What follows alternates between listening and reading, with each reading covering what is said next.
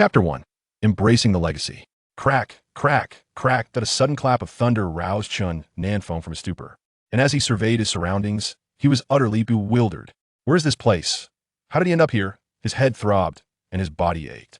It took him a considerable time, lying on the ground, before he could regain his composure. Yet, he could not recall who had assaulted him, nor the reason behind the attack. Who would strike him without cause? He seemed to have no enemies, leaving him in a state of utter perplexity. As he pondered, he felt something in his hand. Upon inspection, it was a jade pendant, stained with his own blood. Chen Nan Feng found it peculiar that a jade pendant would be here. Then, a flood of information surged into his mind, leaving him astounded. The legacy of an ancient powerhouse. The evil doctor's inheritance. How could he have received such a gift? Yet the knowledge within his mind felt undeniably real. Looking at the pendant in his hand, now shattered into fragments, he was even more confounded. Chen Nan Feng examined the healing arts, spells, and alchemical techniques contained within the inheritance. The evil doctor had also practiced a martial art known as the Cold Soul technique. With the inheritance in hand, Chen Nan Feng began to absorb its contents. Seated beside a grave in the desolate outskirts, meticulously studying the teachings and integrating them into his being, the evil doctor's practice of the Cold Soul technique infused the remnants of his power into the jade pendant, aiding Chen Nan Feng in purifying his essence and breaking through to the foundation establishment stage, transforming him into a true spiritual practitioner. Thus, Chen Nan Feng remained in the outskirts for 2 days. Fortunately, the graveyard was seldom visited otherwise. Passers-by might have mistaken him for a madman. After 2 days, Chen Nan Feng opened his eyes, stretched, and stood up, feeling significantly lighter, his injuries having fully healed. Incredible, truly, a formidable ancient being. On his way home, Chen Nan Feng continuously contemplated the evil doctor's legacy, gaining greater mastery over its teachings. Before he knew it, he had arrived home. Sensing the presence of others within, Chen Nan Feng was perplexed. He lived alone. So who could be inside? Standing outside, he overheard voices. One said, "Big brother, from now on, this place belongs to you." Another voice responded, "That brat must be dead by now." A third voice remarked, "Don't worry. Even if he's not dead, he'll be terrified upon waking up in that place. Isn't he a coward?" Realizing they were speaking of him, Chen Nan Feng felt a surge of confusion. He did not recognize them. So why would they wish to harm him? Then he heard, "I have nowhere else to go. I lost our land at a gamble. This is all I have left. Blame that brat for his misfortune." In disbelief, Chen Nan Feng thought, "What a stroke of bad luck. Just when I had someone usurp my college opportunity, now they seek to take my meager 2 acres and 2 dilapidated houses." This was intolerable. They were courting death, daring to encroach upon his territory. That moment, an icy rage enveloped Chen Nan Feng as he stormed through the door, shouting, "Who are you? The owner is not home. Are you attempting to rob me?" The intruders were startled by Chen Nan Feng's sudden appearance, their surprise rendering them momentarily speechless. "Why do you think you can take this place?" Chen Nan Feng sneered, incredulous at their audacity. Chen Ergu, with a cold glare, retorted, "Because I am Chen Ergu. Ask around who in this village dares to cross me. Leave now, or today shall be your last." Chen Nan Feng's fury flared. Was he truly so easily bullied? He had already lost his opportunity for higher education, and now his home was under threat. Confronting the arrogant intruder, Chen Nan Feng swiftly delivered a resounding slap, sending Chen Ergu to the ground, several teeth knocked out. Both Chen Ergu and Chen Nan Feng were stunned. Could he truly possess such strength? Glancing at his own hand, he felt a twinge of uncertainty but recalled the inheritance and understood. Chen Nan Feng continued to unleash his fury upon Chen Ergu, who never expected such ferocity from someone labeled a timid and kind-hearted boy. If he was still timid and kind, what would that make the true villains of the world? Desperate, Chen Ergu cried for mercy. "Big brother, please spare me. I was wrong to strike you and attempt to take your home. Please forgive me." "Forgive you? How will you account for the harm you caused me?" Chen Nan Feng replied coldly. He would not let him off so easily. Chen Ergu quickly fished out several hundred yuan, pleading, "This is all I have. Please, spare me." With a firm hand, Chen Nan Feng struck his back and commanded, "Take your people and leave. If you dare return, you will meet your end." Chen Ergu scrambled to his feet and fled with his companions, and as he watched them hastily retreat, Chen Nan Feng felt a modicum of relief. That single strike would keep Chen Ergu incapacitated for years. Surrounded by the dilapidation of his home, Chen Nan Feng resolved to venture into the city to earn money sought to amass a fortune, proving to those who mocked and bullied him that he was not one to be trifled with. After changing into a relatively clean outfit and securing the door, Chen Nan Feng set off for the city. Throughout his journey, he contemplated how to earn money and cultivate strength, aspiring to become a formidable individual. As he pondered, he suddenly noticed a commotion ahead. A crowd gathered. Chen Nan Feng considered bypassing it. He was in no mood for distractions. Then a woman's voice pierced through. "Is there a doctor? Please, help my grandfather." Chen Nan Feng glanced around. They were now in the city center. He prepared to walk away. The thought of testing his inheritance crossed his mind, needed to ascertain his skills. Approaching the scene, he saw an elderly man lying on the ground, with a distressed woman pleading for assistance from the bystanders. Unfortunately, none stepped forward. Just as Chen Nan Feng was about to act, a young man emerged, declaring, "I'm a doctor, let me take a look." The woman, filled with gratitude, exclaimed, "Thank you, doctor. I will reward you handsomely if you save my grandfather." Upon hearing the promise of a reward, the young man eagerly replied, "Rest assured, I will do my utmost to save him." Chen Nan Feng observed, and to his astonishment, he could perceive the elderly man's internal condition.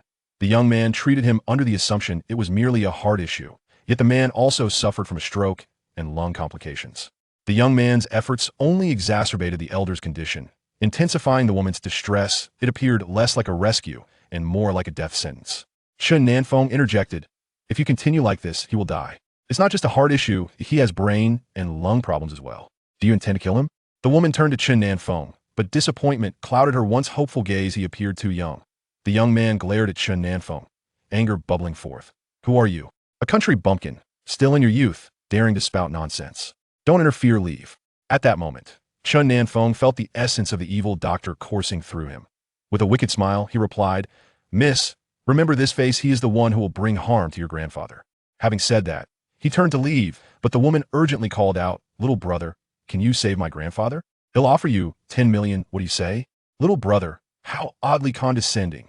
Yet, just as Chen Nan Feng contemplated leaving, he hesitated. 10 million. He currently possessed merely a few hundred yuan, a sum bestowed upon him by Chun Ergu. The thought of such a fortune compelled him to reconsider. Chen Nan Feng knelt down and said, "Your grandfather's body harbors 3 critical ailments.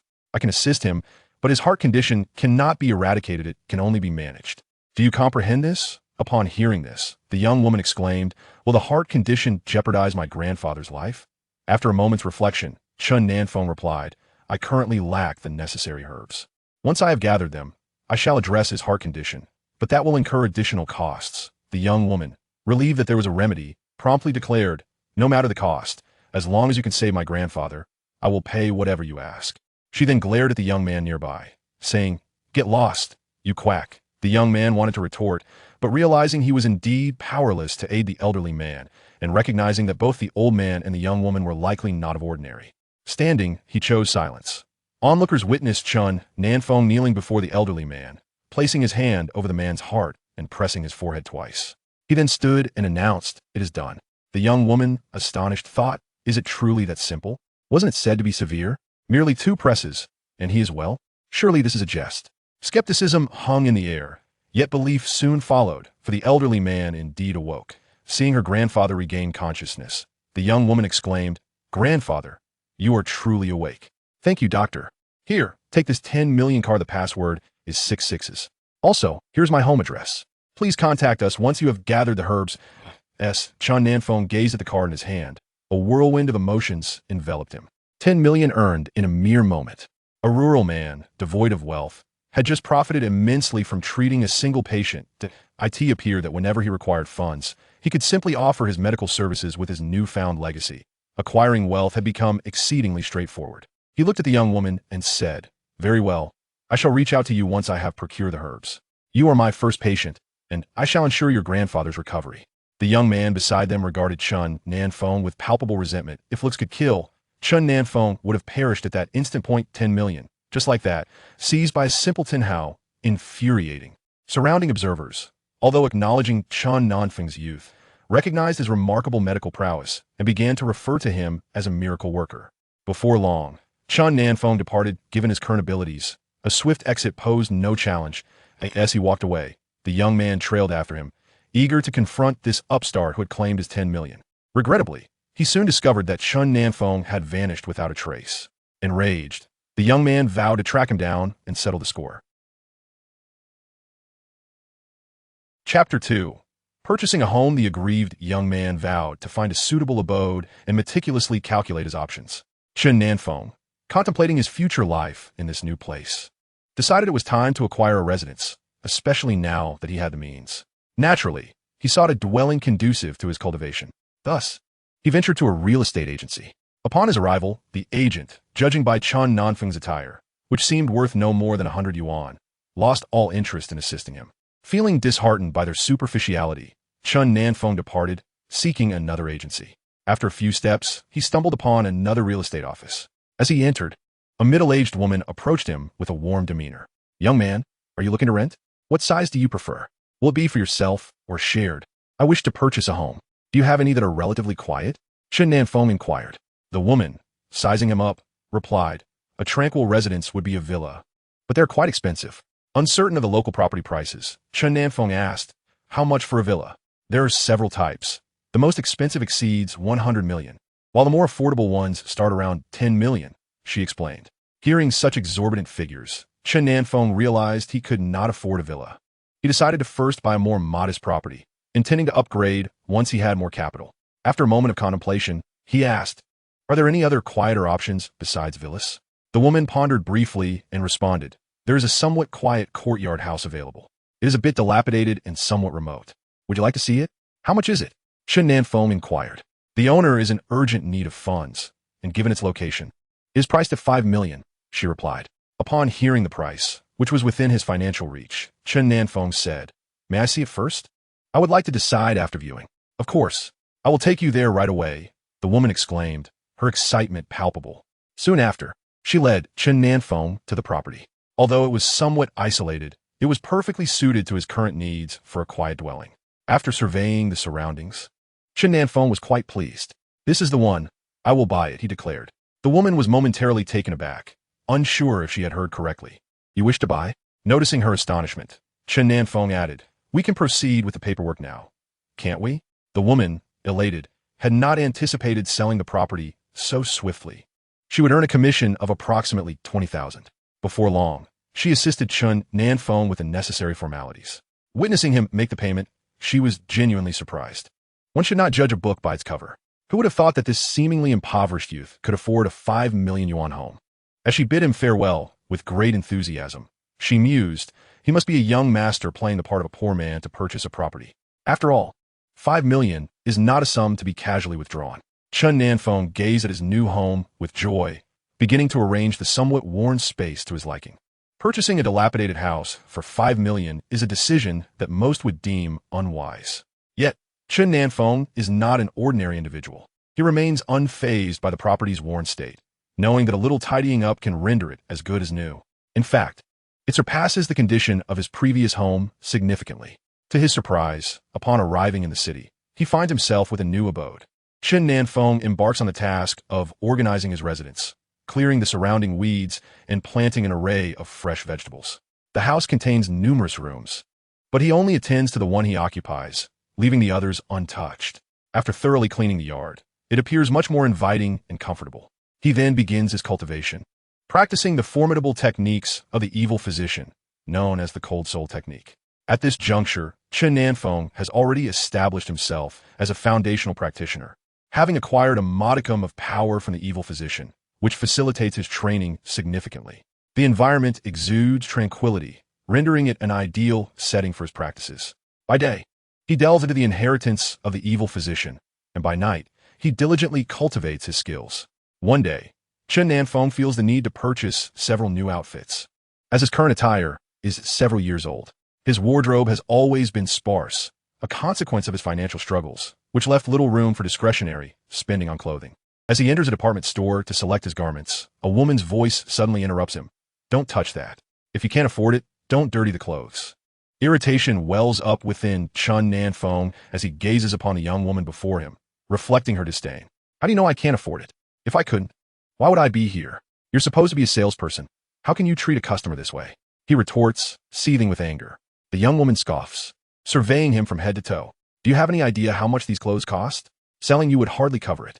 I may be polite to customers, but you hardly qualify as one." "What do you mean by that? If I'm not a customer, then what am I?" Chen Nan Feng's temper flares. With a dismissive look, the young woman replies, "Who knows? Perhaps you merely wish to touch and admire what you cannot afford." Chen Nan Feng, feeling a chill of indignation, glares at her mocking expression. The woman, unperturbed by his glare, continues with disdain, "You simply cannot touch the merchandise. If you lack funds, you ought to leave promptly, should you wish to purchase. Bear in mind that once you handle an item, it cannot be returned. I'm not bullying you. If you soil the clothes, they become unsellable. What am I supposed to do then?" Her voice rises deliberately, aimed at humiliating Chen Nan Feng. Observers witness the young man being berated. Yet no one steps forward to offer a word of support. In these times, few are inclined to meddle in others' affairs. As the crowd around them thickens, the young woman continues, "This is not a place for you. You will be better off searching for suitable attire at a street stall." The onlookers, noting Chen Nan Feng's shabby clothing, readily assume he cannot afford such expensive garments, with some even suggesting he seek out cheaper alternatives and recommending various locations. Chen Nan Feng surveyed the individuals surrounding him, reflecting inwardly. Truly, one is judged by their attire. Otherwise, one faces disdain when stepping outside. Initially intending to purchase merely a couple of outfits, Chen Nan Feng resolved to treat himself with greater kindness and embark on a complete transformation. He selected several ensembles and declared, "I shall take these. Please proceed with the checkout." The young woman momentarily froze, suspecting she had misheard, yet upon observing the seriousness in Chen Nan Feng's demeanor, she proceeded to finalize the transaction. In a short while, the young woman announced, 5 outfits, total 8,600 yuan. Will you be paying in cash or by card?" Chen Nan Feng handed over his card, stating, "By card, please." With a beep, the transaction was completed. Upon noticing the funds had been transferred, the young woman promptly said, "Payment has been received. Thank you for your patronage, and we welcome your next visit." She bowed deeply, her humility palpable. Such a swift change in demeanor was astonishing. The woman, unconcerned with her dignity, was solely focused on profit. The onlookers began to murmur amongst themselves, criticizing the young woman's previous disdainful attitude, as they believed she was unreasonably dismissive of someone who could afford such purchases. The young woman felt the weight of their judgment keenly. Chen Nan Feng meandered through the mall, acquiring numerous new garments, discarding his old attire. With newfound wealth, he embraced the notion of treating himself better. After all, we live in an era that prizes appearance, in a society that values the superficial. If no one else shows him kindness, he must extend it to himself.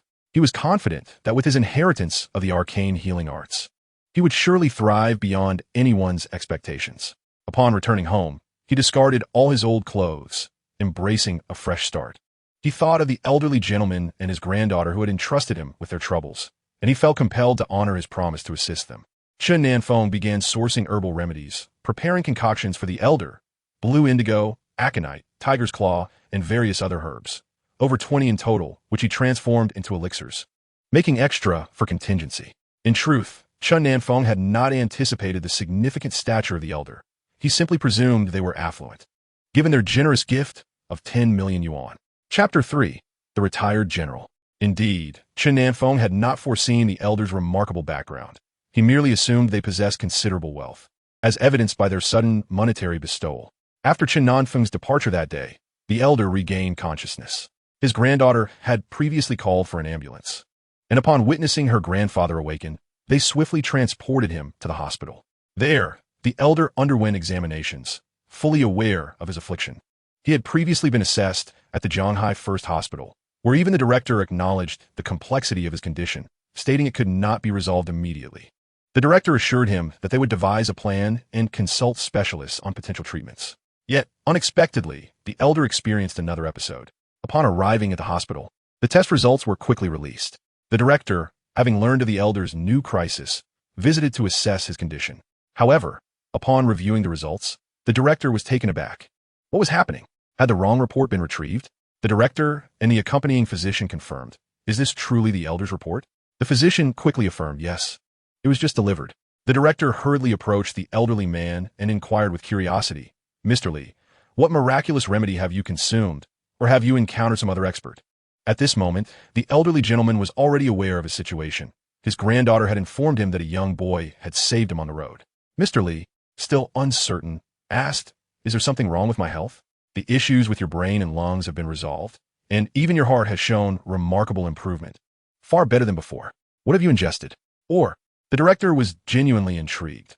Mr. Li had not been in the hospital for long, and he had been deliberating on how to treat him. However, given the current state of affairs, treatment seemed entirely unnecessary. Upon hearing this, Mr. Li understood that it must have been the young boy who had helped him, and he replied, When I fell ill, a young boy was by my side. I heard he was the one who saved me. The director, upon hearing this, thought to himself, a young boy? Who was this prodigy that he could cure such a complex illness? Could he possibly be a disciple of an esteemed expert? At this moment, Mr. Li's granddaughter interjected. That young boy is truly remarkable. I witnessed him perform such incredible feats on my grandfather. And then he awakened. The director, intrigued by her gestures, wondered, is it really that simple? Could it be possible? He pondered whether the boy might be a student from the medical school. If so, it would be quite extraordinary. The director resolved to locate the young boy, envisioning the tremendous benefit if they could recruit him to their hospital. Mr. Li, upon learning of his recovery, was equally astonished. When he regained consciousness, he had overheard his granddaughter mention that she had given the young boy $1 million as a fee, and he initially thought she had been deceived. However, after hearing her explanation, he came to understand that the boy had the ability to cure his heart condition, which suggested he must be some sort of miraculous physician. Though the sum was considerable, saving a life was paramount. After all, life is far more precious than money, and furthermore, Mr. Li was not lacking in wealth. As he prepared for discharge, the director promptly arranged the necessary paperwork, advising the elderly man to be mindful of his heart condition. Mr. Li's granddaughter, Li Yin, explained, "Grandfather fell ill suddenly. We had originally called for an ambulance. While waiting, a young boy happened to pass by and came to my grandfather's aid. I paid him $1 million as a consultation fee." Upon hearing such a substantial amount, Mr. Li's son was about to express his thoughts, but Li Yin continued. "You might think that was excessive, but I felt it was insufficient. Grandfather was in a critical state, and a young man had stepped forward claiming to be a doctor. I was genuinely grateful. Little did I know he was a quack who nearly caused my grandfather's demise. If it hadn't been for the young boy's warning, my grandfather could very well have been killed by that pretender. I owe him my gratitude." Mr. Li's son, indignant, retorted, "How dare a quack attempt to treat patients? Doesn't he fear the consequences of potentially taking a life? That is tantamount to murder." Li Yin, in agreement with her uncle, replied, "You're correct." The young boy said the same thing. He warned that if that young man continued his treatment, it would lead to death. Thankfully, I heeded his advice and sought the boy's help for my grandfather's treatment. Do you know what the director said when we arrived at the hospital? The director remarked that the grandfather's health issues had been addressed, with only a minor heart condition remaining to monitor. Upon hearing this, the elder's son expressed astonishment, questioning how such a miraculous transformation was possible. Li Yin continued, "You find this hard to believe? The hospital's examination report is right here. Take a look." As the elder's son perused the document, he was taken aback by the revelation of the youth's remarkable abilities. Truly a miraculous healer. Li Yin further explained, "He has agreed to treat your grandfather's heart condition. However, a consultation fee will be required." The elder's son eagerly replied, "Of course. We will pay whatever is necessary to ensure my father's recovery." The Li family is a prominent clan in Jianghai City, with the elderly having once served as a retired general. Despite his retirement, his reputation remains intact, and the Li family is regarded as a significant household in Jianghai. The elder has 4 sons. The eldest, Li Chong, is a soldier. The second, Li Jiang, works in government. The third, Li Hai, is a businessman, and the youngest, Li Jian, is also in the military. Currently, the son accompanying the elder is Li Hai, as the others are preoccupied with their respective duties, leaving him the opportunity to frequently visit and support his father. After reviewing the report, Li Hai exclaimed, "Father, you have encountered a miraculous healer. This youth is extraordinary. His ability to so effortlessly cure your ailment surpasses that of any specialist." Li Yin concurred, "See, I told you not to underestimate this young man. Although he may appear unremarkable, his talents should never be dismissed." Reflecting on Chen Nan Feng, Li Yin felt fortunate for having chosen to trust him at their first encounter. Had it been someone else, the outcome might have been vastly different. Chen Nan Feng's tattered clothing and frail physique bore the resemblance of a beggar, making it difficult for anyone to believe in his medical prowess. The elderly expressed his gratitude, saying, "Thank goodness Xiao Yin believed in him. Otherwise, we would have missed this opportunity." Little did Chen Nan Feng know that the first person he saved possessed such a formidable background. He initially assumed they were merely wealthy, unaware of their extensive connections. While the Li family awaited Chen Nan Feng's correspondence, he was diligently immersed in his training, guided by the teachings of the evil Dr. Sovereign, which encompassed medical skills, magic, and alchemy. The cultivation technique he practiced, the cold soul formula, was remarkably potent. Chen Nan Feng recognized that his current foundational cultivation level was significantly bolstered by a trace of the evil doctor's power. Without the evil Dr. Sovereign's influence, he would have been utterly inept. Typically, a practitioner begins their journey as a martial apprentice, progressing through ranks to martial master, martial sovereign, foundation establishment, golden core, nascent soul, and finally, divine transformation, achieving the status of sovereign before ascending to true divinity. Remarkably, Chen Nan Feng had leapt directly from zero to foundation establishment, a testament to the formidable prowess of the evil Dr. Sovereign. With a mere trace of the power contained in the jade pendant left by the sovereign, he achieved a breakthrough, akin to a stroke of fortune falling directly into his lap during the bleakest period of his life, when he unexpectedly received this legacy. Unbeknownst to Chen Nan Feng at that moment was the extent of his newfound strength. He merely felt significantly more capable than before. One day, while practicing in the courtyard, he heard a voice exclaim, "Oh, is someone living here?" Upon noticing two women conversing at the entrance, Chen Nan Feng opened the door and found them peering into the adjacent room. Curiously, he inquired, "Whom are you looking for?" Chapter 4, New Neighbors. The two women, surprised to see a young boy, replied, "We live right next door. You must have just moved in." Chen Nan Feng glanced around. Although the area was somewhat secluded, it was not devoid of residents. Perhaps older individuals favored this locale. The women regarded Chen Nan Feng, not expecting a youth to take residence. They had assumed an elderly person would occupy the space. "Greetings. We have just relocated here," Chen Nan Feng stated. One of the women responded, "We are your neighbors. Do let us know if you need anything in the future." "Thank you very much," Chen Nan Feng replied. After exchanging pleasantries, the women departed, but Chen Nan Feng overheard their conversation. One woman remarked, "I wonder what this family does for a living. Hopefully they're not in business." The other woman countered, "Not all business people are like that." It seems old Zhang was just unfortunate, encountering a ruthless wife who absconded with all the money, leaving him burdened with debts. The first woman continued, "Poor old Zhang. Even if he sells this house, I wonder if he can settle his debts." The second woman added, "His wife ran off, and he wept for quite some time. Perhaps he felt the woman's cruelty acutely, abandoning him at such a critical juncture and taking all the funds with her. Hasn't she severed old Zhang's path?" Indeed, the first woman concurred. People today are truly untrustworthy. She appeared so dignified, yet she harbors a heart of venom. Upon hearing their remarks, Chen Nan Feng understood that the previous owner had sold the house due to business failure. Yet another individual with a tale to tell. Having resided here for a month, Chen Nan Feng had not paid attention to his surroundings, consumed as he was with his training. He had failed to notice how many people lived nearby. Upon closer inspection, he realized that the area was quite populated. It was said to be an older neighborhood filled with courtyard houses, some passed down through generations, others purchased later. Although somewhat remote, the air was fresh, and the tranquility appealed to many elderly residents. Upon entering the supermarket, he purchased some meat, as his home garden provided sufficient vegetables. Just as he was about to leave, a sudden scream pierced the air. "Help! Someone has collapsed. Call 120 immediately." Quickly, a crowd gathered around the fallen individual, and as Chen Nan Feng prepared to exit, he heard someone ask, "Is there a doctor? Please, someone check on him. He seems unwell. Can he hold on until 120 arrives?" Surrounded by onlookers, none stepped forward. Chen Nan Feng pondered briefly and resolved to assist. Approaching the patient, he discovered a middle-aged man lying on the ground, his face contorted in pain.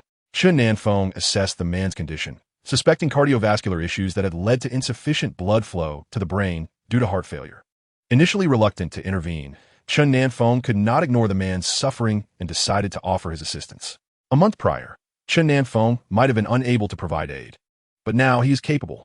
Stepping forward, Chen Nan Feng placed a finger upon the middle-aged man's chest, channeling a thread of spiritual energy into his body, thereby unblocking his veins. What was this youth doing? Why was he prodding at the middle-aged man? A crowd had gathered, drawn by curiosity. The manager of the supermarket arrived hastily, inquiring, "Young man, what were you just doing?" Many in the crowd reprimanded Chen Nan Feng, accusing him of meddling in affairs that did not concern him. Surely he is trying to steal something? Seeing someone faint, he intends to pilfer their belongings. Such a disgraceful act. Some went so far as to claim that Chen Nan Feng had caused the man's fainting spell in an attempt to rob him. Listening to the murmurs around him, a cloud of frustration loomed over Chen Nan Feng's brow. Alas, it appears one cannot do good deeds without facing suspicion. He had only wished to help, yet was branded a thief. Truly, good intentions often go unappreciated. Addressing the supermarket manager, Chen Nan Feng stated, "He likely suffers from a cardiovascular condition. It has been stabilized, but further examination at the hospital will provide clarity." The manager, taken aback, asked, "How do you know this? Are you a medical professional?" "I've studied a little." "It was merely a simple act." "No need for thanks," Chen Nan Feng replied, attempting to depart, only to be halted by the manager. Upon hearing that he had saved a life, the crowd, realizing their misconception, felt remorse for their unfounded accusations against the youth. Humanity often tends to make blind assumptions, rarely offering apologies for their erroneous judgments. The supermarket manager implored Chen Nan Feng, "You cannot leave. Please wait for the ambulance. We have no doctors here, and your assistance would be invaluable. After all, one should accompany a monk all the way to the west." A few doctors soon arrived to examine the middle-aged man, finding no apparent issues, and promptly transported him to the hospital. The crowd gradually dispersed, and the middle-aged man regained consciousness at the hospital.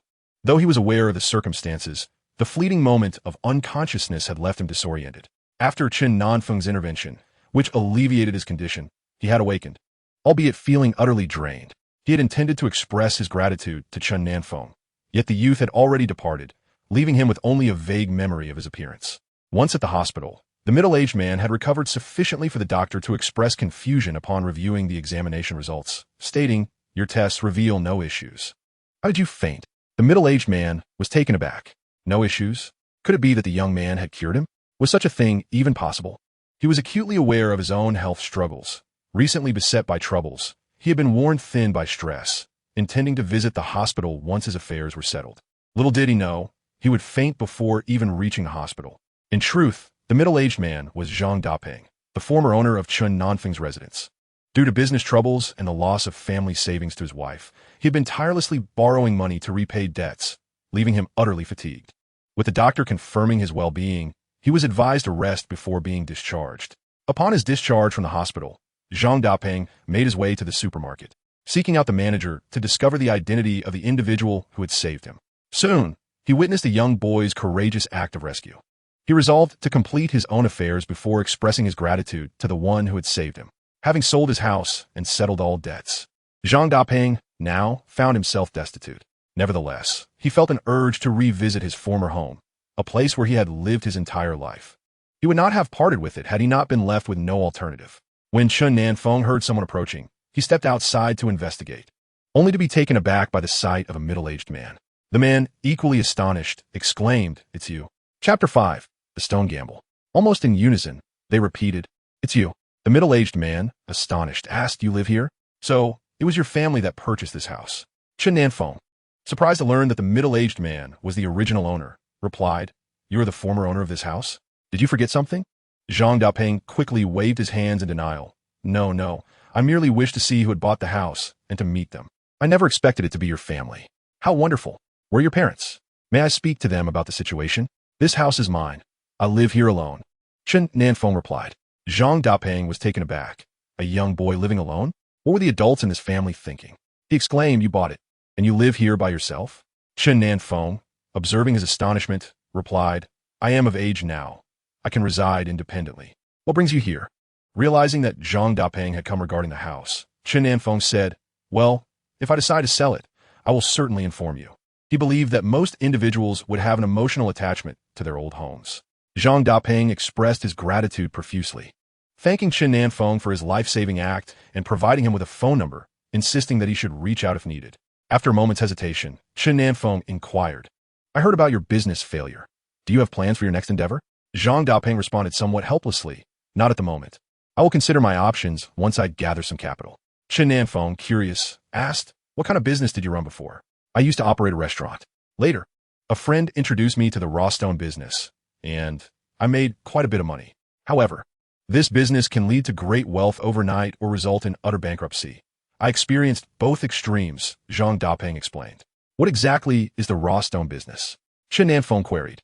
Intrigued, Zhang Dapeng elaborated, "Raw stones are simply rocks, but they can contain jade, gemstones, and the like. If you can acquire a quality raw stone, you strike gold. Can one discern what lies within the stone? Is there a way to sense its contents?" Chen Nan Feng asked, curiosity piqued. "Would you be willing to take me along to see? I have never witnessed the raw stone business and would like to gain some insight." Initially reluctant to agree, Zhang Dapeng reconsidered upon noticing Chen Nan Feng's keen interest in this new experience and ultimately consented. The two individuals ventured into the raw stone trading market. Where was Chen Nan Feng's inaugural experience of witnessing such a realm? An array of stones, both large and small, surrounded him as Zhang Dapeng elaborated on the merits and demerits of various stones, instructing him on how to select them wisely. Chen Nan Feng attentively absorbed every word. They eventually paused in front of shop, and upon recognizing Zhang Dapeng, the proprietor exclaimed, "Ah, Boss Zhang, back to purchase stones, I see. Please, take your time." While the owner engaged in conversation with Zhang Dapeng, Chen Nan Feng found himself captivated by the stones before him. Several piles of stones lay scattered, some larger, others smaller. As he stood before them, gazing intently, a revelation struck him. He suddenly perceived the contents within the stones. Among the larger stones, two seemed to harbor something intriguing, stirring excitement within him. He inquired the owner, "How much do these stones cost?" Noticing Chen Nan Feng's eager disposition, Zhang Dapeng remarked, "Are you tempted to try your luck? The larger stones are priced at 200,000 each, while the smaller ones are 100,000. Upon inspecting the smaller stones, Chen Nan Feng was astonished to discover that 5 contained something of value. To verify his vision, he declared, "I shall purchase these 2 larger stones." He pointed at the selected stones, and, promptly, someone was dispatched to deliver them to the stone-cutting master. Zhang Dapeng, taken aback, remarked, "You truly intend to buy? I thought you were merely browsing. What if they yield nothing? You could lose 400,000. Chen Nan Feng chuckled, "Let's give it a try. I have never engaged in such a venture, and it seems quite fascinating." The owner chimed in, "Indeed, give it a shot. Who knows what treasures lie within? Many have struck it rich overnight this way." As the stone-cutting master began his work, onlookers gathered, eager to witness the unfolding drama. The master, intent on unveiling the contents, hastened his efforts, while the crowd awaited the coveted proclamation of success. Chen Nan Feng maintained a calm demeanor, yet Zhang Dapeng was visibly anxious, fearing the loss of 400,000 might overwhelm the young man. He continued to explain that gambling on stones involves both wins and losses, and one cannot expect to triumph on the first attempt. Should one lose, it would merely be a lesson learned. Understanding Zhang Dapeng's concern for his well-being, Chen Nan Feng sought to reassure him. Soon, the master exclaimed, "Yes, indeed, we have something." The crowd erupted in excitement, eager to discover the nature of the find. The mere confirmation of a successful extraction meant they would not incur a loss, but the value of the contents remained unknown until revealed. When the master finally announced, "Remarkably, it is of glass quality. Young man, you have struck gold this time." Individuals nearby quickly approached, inquiring about the possibility of purchase. Zhang Dapeng, astonished, gazed at Chen Nan Feng. "Wow, your luck is extraordinary. First time out, and you've hit the jackpot. That piece is likely worth $1 million, someone speculated. "I'll offer 120,000. Will you sell?" Another chimed in. "How about 130,000? Chen Nan Feng pondered. So this is the nature of the raw stone business. Indeed, quite lucrative. The first stone sold for 130,000. The second stone was soon being unveiled, and with great enthusiasm, the stone master exclaimed, "Eureka!" The onlookers marveled at the fortune of the young man, who had purchased 2 stones without any prior knowledge, and now stood to gain immensely. As the second stone was revealed, a chorus of gasps filled the air, and the stone master declared, "Jadeite, of the finest quality." The crowd inhaled sharply, recognizing the considerable value of such a large piece. Someone nearby proposed, "I'll offer 3 million for that magnificent jade." Another countered, "What about 4 million? Yet another chimed in, "I'll bid 4.5 million. Before long, Chen Nan Feng sold the jade, having profited a staggering 5,800,000 from both stones. After deducting 400,000 for the stone costs, he netted 540,000, also paying the stone master a 4,000 fee. Zhang Dapeng stood in astonishment, his mouth agape, marveling at such extraordinary luck. The proprietor added, "Since your fortune is so abundant, why not select a few more stones? Such good luck doesn't come around often." With his successful venture, Chen Nan Feng attracted many customers to the shop, depleting its inventory and significantly boosting the proprietor's business. Zhang Dapeng, recognizing Chen Nan Feng's streak of luck, thought it wise to purchase several more stones, aware that luck cannot be relied upon indefinitely. Encouraged by their words, Chen Nan Feng returned to the shop to select a few more stones, albeit smaller ones this time. The stone master remarked on the young man's remarkable fortune, suggesting he seize the opportunity to acquire a few more stones. This time, Chen Nan Feng purchased 6 smaller stones for 600,000, much to the proprietor's delight, as these stones had been languishing in stock for quite some time. As the stone master began to unveil the stones, the crowd continued to swell. Chapter 6. Why are you helping me? The stone master commenced his work, and the throng around him grew ever larger. Before long, the stones were unveiled, revealing yet another piece of jade, igniting envy in the onlookers. Just when everyone expected further treasures, one stone turned out to be empty. It's impossible for every stone to contain goods. It is quite normal for some to be devoid of value, someone remarked. Another added, in any case, we've already made a considerable profit. A few empty stones won't matter. Of the 6 stones unveiled, only 2 were empty, while 4 yielded treasures, prompting the crowd to exclaim how fortunate they were. Chen Nan Feng had intentionally chosen 2 empty stones to avoid arousing suspicion. The 4 jade pieces were sold for 5 million, allowing Chen Nan Feng, on his first foray into stone gambling, to amass a total profit of 10 million, drawing envious glances from all around. Zhang Dapeng, too, was envious, astonished at how fortunate Chen Nan Feng had been to earn such a substantial sum in one go. Luck, is it? There are people here daily, he pondered. Luck? How could that be? Without the inheritance of the cunning healer, he would never have discerned what lay within the stones. Yet, that is a secret known only to him. Chen Dapeng began to elucidate the state of the raw stone market. They hold auctions every day, barring rainy days. Generally, on sunny days, patrons flock here. As the two departed from the raw stone market, Chen Nan Feng inquired, Uncle Zhang, do you still plan to run the restaurant? Zhang Dapeng spoke with a hint of bitterness. I am currently penniless. I shall speak further once I've gathered some funds. Chen Nan Feng pondered for a moment and inquired, how much does it take to open a restaurant? My previous establishment sold for 3.5 million. In truth, it could have fetched 5 million. But I had to sell at a lower price due to my immediate needs. I shall invest, and you shall manage. Let us partner in opening this restaurant. Chen Nan Feng felt a certain affinity towards Zhang Dapeng. However, Zhang Dapeng was taken aback. Why do you wish to assist me? Perhaps it is fate, Chen Nan Feng replied. He was not in want of money, and he perceived Zhang Dapeng as a decent person, not a villain. Zhang Dapeng, curious, asked, Are you not afraid I might be a fraud? You trust people too easily. I have faith in my judgment. Henceforth, refrain from gambling. It is not suited for you. Focus on running the restaurant, shall we? In truth, after cultivating the art of the sinister physician, Chen Nan Feng had gained a clearer insight into the fortunes of others. Although Zhang Dapeng was currently in a low period, his fortune had not waned. Chen Nan Feng believed that with the right opportunity, Zhang Dapeng would rise again. Zhang Dapeng, filled with excitement, declared, Since you have such faith in me, I shall not disappoint you. Very well, let us partner in this venture. As partners, we must clarify the terms. You provide the capital, I provide the labor, and we shall divide the shares at a ratio of 90-10, if that suits you. Why such a meager share for yourself? Chen Nan Feng asked with curiosity. Just because you are younger does not mean I would deceive you.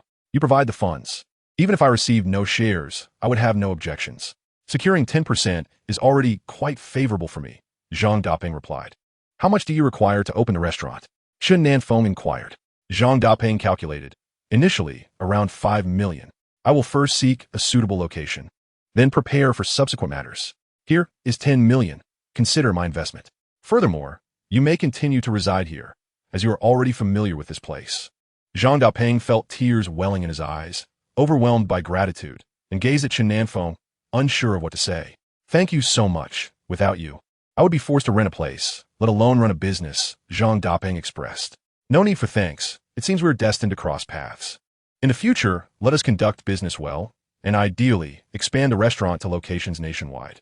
Chen Nan Feng merely intended to offer encouragement, not anticipating that Zhang Dapeng would truly fulfill that ambition, eventually establishing restaurants across the nation.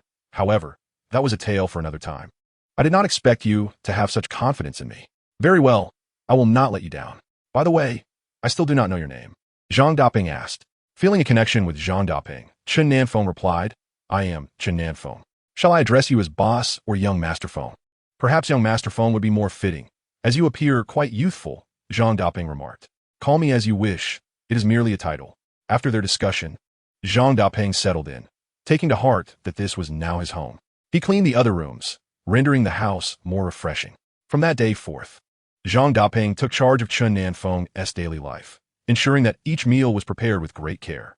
During the day, Zhang Dapeng ventured out to seek a shop, while Chen Nan Feng remained at home, diligently practicing his skills. Their relationship resembled that of a family.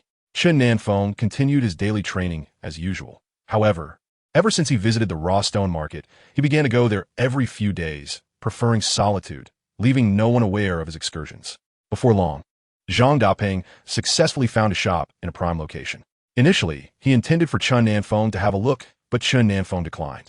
I trust you completely. Pursue your endeavor without consulting me.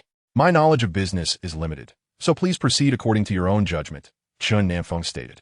Zhang Dapeng felt a deep sense of gratitude, for not only had Chen Nan Feng provided him with 10 million, but he also placed complete trust in his ability to manage matters independently. Zhang Dapeng realized the weight of Chen Nan Feng's faith in him. He could not bear to let the young man down. After all, he was an adult, while Chen Nan Feng was but a child, and he could not shatter the heart of one who had come to his aid during his most challenging times. With this thought in mind, Zhang Dapeng exerted himself diligently in his work. One day, after preparing the medicinal pills, Chen Nan Feng set out to find his first patient. After locating the phone number, he made the call. Soon, someone answered, "Hello, who is this?" "I am Chen Nan Feng, the one who promised to treat your grandfather," he replied. Upon hearing his name, Li Yan exclaimed with delight, "Ah, the miraculous doctor. Where are you now? I shall come to fetch you." Chen Nan Feng discerned her excitement and realized she had been awaiting his contact. Unbeknownst to him, Li Yan had been anxiously waiting for him to reach out, regretting her oversight in not having his phone number. Therefore, when Chen Nan Feng's call came through, it filled her with exhilaration. Chen Nan Feng, not anticipating her urgency, responded, "There is no need for that. Just tell me the address, and I shall make my way there." Li Yan, still anxious, insisted, "We are at the first hospital. Can you come over?" Upon hearing hospital, Chen Nan Feng thought of the elderly gentleman and wondered if he had been admitted. "All right, I understand. I shall head over now." Although puzzled, he resolved to investigate the situation, confident that the elder's condition was not serious enough to warrant hospitalization. Upon arriving at the hospital, he called Li Yan, who provided her room number, and Chen Nan Feng prepared to take the elevator. To his surprise, he encountered the young doctor in the elevator, who promptly recognized him and followed, curious about his intentions. However, upon reaching the ward, they discovered a crowd gathered, including the hospital director and several chief physicians. As Chen Nan Feng noticed the young doctor trailing behind him, he mused that he must indeed be a physician here, evidently unwilling to acknowledge Chen Nan Feng's capabilities.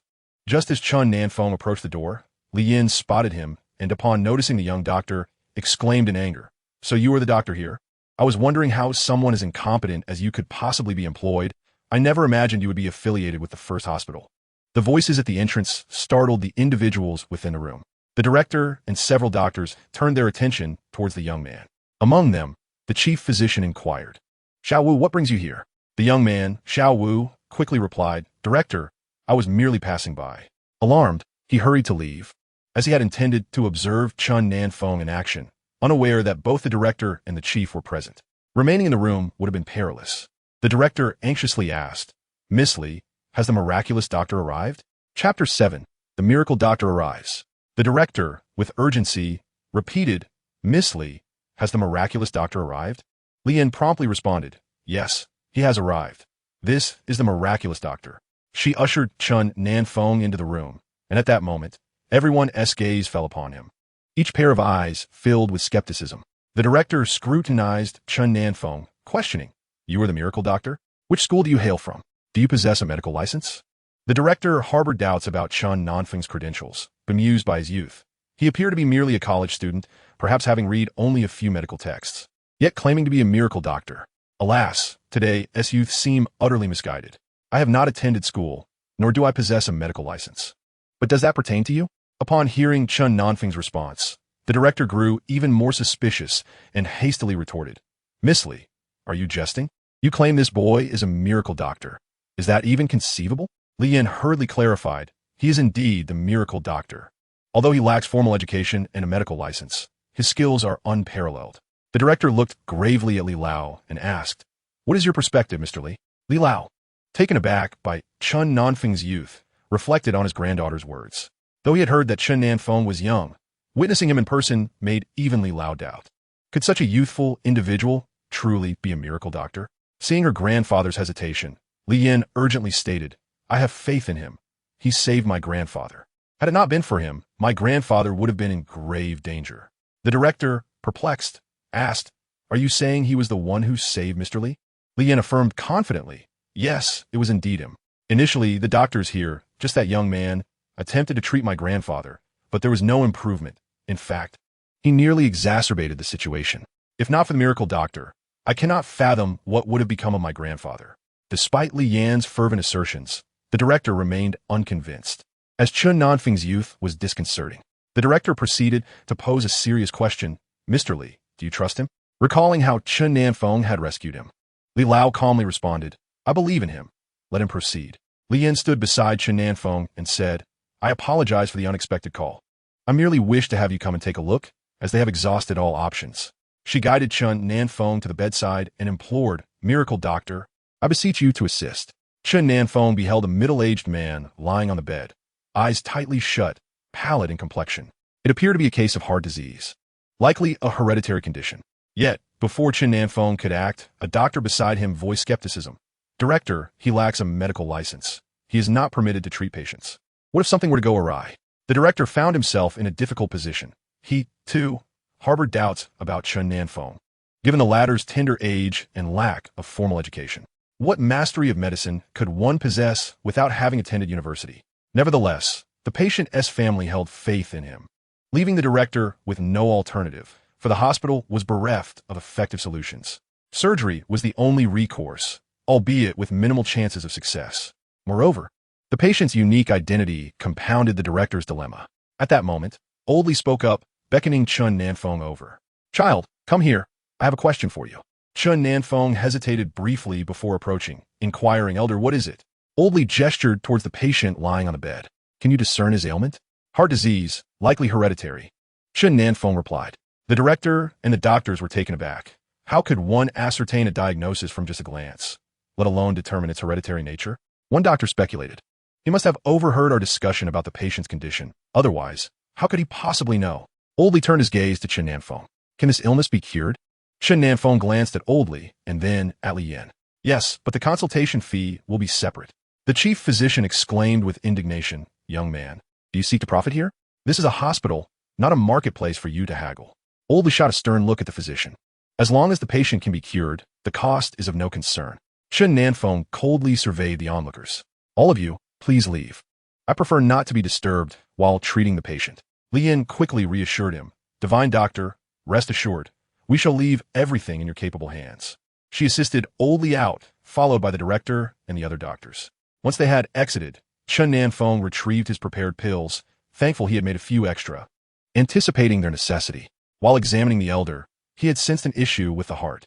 Although uncertain, he had prudently concocted additional pills, just in case. Chen Nan Feng administered the pills to the middle-aged man, then directed his spiritual energy towards the man's heart, commencing the process of clearing the obstructions within his cardiac vessels. Outside, Old Li and Li Yan waited, along with the director, who was keen to observe how the youth would remedy the heart condition. Several doctors stood beside the director, whispering amongst themselves, expressing skepticism regarding Chen Nan Feng's abilities. Li Yan, overhearing their murmurs, retorted, You criticize the divine doctor without acknowledging your own shortcomings. That doctor, Wu, nearly condemned my grandfather to death. Were it not for the divine doctor, my grandfather would have perished under his care. The director inquired, Which department does that young Wu belong to? A senior physician replied, He is from our department. His skills are adequate. Li Yan, incensed, countered, Adequate? You truly have a way with words. Director, he is nothing but a quack. He treated my grandfather without fully understanding the ailment. He merely approached after hearing of a substantial reward, only to exacerbate the situation. If it weren't for the divine doctor, my grandfather would have been in grave danger. Just then, the door swung open. About 10 minutes later, Chen Nan Feng emerged. Li Lao hurriedly approached and inquired, How did it go? Shall we go in and see? Chen Nan Feng replied, Let's go. A group of people promptly entered the hospital room and found the middle-aged man awake, gazing at them. The director immediately stepped forward to examine him, confirming that the patient had indeed recovered. However, the director remained skeptical and suggested to Li Lao that the doctors should conduct another examination. The doctors wheeled the patient away for further tests. While Chen Nan Feng waited outside the room, Li Yan confidently approached, stating, I believe in you. Even without the tests, I know everything will be fine. Thank you. Li Lao was still quite astonished. Upon seeing his son, he realized the treatment had truly worked, yet he remained profoundly moved. The director and doctors were equally astonished. How did you manage this? Young man, from whom did you learn such remarkable medical skills? Is it a family tradition? The director inquired with curiosity. It was taught to me by my master. Why do you ask? Chen Nan Feng replied. The director was taken aback. Such exceptional skill at such a young age was indeed a rarity that should not be overlooked. We would like to invite you to work as a specially appointed physician at our hospital with a salary equivalent to that of a chief physician. How's that sound? Meanwhile, the other chief physicians were consumed by envy, as they had toiled for years to achieve their positions, only to see a mere youth being offered the same. Just as the chief physicians were grappling with their frustration, Chen Nan Feng coldly responded, "I'm not interested." Wow, what audacity! A mere boy turning down the position of chief physician. Aren't you being a tad too selective? The director was also taken aback, having received a rejection. Chen Nan Feng approached Li Lao and said, "Take this, it's what I promised you." Li Lao looked at the pill and then at his son before promptly taking it. Despite the director's attempts to intervene, Chen Nan Feng turned to Li Yin and stated, "I have fulfilled my promise. Now you can settle the payment." After a moment's thought, he added, "Do you still remember that car number? Just transfer the money to that account, and I shall take my leave." "No need. I treated you because of our fateful connection. My practice is guided by serendipity," Chen Nan Feng replied. Just as he was about to decline the payment, Li Lao insisted on pulling him away, leaving Chen Nan Feng at a loss for words. What an enthusiastic elder, he mused, feeling somewhat speechless at being referred to as a child. Indeed, compared to Li Lao, who appeared to be in his 70s, he was but a youth. Chapter 8. How did you know you were replaced? Li Lao continued to tug at Chen Nan Feng, anxious that he might escape, leaving Chen Nan Feng unsure of what to say. Truly a wealthy man. Upon entering his home, Li Lao promptly had someone bring tea for Chen Nan Feng and invited him to sit. As soon as they arrived, they found the old man and a young lad engaged in cheerful conversation. Li Hai quickly approached, exclaiming, "Little miracle worker, thank you. My elder brother and father owe you their lives." "No need for thanks," Chen Nan Feng replied. Li Lao promptly inquired, "Child, what is your name? Where are you from?" "I am Chen Nan Feng from the countryside, just arrived in the city." Upon hearing this, Li Lao swiftly responded, "Just arrived in the city? You must have nowhere to stay. We have a villa not far from our home. I shall gift it to you." "What? A villa? Surely you jest." Chen Nan Feng thought it absurd how casually the old man spoke of such a grand estate, as though it were mere cabbage. Li Lao quickly elucidated, "My medical fees and my eldest son's fees have coincided, and since you have nowhere to reside, I insist you take that house. San, hurry and assist this child with the paperwork." "It is settled." Li Hai realized that his father was indeed serious about this, and marveled at the fact that they would give away a property worth over 60 million. Chen Nan Feng was taken aback as well. He hadn't even finished explaining that he had already purchased a home. How did he suddenly become someone without a place to live? Before Chen Nan Feng could voice his thoughts, Li Hai interjected, "Dad, I understand. I will take care of it right away." Chen Nan Feng hastily replied, "No." Li Lao interrupted, "Child, fret not. That villa is quite nice, fully furnished, and ready for immediate occupancy." Chen Nan Feng wished to refuse, but Li Lao seemed to anticipate his objections and provided no opportunity for him to speak, urging his son to proceed with the arrangements. Li Chong observed Chen Nan Feng with surprise. Such youth yet possessing remarkable medical prowess, truly a prodigy. Chen Nan Feng regarded Li Chong, a formidable middle-aged man, and could tell he was no ordinary person. It appeared that the Li family was indeed exceptional. Li Lao insisted that Chen Nan Feng join them for dinner, leaving the young man with no option to decline, as Li Lao's hospitality was overwhelming. During the meal, Li Lao introduced his eldest son, Li Chong, and his third son, Li Hai, mentioning that his second son was away on business and his youngest was serving in military. With a gentle demeanor, Li Lao asked, "Child, what do your parents do?" "They are farmers. However, they left the countryside when I was quite young, and I was raised by my grandmother." Li Lao engaged Chen Nan Feng in conversation, and this marked the first time Chen Nan Feng shared details about his family with a stranger. Unaccustomed to such exchanges, Chen Nan Feng found warmth in Li Lao's repeated address of child, which fostered a sense of closeness. He opened up, responding to every inquiry as if he were speaking to a relative. Perhaps, deep down, he yearned for familial warmth. Yet, Li Lao perceived something extraordinary in Chen Nan Feng, leading him to converse at great length. The more they spoke, the more Li Lao was convinced of Chen Nan Feng's uniqueness, and he resolved to forge a connection between Chen Nan Feng and the Li family. Upon learning that Chen Nan Feng was 17, Li Lao curiously asked, "Is it a lack of funds that prevented you from continuing your education?" Li Lao believed that most children from rural backgrounds could not afford schooling due to poverty. Given that Chen Nan Feng had been raised by his grandmother, it was natural to assume financial constraints had hindered his education. However, reflecting on Chen Nan Feng's medical skills, Li Lao doubted it was merely a matter of money. Surely, earning a living through healing was well within Chen Nan Feng's reach. Yet, Chen Nan Feng's forthcoming response left everyone momentarily speechless. Chen Nan Feng casually remarked, I was replaced in my university entrance examination. However, upon reflection, I possess extensive medical knowledge, and there is little of value left to learn in college. I may as well enjoy the freedom I have now. Upon hearing this, old Li was enraged. Such a thing actually occurred. How did you come to know you were replaced? Chen Nan Feng replied with unwavering confidence. I am fully aware of the exam I took. They likely chose me under the assumption that I, being a rural individual, could be easily replaced without any suspicion. Old Li slammed the table in anger, exclaiming, They have gone too far. This cannot stand. We must investigate who replaced you and ensure that they are expelled from the school.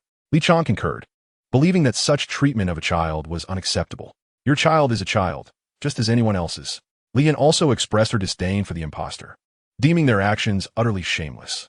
Observing their indignation on his behalf, Chen Nan Feng felt reassured that there were still just individuals in the world. Old Li continued, Rest assured, share the details of the school with me. I will have Ertzi handle it. He works in the government and will surely uncover the truth. In truth, whether or not he attended university held little significance for Chen Nan Feng. However, being replaced solely because he hailed from a rural background was unjust. Even without a degree, he could lead a fulfilling life, yet he felt compelled to seek retribution against the impostor. It was a matter of fairness. After all, others had labored diligently to gain admission to university, only for someone to fraudulently take their place. Such actions were reprehensible and illegal. You need not worry. There will be accountability for this.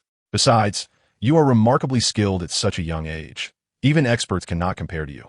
Just look at the situation with the eldest. They are at a loss, while you resolve the issue effortlessly. Chen Nan Feng mused that he need not take matters into his own hands, as others would seek vengeance on his behalf. He felt no remorse. Those who err must face consequences. What if I were to miss out on my inheritance? He pondered. Yet, the Chen Nan Feng of the past would have hesitated to harbor such resentment, merely sighing in silence at home. The current Chen Nan Feng, however, had undergone a transformation, imbued with the essence of the unorthodox healer, someone unafraid to love and hate. Gradually, he began to exhibit traces of the healer's bold character. Moreover, he perceived a strong sense of righteousness emanating from Old Li, which led him to confide in him about his plight. After their meal, Old Li took Chen Nan Feng to view a house, located merely 4 residences away from the Li family. Child, Old Li said with a smile, from now on, this shall be your home. If you ever need anything, do not hesitate to seek my assistance. I will help in any way I can. Initially, Chen Nan Feng contemplated declining the offer, but recalling Zhang Dapeng, he ultimately accepted. He still wished to return the house to Zhang Dapeng, as it was his ancestral dwelling. Moreover, Zhang Dapeng's decision to sell the house was born out of necessity. Furthermore, now that Zhang Dapeng has established a cooperative relationship with him, he ought to assist Zhang Dapeng. Li Hai, filled with curiosity, inquired, Father, you seem quite invested in this child. Chapter 9. Are you certain he is a martial artist?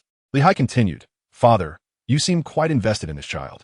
Li Lao glared, responding, What is the matter? Are you lamenting over your house? Let me tell you, he saved both my life and your elder brother's. What is a mere house worth? I would willingly part with all the money we have for him. Seeing his father's anger, Li Hai hurriedly replied, No, I'm not upset about the house. I just feel that you have a unique fondness for this child. This child is extraordinary. At such a tender age, his medical skills are remarkable. Just think, if he is already this impressive, how formidable must his master be? Establishing a friendship with a divine physician is worth more than just a house. Even 10 would be a small price. Li Lao, astute as ever, had already recognized Chen Nan Feng's uniqueness. This child is indeed special, Father. He truly is remarkable. I feel exceptionally well now. How'd he save me? Unfortunately, I was unconscious at the time. Otherwise, I would have loved to witness it, Li Chang expressed, intrigued. He must have given you a pill.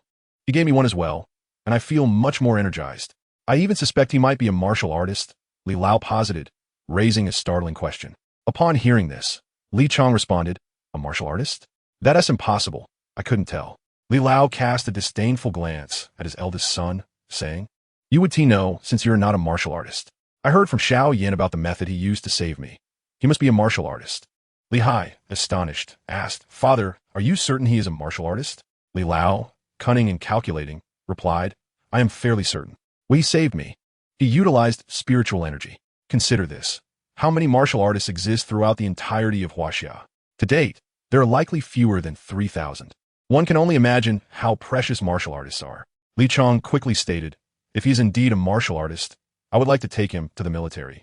It would be such a loss otherwise. Li Lao waved his hand, saying, let us wait a bit longer. Let us assess the situation first and focus on finding that imposter. Zhang Dapeng promptly asked, have you eaten? If not, I can prepare something for you. I've already eaten. There is something I need to discuss with you, Chen Nan Feng replied. Upon hearing that there was a matter to discuss, Zhang Dapeng quickly asked, what is it? Please tell me. You've been quite busy these days, and I haven't asked about you. Do you have family? Although Chen Nan Feng had heard a bit about Zhang Dapeng's situation, he had not inquired further. Zhang Dapeng paused for a moment and said, did you hear something? It's not really a secret. My wife left me, and my parents have grown old. They couldn't get along with my wife, so they moved to the countryside. Chen Nan Feng asked curiously, do you have any children? Zhang Dapeng replied with a hint of resignation. No, my wife said having children would affect her figure. She is unwilling to have children, and I suppose it's my fault for indulging her too much, which even drove my parents away. In truth, Zhang Dapeng was drawn to his wife, primarily due to her beauty. Wu Meili, his wife, was exceptionally attractive, utterly captivating Zhang Dapeng, leading him to acquiesce to her every whim, ultimately causing rifts with his own parents. At the outset, Zhang Dapeng believed that his parents had aged and might disapprove of Wu Meili's lifestyle. He had been thriving in business, leading a comfortable life until he faced a setback in gambling on stones, followed by a financial crisis. Contemplating his family's savings, he thought they could help him weather the storm. Abruptly leaving without a word struck Zhang Dapeng like a thunderbolt. In that moment, he recalled his parents' words. While such a woman may be beautiful, she was not suited for a life together. At that time, he had been unable to heed their advice. Reflecting on his parents, he felt a pang of guilt for neglecting them for the sake of a woman. Regret washed over him for not listening to his parents, and the consequences had indeed come to pass. I will move out tomorrow, and this place will be yours, Chen Nan Feng declared. Zhang Dapeng, taken aback, asked, you're leaving? Why? Chen Nan Feng replied, I have a house in Fengyuan community, and I will stay there. Let your parents live here, don't let them down any further. Chen Nan Feng harbored a deep-seated longing for parental companionship, having grown up without such ties. Upon hearing about Fengyuan community, a haven for the affluent, Zhang Dapeng expressed his gratitude. I underestimated you. Thank you so much for rescuing me during my darkest hour. I will work diligently to earn a fortune, ensuring my parents enjoy their later years. And eventually, I will find a kind-hearted partner to share my life with. I just hope my investments do not go to waste. Rest assured, business will prosper. I will do my best. I truly appreciate your support, Zhang Dapeng vowed. No need for thanks. Just call me if you need anything, and I will come. Chen Nan Feng assured him. At that moment, Zhang Dapeng saw Chen Nan Feng as a savior. Without him, survival would have been a challenge. As dawn broke, Chen Nan Feng, with only his clothes and personal belongings, left. Zhang Dapeng offered to see him off but was politely declined. Watching Chen Nan Feng depart, Zhang Dapeng swore to himself that he would succeed in business and repay Chen Nan Feng tenfold or 100-fold for his generosity. Unbeknownst to Zhang Dapeng, Chen Nan Feng had already amassed over 100 million in funds from the raw stone trading market. Settling into a villa, Chen Nan Feng found it to be an ideal sanctuary for his pursuits of self-cultivation. Immersed in his training, he had little interest in external affairs. Had it not been for the visit from Elder Li, he might have remained oblivious. Seeing Elder Li approach with enthusiasm, Chen Nan Feng inquired, Grandpa Li, is there something amiss? Elder Li replied joyfully, you may not know, but the impersonator has been identified. His name is Lu Xiaofeng, a fellow student of yours. It seems his father, a deputy director, exploited his position to switch his son's examination paper with yours. This has been confirmed. Chen Nan Feng was taken aback by the Li family's dedication to his situation and quickly expressed his gratitude. Thank you, Grandpa Li, for your assistance. Otherwise, I would have been at a loss.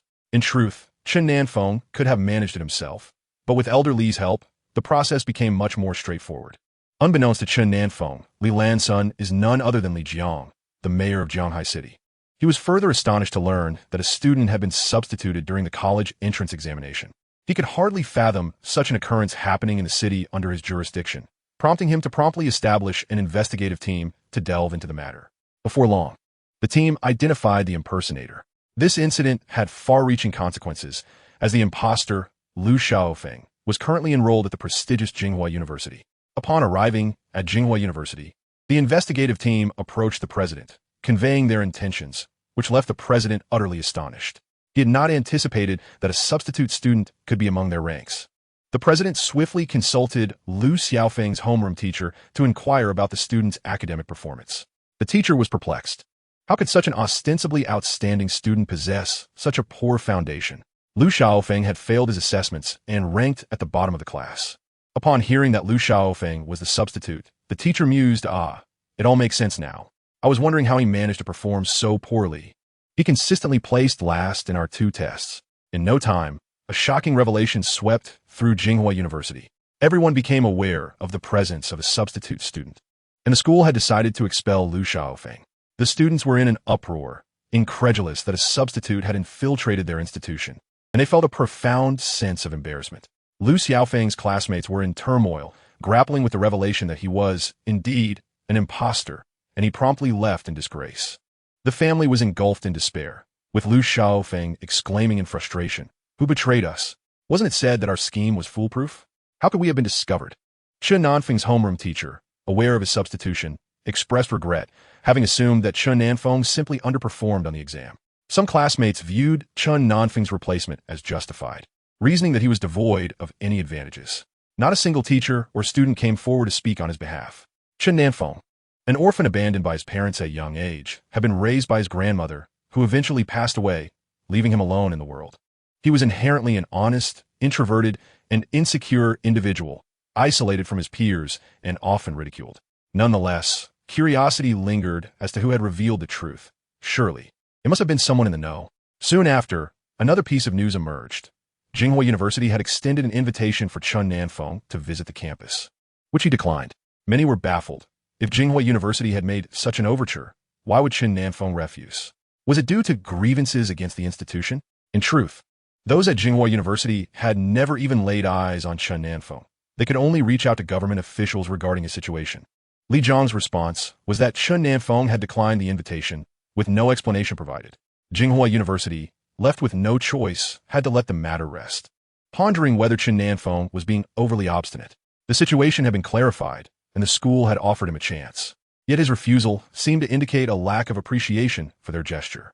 What they did not realize was that Chen Nan Feng no longer needed to attend university. The heritage he had received sufficed for a lifetime of learning. Even the first hospital's invitation to Chen Nan Feng was declined. So how could he possibly consider university? During a meeting with Su Chongqing, the president of the Traditional Chinese Medicine Association, Guoyang Wei, the director of the first hospital, spoke of Chen Nan Feng, piquing Su's curiosity. Guo expressed his frustration, lamenting that he had spent his entire life in study, yet was outshone by a mere youth. He pondered the identity of Chen's master. Su, intrigued, inquired, "Did you not witness how he treated elderly? How can you be certain he is a practitioner of traditional Chinese medicine?" Guo replied, "I was not present when he treated elderly. I heard it was on the road. When elderly was examined at the hospital, I found all ailments had vanished. His granddaughter mentioned a young man had saved him. Although he had not seen it with his own eyes, Guo was convinced, based on the granddaughter's account, that only a practitioner of traditional Chinese medicine could perform such a miracle." Su's curiosity about Chen Nan Feng grew. Even he would have struggled to heal such a patient. How had the young man succeeded? In truth, Su also considered himself a mentor to Guo, as they were both esteemed in their medical fields. Yet they both found themselves astonished by Chen Nan Feng's skills. Su was also eager to discover who Chen Nan Feng's master was. To cultivate a student of such caliber, the master must be extraordinary, yet none came to his mind. Although there were many domestic experts, he could think of a few who might have treated elderly's condition without surgery, but he dismissed them all. Could it be a disciple of a reclusive master? Su even contemplated foreign experts, yet they were even less adept in traditional Chinese medicine. Guo sighed. "I wish to invite him to the hospital, but he turned me down." Su explained, given that he has a master, there may be certain regulations. Such individuals often possess a proud demeanor. It would be wise not to offend him. So tread carefully. Elderly held a particular fondness for Chen Nan Feng, not solely due to his medical prowess, but also because he was a martial artist. Elderly aimed to cultivate a closer relationship with Chen Nan Feng before broaching the subject of joining the military, as he sensed that Chen was an introverted young man. Often, it was Elderly who spoke, while Chen Nan Feng offered few words, giving the impression of an aloof demeanor. Elderly warmly urged, "Eat more. You are the age of growth and need nourishment. Grandpa Li, I can cook for myself. You needn't go to such trouble. It's too much." Chen Nan Feng replied, feeling somewhat embarrassed. "What trouble? I understand you have many responsibilities. I will prepare a grand meal for you once a week to help strengthen you. You can manage your own schedule at other times. Just listen to Grandpa, Elderly insisted. Seeing Elderly's enthusiasm, Chen Nan Feng felt reluctant to refuse and replied, "Then I shall trouble you, Grandpa Li." Elderly chuckled. "It's no trouble at all. You can come over whenever you have the time. The house is often empty as others are busy. I am alone and would appreciate your company." "All right, I understand," Chen Nan Feng acknowledged. A young man approached and said, "Chen Nan Feng, you're Chen Nan Feng, right?" Chapter 11. The leaders of Nanjing City personally oversee this matter. Chen Nan Feng gazed at the young man with a puzzled expression. He did not recognize the individual before him, yet the others seemed to know him. Curiously, Chen Nan Feng inquired, "Who are you?" The young man hurriedly explained, "You may not know me, but I know you. You're in class 2, and I am in class 6. We attend the same school. I heard you were replaced. The entire school is aware of it. Have you entered university now?" "So, he's from the same school." "No, I haven tea. Not attending university is quite fine, as it allows for freedom," Chen Nan Feng replied. Though he spoke lightly, it was indeed a pity. "I didn't pass the entrance exam." "You did, but were replaced." "Where are you working now?" The young man continued. "By the way, my name is Zhang Yong. You know the replacement is from our class, right?" I never expected Lu Xiaofeng's father would resort to such actions. "You must be quite furious. I certainly would be, had I been in your position. However, he has faced retribution. He was expelled from the school and is said to remain at home, never showing his face. His father was also dismissed. What a disgrace." Chen Nan Feng was surprised to discover that Zhang Yong was a student from class 6. When it was revealed that he had been replaced, Oldly had asked him what he wished to do. He simply replied, "Let the school handle it. I work here as a security guard and occasionally come out to sit," Zhang Yong explained. "All right, goodbye." As he watched Chen Nan Feng depart, Zhang Yong reflected that it was unfortunate. However, he found it peculiar that Chen Nan Feng seemed like a different person altogether. It was said he came from a rural background and was quite impoverished, yet he did not appear to be so now. Had Chen Nan Feng been aware of Zhang Yong's thoughts, he would have laughed. He felt no sense of regret whatsoever. The old adage, "a blessing in disguise," rang true. The former Chen Nan Feng would have felt sorrow and resentment, but the current Chen Nan Feng had inherited the legacy of a mysterious healer, far surpassing the merits of attending university. Even if he had gone to university, what would it matter? Upon graduation, he would still face the anxiety of job hunting. Even a lifetime of work would not yield the wealth he currently possessed. If his classmates were to learn of Chen Nan Feng's current fortune, they would surely be left astounded. The individual they perceived as so impoverished that he could barely afford a meal now possessed a fortune exceeding 100 million, a claim that would be met with disbelief. Subsequently, Zhang Yong sent a message in his classmates group, stating that he had met Chen Nan Feng in person. However, Chen Nan Feng did not attend university, but seemed to be doing quite well. In fact, within their class 6, only a few had gained admission to university.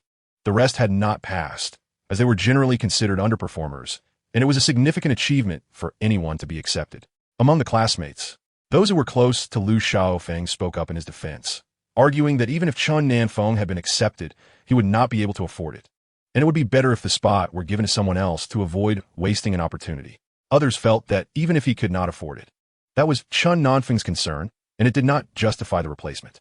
Consequently, discussions regarding Chen Nan Feng reverberated through class 6, with some acknowledging that while the replacement was wrong, it should not lead to the squandering of an admission slot. Regardless of the circumstances, it is unequivocal that one should not usurp another's place. Such actions are fundamentally unacceptable. Among these individuals, 2 close friends of Lu Xiaofeng, upon hearing that Chen Nan Feng had not enrolled in college, promptly informed Lu Xiaofeng.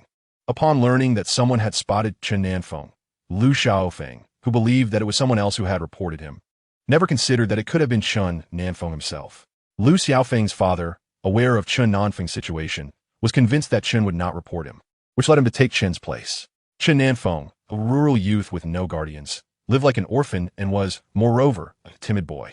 His intimate knowledge of the circumstances gave Lu Xiaofeng confidence in his belief that Chen would remain silent, even if he understood that he had been replaced. He lacked the courage to speak out. However, the unpredictable nature of life unfolded, and unexpectedly, Chen Nan Feng embraced a legacy. Not only did he arrive in the city, but he also encountered Mr. Li. Even without Mr. Li's assistance, if Chen Nan Feng sought him out, he would undoubtedly find him. Nevertheless, with Mr. Li's involvement, the resolution of the situation became all the more expedient. No one suspected Chen Nan Feng until now. No one realized that it was he who had disclosed the situation. The leaders of Nanjing City personally took charge of the matter, and governmental departments conducted an investigation, which swiftly clarified the circumstances. Even the inquiries conducted by Lu Xiaofeng's uncle yielded similar results. A sudden inspection by governmental authorities unexpectedly revealed Lu Xiaofeng's usurpation. The Lu family had no choice but to face the consequences. Lu Xiaofeng's father, who had previously held a commendable position as deputy director, was dismissed due to this incident. Lu Xiaofeng's mother, subjected to public scrutiny and humiliation, resigned from her job as well. With the entire family unemployed, their livelihood became precarious. Although they had some savings, it would not suffice for an indefinite period. Consequently, Lu Xiaofeng's father urged him to seek employment. Lu Xiaofeng felt ashamed, but his father reassured him that there was nothing to be embarrassed about. He merely desired to attend university and had not committed any heinous acts. Furthermore, many individuals who had served time in prison found work upon their release. Lu Xiaofeng found his father's reasoning compelling. After all, he only sought to attend university and had not engaged in any criminal activity. Why should he feel shame? Numerous former convicts also sought employment after their release. It is often said that the failure to educate one's child is a parental fault, and indeed, Lu Xiaofeng's father never anticipated that his methods of teaching would ultimately harm his son. He failed to recognize his own misjudgment, employing his authority for unlawful purposes. Rather than feeling remorseful, he considered the matter trivial and devoid of wrongdoing. Lu Xiaofeng reached out to his classmates, expressing his intention to find work, and they all encouraged him to pursue employment. Initially reluctant to enter the workforce, Lu Xiaofeng's father persuaded him that his actions were not egregious. The punishment had already befallen him, and he should disregard the criticisms of others. However, Lu Xiaofeng harbored deep resentment towards Chen Nan Feng. Had Chen remained in the countryside, enduring a miserable existence, Lu Xiaofeng's feelings might have been more manageable. Yet, Chen had ventured into the city and was thriving, which left Lu Xiaofeng feeling unsettled. Why should this be the case? You, a humble villager and an orphan, live a life even more pitiable than that of a mere wretch. What right do you have to hide away at home, enduring the scorn of others? Lu Xiaofeng's heart twisted with resentment. He yearned to find Chen Nan Feng, determined that Chen should endure even greater misfortune and misery, enough to become the object of ridicule. He inquired fervently about Chen Nan Feng's whereabouts, enlisting the help of 2 local ruffians to assist in the search, hoping that if Chen remained elusive, people would gradually forget about him.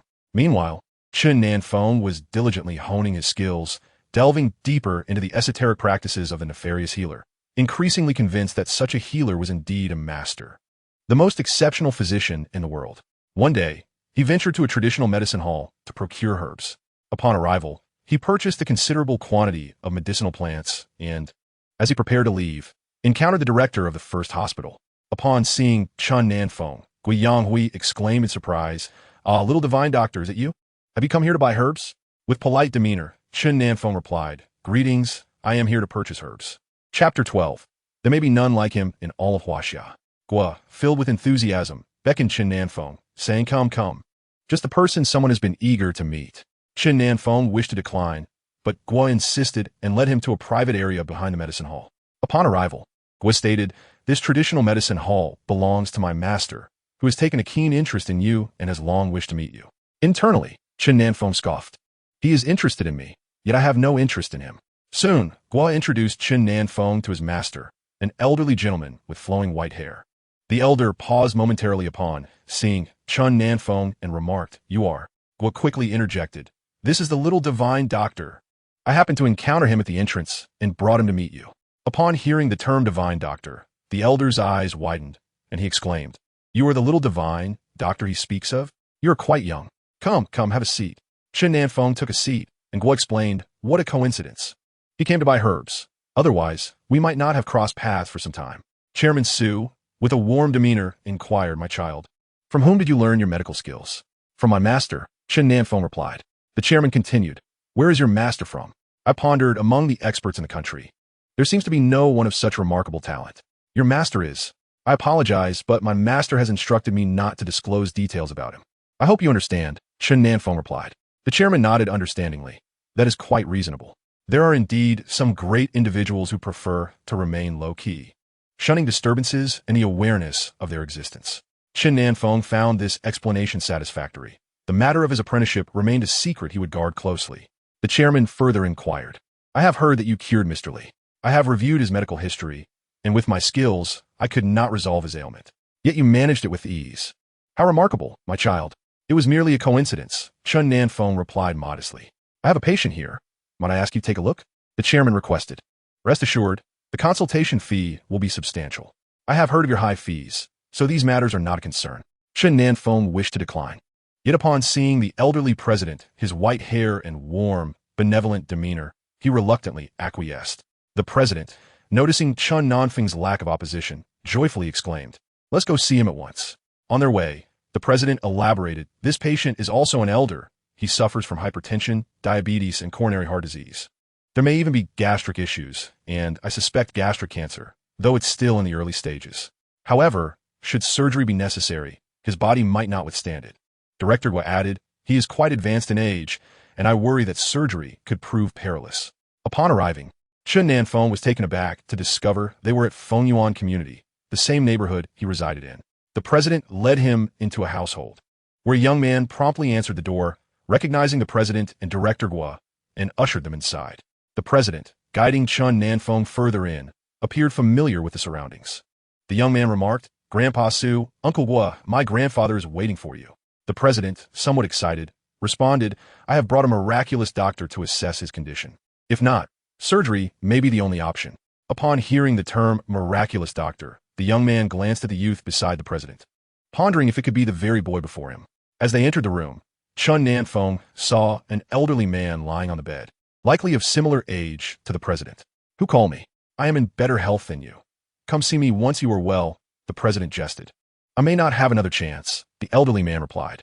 The president quickly reassured him, No, look, this is your opportunity, young miracle worker. I specifically invited him to treat you. With his presence, you shall be fine. The elderly man gazed at Chen Nan Feng and curiously inquired, Whose child is this? Old buddy, have you taken on a disciple? The president promptly waved his hands. He is not my disciple. He is a miraculous doctor. Do not underestimate him. It was he who cured Mr. Li's illness, so rest assured. This child is so remarkable. He cured old man Li's ailment? The elderly man observed Chen Nan Feng with astonishment, still struggling to believe it. I have reviewed Mr. Li's medical reports. He is fully recovered, the president clarified. Chen Nan Feng assessed the elderly man and indeed found multiple health issues, just as the president had stated. Child, would you care to examine him? The president asked Chen Nan Feng. Upon hearing this, the president eagerly replied, Yes. Please inform me of any herbs you require, and I shall have them delivered to you. Chen Nan Feng stepped forward, placing a finger on the elderly man's body, beginning to navigate delicately over him. He employed his spiritual energy to clear the elderly man's blood vessels. The president and director were left in stunned silence. The young man nearby was equally astonished. What kind of treatment technique is this? The president seemed to realize something, staring in shock at Chen Nan Feng. This child is a martial artist. Is he using spiritual energy to clear the elderly man's blood vessels? As the three of them stood in awe, Chen Nan Feng withdrew his hand. The president hurried to take the elderly man's pulse, and upon doing so, was left utterly astonished. Gazing at Chen Nan Feng in disbelief, the president stammered, You are a martial artist. I have underestimated you. Child, please write me a list, and I will arrange for the herbs to be sent to you. Chen Nan Feng handed a note to the president, stating, Please deliver the items to Villa number 7. That is where I reside. No need. I live nearby, so it's unnecessary, Chen Nan Feng replied. Divine healer, I will escort you. I had no idea you live here as well, remarked Wang Jun, the elder's grandson. After watching Chen Nan Feng and Wang Jun depart, the president inquired, Old friend, what are your thoughts? The elder pointed towards the departing Chen Nan Feng and said, Who is that remarkable young man? I feel as if my health has already improved. He truly is a miraculous healer. It was Mr. Li who discovered him. I heard he saved both Mr. Li and his son. To learn that he is also a martial artist explains much.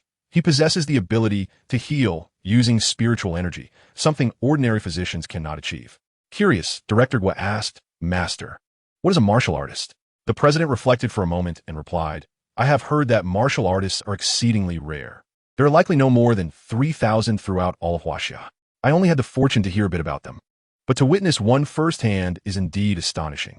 Director Gua, intrigued, questioned, Are all martial artists divine healers? Foolish question. The capabilities of martial artists far surpass those of ordinary individuals. However, if one were merely a martial artist, they would not be able to heal. Yet, he is both a martial artist and a divine healer. Truly remarkable. You must cultivate a good rapport with him. He is extraordinary, not to be underestimated, the president said, continuing to extol Chen Nan Feng's virtues with laughter. Director Gua, feeling somewhat helpless, remarked, I initially intended to invite him to our hospital, but he declined. The president chuckled. Your hospital would not impress him. With his medical skills, he is likely unmatched throughout Huaxia. Who would have thought he would appear in Zhanghai? Director Gua expressed his admiration. His skills are truly remarkable. He performs healing without instruments. Just by touching Mr. Wang with a finger, he was restored to health. Now I understand why Mr. Li recovered so swiftly. It all makes sense. The villa he resides in must have been a gift from the Li family. They hold him in high regard. He truly is an exceptional young man. Seeing the president constantly praise Chen Nan Feng, Director Gua felt immense respect for him. He had initially wanted to invite Chen Nan Feng to become a chief physician of the hospital. Even offering him a title of expert would not have been excessive. Alas, Chen Nan Feng was indifferent and coldly declined, leaving Director Gua feeling somewhat embarrassed. In a couple of days, I shall visit your home once more to examine your grandfather. And everything should be fine, Chen Nan Feng assured. Thank you. I never expected your medical skills to be so formidable. Even Grandpa, Su, was at a loss. Yet you managed to cure him. You truly are a miraculous healer, Wang Jun praised, giving Chen Nan Feng a thumbs up. I merely possess a modicum of knowledge. I cannot be deemed a divine healer, Chen Nan Feng replied. Chapter 13. So he is the substitute. I merely possess a modicum of knowledge. I cannot be deemed a divine healer, Chen Nan Feng reiterated. However, Wang Jun disagreed, saying, there is no need for humility. You far exceed those experts and professors. You are indeed a divine healer. By the way, what is your name? I don't believe I know it yet. Chen Nan Feng, he replied. Chen Nan Feng, you are truly remarkable. I am fortunate to call you my friend. In the future, if anything arises, do not hesitate to seek me out. While I may not be able to assist with medical matters, I am still capable in other areas. The old Master Wang gifted his grandson 2 cards, instructing him to deliver them to Chen Nan Feng. Understood, grandfather, Wang Jun replied promptly. The old Master Wang conversed extensively with the president, who encouraged him to befriend Chen Nan Feng, as associating with a divine healer ensures a safeguard for one's life. 2 days later, Chen Nan Feng visited the Wang residence once more. Upon seeing him, the old Master Wang exclaimed, Little divine healer, you have arrived. Please come in. As Chen Nan Feng entered, he said, Take this pill. It should alleviate all ailments within your body. The old Master Wang accepted the pill and consumed it without a moment's hesitation. Later, as Chen Nan Feng prepared to depart, the old Master Wang beckoned him to sit for a moment. Xiao Jun, bring the items over, he instructed. Wang Jun complied, and Chen Nan Feng was taken aback by what lay before him. What is this? He inquired. The old Master Wang explained, This is an antique, said to be a pill furnace. As a divine healer, this should be quite fitting for you, so I'm gifting it to you. Chen Nan Feng's heart raced with excitement. Among the legacies he had inherited was the art of alchemy, yet he lacked a proper furnace and had been crafting pills by hand. He had thought such furnaces no longer existed in this world. To his surprise, here was one, albeit small, yet still quite remarkable. Hesitantly, he declined, such a precious item. I cannot accept. Although he yearned for it, it felt inappropriate. The old Master Wang chuckled. What reason is there to refuse? This object, if left here, serves merely as a decoration. While in your possession, it would have purpose. You are a divine healer, and it is essential for you. Accept it as a gift from this old man. Chen Nan Feng, recognizing his profound need for the furnace, pondered briefly before agreeing, Very well, I shall accept it. In the future, should you require my assistance, I will gladly lend my hand. This marked the first promise Chen Nan Feng made to an outsider, and he deemed it worthwhile. The old Master Wang quickly replied, No need for formality. From now on, you may call me Grandpa Wang. We reside in the same community, akin to one family. In the eyes of ordinary people, families like theirs may seem exalted, yet they understood they were merely ordinary folk with a bit more wealth. In comparison to true, noble families, they were insignificant. However, martial artists held a different status. In this realm, they were revered as divine beings, elevated above all, embodying the pinnacle of society. Having a martial artist as a friend is far more precious than owning 10 shops. Since acquiring the pill furnace, Chen Nan Feng dedicated his days to research at home, studying alchemical techniques based on the legacy of the nefarious healer. He began to learn the art of pill making, initially crafting supplementary spirit pills to aid his cultivation.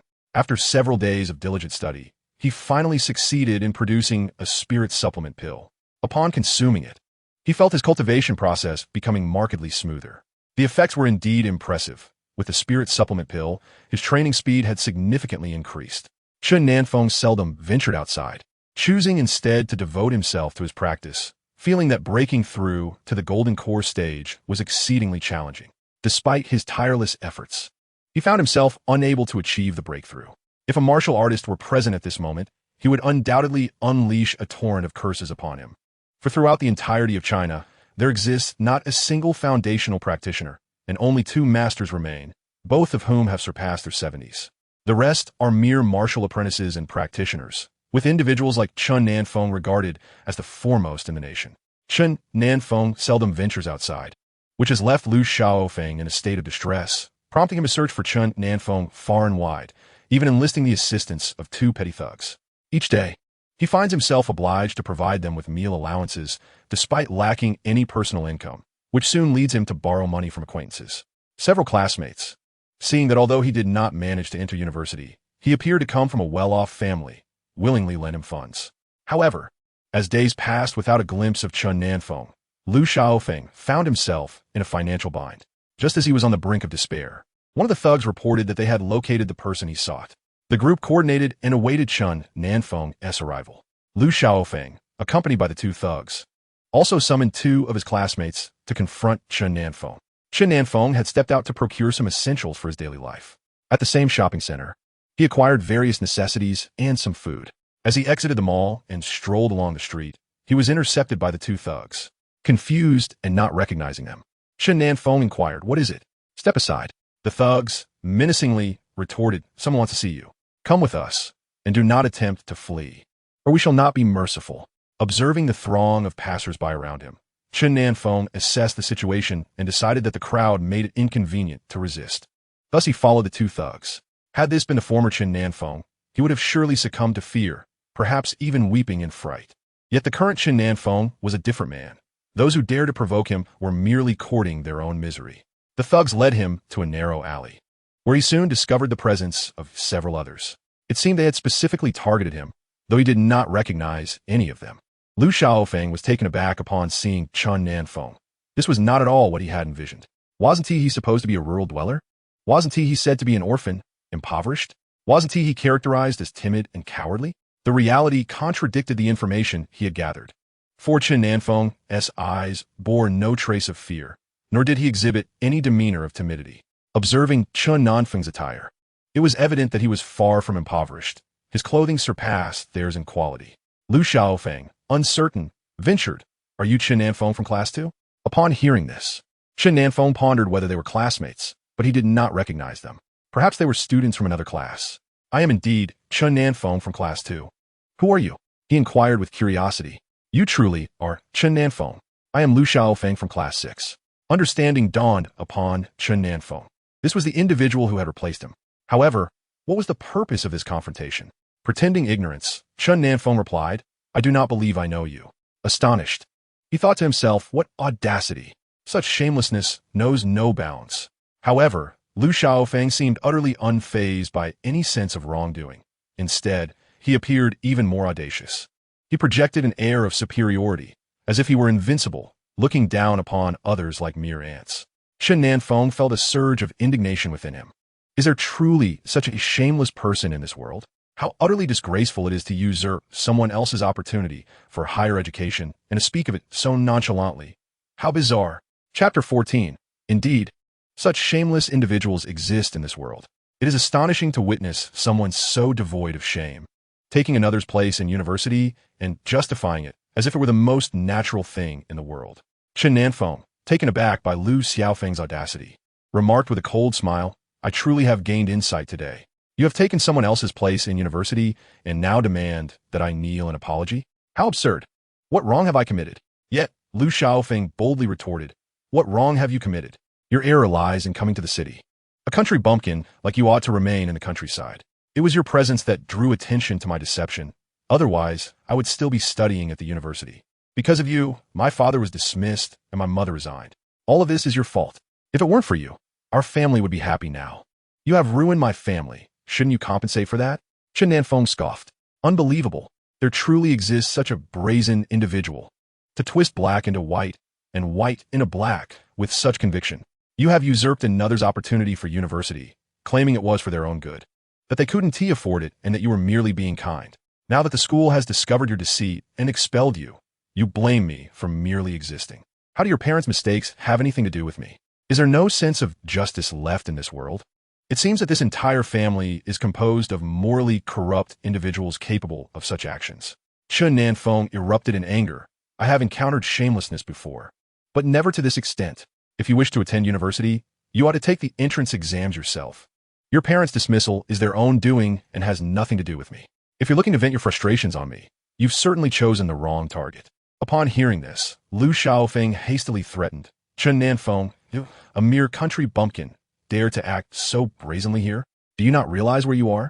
This is not a place for you to run wild. Think carefully.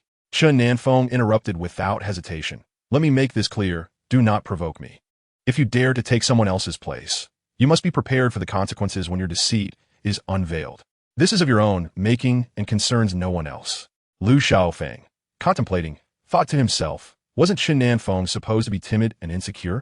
Where is that timid demeanor now? The two delinquents observing Chen Nan Feng chuckled derisively as he realized that Lu Xiaofeng was indeed a madman. How audacious to recruit someone to harm him, intent on inflicting serious injury. Chen Nan Feng believed that whether or not he attended university was inconsequential. He had inherited a legacy that made higher education feel burdensome. Although he had no desire to pursue university, the usurper should not feel entitled to enjoy the fruits of education without consequence. The world must be made aware of the truth. As Chen Nan Feng conversed with Li Lao, a thought struck him. He believed it imperative that everyone be made aware that the impostor should not continue his studies and ought to be expelled. Now, upon encountering Lu Xiaofeng, Chen Nan Feng felt that such a person was utterly unworthy of attending university, as his character was exceedingly despicable.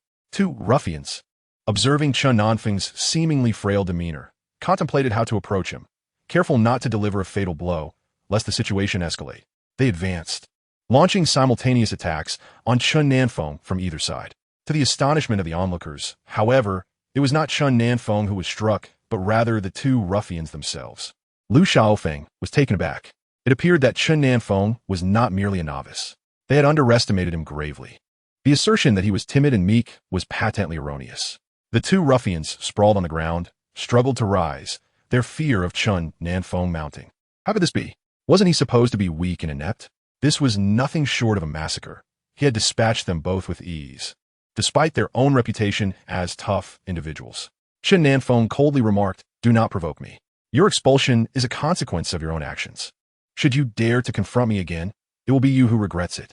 With that, he strode away, leaving those present in a state of shock, realizing that the intended tormentor had become the tormented.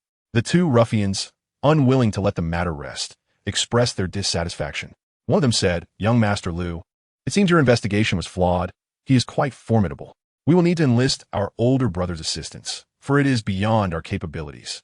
Lu Xiaofeng, puzzled, inquired, "You have an older brother? Why didn't you mention this sooner?" The ruffian replied, "Young Master Lu, it's not that we withheld this information. Enlisting our older brother's help will likely require a substantial sum. We were uncertain of your willingness to pay such a price." Lu Xiaofeng, intrigued, asked, "What constitutes a substantial sum?" The ruffian raised two fingers, stating, "At least 100,000, with adjustments based on the situation."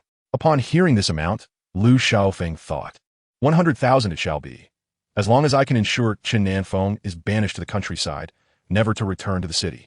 Determined to deal with Chen Nan Feng, Lu Xiaofeng was prepared to make sacrifices, embodying the adage that one must part with something dear to achieve their goals. He instructed the ruffians to contact their leader, offering the sum of 100,000 to resolve the issue with Chen Nan Feng, ensuring he would be relegated to rural obscurity. The ruffians quickly reached out to their leader, who readily agreed to the proposition of expelling a mere country boy for the price of 100,000. Such a task was trivial. A few words would suffice to accomplish it. Their leader advised them to inform him when they located the young man. Unbeknownst to Chen Nan Feng, Lu Xiaofeng's audacity knew no bounds. He had spared Lu Xiaofeng, yet the latter refused to relent. Chen Nan Feng seethed with anger at Lu Xiaofeng's shamelessness, realizing that such a person deserved expulsion for his utter lack of integrity. Upon returning home, Chen Nan Feng resumed his training, casting Lu Xiaofeng from his thoughts. After a fortnight, he emerged from his solitude and ventured to the marketplace for supplies. At that moment, the small-time thugs hurriedly contacted their leader, announcing that they had located the person. After Chen Nan Feng finished his shopping and stepped outside, he was confronted once more by the two thugs. This time, Chen Nan Feng was genuinely enraged. How long would this continue? Did they truly believe him to be a soft target, easily bullied? Their audacity was utterly intolerable. Chen Nan Feng was dragged into an alley by the two thugs, where several more individuals awaited them. One of the thugs approached a bald man and said, "Boss, we brought the kid." Chen Nan Feng noticed a young bald man standing across from him, flanked by Liu Xiaofeng and a few other thugs. Goodness, how arrogant. Chen Nan Feng was left speechless by this group, sneering as he said, "On what grounds do you claim this city as your own? What authority do you have to expel me?" The bald man, upon hearing this, cursed back, "You insolent brat. You're not in a position to refuse. You will leave, for this is my territory. If you wish to stay, you must pay a protection fee of 1 million. Produce 1 million, and you may remain." The gang of thugs echoed, 1 million, 1 million, 1 million. Chen Nan Feng was taken aback by their brazen extortion and retorted, "Extortion and threats? This is illegal." Chapter 15. Why is Chen Nan Feng so formidable? Unfazed, the bald man smirked and declared, "I am indeed extorting you. I am indeed threatening you. What will you do about it? Let me make it clear. I am in charge here. If you do not wish to meet your end, you had best leave quickly. If I find you still lingering here, you will face dire consequences." He exuded an air of arrogance and tyranny, as if he were the ruler of this city. Dire consequences? Very well, I shall not leave. If you dare to make a move, I shall respond in kind. Whatever you possess in terms of prowess, unleash it. I assure you, the one who will ultimately regret this encounter will be you. Let us see who meets their end, Chen Nan Feng said coldly, his gaze unwavering as he stared down the threat. The bald man, amused, laughed, and said, "Huh, you have quite the bravado, kid. Few dare to speak to me in such a manner, but you are one of them. I was initially inclined to let you off, but you have successfully provoked my ire. Go, break his legs, and let him understand my might." Several thugs rushed forward, intending to strike Chen Nan Feng, yet he found them utterly uninteresting. The bald man was momentarily taken aback. A martial artist? He had underestimated the youth before him. Advancing, the bald man attempted to land a punch on Chen Nan Feng. He believed himself capable, for he was no ordinary individual. He had undergone training. Unfortunately, before him, he was merely a weakling. With a swift motion, Chen Nan Feng struck him down, leaving him unable to rise again. The bald man felt several of his teeth loosen, as if his bones had shattered. Liu Xiaofeng, witnessing the bald man's severe defeat, was too frightened to meet Chen Nan Feng's gaze. Goodness, how could Chen Nan Feng be so powerful? Wasn't he just a country bumpkin? This was hardly the demeanor of a simple rustic. He was more akin to a god of slaughter. The bald man looked at Chen Nan Feng, terror gripping his heart as he felt his ribs crack. This is truly a humiliating situation, originally perceived as a trivial matter. Having received 100,000 yuan, it now seems evident that this is far from insignificant. It is a grave issue indeed. Not to mention 100,000, even 1 million would be deemed insufficient. The bald man glared at Chen Nan Feng and shouted, "You little brat, you think you're tough? You're as good as dead. Do you know who I am?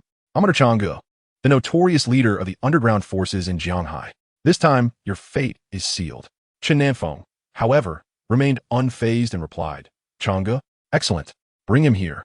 I'm eager to see just how formidable this Changge truly is." The bald man and several thugs lay sprawled on the ground. Chen Nan Feng turned to Liu Xiaofeng and remarked, "You took my place at university, and I have yet to settle the score with you. Now you come looking for trouble again. Do you truly believe I am easy to bully? Speak, how do you wish to meet your end?"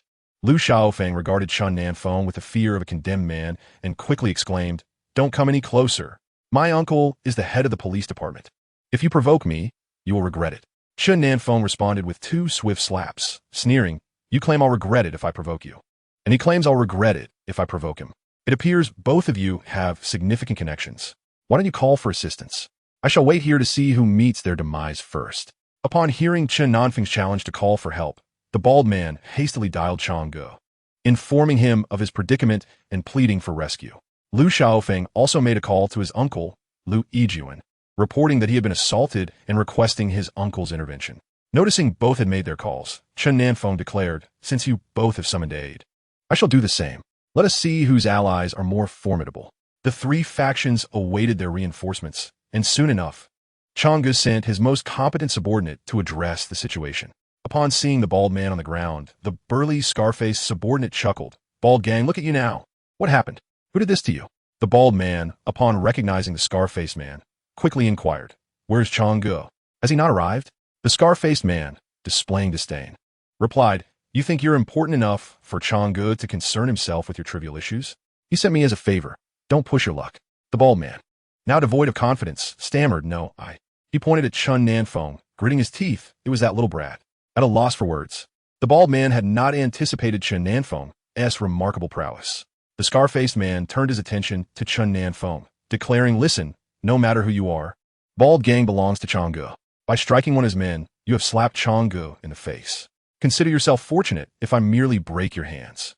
As he approached Chen Nan Feng with the intent to strike, Chen Nan Feng scoffed at the utter scum of these individuals. Before the scar-faced man could close the distance, Chen Nan Feng swiftly struck, the sound of the slap resonating in the air. The scar-faced man crumpled to the ground, spitting blood and teeth, a sight far more gruesome than that of the bald man. The bald man, witnessing the scar-faced man's dire state, fell silent in fear. The scarred face lay on the ground for an extended period, bewildered after being struck by Chen Nan Feng. Chen sensed that the most frequent words uttered by these individuals were, "You are doomed." Each one was so brazen, and he was eager to uncover their true identities, just as the scarred individual reveled in his arrogance. More people arrived. Lu Xiaofeng's uncle had come with a group of men. Upon seeing his uncle, Lu Xiaofeng rushed to his side, pointing at Chen Nan Feng, exclaiming, "Uncle, arrest him. He has committed violent acts. Just look at how many people he has harmed. He has threatened us and even intends to kill us." Lu Yijuan glared at Chen Nan Feng and coldly remarked, "At such a tender age, you have chosen a path of wrongdoing, daring to threaten others and contemplate murder. How vile! Arrest him." Before long, officers arrived to cuff Chen Nan Feng. Upon seeing the handcuffs, he was left utterly speechless. Was this truly how the police conducted their investigations? Without even a single inquiry, they arrived and hastily placed a label upon him, as if the world revolved solely around their declarations. Just as Lu Yijuan was preparing to escort Chen Nan Feng away, a chilling voice pierced the air. "Director Lu, you wield such authority." Police Chief Li Guohua had received a call from his cousin and came to resolve the matter concerning Chen Nan Feng. Ignoring Lu Yijuan, Director Li approached Chen Nan Feng and said, "Greetings, esteemed healer.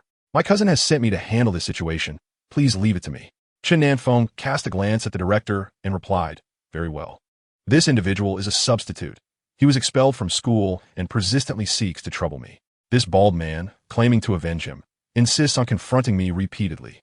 Furthermore, these people associated with Chang have approached me, accusing me of striking Chang's face. They have harassed me time and again, threatening my life. I wish to understand their motives behind such actions. This is even more outrageous. They arrived without asking a single question. Look, I'm already cuffed. Yet I'm the one who is being wronged. Your expulsion from school has nothing to do with me. I haven't even filed a complaint against you. Do you think I'm easy to bully? Is there no justice left in this world?" Chen Nan Feng pointed out everyone present, leaving no one unaddressed. Chapter 16, My Understanding of Business is Limited. Director Lu hastily pleaded for mercy. "Director, I was mistaken. I believed him to be a villain, having harmed so many. I misunderstood. Director, I was wrong." Lu Yijuan sank to the ground in disbelief, never anticipating that Chen Nan Feng would know the director. Had he known, he wouldn't have dared to come here even with 10 lives. Director Li personally unlocked the handcuffs and assured Chen Nan Feng that he would manage the situation properly. Watching as the group was led away, Chen Nan Feng mused that one should not be overly honest, for the honest are often the ones who get bullied. It was not that he feared trouble. Rather, he was concerned that he might inadvertently cause harm and end up suffering unjustly. With his current strength, a single strike could topple a building, which should be a simple feat. He yearned to retaliate, but had to restrain himself from using excessive force. It left him both speechless and frustrated. Yet, there were still individuals presenting themselves for him to strike. Chen Nan Feng thought that if they wished to end their lives, they could leap into a river or off a building, but they should refrain from seeking him out, for he was wary of bearing the burden of responsibility. If murder were not a crime, he would have eliminated several individuals by now, especially those who willingly sought torment. Soon a crowd gathered, eager to witness the aftermath of the incident. Chen Nan Feng, initially reluctant to intervene, felt an inexplicable compulsion to assess the situation. He observed the onlookers pointing and murmuring, yet none stepped forward to assist. Without hesitation, Chen Nan Feng approached to check on the occupants of the vehicles. His presence prompted others to join in, allowing them to extricate the individuals trapped inside. Fortunately, the accident occurred at an intersection, and the vehicles were not traveling at high speeds. However, both drivers sustained head injuries. Notably, one vehicle contained a woman clutching a child. Although the woman appeared only slightly injured, the child seemed to have been affected more severely.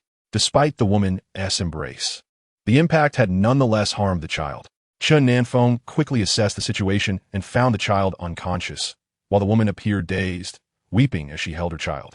Chen Nan Feng approached gently, saying, "You must place the child down.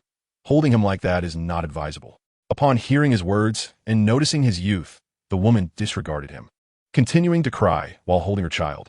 Realizing he needed to be more persuasive, Chen Nan Feng explained, "I have some medical training. It would be best to lay the child flat so I can examine him." Reluctantly, the woman complied, and he quickly conducted a thorough examination. Thankfully, the child had merely sustained a head injury and a couple of broken ribs. Chen Nan Feng hastily set the bones, using his spiritual energy to mend them. Once he saw the child was stable, he released him. Continuing, he reassured the woman, "Emergency services will arrive shortly.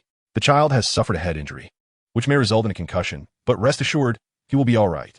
Despite his reassurances, the woman remained anxious. Soon, the ambulance and traffic police arrived, transporting the injured to the hospital while the police managed the accident scene. Regrettably, events often unfold in such a manner that the more one wishes to remain unnoticed, the more attention is drawn. At the very least, the higher-ups became aware of the incident. Director Guo learned of it, as did the Wang family. In truth, Old Master Li was also informed, but his thoughts leaned towards enlisting Chen Nan Feng into the military, believing that such a talent should not be overlooked.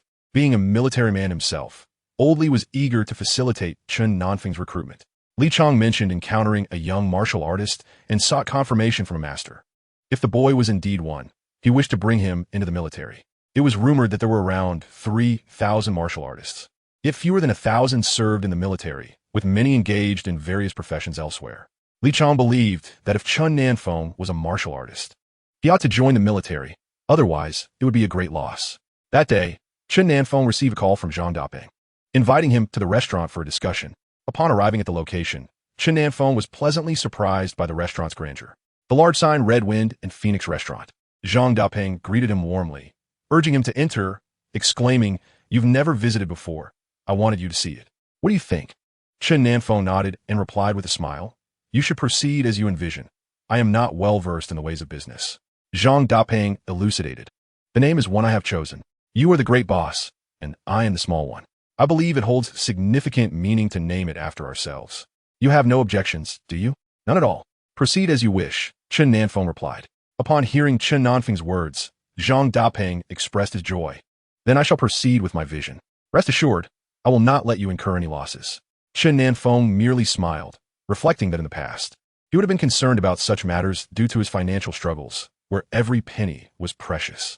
However, now he possessed hundreds of millions, rendering such trivial amounts insignificant.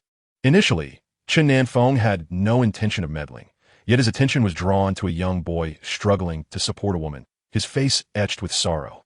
Upon glancing at the woman, Chen Nan Feng was struck with concern. She appeared to be in the late stages of cancer, a condition so severe that he wondered how she was still outside. As Chen Nan Feng approached them, the woman suddenly collapsed, prompting the boy to frantically support her while calling out, "Mom, Mom, Mom." The anguished cries resonated with Chen Nan Feng, stirring memories of his own childhood when his mother had left him. He had learned that his father, having lost a bet, had given his mother to another man from a neighboring village, leading her to flee under the cover of night. Subsequently, his father had also disappeared, leaving him to live with his grandmother. From a young age, he understood that he was a child abandoned by both parents, fostering a sense of inferiority whenever he saw other children with their families. The scene before him tugged at Chen Nan Feng's heartstrings, and he approached, saying, "Do not move her. Why is your mother not in the hospital given her illness?" The boy looked at Chen Nan Feng, his eyes filled with tears, strength, and resentment. Chen Nan Feng quickly reassured him, "Do not be afraid. I have medical training and can assist." He then placed his hand on the woman's body and began his treatment, aiming to eliminate the cancer cells before addressing the impurities. Noticing the boy's anxiety, Chen Nan Feng comforted him. "I will take you to a safe place. Come along." Upon hearing this, the boy hurriedly asked, "Will my mother be all right?" "Rest assured, your mother will be fine." The two boys supported the woman to a traditional Chinese medicine clinic, where they sought the president. Chen Nan Feng stated, I require some medicinal herbs and a room for us. He explained, she is in the late stages of lung cancer, but I have already commenced treatment. Another round of medicine should suffice. The president, astonished, exclaimed, lung cancer in the late stages can be treated? Chapter 17. I shall procure a medical license for you. The president, with wide eyes, reiterated, lung cancer in the late stages can be treated? Chen Nan Feng checked the woman's pulse, confirming that he had cleared the cancer cells, and that with one more round of medicine, she would be on the path to recovery. Before long, someone brought the medicine, and Chen Nan Feng instructed, boil it down from 5 bowls of water to 1. The boy eagerly responded, I will do it. However, the president waved his hand, saying, let him handle it. He is the professional. You should remain here to care for your mother. The president then pulled Chen Nan Feng aside and inquired, who is he? Chen Nan Feng explained, I encountered them on the road.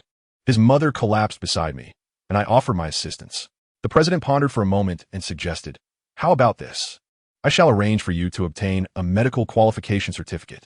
Otherwise, even if you save a life, it would be unlawful without the proper credentials. Let us adhere to the regulations, shall we? Chen Nan Feng considered this and felt that having a qualification certificate would indeed be beneficial, so he acquiesced. Upon seeing Chen Nan Feng's agreement, the president promptly said, I will take care of it for you through the staff at the traditional Chinese medicine hall. In a few days, when you have time, you can come to collect your certificate. Thank you, President, Chen Nan Feng replied. The president, smiling warmly, responded, no need for thanks. I will be relying on you more often in the future. Your medical skills are unmatched, even surpassing those of professors. Whatever you need, come to me. We have an abundance of herbs here, making it quite convenient. Chen Nan Feng felt deeply touched by the president's kindness. Before long, the medicine was brought in, and Chen Nan Feng instructed the young boy to help his mother take the medication. After witnessing the woman finish her medicine, Chen Nan Feng said, you may rest here for a while. Wait until your mother feels better before you leave. The boy quickly expressed his gratitude. Thank you. As Chen Nan Feng prepared to depart, the woman said, child, thank you.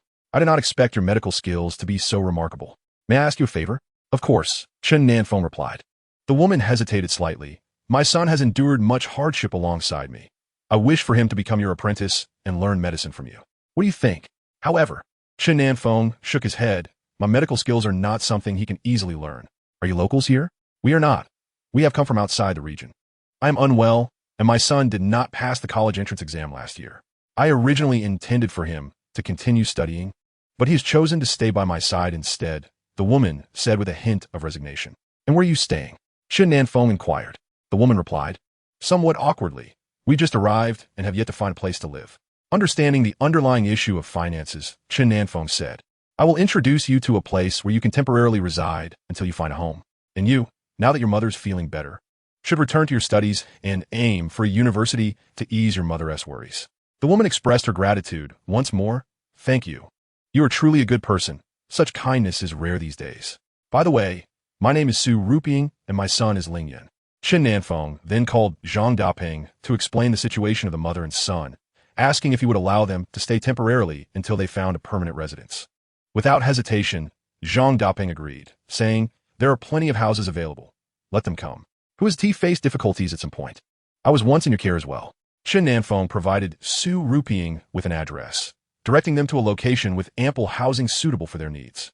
Su Ruping was immensely grateful, nearly bowing to Chen Nan Feng, who reassured them not to worry and to feel free to stay. After exchanging a few words with the president, Chen Nan Feng took his leave. Su Ruping felt fortunate to have encountered such a benevolent individual in their time of greatest need. It was Chen Nan Feng who alleviated their immediate hardships. In truth, they had no funds to search for housing. They could barely afford medical expenses, let alone rent. Su Ruping and her son arrived at Zhang Daping's home, which was a traditional courtyard house. Although somewhat remote, the environment was quite pleasant. Zhang Daping looked at the newcomers and said, you must be the ones introduced by Feng Xiao. Please come in. Su Ruping quickly replied, I apologize for the trouble I've caused you. It's no trouble at all. There are plenty of rooms here. This is my room, and next door is my parents' room. The others are vacant, so feel free to choose two to stay in, Zhang Daping responded. Thank you so much, Su Ruping expressed her gratitude. After settling the two in, Zhang Daping provided them with some essentials, and thus, Su Ruping and her son made themselves at home. Zhang Daping inquired about their situation, and Su Ruping explained that they were from out of town, originally hoping to find work here. However, her health had declined, and they had exhausted their funds. Fortunately, They encountered Chen Nan Feng. Otherwise, they would have been at a loss. Upon hearing this, Zhang Daping quickly offered, I run a restaurant, and if you're looking for work, you can come to my establishment. Your son is welcome to join as well. Su Ruping was overwhelmed with gratitude, exclaiming that it was wonderful news. Now, with her health improving, a place to stay, and a job, they would not find themselves homeless. Su Ruping and Ling Yun began working at the restaurant, and they shared early mornings and late nights with Zhang Daping, resembling a family unit. Chen Nan Feng, confident in Zhang Daping's ability to manage everything, refrained from further inquiries about their situation. One day, Old Master Li visited Chen Nan Feng, inviting him to his home for a meal. Upon arrival, Chen Nan Feng found Li Hai also present, who had prepared an elaborate feast. As they sat down to dine, Old Master Li remarked, I've heard everything. You acted rightly by turning those individuals over to the police. I understand you're a martial artist and could have dealt with them directly, but it's best to avoid unnecessary trouble. Letting the authorities handle it alleviates much hassle. Feeling somewhat embarrassed, Chen Nan Feng replied, I apologize for the trouble I've caused you. Uncle, they have persistently sought to create issues for me, and I couldn't take matters into my own hands, so I had to rely on you to resolve it. Old Master Li responded with anger. That family is far from virtuous. Their father's actions were reprehensible. How could their child turn out well? Rest assured, the uncle has been dismissed, and they should not trouble you any further. I truly never expected Lu Xiaofeng to commit such a malicious act.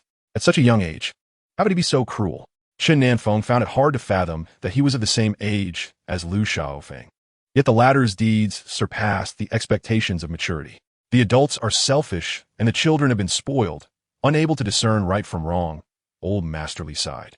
Thank you, Grandfather Li and Uncle. Chen Nan Feng expressed his gratitude, and Old Master Li reassured him to call should any issues arise, and they would take care of it.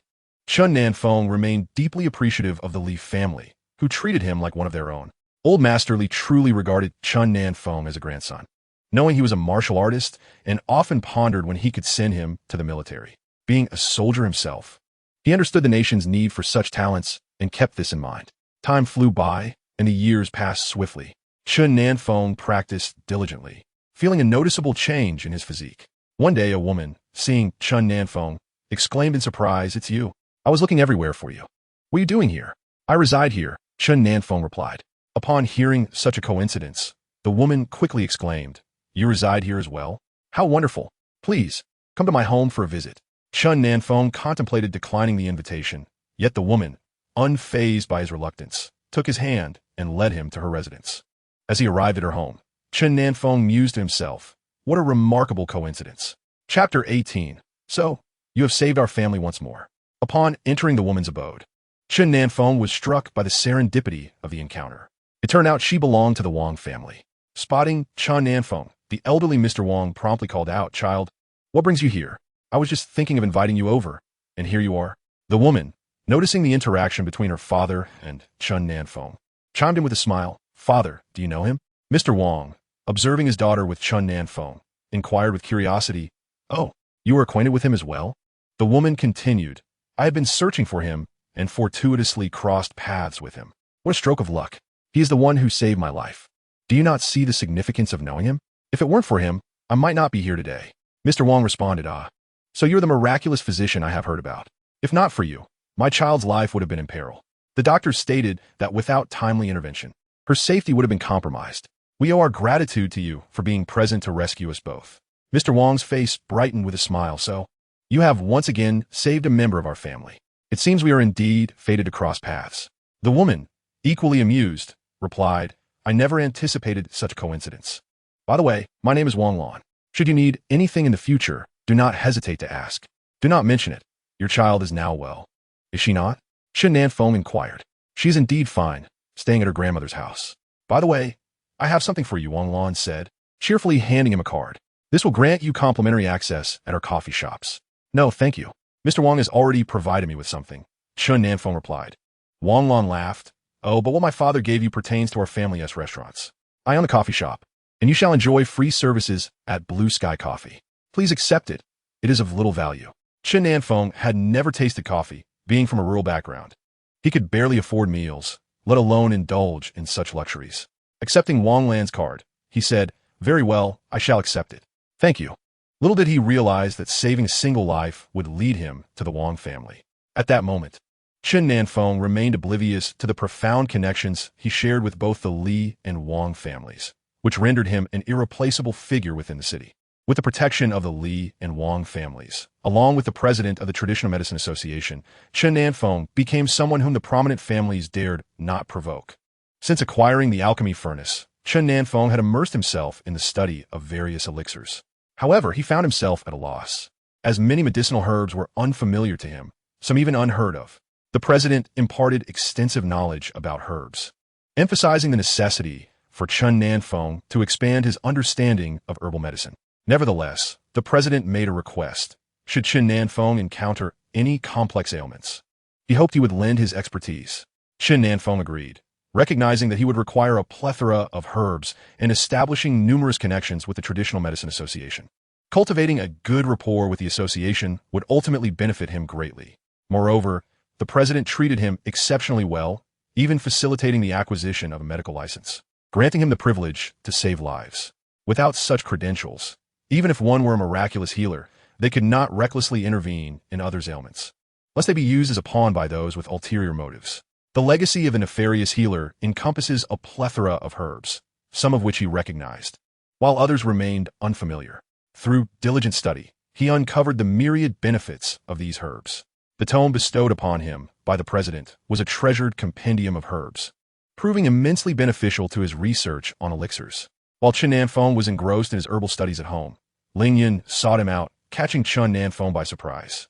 Ling Yun appeared somewhat bashful and introverted, clearly not one to engage in idle chatter. The mere act of approaching Chen Nan Feng was likely a significant step for him. Curiously, Chen Nan Feng inquired, "Where are you headed?" "I hail from the Ling family in the capital. My mother was cast out by them, and I followed suit. However, I cannot swallow this grievance. I seek vengeance, and I wish to forge my own path. I aspire that when I achieve success, it will coincide with the downfall of the Ling family." Ling Yun declared with palpable anger. "Why were you expelled?" Chen Nan Feng asked. "That man married another woman, forsaking my mother and subjecting her to extreme humiliation. They are the reason for her suffering."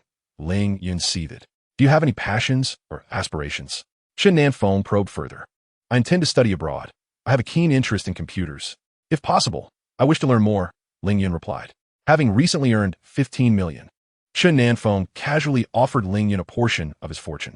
Ling Yun gazed at him in astonishment, hesitating to accept, as they were still unfamiliar with one another. Furthermore, Chen Nan Feng had already extended considerable assistance, and he felt it inappropriate to accept more. "Take it," Chen Nan Feng urged. "I hope that once you venture out, you can focus on your studies. If you seek revenge, you must be capable. Even vengeance requires skill, or else it is all for naught." I scarcely know how to respond. "From this moment forth, you shall be my elder brother, and I, your younger brother. Henceforth, I shall heed your every command." Ready to face any challenge, Ling Yun vowed to Chen Nan Feng. Both young men were inherently introverted, and their conversation was a testament to the profound silence that often speaks volumes. Chen Nan Feng understood Ling Yun's sentiments, and Ling Yun grasped Chen Nan Feng's character. Two kindred spirits recognizing one another in their shared reticence. After a brief exchange, Ling Yun took his leave. Chen Nan Feng watched him depart, sighing inwardly, recognizing that both were individuals with their own stories to tell. That day, Chen Nan Feng visited the esteemed elder Li for dinner, a tradition that had become habitual. Every Sunday, he would partake in a sumptuous meal prepared by Li Hai. A young man introduced himself. "I am Li Xiao Tian, and this is Li Xiao Hai. You are Chen Nan Feng, the miraculous healer. Grandfather has informed us of your arrival. Thank you for saving my grandfather.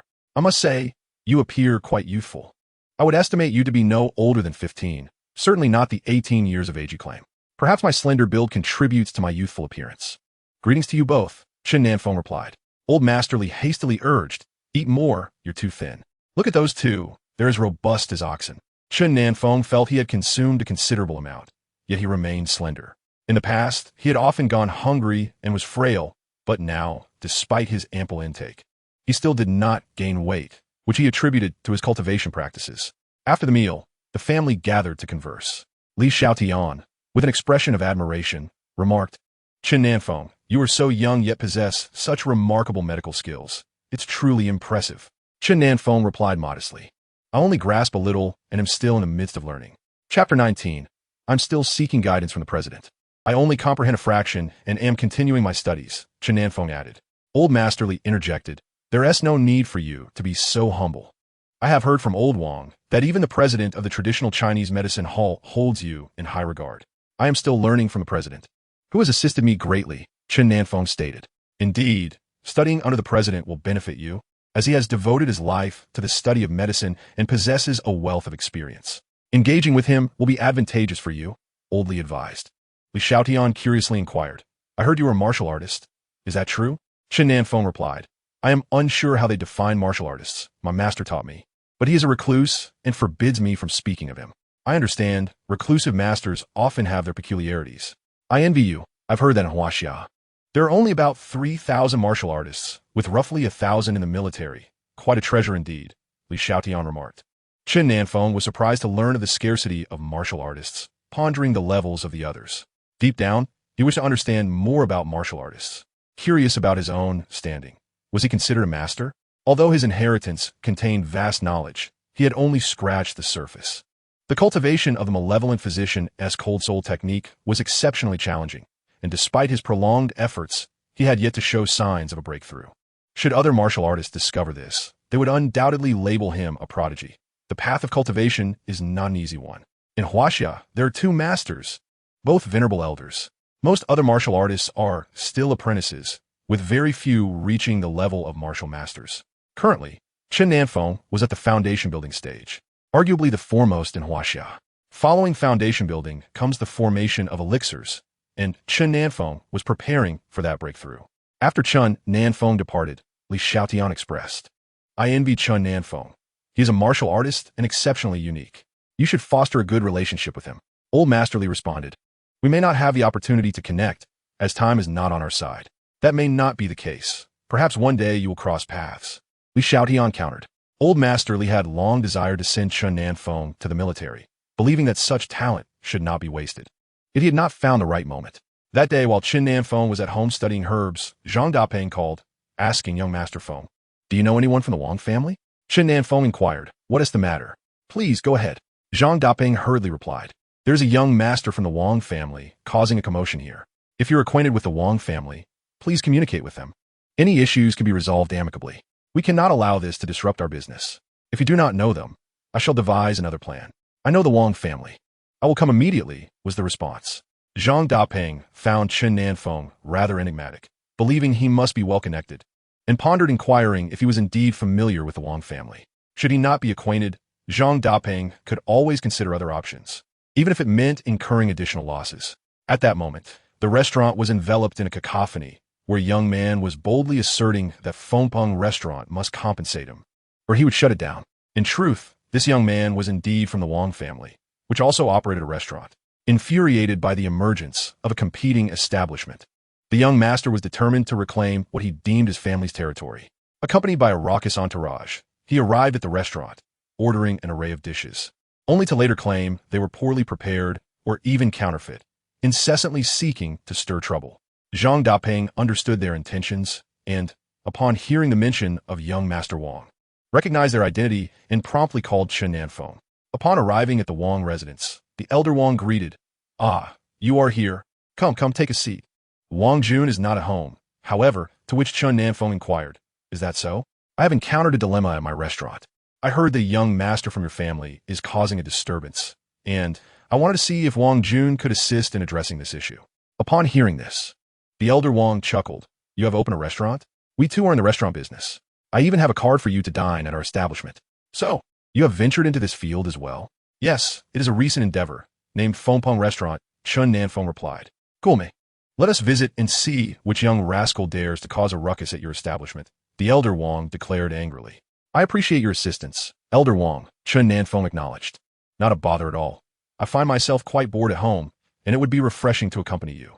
As they made their way to the restaurant, the atmosphere inside was already tumultuous. Upon hearing the name Wang family, Chen Nan Feng resolved to refrain from taking the lead, opting instead to preserve the dignity of the Wang family. The restaurant had been thriving, bustling with patrons, but the disturbance caused many to leave. A few onlookers remained, eager to witness the unfolding drama. Historically, the restaurant business had been dominated by the Wang family, and the emergence of Fengpeng Restaurant was undoubtedly poised for suppression. Competing with the Wang family was akin to courting disaster. Amidst the uproar, Chen Nan Feng arrived to find a throng gathered outside the restaurant, the clamor inside a chaotic symphony. He overheard a young man proclaiming, "My family operates a restaurant. I can immediately tell there is something amiss with your dishes. Your abalone is fake, and your ingredients are not fresh. You are nothing but a shady establishment." A chorus of supporters echoed, chanting shady establishment. "Close your doors." Chen Nan Feng, hearing the commotion, guided the elder Wang inside, and the crowd parted to make way for them. As old Master Wang entered, he was greeted by the raucous shouts of the young master of the Wang family, who was spitting words in a frenzy. With a swift swing of his cane, old Master Wang struck the young master unexpectedly. Caught off guard, the young master, without even looking to see who had struck him, exclaimed, "You scoundrel! Are you seeking death by daring to strike the young master?" He quickly lowered his raised hand and hurried to old Master Wang, stammering, "Grandfather, you have come? You little rascal! Who gave you the audacity to cause a commotion here?" Old Master Wang scolded. The young master attempted to defend himself, saying, "Grandfather, I wasn't causing trouble. But old Master Wang raised his cane again, furiously declaring, "You little brat, you are always causing trouble outside. It seems no one can manage you anymore. Today, I shall teach you a lesson to prevent you from bringing calamity everywhere." Chen Nan Feng quickly intervened, supporting old Master Wang. "A mere education will suffice, Grandfather Wang. Please do not be angry. Your health is precious, and you must not let anger take its toll." Old Master Wang swung his cane once more, reprimanding, "You insolent boy. Apologize immediately and compensate the owner for his losses." The young master, now intimidated, realized that even his grandfather demanded he apologize to the owner. This establishment must hold significant importance. He hurriedly offered his apologies to Zhang Dapeng, assuring him he would cover the damages. The onlookers were taken aback by this turn of events, initially fearing the Fengpeng restaurant would close its doors. Yet old Master Wang addressed the crowd, stating, "The owner of the Fengpeng restaurant is akin to family to the Wang household.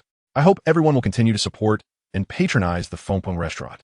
The crowd stood in astonishment. What, like family? The owner of Fengpeng restaurant and the Wang family are akin to kin. Yet the young master dared to create a disturbance here? Was he seeking punishment? It became clear why old Master Wang had personally intervened and chastised his grandson. The two families were indeed acquainted. The young master lowered his head and followed old Master Wang out, crestfallen. Old Master Wang turned to Chen Nan Feng and said, "Child, you may attend to your matters first. Once you are finished, come visit your grandfather." As he departed, the crowd dispersed. Zhang Dapeng remarked, "Feng, do you truly know the Wang family? I was quite concerned." In Chapter 20, one must first fortify oneself. The crowd had dispersed, and Zhang Dapeng continued, "Feng, you indeed have connections with the Wang family. I was worried since that young master clearly intended to stir trouble. Do not worry. If anything arises, simply call me." "How fares your business?" Chen Nan Feng inquired. "Rest assured, business is thriving. I did not anticipate the young master would cause a scene. I have heard their family is involved in the restaurant business, and he does not come with good intentions," Zhang Dapeng replied. The Wang family is a prominent clan in this area, wielding considerable influence. In business, connections are crucial. Without them, success is elusive, as Zhang Dapeng wisely noted. Chen Nan Feng contemplated this and felt the truth in his words. In this era, lacking wealth, power, or a solid background leaves one vulnerable to oppression and disdain. As a rural individual with little to his name, if not for his inheritance, surviving in the city would be nearly impossible. To grow strong, one must possess power. Chen Nan Feng's yearning for strength grew ever more profound. In truth, this young master was the youngest child of the Wang family, the grandson of old Master Wang. Named Wang Yu, due to his tender age, everyone indulged him, transforming him into a spoiled young master. He squandered his days in debauchery, and one day, upon seeing the Fengpeng Tavern, he sought to create a disturbance in hopes of forcing its closure. To his surprise, the tavern's proprietor was an acquaintance of the Wang family, leading to a comical misunderstanding that ultimately resulted in his grandfather catching him red-handed. With a pained expression, Wang Yu stammered, "Grandfather, He felt utterly wronged. What had he done to deserve such ire? Was it truly necessary for his grandfather to react so harshly over a mere tavern disturbance? The severity of his grandfather's response seemed excessive. Upon returning to his room, he noticed the bruises adorning his body and wept in distress. With the assurance of the Wang family patriarch, the tavern's business quickly flourished once again. Chen Nan Feng conversed with Zhang Dapeng for a time before speaking with Su Ruping. reassuring her that Ling Yun would take good care of himself. Grateful for Chen Nan Feng's support, Su Rupiying's well-being alleviated his worries. He promised Ling Yun that as long as Su Rupiying remained unharmed, Ling Yun could focus on his studies abroad without concern. Chen Nan Feng visited the traditional Chinese medicine hall, where the president promptly approached him, exclaiming, "I was just about to seek you out. How fortuitous that you have arrived. Does the president have something for me?" Chen Nan Feng inquired. "There is someone I believe needs your attention.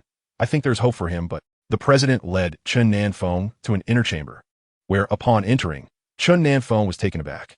A youth, around his age, huddled in a corner, disheveled and unrecognizable. The president explained the boy's plight, stating, "He suffered a traumatic shock that rendered him like this. I hope you can discern a path to help him. Please step outside. I will see what I can do," Chen Nan Feng requested, as the president felt powerless to assist the young man. Approaching the boy, Chen Nan Feng sat on the floor, facing him. The youth, trembling, dared not lift his head upon sensing someone before him. "You need not fear. I mean you no harm." At that moment, Chen Nan Feng began to assess the boy's condition. Aside from some physical injuries, it was evident his nervous system had endured trauma. Placing a finger gently on the boy's forehead, he commenced the process of unblocking his nerves, also addressing the emotional turmoil within him. Gradually, the boy began to awaken, yet remained silent, gazing at Chen Nan Feng. "I know not what you have endured, but I wish to impart this. Regardless of your experiences, you must face them with courage. I grew up without parents, raised by my grandmother, who eventually departed from my life. I have lived alone, sometimes struggling to find enough to eat. During my college entrance exams, I was replaced by another, and I endured violence, nearly losing my home. Yet here I stand, still living, such is life." Tears streamed down the boy's face as he listened. After a long silence, he finally spoke, "My father is innocent." Chen Nan Feng remained silent, simply observing the boy, hoping to provide him a space to release his pent-up anguish. The young boy wept for a while, feeling a sense of relief wash over him. Chen Nan Feng's presence offered him a profound sense of safety. Gradually, the boy introduced himself. "My name is Su Qi. I am a freshman majoring in law. My father, Su Ming, is the chairman of the company." Suddenly, one day, he was falsely accused of embezzlement and corruption, which led to his tragic leap from a building. "My father could never engage in any illegal activities. We are all each other has, and he is simply not that kind of person. What are your plans now?" Chen Nan Feng inquired. "I seek vengeance. I must uncover the identity of the one who framed my father. I cannot allow him to leave this world without clarity," Su Qi declared with bitterness. "If you pursue this now, those individuals will certainly not grant you any opportunities. You would be in grave danger," Chen Nan Feng cautioned. Su Qi looked at him puzzled. "Why do you want to help me? I've already mentioned that I, too, am a victim of bullying. However, I have grown stronger. No one can intimidate me any longer. I believe you can achieve the same," Chen Nan Feng replied. Encouragingly, he added, "Learn to be resilient, regardless of the challenges you face. Remain calm. There is nothing insurmountable." "I understand, brother. By the way, what is your name?" Su Qi asked. "I am Chen Nan Feng." After a brief conversation, they emerged, and upon seeing them together, the president smiled and remarked, "I knew you could do it. He is all right now, isn't he?" "Yes, he is fine. Though there was some nerve damage, which has already healed," Chen Nan Feng responded. Su Qi quickly expressed, "Thank you, grandfather, for saving me." The president waved his hand dismissively, saying, "No need for thanks. You should be grateful to him, for he is the one who truly saved you. Nonetheless, I must thank you, for without your intervention, he would still be wandering outside," Chen Nan Feng insisted. "No need for gratitude. Seeing you well is more than enough," the president said, gazing affectionately at the young boy before him. "Well then, I shall take my leave and bring him along," Chen Nan Feng stated. Upon hearing this, the president chuckled. "That sounds wonderful. With you around, he will surely thrive. You are of the same age and should get along splendidly. Off you go. Goodbye, grandfather." Su Qi bowed respectfully to the president. "Take care of yourself. Seek out Ling Yun. You can look out for one another," Chen Nan Feng advised. "Brother, I understand. I'm leaving now." Chapter 21. In these times, miraculous healers are as common as cabbage. As Su Qi departed, Chen Nan Feng contemplated the plight of another unfortunate soul. Observing Ling Yun, and Su Qi reminded him of himself. Had he not embraced the legacy he received, his fate might have been far worse than theirs. Perhaps even non-existent in this world. His willingness to assist Ling Yun and Su Qi stemmed from recognizing his own reflection in their struggles. The malevolent physician's technique. The cold soul formula had taken Chen Nan Feng nearly a year of cultivation to achieve a mere breakthrough to the first level. This technique consists of 10 levels, and he had only just reached the second. Chen Nan Feng realized that cultivation was no simple endeavor. Upon reaching the second level of the Cold Soul formula, his medical skills, magical abilities, and alchemical prowess had all ascended to a new tier. He was pleasantly surprised to discover that the advancement in his technique also enhanced his skills, bringing him considerable joy. He marveled at the formidable power of the malevolent physician. Their medical expertise, magic, and alchemy were truly extraordinary. At this moment, Chen Nan Feng was still unaware of his burgeoning strength. He simply felt the imperative to diligently cultivate his abilities, to grow strong, stronger, and even stronger still. As night fell, he practiced his spells in the courtyard, having already mastered both medicine and alchemy, but now embarking on the journey of spellcasting. The term spell evokes the fantastical, the astonishing, the seemingly impossible made real. Yet Chen Nan Feng found himself immersed in this newfound art, practicing intricate incantations that felt formidable to him, having never encountered such wonders before. Learning them felt surreal, as if he were lost in a dream. One day, while procuring necessities, he unexpectedly crossed paths with Zhang Yong at the marketplace. Upon seeing Chen Nan Feng, Zhang Yong eagerly exclaimed, "Chen Nan Feng, are you here shopping? Have you heard? Lu Xiaofeng has been detained and sentenced to 3 years. Our classmates are all saying it's well-deserved." Chen Nan Feng was taken aback by Lu Xiaofeng's 3-year sentence, yet he too felt it was a consequence of his own actions. Zhang Yong continued to chatter on, but Chen Nan Feng remained largely unresponsive, harboring no fondness for Lu Xiaofeng, only a sense of disdain. As Chen Nan Feng waited at the entrance for Li Yin, she soon emerged, stating, "Let us go. My grandfather has been asking about you." Zhang Yong watched in envy as Chen Nan Feng climbed into a sleek sports car, accompanied by a beautiful woman.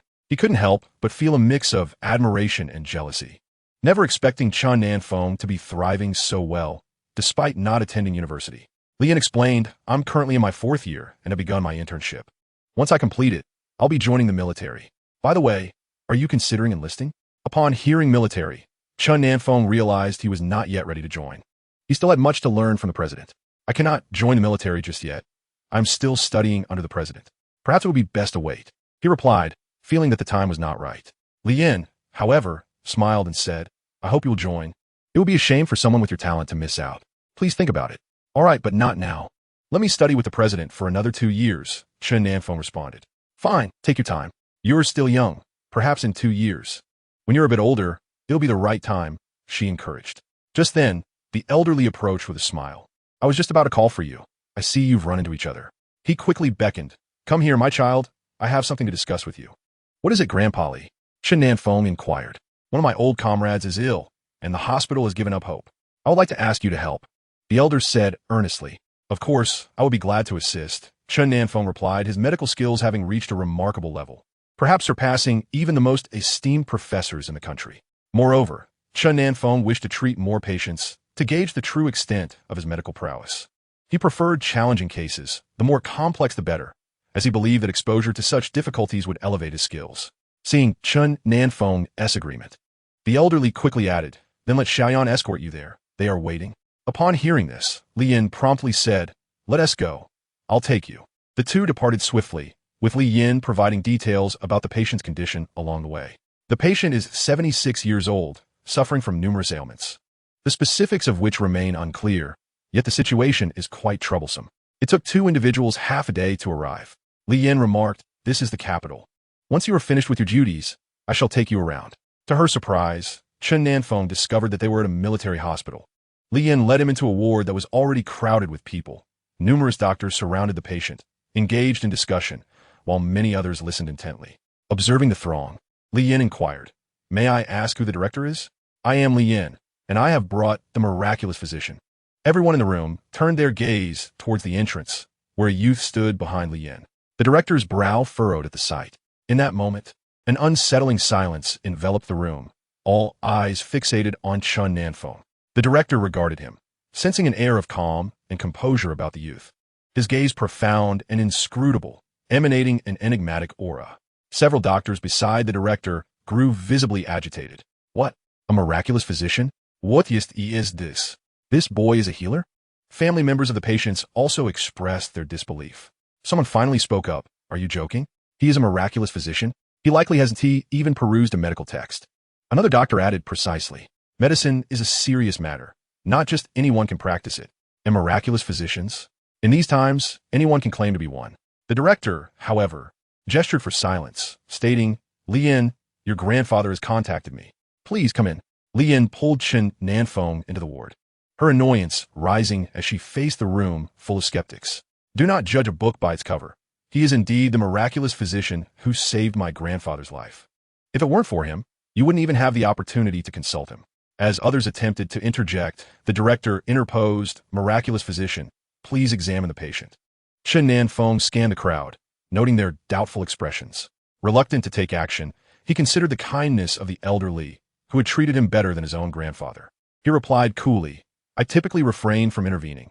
Were it not for elderly, I would not be here. Moreover, without your trust in my abilities, I see no reason to proceed. One person retorted, You speak as if you possess great skill. Are you a charlatan, merely feigning expertise? Another remarked, pretentious and ostentatious. Surely, he is just a fraud. Yet another added, perhaps he fears exposure and is employing a strategy of feigned humility. Lian, infuriated by the disrespect towards the individual her grandfather had painstakingly invited, could contain her anger no longer. If you do not believe us, we shall take our leave.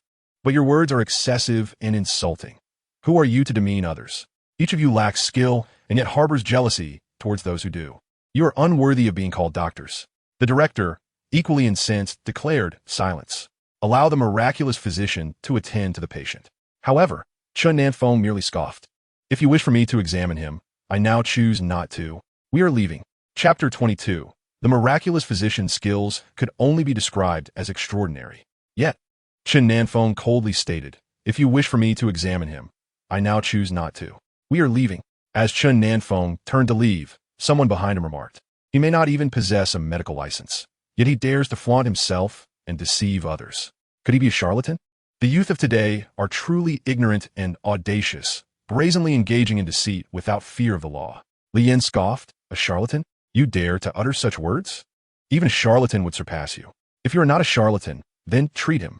Grasping Lian's arm, Chen Nan Feng replied, we shall not treat this patient. Let's depart. As they exited the ward, the director hurried after them, exclaiming, Lian, wait. Approaching Chen Nan Feng, the director said, Divine healer, I apologize. It's not that we doubt your abilities. It's simply your youth that took us by surprise. I beg of you, please lend your expertise. For the patient has little time left. Yet Chen Nan Feng coldly retorted, I believe in fate when it comes to healing. Since you do not trust me, that fate is lost. I will not intervene. Furthermore, do not shield them from the truth. They do not require my assistance. The director felt conflicted upon seeing Chen Nan Feng. He too had harbored doubts about his capabilities given his youth. However, he was reluctant to overlook the recommendation from elderly. Now, witnessing Chen Nan Feng's refusal to help, the director began to question if he truly was a charlatan, perhaps feigning his inability to treat in a bid to elicit a different response. Just as the director was caught in this stalemate with Chen Nan Feng, a group arrived, led by a middle-aged man. Upon seeing the man, Chen Nan Feng sensed that he was no ordinary individual. The middle-aged man exuded an aura of authority, commanding respect and exuding a formidable presence. To Chen Nan Feng's astonishment, he recognized that the man was a martial artist, albeit not particularly strong, but still perceptible to Chen Nan Feng's keen senses. The middle-aged man addressed the director and the two young individuals at the entrance, inquiring, Director, how is Elder Ling faring? The director quickly responded, Sir, Elder Ling's condition is quite dire, and we are currently seeking solutions.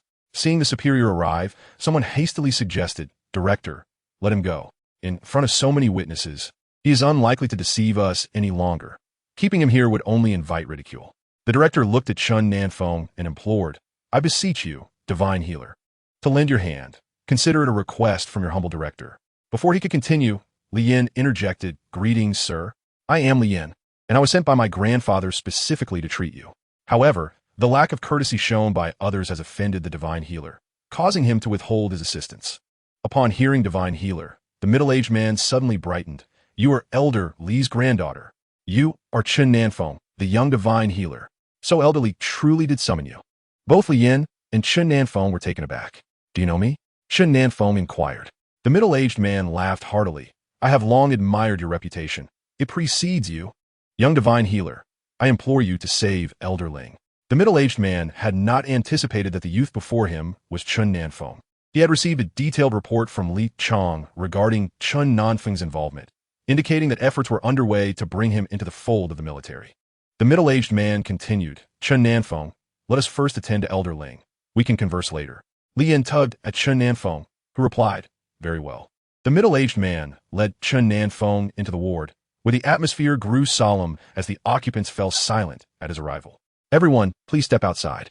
I am here to treat a patient and do not wish to be disturbed, Chen Nan Feng stated. All right, we shall wait outside, the middle-aged man responded, ushering the others out. The dean, wishing to observe Chen Nan Feng's treatment, hesitated but upon meeting Chen Nan Feng's indifferent gaze, ultimately exited as well. Once outside, a flurry of discussions erupted among the group. The middle-aged man admonished them. You are all experts. Yet, when faced with a young individual who claims to be a miracle worker, you cannot fathom it. Despite your years of experience, you still judge by appearances. It has come to my attention that you have even insulted this healer. There's a saying you ought to remember. Do not judge a person by their appearance, nor the sea by its depth. Just because you are incapable of certain feats does not mean others are as well. Though young, this healer comes highly recommended by elderly, whose condition you are all aware of. Have you succeeded in treating him? No, but this young man has. Do you question his qualifications? You are mistaken. He is indeed qualified. Personally endorsed by President Su of the traditional Chinese medicine hall, having cured several complex ailments that even you esteemed professionals could not. His medical skills are nothing short of miraculous, while your narrow-mindedness restricts your capacity to recognize talent.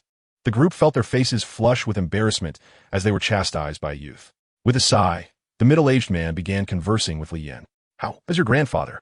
I heard he is now able to practice Tai Chi, the middle-aged man inquired. My grandfather's health has completely recovered. He can now practice Tai Chi and tend to his flowers, Li Yan replied joyfully. Not yet. He is currently completing the paperwork. Once he receives his diploma, he can enlist, Li Yan continued. Indeed, strive hard. Young people should have aspirations, the middle-aged man encouraged. Just then, Chen Nan Feng emerged from the ward. The crowd was momentarily stunned. Has he finished so soon? Has he succeeded or failed? The middle-aged man, too, felt a pang of curiosity. It had only been a little over 10 minutes since they entered. Please, go back in, he gestured as he moved toward the ward, and the others quickly followed, all eager to learn the outcome. Upon entering, they were met with a shocking sight. What on earth is happening? They murmured among themselves, feeling as though they were in a dream. The middle-aged man was the first to regain his composure and approached the elder. Elder leader, how do you feel? The elder furrowed his brow at the crowd before looking at the middle-aged man. Qingyu, what brings you here? The middle-aged man replied, Oh, it's me, Yi Qingyu. I came to check on you. The elderly man hastily admonished, Nonsense. Why are you so busy coming to see me? I am perfectly fine. And what are all of you doing here? Are you quite idle? The others appeared disheartened, replying, Is it not evident that your condition is grave? Otherwise, how would we all be here? Ling Lao, do not blame them. Your health is indeed serious. If it weren't for the miraculous physician, it would be quite troublesome. Yi Qingyu remarked, A miraculous physician? Who is that? Is it that young director? Ling Lao questioned. Yi Qingyu quickly clarified, No. It is the miraculous physician recommended by Old Li. He is the one who saved you. Upon hearing Old Li's name, Ling Lao inquired, How is Old Li? Is he well? He is quite well, and even introduced the miraculous physician to you. Yi Qingyu responded. And where is this miraculous physician? I ought to express my gratitude. Ling Lao insisted. The director promptly stepped outside to bring in Chen Nan Feng, and Yi Qingyu guided Chen Nan Feng before Ling Lao, saying, Look, this is the miraculous physician, haha. Ling Lao stared at Chen Nan Feng momentarily, then turned to Yi Qingyu, saying, You mean to say this child is the miraculous physician? Yi Qingyu chuckled. Do not underestimate him. He saved Old Li as well. When the experts and professors could not treat you, he resolved the issue with a single intervention. Ling Lao, upon hearing this, eagerly grasped Chen Nan Feng's hand, exclaiming, Good lad, remarkable indeed. At such a young age, you possess such prowess, far surpassing them. The director and the doctors felt a bit embarrassed, as Ling Lao's gestures left them in a compromising position. Yi Qingyu consoled, Old chief, you must take good care of yourself. You know I enjoy drinking. It's just my habit. Must I really cut back? Ling Lao replied somewhat childishly. It is best to refrain, but if you must drink, just have a little, Chen Nan Feng advised. All right, I shall heed your counsel and drink only a tad. By the way, you are also from Jianghai, right? Are you currently residing with Old Li? I live next to Grandpa Li, Chen Nan Feng confirmed. Ling Lao chuckled, I truly envy Old Li. When you come to the capital, you must visit me. Certainly, Chen Nan Feng replied. Reflecting on Ling Yun, He thought there might be future intersections and decided it prudent to mention, Ling Yun and I are friends. Ling Lao responded with delight, "Ah, you are friends with Xiao Yun? That is wonderful. When you come to the capital, you must visit my home. You take care of yourself, old chief." "We shall take our leave now," Chen Nan Feng said, bidding farewell to the elder as he exited alongside Yi Qingyu. "Come, let's take a stroll," Yi Qingyu suggested. Chen Nan Feng and Li Yin followed Yi Qingyu, and once they had departed, the director inquired, "Ling Lao, how do you feel?" "I feel splendid. It seems as though I have never felt so well," Ling Lao replied. "Then we shall conduct an examination. If all is well, you may be discharged," the director responded. Soon, the director arranged for Ling Lao to undergo a checkup, and the results swiftly arrived, revealing that all indicators were normal. Incredible. It is as if Hua Tuo has returned to the world. The director marveled internally, pondering who exactly this young man was. However, he was very curious about the methods employed by Chen Nan Feng, whose extraordinary medical skills were beyond the grasp of most. Who could his master possibly be? It seemed that no one in the entirety of Huaxia possessed such capabilities. Although he was acquainted with several esteemed traditional healers, none could rival Chen Nan Feng as prowess. Yi Qingyu led Chen Nan Feng to a tranquil spot to sit down. As they settled, Chen Nan Feng remained silent, fully aware that Yi Qingyu had something to convey. He chose to wait patiently. Eventually, Yi Qingyu spoke. "You must be wondering how I know about you. It was Li Chong, the son of Elder Li, who informed me. He believes you are a rare talent and wishes to recruit you into the military.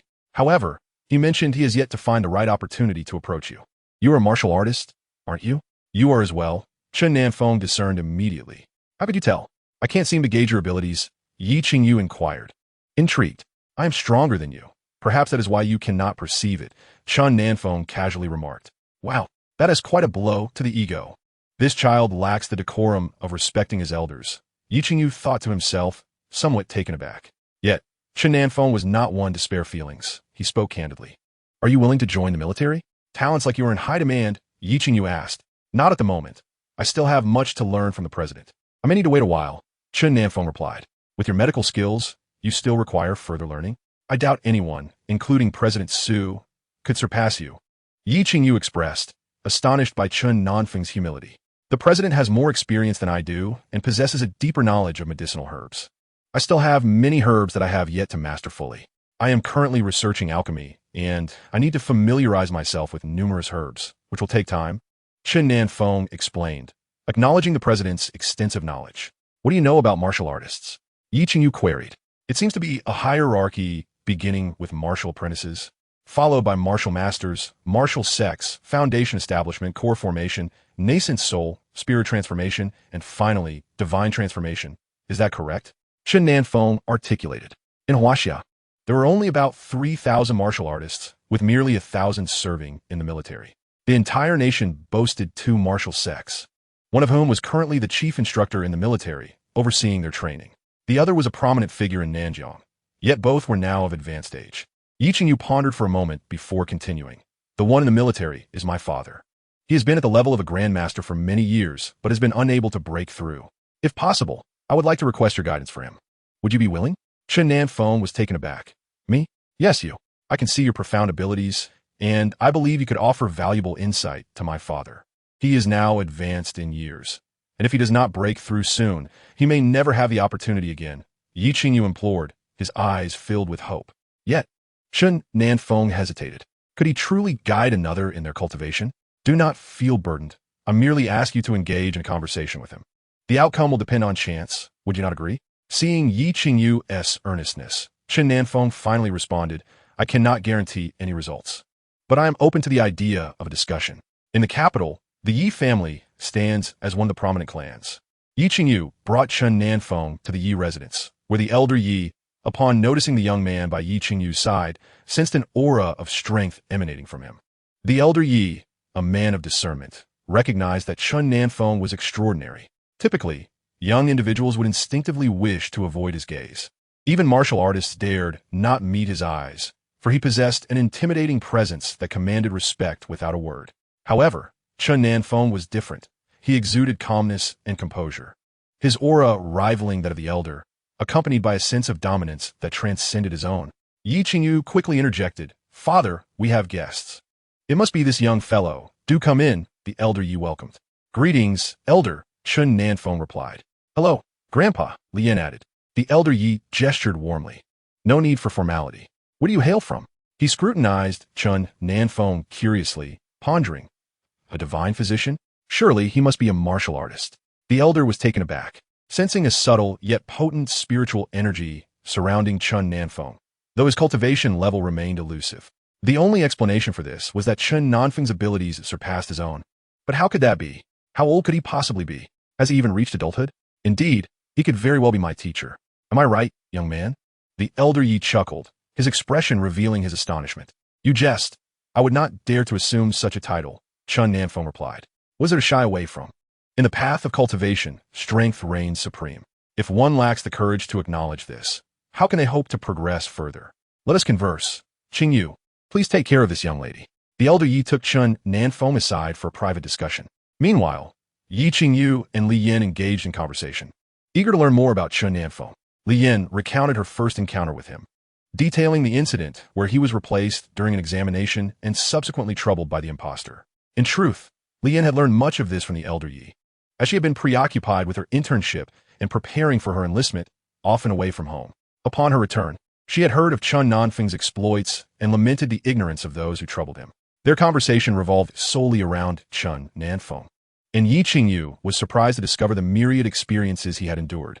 At that moment, Chen Nan Feng was engaged in dialogue with the elder Yi, who inquired with curiosity, Is your current cultivation at the foundation establishment or the core formation stage? I have reached the pinnacle of foundation establishment. The next step is to break through to core formation, Chen Nan Feng replied.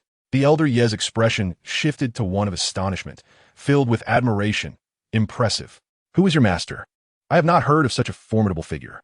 His gaze seemed almost to engulf Chen Nan Feng. It was the first time he encountered someone stronger than himself. And to find it was a youth was utterly astonishing. My master is a recluse who prefers to remain unknown. Thus I cannot disclose details about him, Chen Nan Feng explained. Old Master Yi was momentarily taken aback, but quickly grasped the situation, exclaiming, I understand. Indeed, there exist individuals of extraordinary ability who prefer to remain hidden from the world, leading a life of seclusion. Chen Nan Feng inquired, You are on the verge of breaking through to the foundational stage, aren't you? With a hint of regret, Old Master Yi replied, It is not so simple. I have been stagnant at the master level for 20 years, and to this day, I still cannot make the breakthrough. It is not an easy feat. Perhaps it requires an opportunity.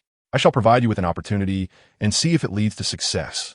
Allow me to concoct a medicinal pill to assist in your breakthrough, Chen Nan Feng suggested. Old Master Yi felt that he was indeed at a pivotal moment for advancement. Are there truly pills for breakthroughs? I have never heard of such a thing. Did your master mention it? He asked curiously. I study medicine, and my master is an alchemist. Creating some auxiliary pills is within my capabilities, Chen Nan Feng explained. Regardless, I thank you in advance. What do you need? I will procure it. Upon hearing of the possibility of a breakthrough elixir, Old Master Yi suddenly felt invigorated, sensing that his chance had arrived. I need to visit the traditional Chinese medicine hall. It may take some time, Chen Nan Feng stated. Upon hearing traditional Chinese medicine hall, Old Master Yi eagerly grasped Chen Nan Feng's arm, exclaiming, Let us go. I know the president there, and he can procure anything we desire. Without hesitation, Old Master Yi led Chen Nan Feng away. When they emerged, Yi Qingyu had yet to speak, but Old Master Yi remarked, We are stepping out for a while. Take good care of that girl. Excuse me, where are you two headed? Unfortunately, Old Master Yi and Chen Nan Feng had already vanished. Yi Qingyu felt a wave of frustration. The old man was as unpredictable as the weather, failing to clarify their intentions. Upon arriving at the traditional Chinese medicine hall, they were swiftly greeted. The shopkeeper approached with urgency, saying, Old Yi, what brings you here? If you need anything, just call, and I shall deliver it to your residence. Where is the president? Old Master Yi inquired, scanning the surroundings. The president is inside, attending to a patient. Please wait a moment, the shopkeeper replied, preparing to find the president. Let's go in and see him, Old Master Yi insisted. The shopkeeper quickly led him to the president. Meanwhile, the president was currently treating a young man, clearly overwhelmed by the circumstances. Upon seeing Old Master Yi's sudden appearance, he exclaimed, What brings you here? I am quite busy at the moment. You're free to manage on your own.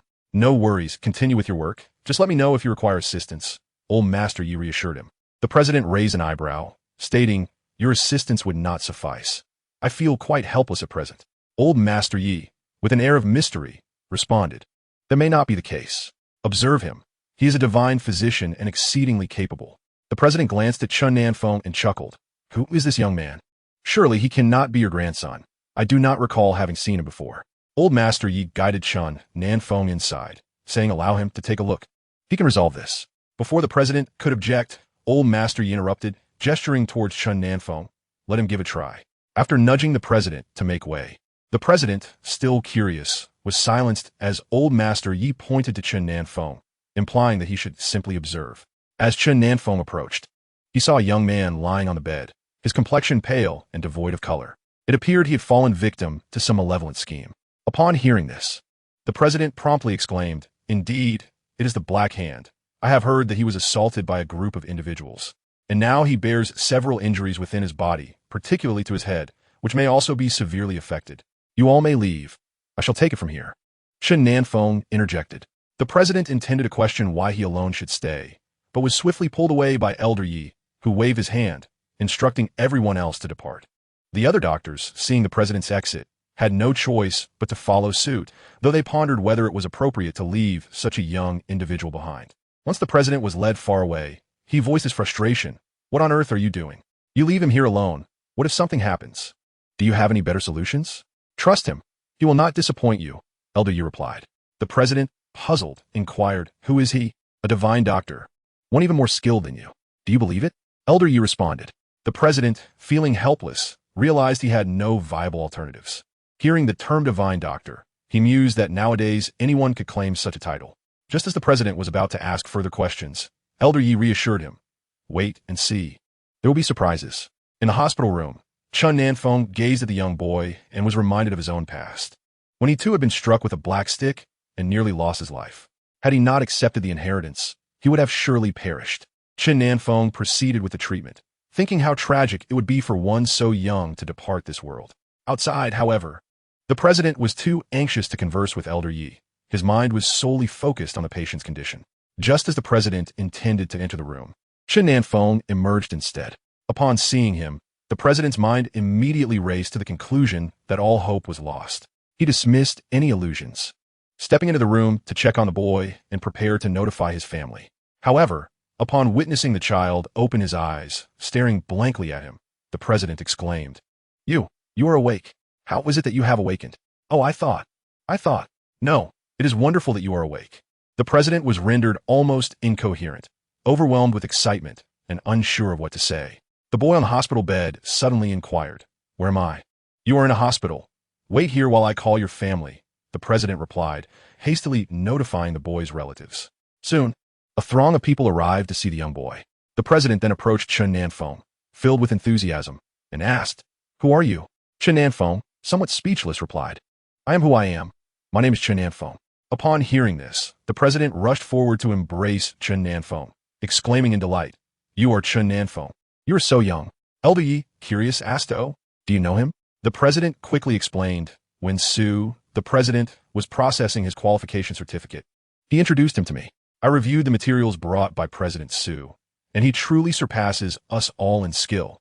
The president then eagerly took Chen Nan Feng by the arm and said, Come, let us discuss this in my office. The group proceeded to the president's office, where he remarked, Child, I have heard from President Su that your master is an extraordinary figure. Please provide me with a means of contact. It may be crucial to summon you in times of need. Chen Nan Feng had not anticipated that his visit to the capital would lead to acquaintances with the Ling family, the Yi family, and now even the president of the traditional Chinese medicine hall. As the president conversed with Mr. Yi and Chen Nan Feng, a young lad approached with his father, expressing their gratitude upon seeing the president. However, the president waved his hand dismissively, stating, Your son was not saved by me, but by this esteemed physician. If you wish to express thanks, direct it towards him. Chapter 25. I believe you will undoubtedly become the most formidable soldier. The president reiterated, Your son was not saved by me, but by this esteemed physician. If you wish to express thanks, direct it towards him. The boy and his father gazed at Chen Nan Feng in disbelief. Is this truly the esteemed physician? The father stammered after a brief pause. Thank you, esteemed physician. If it weren't for you, my son would have faced grave danger.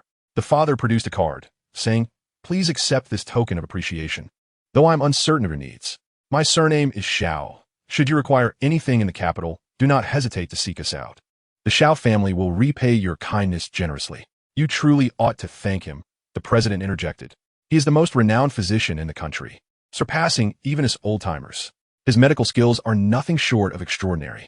Without him, your son would not be here today. The father expressed his gratitude once more while the boy looked at Chen Nan Feng, puzzled. You are the esteemed physician?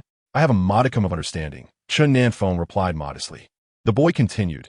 If even the president acknowledges you as the esteemed physician, you must be quite impressive. May I learn medicine under your guidance? The president was taken aback, as were Mr. Yi and the boy's father.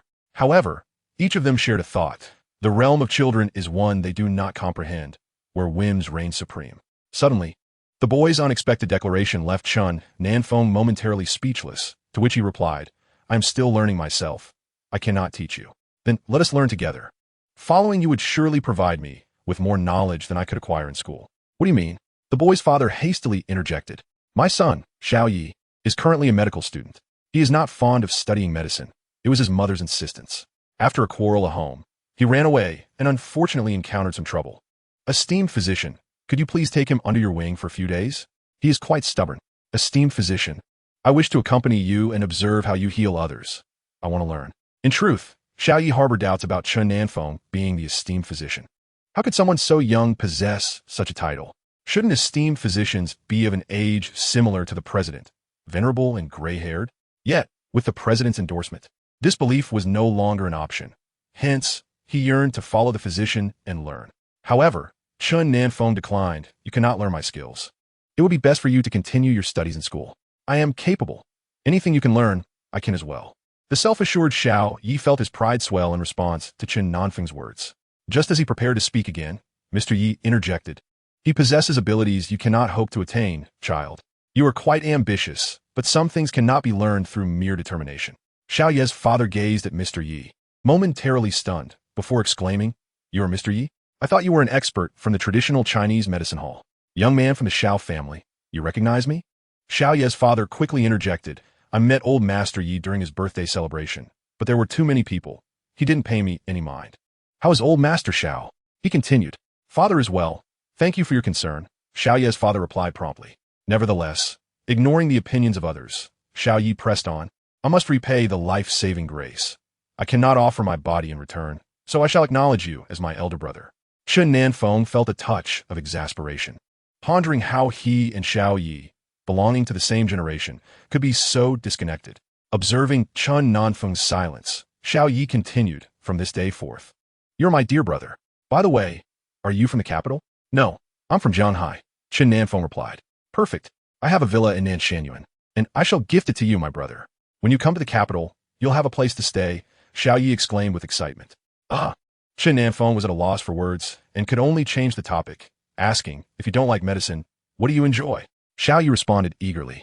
I love the field of espionage. It's thrilling and immensely enjoyable.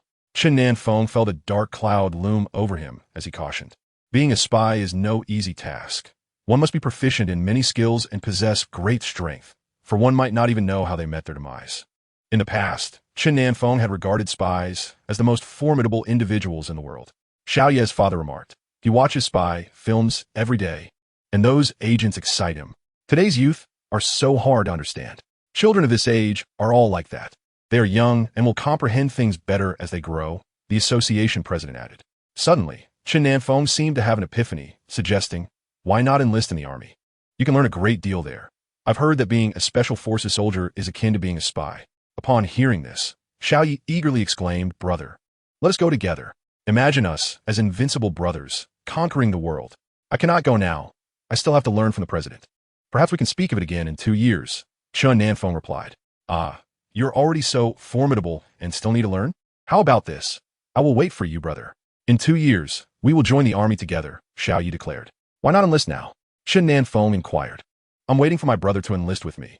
We are brothers and must advance or retreat together, Xiao Yi insisted. Chen Nan Feng was at a loss for words.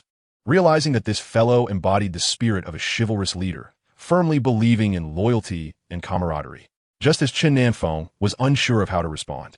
Old Master Yi interjected, Young man, if you wish to join the army, that is fine, but you and him will not be in the same unit. You should enlist first.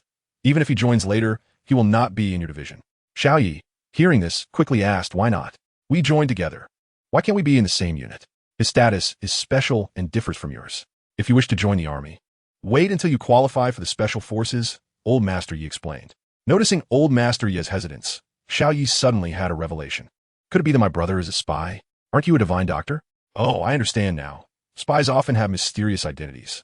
Brother, you're a spy, aren't you? I guessed correctly, didn't I? The divine doctor is merely a facade for your true identity. I get it. It's how they portray on television. Xiao Yi, filled with excitement, believed that Chen Nan Feng must indeed be a spy, for how else could he be so remarkable? You possess a remarkable imagination. I believe you would excel as a special forces operative, suggested Chen Nan Feng. Special forces do seem quite impressive. However, I still prefer the allure of being an agent. Since my elder brother also finds special forces appealing, I shall pursue that path first, replied Xiao Yi. Xiao Ye's father interjected promptly. Serving in the military is arduous. Are you certain about your decision? I am resolute, elder brother. Are you a member of the armed forces? Xiao Yi inquired. Not at present, Chen Nan Feng responded.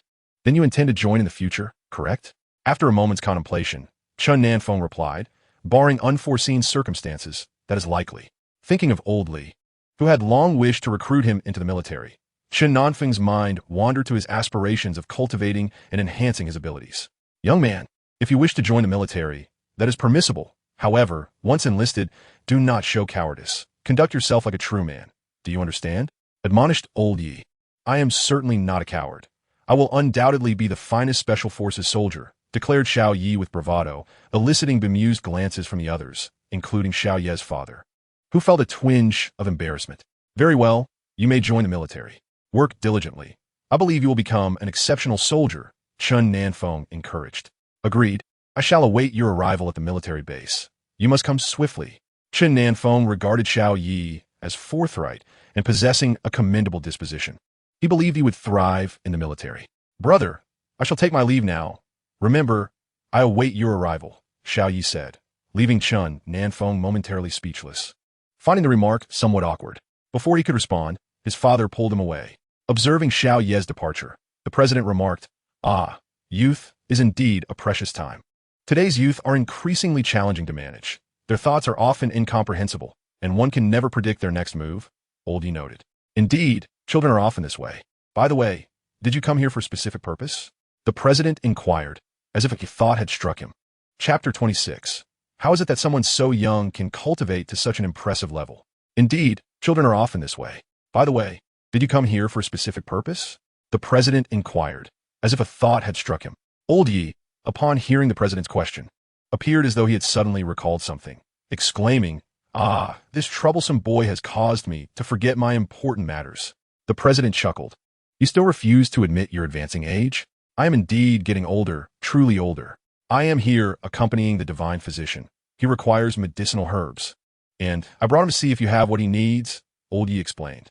Upon hearing this, the president's eyes gleamed with interest. What medicinal herbs does the divine physician require?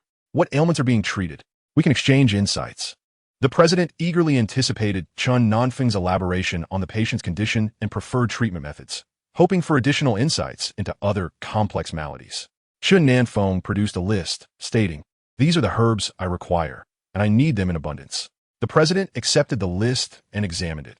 He recognized all the herbs, yet he was perplexed as to their combined therapeutic applications. Nevertheless, he remained courteous, assuring, Very well, we have all these herbs in stock. I will prepare them. Old Yi, relieved to hear that the herbs were available, expressed, Please have them delivered to my residence, and charge it to my account. We shall take our leave now. The president quickly replied, Ah, you are departing? Divine physician, will you be staying in the capital for a few days? I have other matters to attend to and may depart tomorrow. Upon hearing that Chen Nan Feng was leaving, the president expressed his regret, stating, I had hoped to engage in a more extensive conversation with the divine physician. It seems that will no longer be possible. When might the divine physician return to the capital? I am uncertain. It depends on circumstances, Chen Nan Feng replied, not knowing when he would return to the capital himself.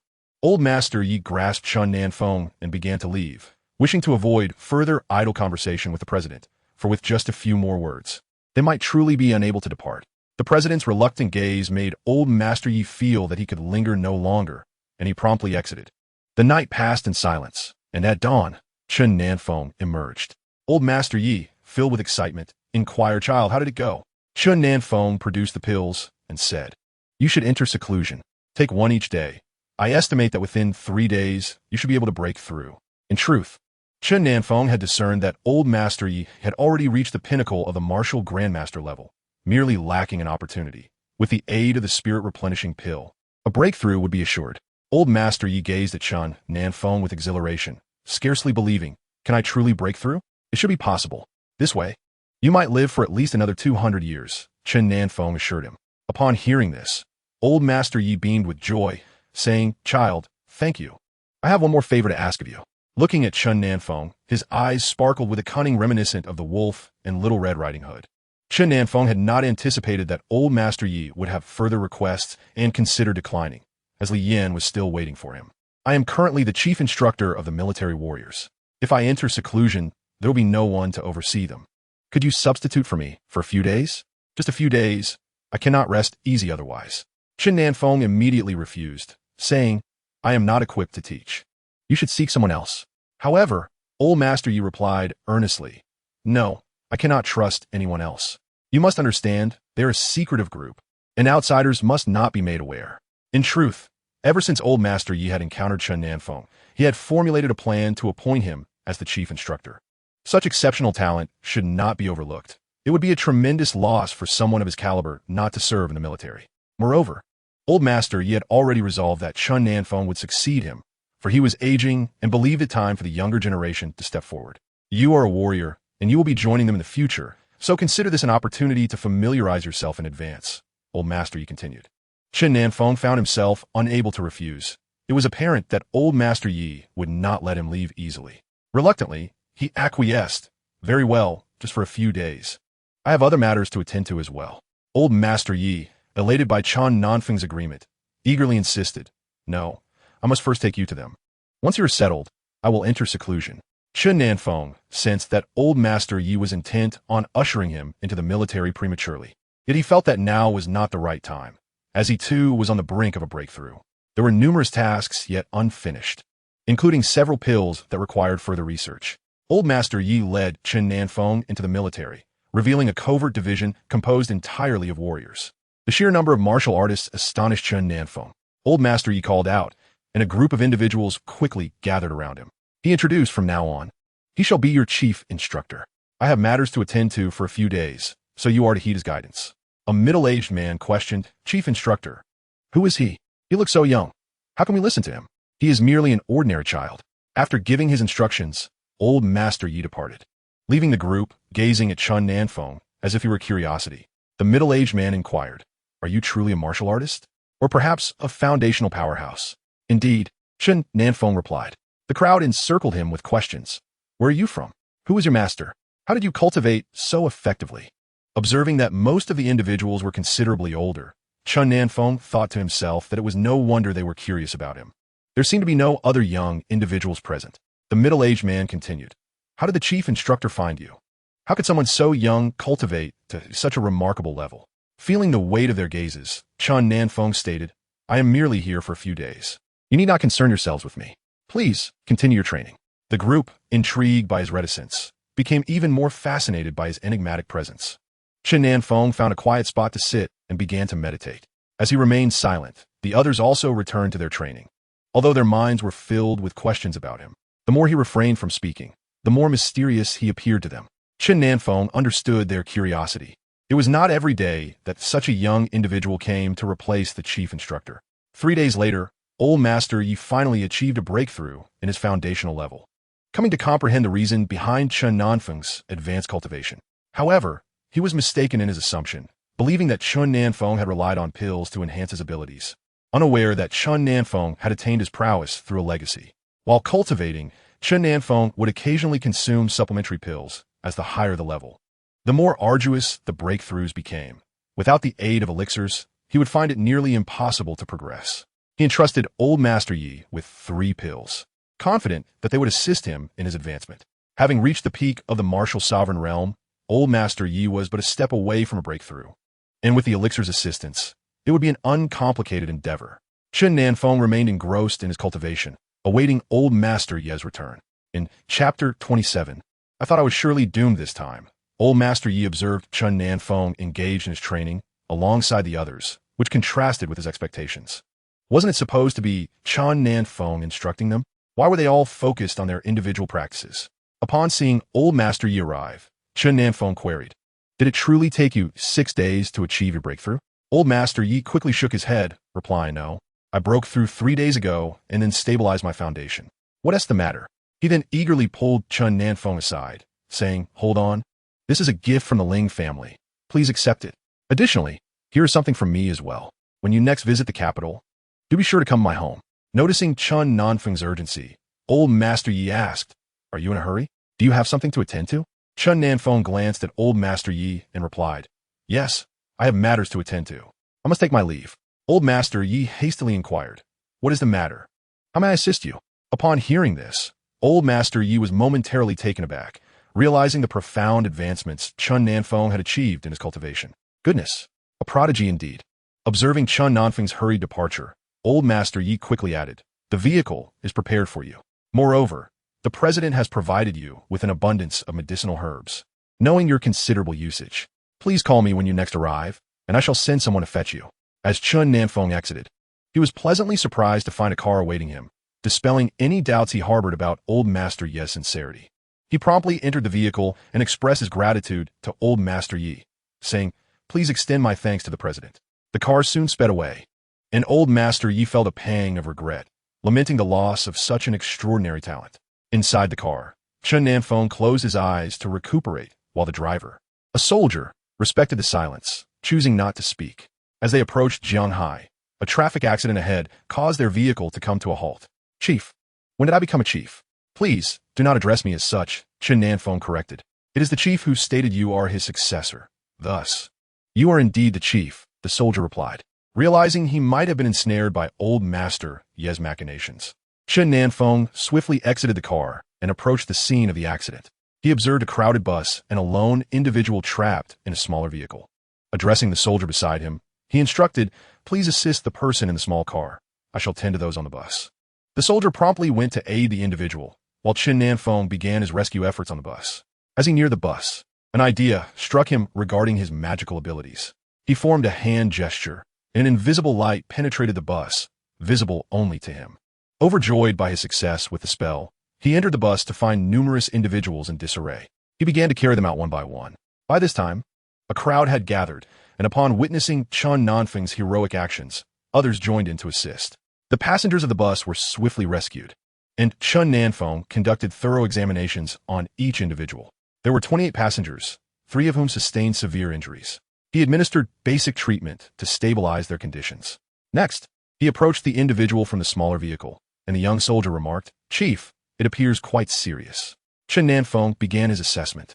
Noting the severity of the injuries, internal bleeding, 3 fractured ribs, and a severe head injury, he commenced treatment without hesitation. Seeing him attend to the wounded, a bystander cautioned, "Young man, do not act hastily.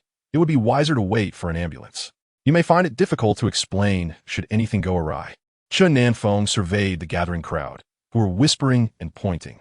Undeterred by their opinions, he remained resolute in his mission to save lives.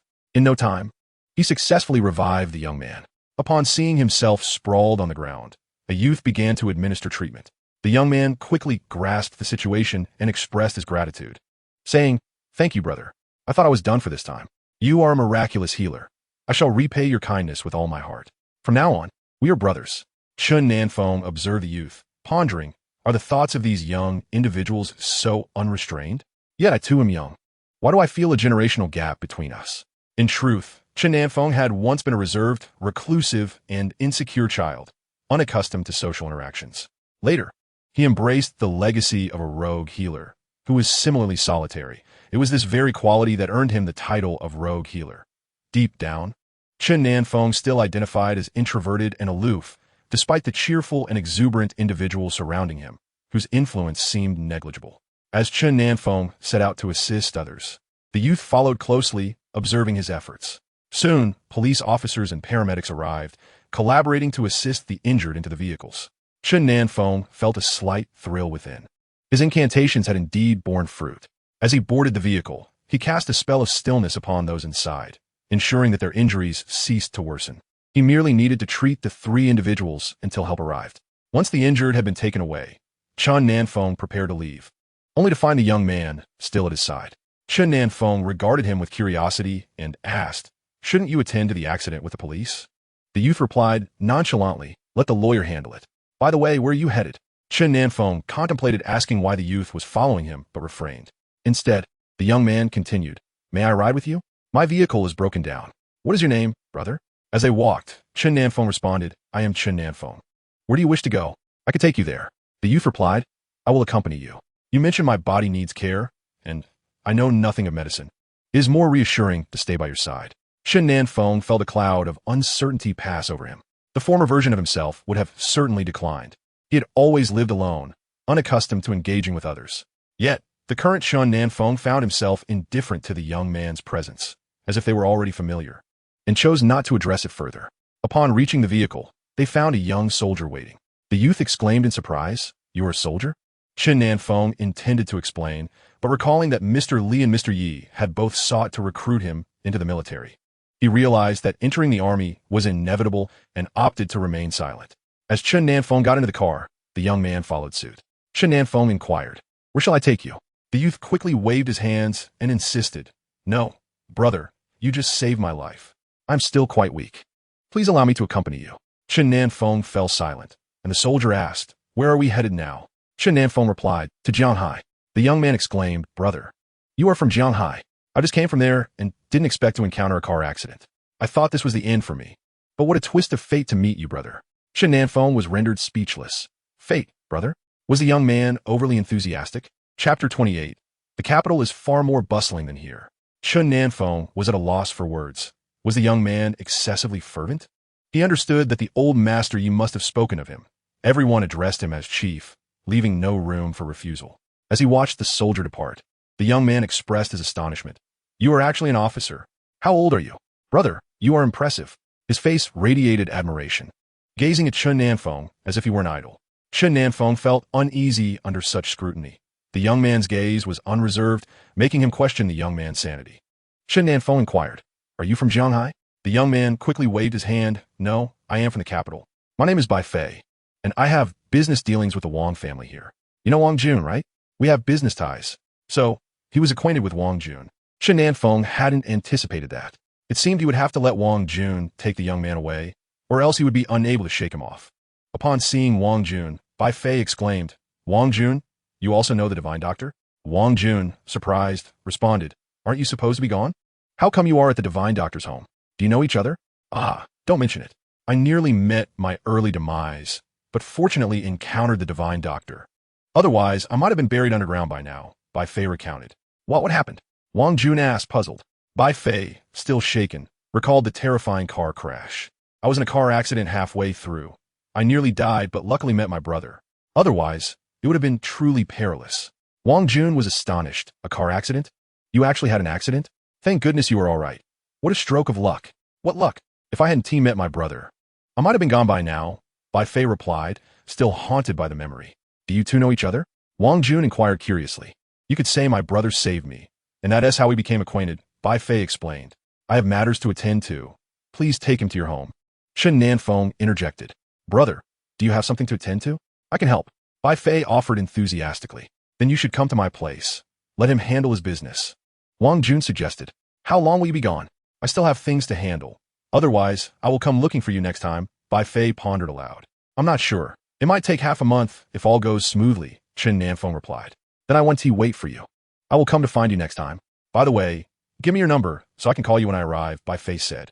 Chen Nan Feng provided his number, and then Bai Fei and Wang Jun departed. Watching Bai Fei leave, Chen Nan Feng felt that he was quite the chatterbox, causing him a headache. As an introverted individual, he found it challenging to acclimate to the presence of such an exuberant person. Nevertheless, Bai Fei, though talkative, was not bothersome. Chen Nan Feng, having grown accustomed to solitude, found the sudden appearance of an enthusiastic individual quite disconcerting. However, Bai Fei paid no heed to these matters. He believed that Chen Nan Feng had saved his life, and thus he regarded Chen Nan Feng as a brother, akin to kin. After Bai Fei departed, Chen Nan Feng commenced preparations for his breakthrough, seeking a tranquil place for this significant endeavor. He thought of his home, where the village was sparsely populated. with most young people having ventured out for work, leaving behind only middle-aged individuals and the elderly. To the south of Chen Nan Feng's residence, there lay a modest hill. Not particularly lofty when compared to grand mountains, merely a gentle rise. Chen Nan Feng made his way to this humble elevation, intent on finding a suitable spot for his breakthrough. Midway up the hill, he discovered a cave, an unfrequented sanctuary, perfect for solitude. Settling down, Chen Nan Feng began his cultivation, aiming to break through to the golden core stage, a process demanding abundant spiritual energy. He had prepared ample spirit-replenishing elixirs for himself. He remained there for an entire week, and on the 8th day, he finally achieved his breakthrough. The spiritual energy from the mountain converged around him, an unexpected intensity that took him by surprise. Fortunately, it was not in his home that this commotion occurred. Upon exiting the cave, Chen Nan Feng was astonished by the sight before him.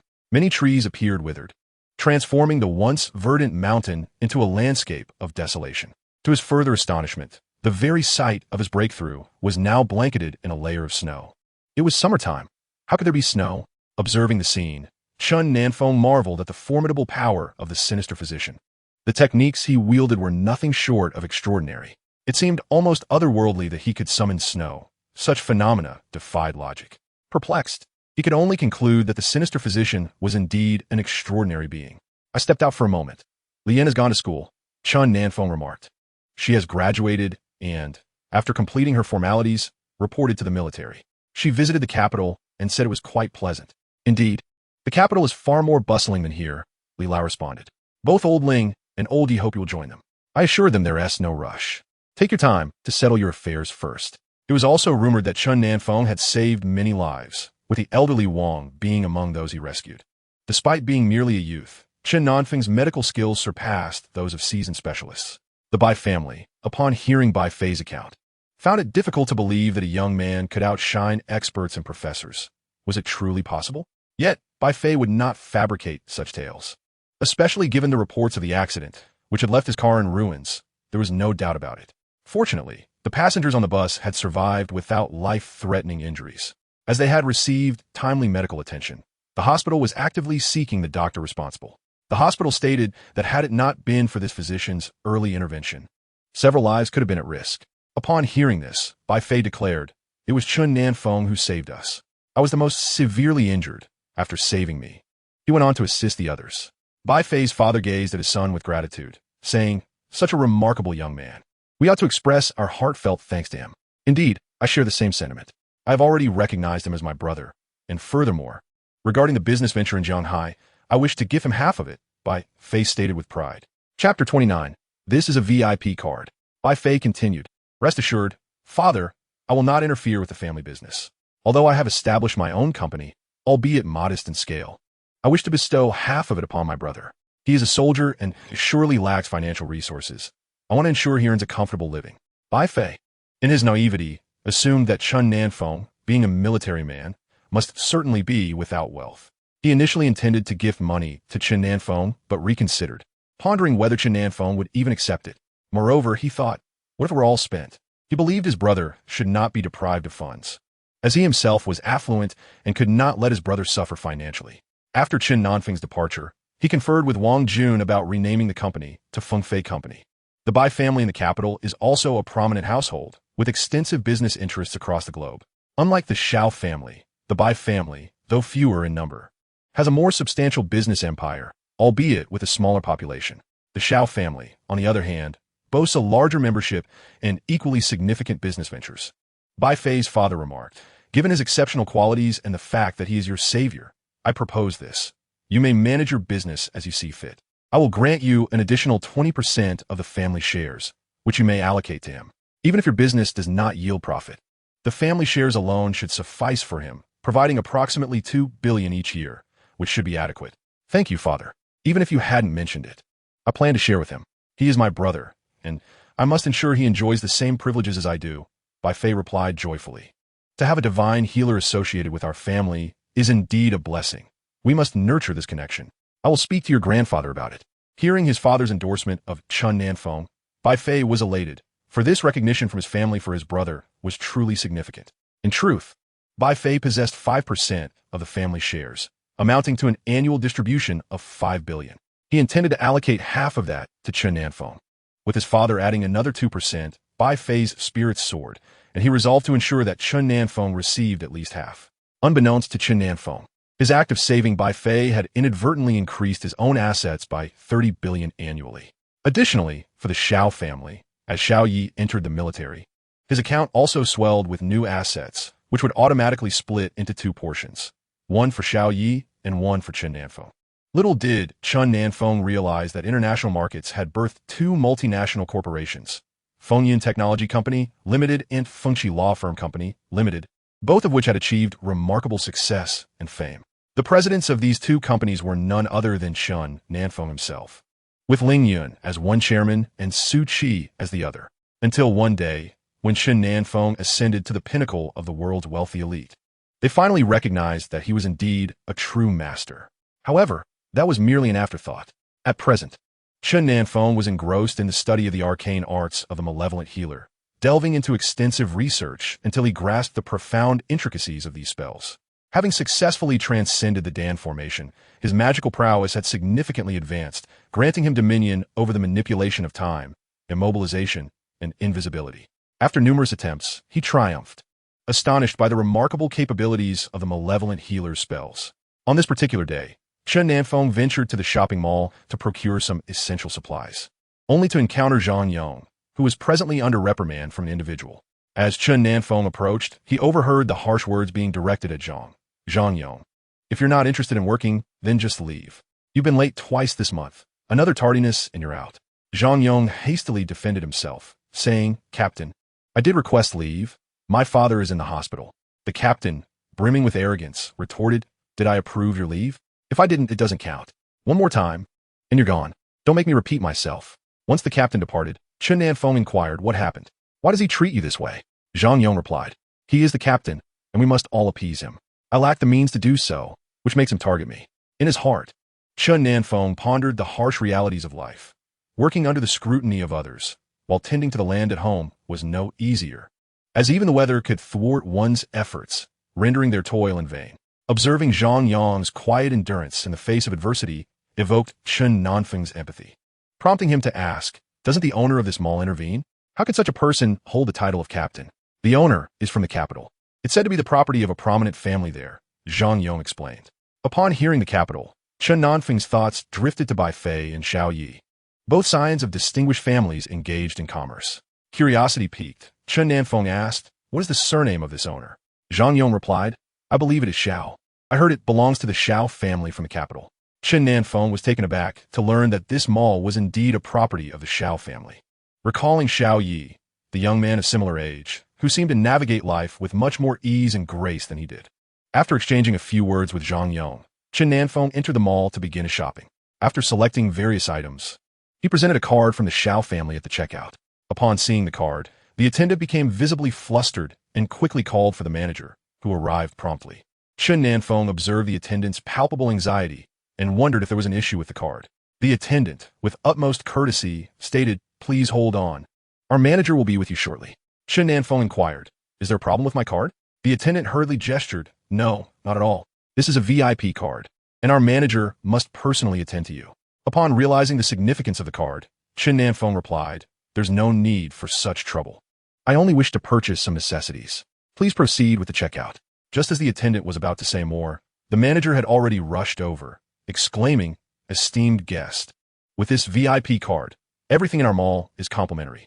Upon hearing complimentary, Chen Nan Feng was astonished that the Xiao family had bestowed upon him a card granting such privileges, revealing their confidence in him. Are you not concerned that he might drive the mall to bankruptcy? The manager, displaying utmost courtesy, responded, Dear customer, please feel free to share any feedback or requests regarding our services. We shall strive to fulfill them. Chen Nan Feng was taken aback by the sudden change in their demeanor, all due to a mere card. Indeed, the lifestyle of the affluent is remarkably distinct. This was his inaugural visit to the mall for clothing, yet he had been looked down upon by the sales staff, who treated him with disdain, refusing even to let him touch the garments, as if fearing he would soil them. As Chen Nan Feng prepared to depart, he noticed the manager trailing behind him. There's no need to see me off. I can manage on my own, he stated. However, the manager insisted, Allow me to accompany you, dear guest. Upon reaching the entrance, he spotted Zhang Yong and was reminded of the trouble Zhang had faced. By the way, your head of security is rather arrogant. I must say, I've encountered friendlier attitudes among your guards. Upon hearing this, the manager promptly inquired, did the guest say the head of security was arrogant? He glanced toward the security personnel at the door, already resolving that the captain must be reprimanded. It was unacceptable for a distinguished guest to harbor grievances.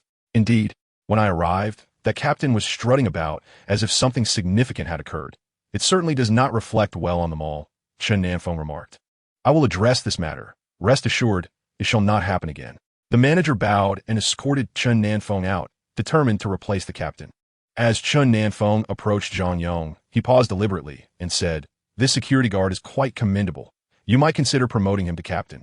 He exchanged a knowing glance with Zhang Yong, who was momentarily taken aback. What is happening? Is Chen Nan Feng recommending me to the manager? How does he know the manager? It seems the manager is quite cordial towards him. Could it be that Chen Nan Feng is advocating for my promotion? Zhang Yong found it hard to believe. Yet seeing the manager accompany Chen Nan Feng away made him reconsider. Hello, manager. I am Zhang Yong, he said hastily. From this moment forth, you are the head of security. Please strive to perform well and refrain from emulating the shortcomings of your predecessor, the manager declared. Wait, is it true? Just one sentence from Chen Nan Feng. And I am appointed captain? This feels surreal. Zhang Yong stammered. Yes, manager, I will certainly do my best. Thank you, manager. Thus, Zhang Yong became the head of security, fully aware that this opportunity was bestowed upon him by Chen Nan Feng. He never anticipated that Chen Nan Feng would assist him. They were not even in the same class yet Chen had still lent him a helping hand. Chen Nan Feng regarded this matter as trivial, merely a word spoken in passing. Yet, that single sentence had the potential to save Zhang Yong a decade of struggle. Such a position, often viewed with disdain by others, typically required connections. For someone like Zhang Yong, lacking such ties, it could take another 10 years to achieve the same rank. Upon arriving home, Chen Nan Feng found Wang Jun waiting for him. Did you seek me for something? He inquired, acknowledging Wang Jun's concern. He has truly acknowledged you as a brother. He came here to conduct business. In fact, the Bai family operates on a grand scale, with ventures across the globe. The business here is merely a pastime for him. Originally, his company was named Bai Fei, but it has since been renamed Feng Fei Limited. He mentioned that this company belongs to both you and him, and he is determined to manage it well. Upon hearing Wang Jun's words, Chen Nan Feng was taken aback by Bai Fei's actions.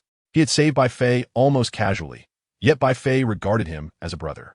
Although Bai Fei is somewhat loquacious, his character is commendable, making him a person worthy of friendship. Wang Jun presented a package to Chen Nan Feng, who opened it to discover a ginseng root over 100 years old, seemingly still fresh.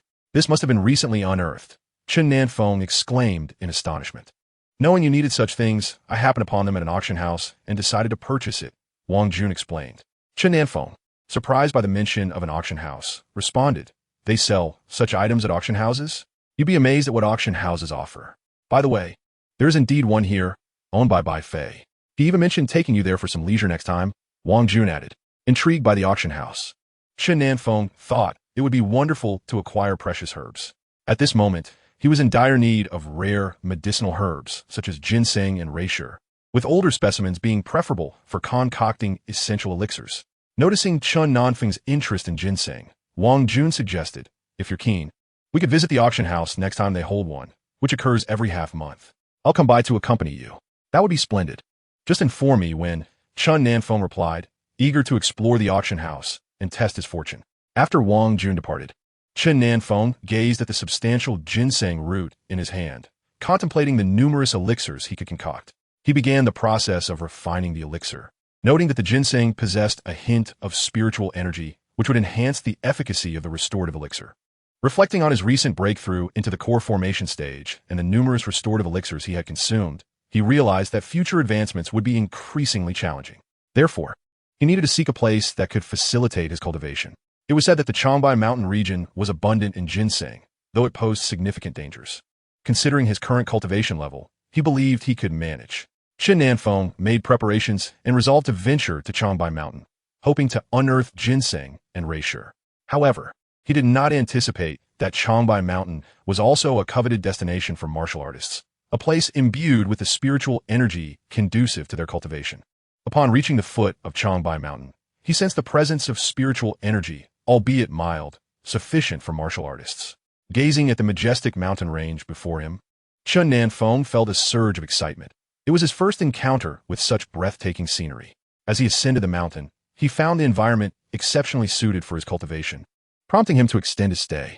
Throughout his journey, he reveled in the beauty of the mountains, his spirits lifted. At this moment, he comprehended that being here felt as though his very pores were opening up. Once he discovered a suitable location, he commenced his cultivation. This was indeed the right time and place for his practice. Time became irrelevant in the depths of his focus, and before he knew it, 10 days had passed. Chen Nan Feng opened his eyes and stood up, surveying his surroundings, which were truly breathtaking. Such exquisite scenery warranted thorough appreciation, so he continued his ascent up the mountain. As he walked, he began to search for ginseng and medicinal herbs. To his surprise, the abundance of herbs here was remarkable. It seemed he had indeed come to the right place.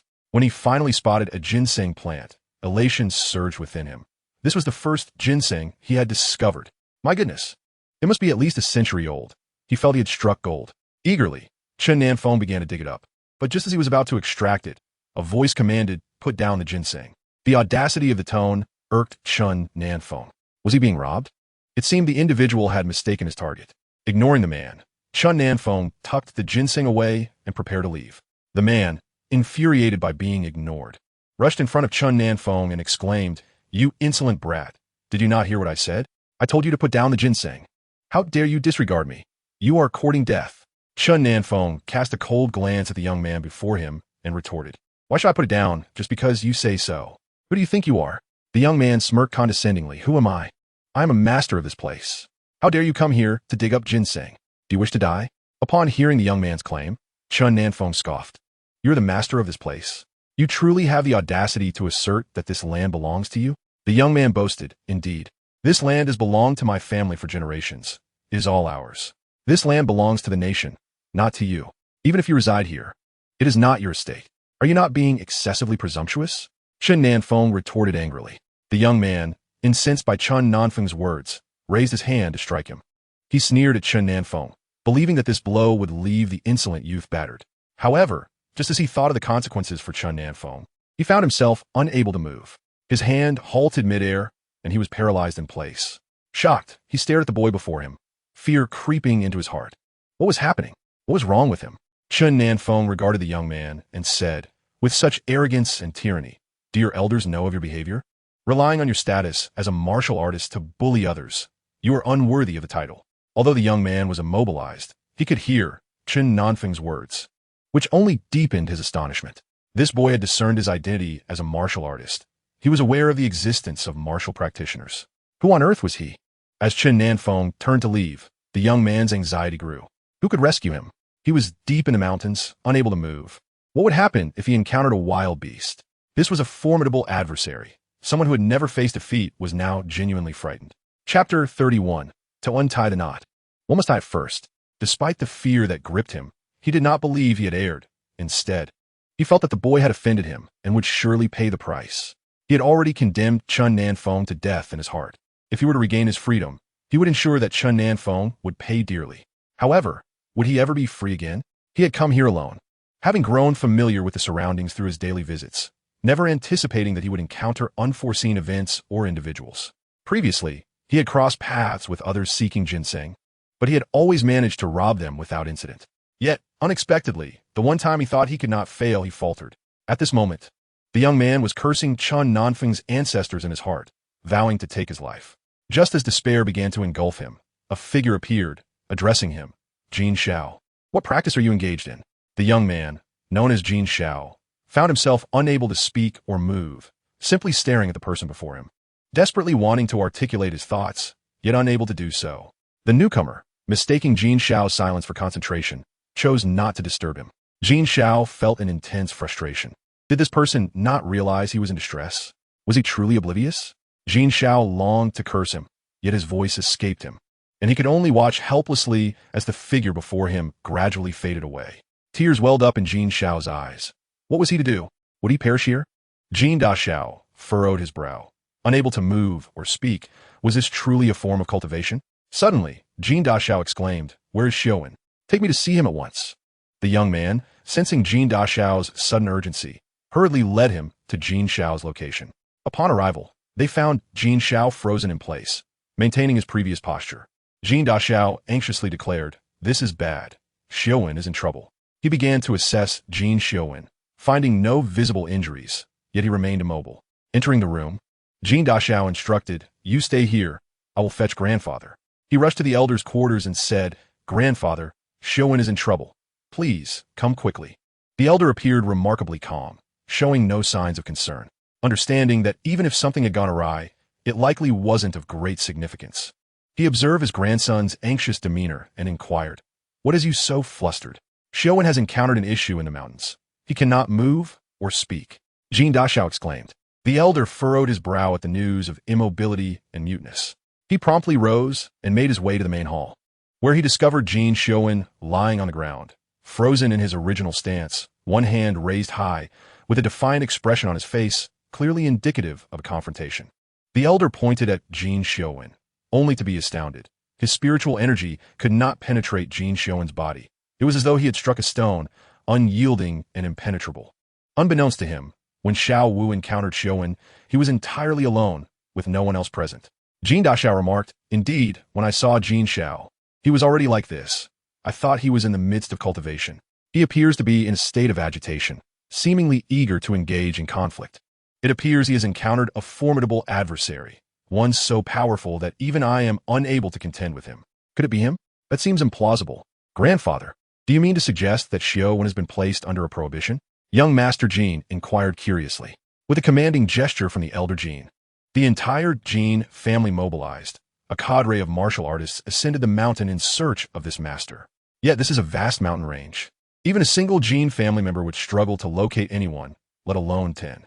At this moment, Chen Nan Feng had already reached the summit, where a mesmerizing scene of swirling clouds and mist unfolded before him, making him feel as though he had entered a realm of immortals. Sensing the ethereal energy in the air, Chen Nan Feng promptly seated himself to cultivate. Such precious spiritual energy should not be squandered. If he wished to transcend to the Yuanying stage, frequent visits to this place for training would be essential. Meanwhile, the Jin family was in disarray, having found no notable figure, and could only gaze at Jin Xiaowen, who lay there in a state of stillness. The elder Jin was filled with rage, yet he understood that Jin Xiaowen must have provoked that individual. However, even so, the severity of the retaliation was unwarranted. With no other recourse, the Jin family sought out renowned physicians to treat Jin Xiaowen. Numerous experts arrived, yet none could remedy his condition. The elder Jin realized that the one who had bound the spell must also be the one to untie it. Apart from that individual, no one could heal Jin Xiaowen. But how could they locate him? As the Jin family frantically searched for Chen Nan Feng, he was deeply engrossed in his cultivation, feeling a notable enhancement in his abilities. A month later, Chen Nan Feng descended from Changbai Mountain, feeling immensely satisfied with the results of his journey. He sensed that with another visit, he might very well break through to the Yuanying stage. However, he was unaware that the young man who had attempted to rob him was in a dire predicament. Chen Nan Feng merely intended to administer a punishment, not to cripple him. What he did not realize was that the malevolent physician's spells were far from ordinary. Upon breaking through to the Jidan stage, his magic became nearly inescapable. Only someone equally skilled in sorcery and of a higher cultivation could break the spell. Otherwise, it remained unsolvable, though the spell would eventually release itself after a month. Jin Xiaowen's cultivation had been irrevocably damaged.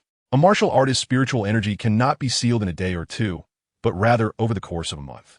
At this moment, the spiritual energy within Jin Xiaowen had vanished, and even the flow of his bloodline was sluggish.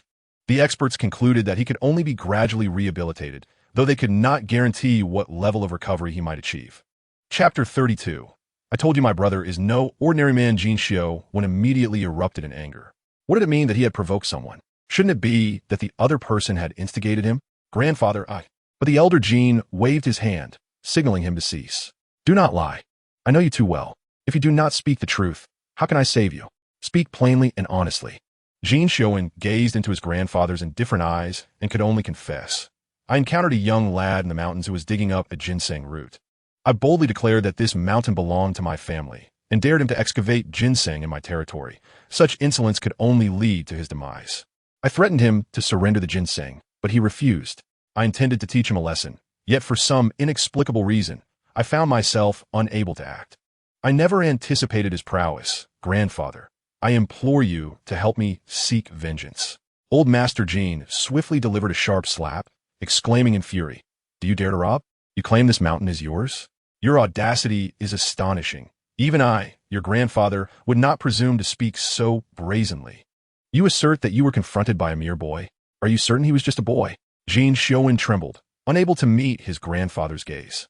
He was merely a young lad, perhaps around 15 years old, appearing rather frail, not the semblance of a formidable opponent. Old Master Jean struck again, his voice laden with ire. "I have warned you before. Do not bully others, and certainly do not take advantage of the weak. You are martial artists, not brigands or thieves. There are mountains beyond mountains, and people beyond people. You truly are oblivious to the vastness of the world." Jean Xiaozhu hastily interjected to soothe Old Master Jean. "Grandfather, what shall we do now? Is Xiaowen truly rendered incapable? We must first locate that young lad and see if he can be rescued, even if he cannot be saved." "It would be his own doing," the old man replied, his disappointment evident, realizing the futility of his grandson's actions.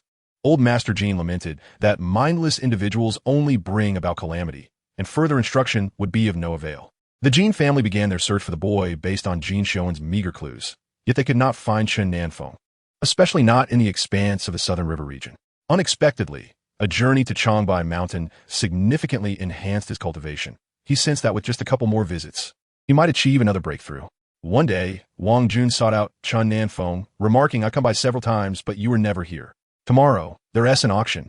Will you attend?" "Certainly. I have yet to experience an auction. It shall be enlightening," Chen Nan Feng replied. Wang Jun then called Bai Fei, and, upon connecting, he was met with Bai Fei's exuberant exclamation, "Ah, I found my brother. Where has he been? Are you attending the auction tomorrow?" "I will be going with Chen Nan Feng." "Yes, I shall certainly go. Tell my brother to purchase whatever he desires. I shall cover the expenses," Bai Fei responded eagerly. Wang Jun hung up the phone, chuckling. "Did you hear that? He treats you well. When I offer to buy you something, he insisted on footing the bill himself." Chen Nan Feng could only chuckle in resignation. Bai Fei seemed to have a genuine affection for him, yet he possessed wealth. Why then did he seem so impoverished? Surely, he must have billions at his disposal. Had Chen Nan Feng known the true wealth of Wang Jun and Bai Fei, he would not have felt this way. He was still far too poor. Surrounded by the affluent, his modest means made him wealthy in comparison to the impoverished, yet against the backdrop of true wealth, he remained a pauper. The next day, at the break of dawn, Bai Fei arrived at Chen Nan Feng's home, greeting him with an exuberant embrace that left Chen Nan Feng both amused and bewildered. Shortly thereafter, Wang Jun arrived, and the trio set off for the auction house together. Throughout the journey, Bai Fei incessantly inquired of Chen Nan Feng, "Where have you been? Why did it take you so long? What were you up to? Is there anything that requires assistance? May I be of help?" Chen Nan Feng, feeling overwhelmed by the barrage of questions, quickly replied, "Your assistance is unnecessary for my matters. By the way, how fares your business?" "Rest assured, I manage my affairs with ease. There is nothing I cannot handle," Bai Fei proudly declared. In Chen Nan Feng's mind, he had already categorized Bai Fei as yet another arrogant young master. Upon their arrival at the auction house, they were soon greeted by an acquaintance, who, upon recognizing Bai Fei, promptly exclaimed, "Boss, you're here." Bai Fei, surveying the scene, asked, "Are there any remarkable items at this auction? I have brought my brother along. It would be quite unfortunate if there were no treasures." The acquaintance responded, "Boss, someone has brought ginseng for sale, and it appears to be quite aged." Upon hearing the mention of ginseng, Bai Fei's face lit up with joy. "This is splendid. Purchase it for my brother. He is a divine physician and will undoubtedly require it." The trio settled into a private room, and Bai Fei handed Chen Nan Feng 2 cards, saying, "Brother, accept this." Chen Nan Feng hesitated. "This is unnecessary. Take it.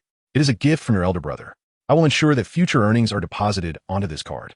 Feel free to buy anything you desire. If the funds fall short, do not hesitate to inform me. We may lack in certain areas, but we still have a bit of spare change," Bai Fei insisted. Recognizing the futility of refusal, Chen Nan Feng accepted, albeit surprised by the substantial annual income that would be credited to his card, surpassing even his earnings from the raw stone market. Truly, he thought, wealthy individuals indeed. As the auction commenced, Chen Nan Feng observed the various items being sold, filled with wonder, for it was his first experience at such an event. So this is what an auction entails. However, he found himself disinterested in everything except the ginseng, which he was determined to acquire. 2 lots of ginseng were presented for bidding, both of which he successfully purchased, as he required them for his alchemical endeavors. The total cost surpassed 30 million, all funded by Bai Fei, who would not allow Chen Nan Feng to use his own money, insisting that it was worth any expense to finally reunite with him. After the auction concluded, the three made their way to a restaurant for a meal. Bai Fei said, "Brother, should you encounter any troubles in the future, do not hesitate to inform me. If I am unavailable, seek out Wang Jun. Anyone who dares to bully my brother will have to answer to me." "No one can bully you, brother. You are a divine being. Who would dare challenge you?" "That would be courting death," Wang Jun chimed in. "My brother may be a divine physician, but his combat skills are lacking. What if he encounters someone with ill intentions?"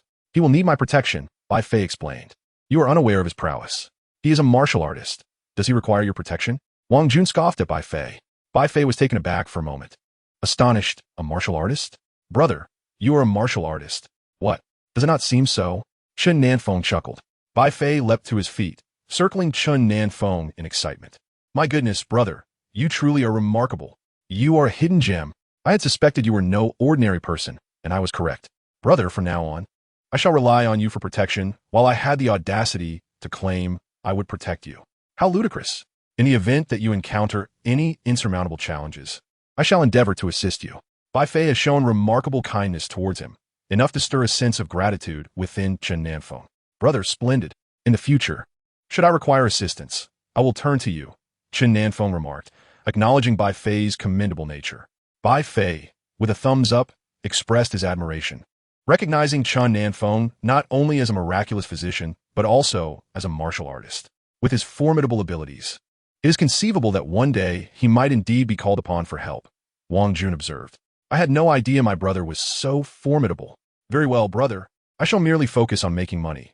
You can handle the rest," Chen Nan Feng mused, appreciating Bai Fei's slightly verbose disposition, yet recognizing his genuine goodwill. He resolved to offer his assistance whenever necessary. Just as the trio was engrossed in their cheerful conversation, an individual entered. Upon seeing him, Wang Jun remarked, "What are you doing out again? Do you wish to incur Grandpa's wrath once more?" The newcomer was Wang Yu, the one who had caused a disturbance at Faping Restaurant and had been soundly reprimanded by the elder Wang. Now, he appeared rather contrite, grimacing as he pleaded, "Big brother, I shall not dare again. Please have Grandpa spare me. My backside still aches." "You too experience fear. Previously, no amount of admonition affected you, and yet you still failed to apologize to the divine physician," Wang Jun chastised. Chapter 33. The divine physician practices medicine based on fate. "Well, it suffices that you acknowledge your mistake," Chen Nan Feng interjected, waving his hand dismissively. Despite Wang Yu's earlier antics at the restaurant, the elder Wang had promptly resolved the issue, and the Wang family had always treated him well. Thus, he chose to overlook this minor transgression. "Exercise caution on your journey. Safety is paramount," Chen Nan Feng advised. "Rest assured, I am fine," Wang Yu replied. In Bai Fei's heart, although Chen Nan Feng was not particularly loquacious, he sensed the genuine concern emanating from him, akin to that of a caring younger brother. "You indulge in revelry daily. Have you ever shown concern for matters at home? I have advised you against associating with those ruffians, but did you heed my warning?"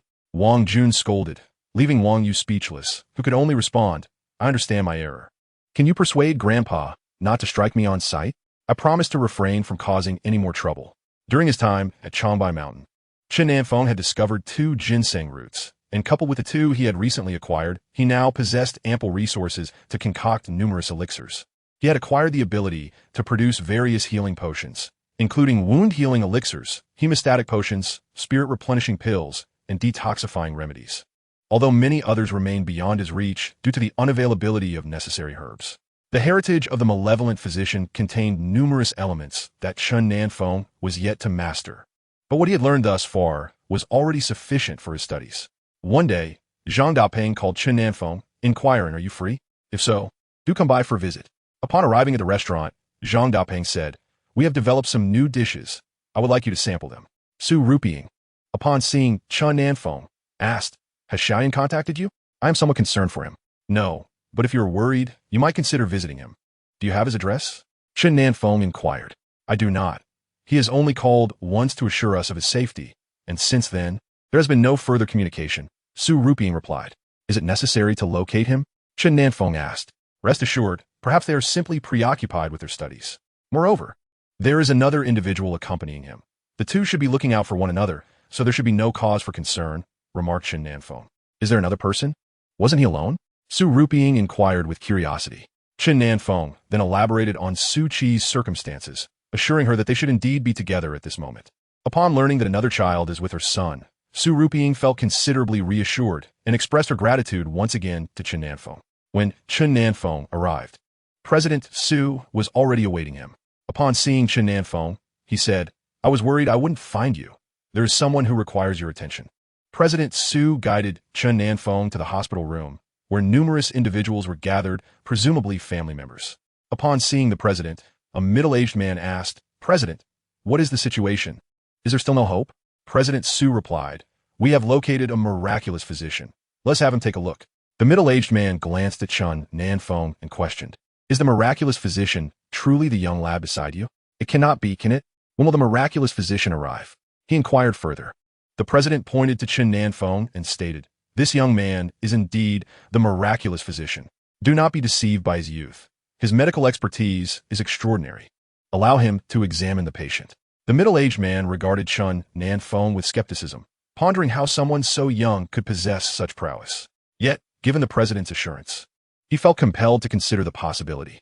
President Su brought Chen Nan Feng before the patient and explained the current diagnosis reveals diabetes, coronary heart disease, mid-stage lung cancer, and cerebral infarction.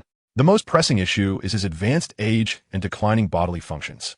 Is there any hope for treatment?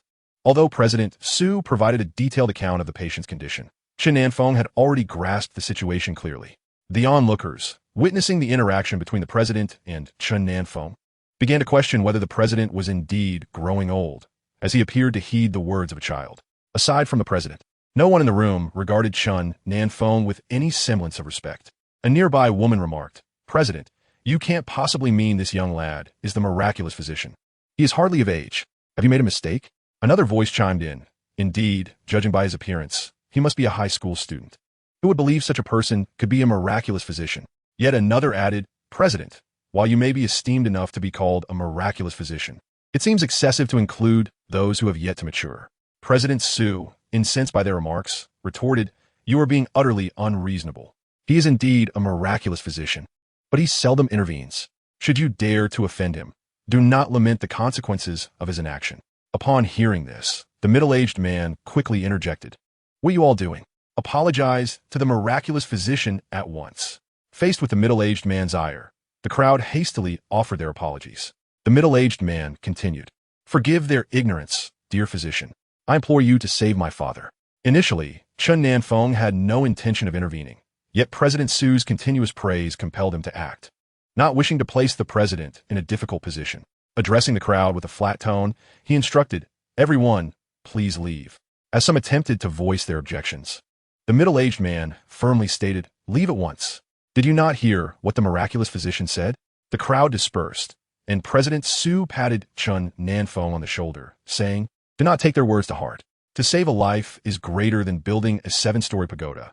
As physicians, we must not hold grudges against their unreasonable behavior." Chen Nan Feng gestured for the president to leave as he commenced treatment for the patient.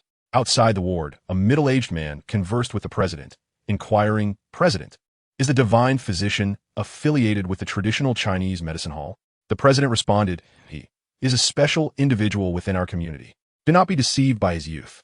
He is the one who healed Elder Wang, whose treatment cost 100 million, along with a complimentary car valet at establishments under the Wang family. Your behavior is utterly unreasonable. The divine physician's practice is predicated on fate, and securing his services is no easy feat. It is audacious of you to speak ill of him in his presence. If it were not for the connection between the traditional Chinese medicine hall and the divine physician, you would not even have the opportunity to consult him." The middle-aged man was taken aback by the president's words, for he was aware of Elder Wang's grave condition and that the president had been visiting daily, having known Elder Wang since their youth. The president had sincerely endeavored to address Elder Wang's ailment. Recognizing the gravity of the situation, the middle-aged man quickly offered his apologies, beseeching the president to speak favorably on their behalf, assuring him that the Zhang family would not forget this kindness. Had it not been for the Zhang family's past assistance to the traditional Chinese medicine hall, the president would not have been so eager to seek out Chen Nan Feng. The president owed a debt of gratitude to the Zhang family, as they had funded the construction of the traditional Chinese medicine hall's office building, providing numerous concessions. The president carried this obligation with the hope of repaying it. Aware of the president's irritation, The middle-aged man could only apologize, requesting the president's understanding. Just as the middle-aged man was speaking with the president, Chen Nan Feng emerged. Upon seeing him, the middle-aged man hurriedly approached, asking, "Divine physician, how did it go? Is there still no improvement?" Chen Nan Feng replied, "Please go in and see."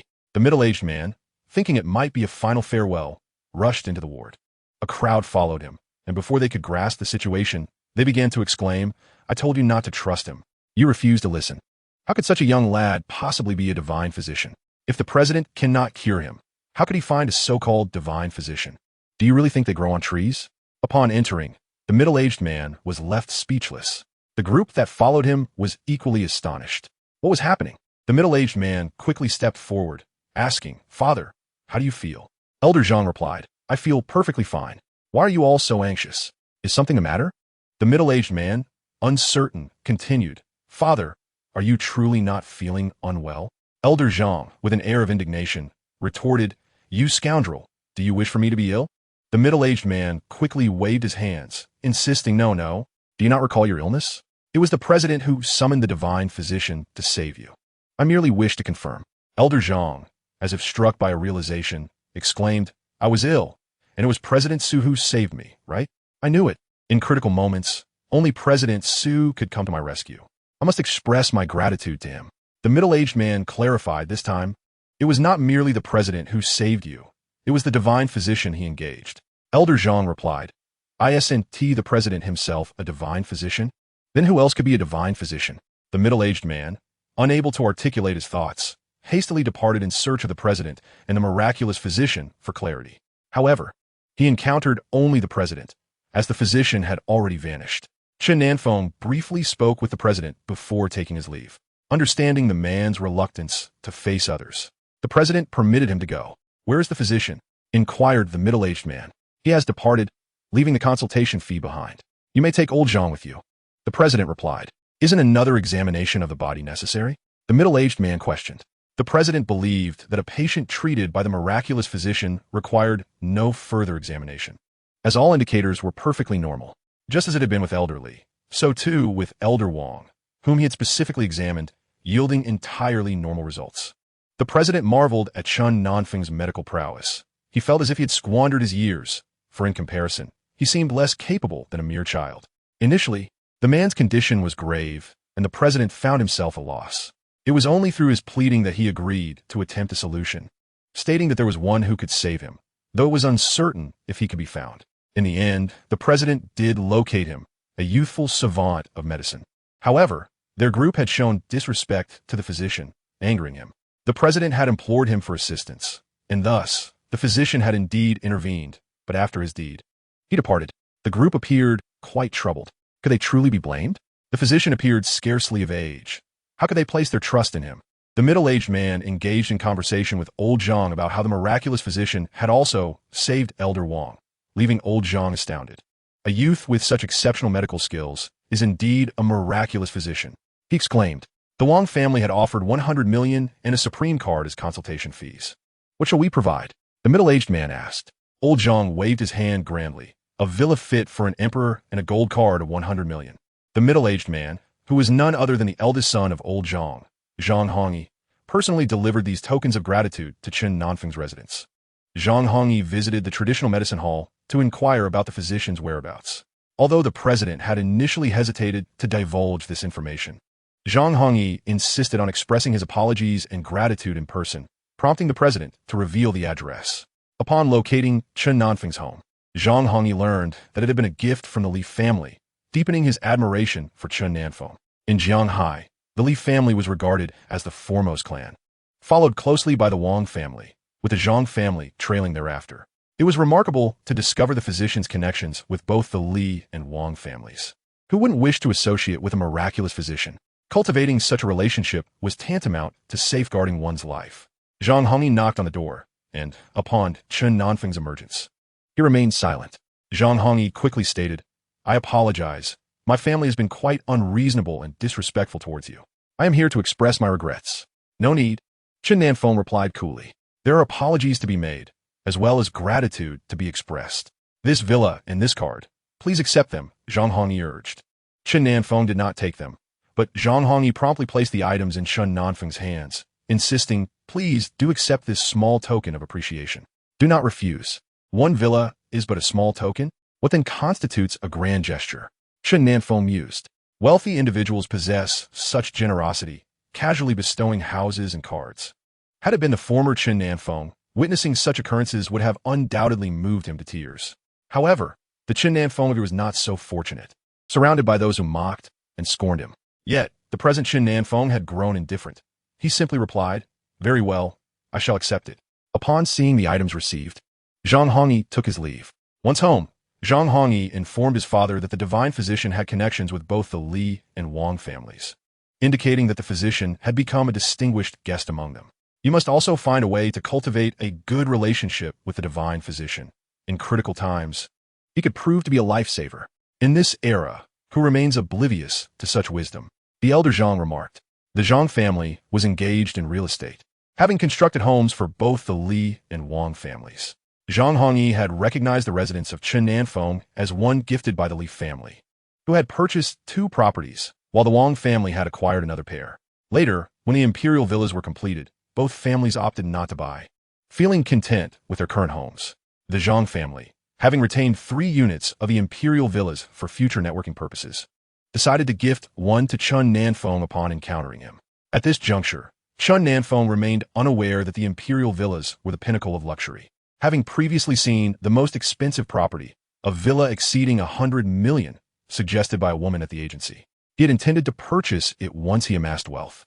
But fate had intervened, and the Zhang family bestowed upon him the most opulent villa.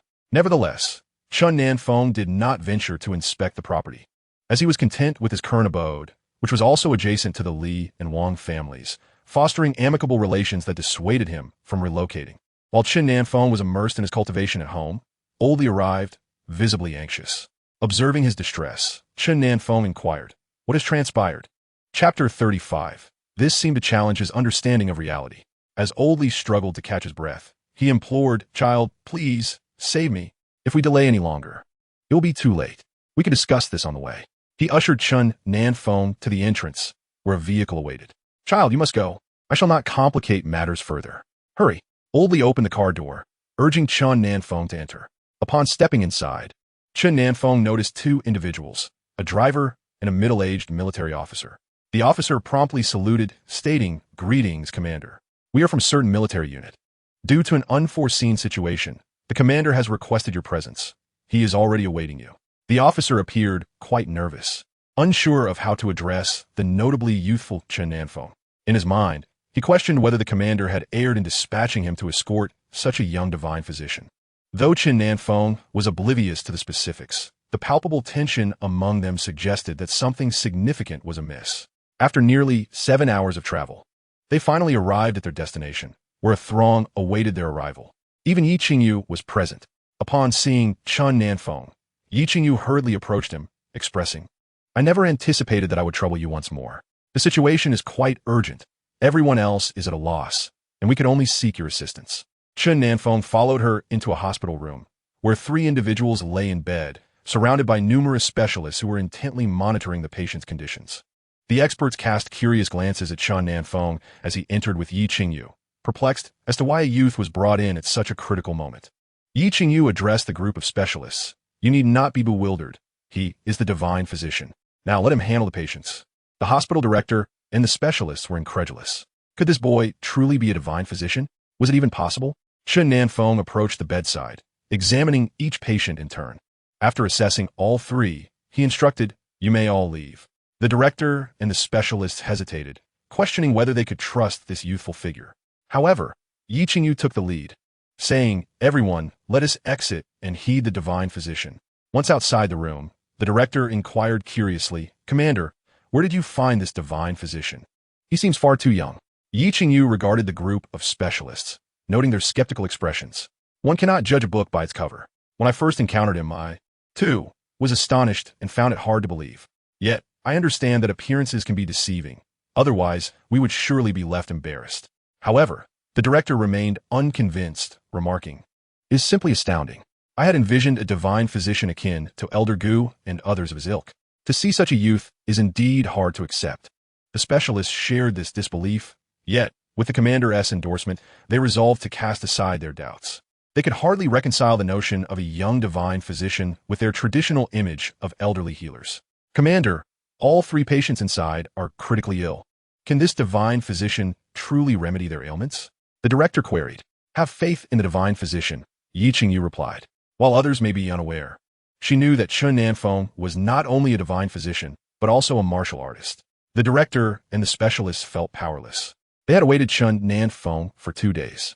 If he could not be found, they would have to resign themselves to fate. Yet, upon seeing Chen Nan Feng, they felt that perhaps resignation was preferable, as the result of their 2-day wait was merely a youth. As the director and specialists sighed in disappointment, Chen Nan Feng emerged. Upon seeing him, their first thought was one of despair. This was surely a lost cause. Yi Qingyu did not rush into the room, but instead spoke to Chen Nan Feng.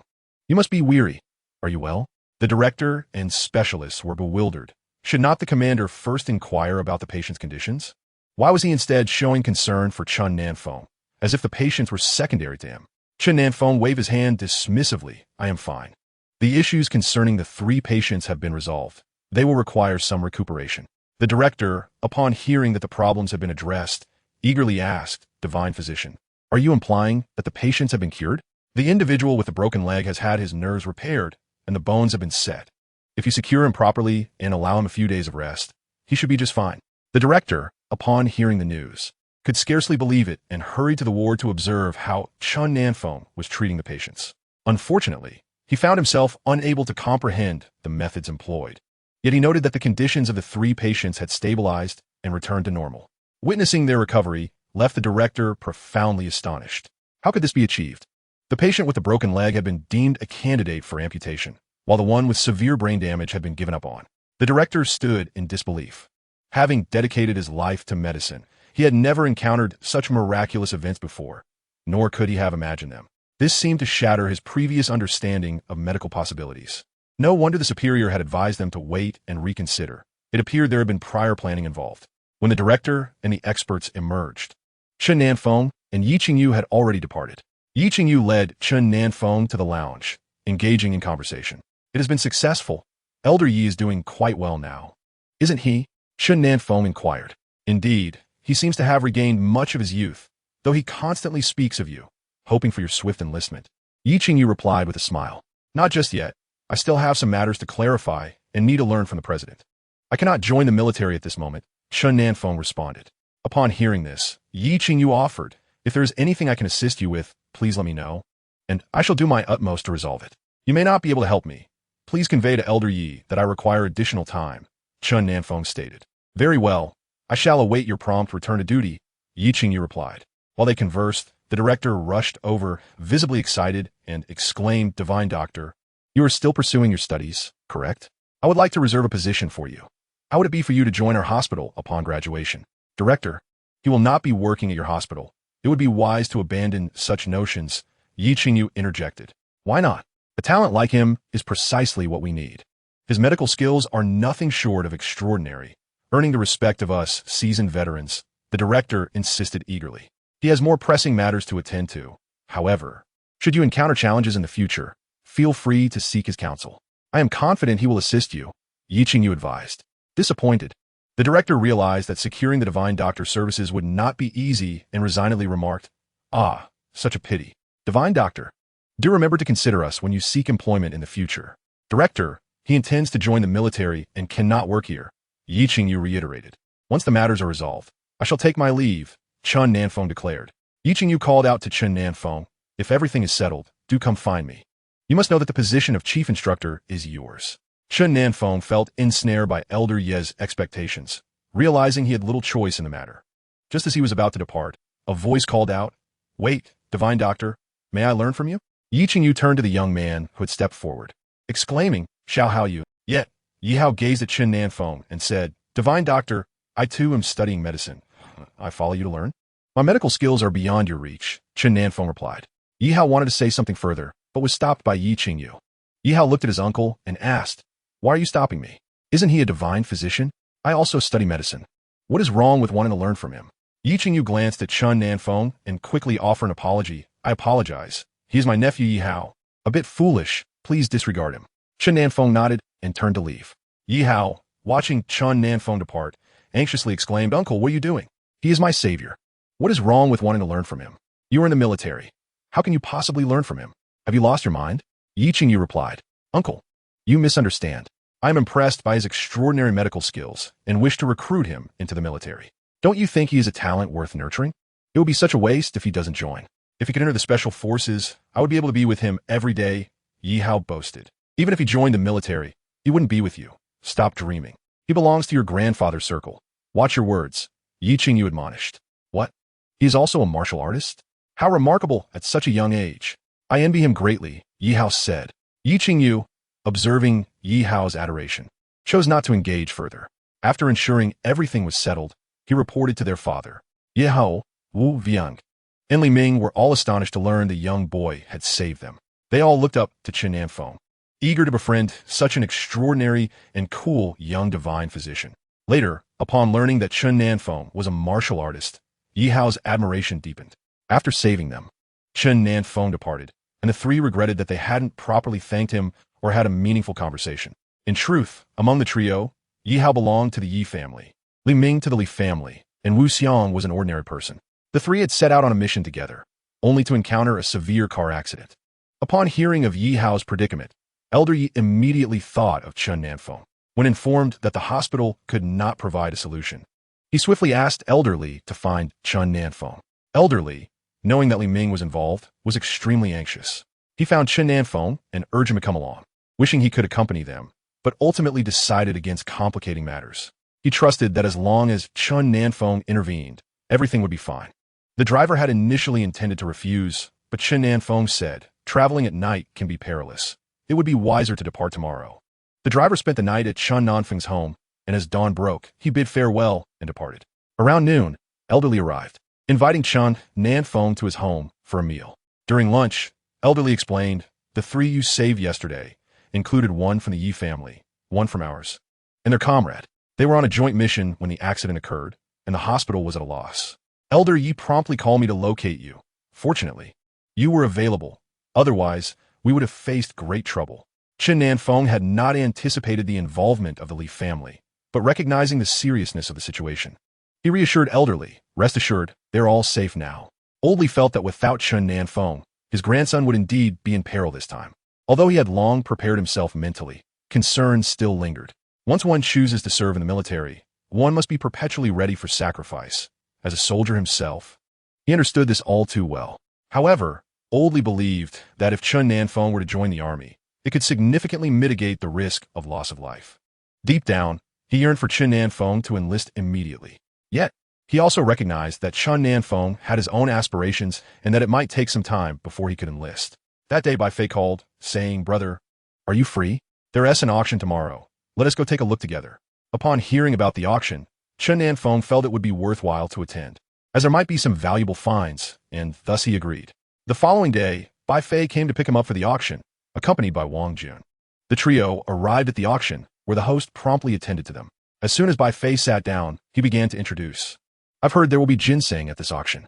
Brother, I'll buy it for you if we can get it. By the way, let me know when you're in the capital. I'll surely take you to some wonderful places." Soon, the auction commenced, and Chen Nan Feng found it to be quite splendid. Anything could be sold there, and one could fetch a good price, far superior to private transactions. Chen Nan Feng noticed a courtyard being auctioned. When he purchased his own house through an agent, it was old but still in decent condition. Initially, he was unaware of the worth of a courtyard. The agent had quoted 5 million, which he thought was exorbitant. Later, he learned from Zhang Dapeng that a courtyard of that quality could be valued around 10 million. Had it not been for debts, Zhang Dapeng would never have bought the old residence, let alone sell it at such a low price. Coincidentally, Chen Nan Feng arrived at the opportune moment when Zhang Dapeng needed to sell. Otherwise, such a bargain would have been unattainable. The auction featured a dazzling array of items: houses, jewelry, ginseng, antiques, and many calligraphies and paintings. However, Chen Nan Feng found little interest in those objects. He was particularly drawn to the ginseng and rare medicinal herbs. Fortunately, there were 2 long-aged ginseng specimens available, which pleased him greatly. Gazing at the ginseng, Chen Nan Feng thought of Changbai Mountain, which must harbor plenty of ginseng as well. He wondered if there were places similar to Changbai Mountain that he could explore. Bai Fei explained that the items had been brought from the capital. Chen Nan Feng noticed some provisions and delicacies, which warmed his heart. As Bai Fei prepared to leave, Chen Nan Feng said, "This is a healing elixir, and this one is for stopping bleeding. Keep them with you, and if anything happens, give me a call. At least it will suffice until I arrive." After accepting the items, Bai Fei bid farewell to Chen Nan Feng and drove away. Observing Bai Fei's departure, Wang Jun remarked, "He treats you like family. He regards you as his own brother." Chen Nan Feng was not oblivious to this fact. It was precisely because he recognized Bai Fei's genuine intentions that he embraced him wholeheartedly, considering Bai Fei as family as well. On this day, Chen Nan Feng visited Grandpa Li's home for a meal. He inquired, "Grandpa Li, have you ever been to Changbai Mountain?" Grandpa Li replied, "As a matter of fact, I have not been there. I have traveled to Nanjing, but Changbai Mountain eludes me. I have heard that it is renowned for its ginseng. Many esteemed practitioners of traditional Chinese medicine venture there in search of herbs and ginseng. However, I am not well versed in that matter." Chen Nan Feng continued, "Is Changbai Mountain the only place of its kind in Huaxia? Are there any other locations that resemble it?" Grandpa Li responded, "Changbai Mountain is situated near Nanjing, but there are other mountain ranges as well. Why do you ask? Are you planning to visit?" "I wish to see it for myself," Chen Nan Feng explained. "I have heard that such places are conducive to martial arts cultivation, and I wish to give it a try." "Ah, why not consult with Elder Yi? He should be knowledgeable about these places, being a martial artist himself." "Did you not think to ask him?" Grandpa Li inquired. "I had considered it until now, but I will make sure to ask him when I have the chance," Chen Nan Feng replied. "Well, for the time being, Changbai Mountain is your best option. You should go there for your training." Upon returning home, Chen Nan Feng made some preparations and set off for Changbai Mountain. After 2 months of training there, he felt it was equivalent to a year of practice at home. He intended to utilize this time wisely, hoping to achieve a breakthrough to the Yuanying stage. Once again, Chen Nan Feng arrived at Changbai Mountain and contemplated purchasing a residence there, envisioning a future where he could visit at will. The area at the foot of the mountain and its surroundings indeed boasted numerous properties. After making inquiries, he discovered that due to the cold climate and proximity to the mountains, the demand for housing was relatively low, making it quite affordable. He purchased a villa in a nearby location for a mere 35 million, which he acquired without hesitation. After tidying up and setting aside a room for himself, Chen Nan Feng ventured into the mountains. Finally reaching the summit, he found a suitable spot to sit and begin his cultivation. Despite the summer season, snowflakes began to fall gently as he practiced his techniques. With his eyes closed in meditation, the snow continued to drift down around him. Anyone witnessing this scene would undoubtedly be astonished. It was nothing short of a spectacle. Although the snowflakes danced in the air, not a single flake settled upon Chen Nan Feng. The sight of a young man seated in quiet meditation amidst swirling snow was akin to a beautiful painting, exquisite in its artistry. Thus, Chen Nan Feng remained in this state for an entire month. During his cultivation, he found he could forego food without feeling hunger. When he finally opened his eyes and stood to survey his surroundings, he noticed that the snowflakes were gradually dissipating. The cold soul technique was indeed formidable. The skills of the wicked physician were truly extraordinary. Chen Nan Feng sensed that upon reaching his peak, he would be met with delightful surprises. Here, at the highest point, he found no one else present. The ordinary folk remained at the mountain's base, far from the summit. Reflecting on the arrogant demeanor of that young man, Chen Nan Feng felt as though he resembled a bandit, committing acts of robbery with such an air of entitlement. To avoid complications, Chen Nan Feng sought refuge at a high vantage point, reasoning that no one would dare to ascend the mountain's peak to rob him. Meanwhile, within the Jin household, the incident involving Jin Xiuwen had incensed the elder Jin, who had yet to achieve the foundational stage of cultivation. He had initially intended to wait until he had broken through to seek vengeance against his adversaries. However, now he found himself still lacking in strength, while Jin Xiuwen had embroiled the family in further trouble.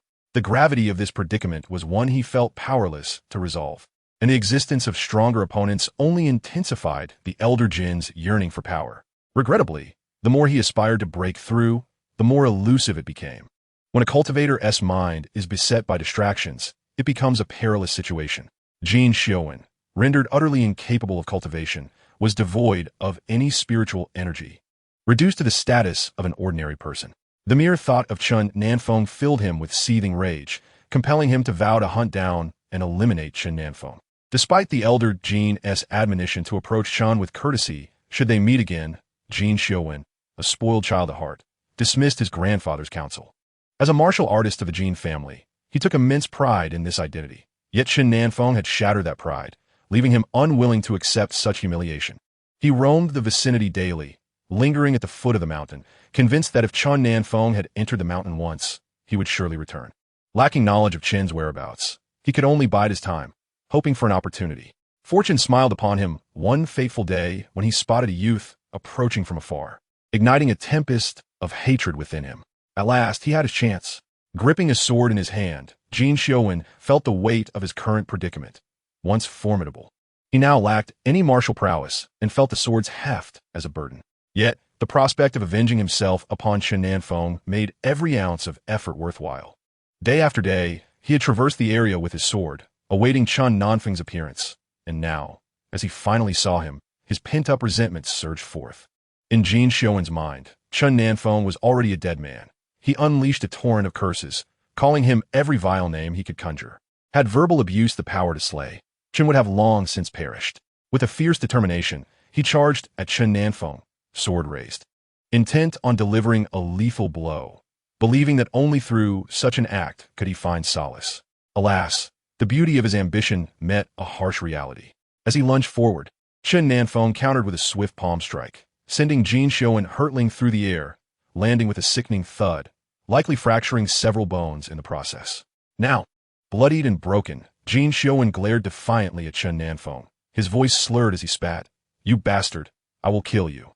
Upon recognizing the assailant, Chen Nan Feng mused to himself, "Truly, those who seek their own demise shall find it. You wish to kill me? You, who overestimates your own capabilities.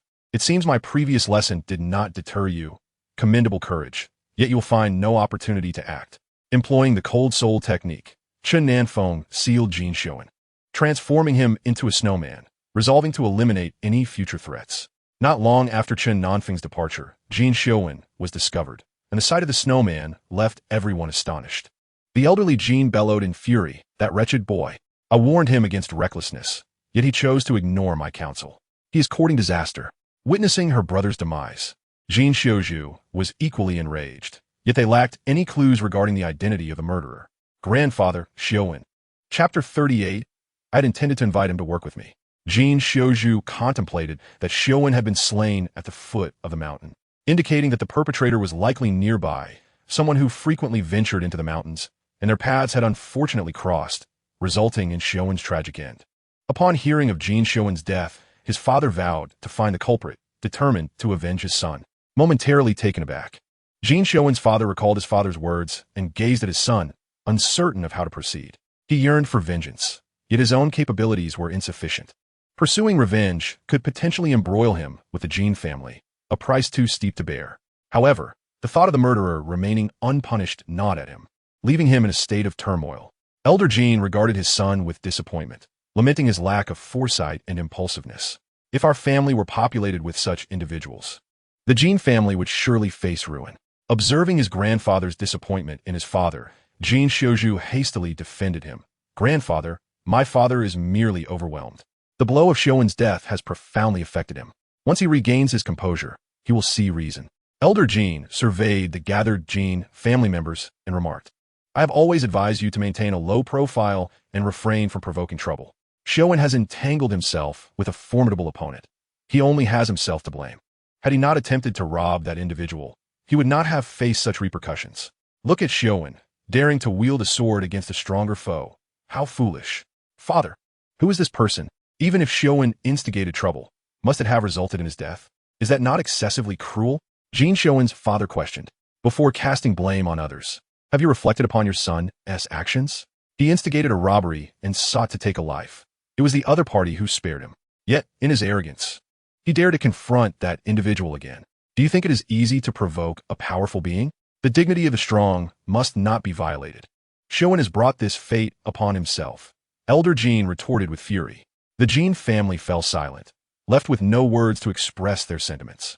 The mere existence of such a powerful adversary instilled fear in Elder Jin, prompting him to resolve to ascend the mountain himself. He aimed to locate this individual and confront him, ensuring that no adverse influence would befall the Jin family. After addressing the matter of Jin Xiuwen, Elder Jin instructed his family to remain vigilant for a particular youth. Should they encounter him, they were to avoid hostility and instead seek to establish rapport. Anyone who dared to provoke that individual would be disowned, no longer considered a member of the Jin family. Furthermore, if anyone discovered the whereabouts of that person, they were to promptly inform him, for he would handle the matter personally.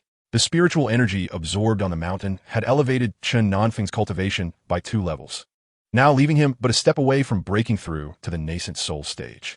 In the military, a prominent figure suddenly fell ill, and the hospital found themselves at a loss, ultimately resorting to calling upon the venerable old healer. However, even he was unable to remedy the situation. Just as despair settled in among the gathered crowd, the director's words jolted everyone awake. It was the young miracle doctor who had treated Elder Ling. Surely, he would be able to heal this esteemed figure. Soon, Yi Qingyu received word that the illness was beyond conventional healing and that the young doctor was their only hope. The esteemed old healer of the military, Elder Gu, inquired about this young miracle worker. The director hastily introduced the boy, recapping Elder Ling's condition and recounting how the young doctor had performed his miraculous healing in mere minutes. Truly extraordinary. Intrigued by the director's account, Elder Gu expressed a desire to meet the young healer. After receiving the report, Yi Qingyu contacted Elder Li to ascertain whether Chen Nan Feng was home so they could send someone to fetch him. Elder Li visited Chen Nan Feng's residence, but alas, he found it empty. He was aware that Chen Nan Feng had gone out, but was unaware of his whereabouts. So he could only report that Chen Nan Feng was not at home. Left with no alternative, Yi Qingyu decided to call Chen Nan Feng directly. The phone rang for quite some time before Chen Nan Feng finally answered. Yi Qingyu, filled with urgency, inquired, "Nan Feng, where are you? Are you not at home?" Chen Nan Feng replied, "I'm outside."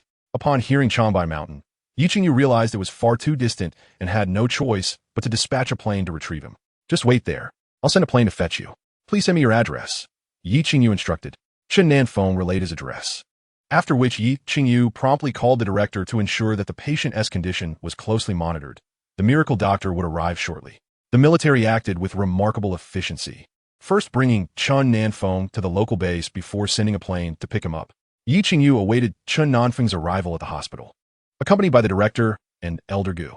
Elder Gu remarked, "Director, do you know this young miracle doctor?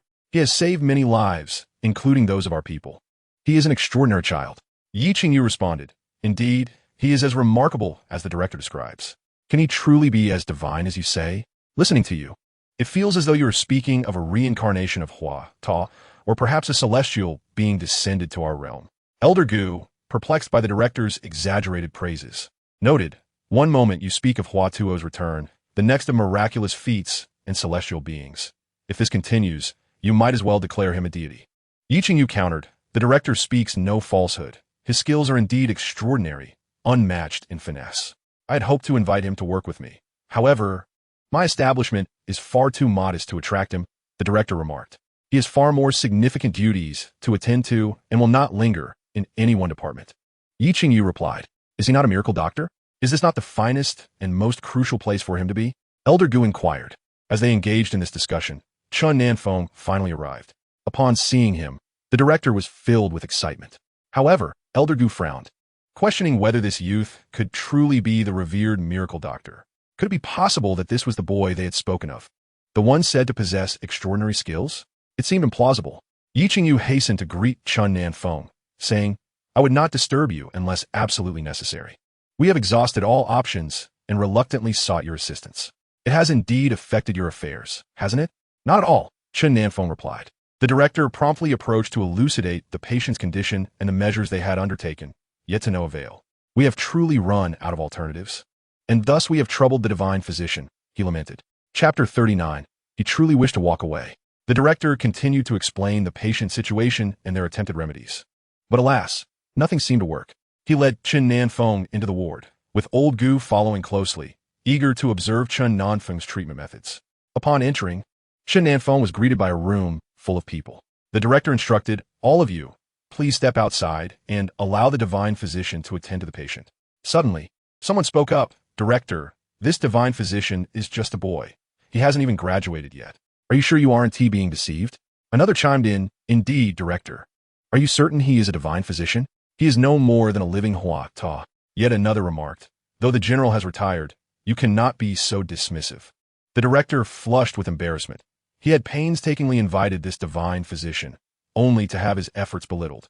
As the crowd squabbled, Yi Qingyu entered and shook his head inwardly, noting the arrogance of the old general's family. They seemed to have taken undue liberties, relying on the old general's reputation without knowing their place. Upon seeing Yi Qingyu, the director hurriedly exclaimed, "Sir." The presence of Yi Qingyu silenced the crowd. He was the true authority now. With both old General Shangwan and old Ling retired, Yi Qingyu held the highest position, and they regarded him with a degree of reverence. Despite their audacity, they recognized the limits of their behavior. There were certain individuals before whom they could not flaunt their arrogance. This divine physician was specifically requested to attend to the old general's ailment. You need not say more, director. Now, everyone, please step outside and allow the divine physician to treat the old general, Yi Qingyu commanded. Before departing, Yi Qingyu patted Chen Nan Feng on the shoulder and exited the room, followed by the director, leaving the group to follow suit. Given Chen Nan Feng's temperament, he genuinely wished to walk away. But Yi Qingyu's request for assistance made it difficult for him to refuse. He lamented the constant encounters with skepticism, mockery, and even vitriol. He had grown accustomed to it. Observing the elderly man, Chen Nan Feng thought to himself, this elder's body harbors numerous ailments. It is no wonder the director was at a loss. Just then, several individuals approached from outside the ward. One middle-aged man, seeing the crowd and recognizing Yi Qingyu, hurried over and said, "Qingyu, I rushed here as fast as I could. What is the situation?" Yi Qingyu replied, "Rest assured, the divine physician is inside administering treatment. Everything should be fine." The middle-aged man, upon hearing the term divine physician, glanced at the director and old Gu, asking, "Who exactly is this divine physician? I have invited someone you likely do not know. You shall recognize him once he arrives," Yi Qingyu remarked. Soon, a member of the Shangwan family announced, "A young man has been brought by the leader to treat his father, claiming he is a divine physician." The speaker was Shangwan Yifeng, the third son of the Shangwan family. The middle-aged man beside him was Shangwan Yiming, the eldest son, who was of the same generation as Yi Qingyu. However, Yi Qingyu, being a martial artist, had already surpassed them in numerous ways. Although they harbored resentment towards Yi Qingyu's rise, they were powerless to contest it.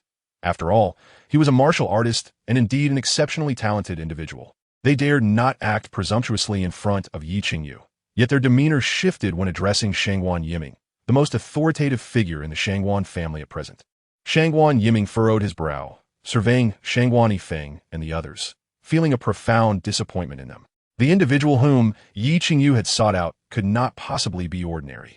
Yi Qingyu's willingness to seek out a divine physician at this juncture indicated the physician's remarkable capabilities. Yet, the expressions of the Shangwan family members betrayed their dissatisfaction with both Yi Qingyu and the divine physician. Their arrogance was truly misplaced. The presence of the director and elder Gu, both waiting attentively, further underscored the physician's extraordinary nature. They were esteemed figures themselves, yet they chose to wait here, rendering further commentary unnecessary. The director, unable to tolerate the continued silence from Yi Qingyu, interjected. The divine physician was summoned by the leader. Without the leader, none could have secured his presence. I would have liked to invite him myself, yet he pays me no heed. The director, despite his advanced age, felt insulted by the insinuations from the Shangwan family, as if he were merely a sycophant lacking competence and evading responsibility. Although Shangwan Yiming was not present, he understood that they had not only offended Yi Qingyu, but had also attacked the director. Addressing the Shangwan family members beside him, he remarked, "You are not children. You should think before you speak." As they conversed, Chen Nan Feng emerged. Noticing the crowd at the entrance, he approached Yi Qingyu and stated, "I shall take my leave." "I will accompany you," Yi Qingyu responded promptly. The director, observing Chen Nan Feng's departure, felt an urge to follow suit, yet his position as director compelled him to remain. He needed to monitor the patient's conditions. The director and elder Gu quickly entered the ward, and a throng of individuals followed suit. Upon encountering the elder General Shangwan, Gu was momentarily taken aback. The director had already arrived at a conclusion, yet seeing the elder general still left him astonished. The group that entered the ward was equally stunned. Shangwan Yiming, observing his father's gaze upon them, hurried forward. "Father, are you well?" The elder general replied, "I am fine. There is no need for concern. With age, one can occasionally feel unwell, but I'm all right now." Elder Gu stepped forward to examine the elder general, stating, "You are in good health, old friend. You must have encountered a remarkable being. Fortunately, the leader summoned a divine physician for your ailment. His skills are truly extraordinary." "Elder Gu, what do you mean by divine physician?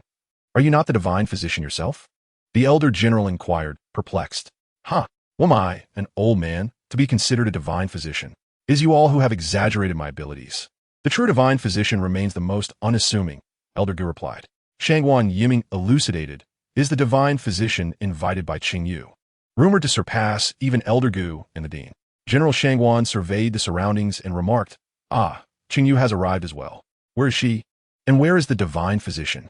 The dean and Elder Gu took their leave, not wishing to eavesdrop on the private matters of the Shangguan family.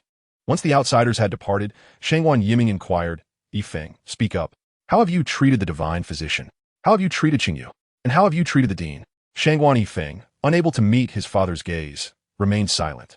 Hearing his son's reticence, General Shangguan glared and admonished, you insolent boy. Did you not hear your elder brother? Speak the truth at once. If you utter a single lie, I shall take you to task. Reluctantly, Shangguan Yiming recounted their words regarding Chen Nan Feng and the dean. Infuriated, General Shangguan hurled a nearby teacup, exclaiming, scoundrel, have you lived in vain? Who gave you the audacity to behave so recklessly? Do you even comprehend who Qingyu, the dean, and Elder Gu are? You have no right to speak here. Depart at once. To the gathered assembly, he declared, you may all leave. Your presence is no longer required. A bunch of useless fools. You vex me just by being here. The group left in dismay, feeling quite aggrieved, yet when they laid eyes on Chen Nan Feng, they could not help but think that he did not resemble a divine physician at all. Chapter 40. The long-awaited breakthrough to the nascent soul.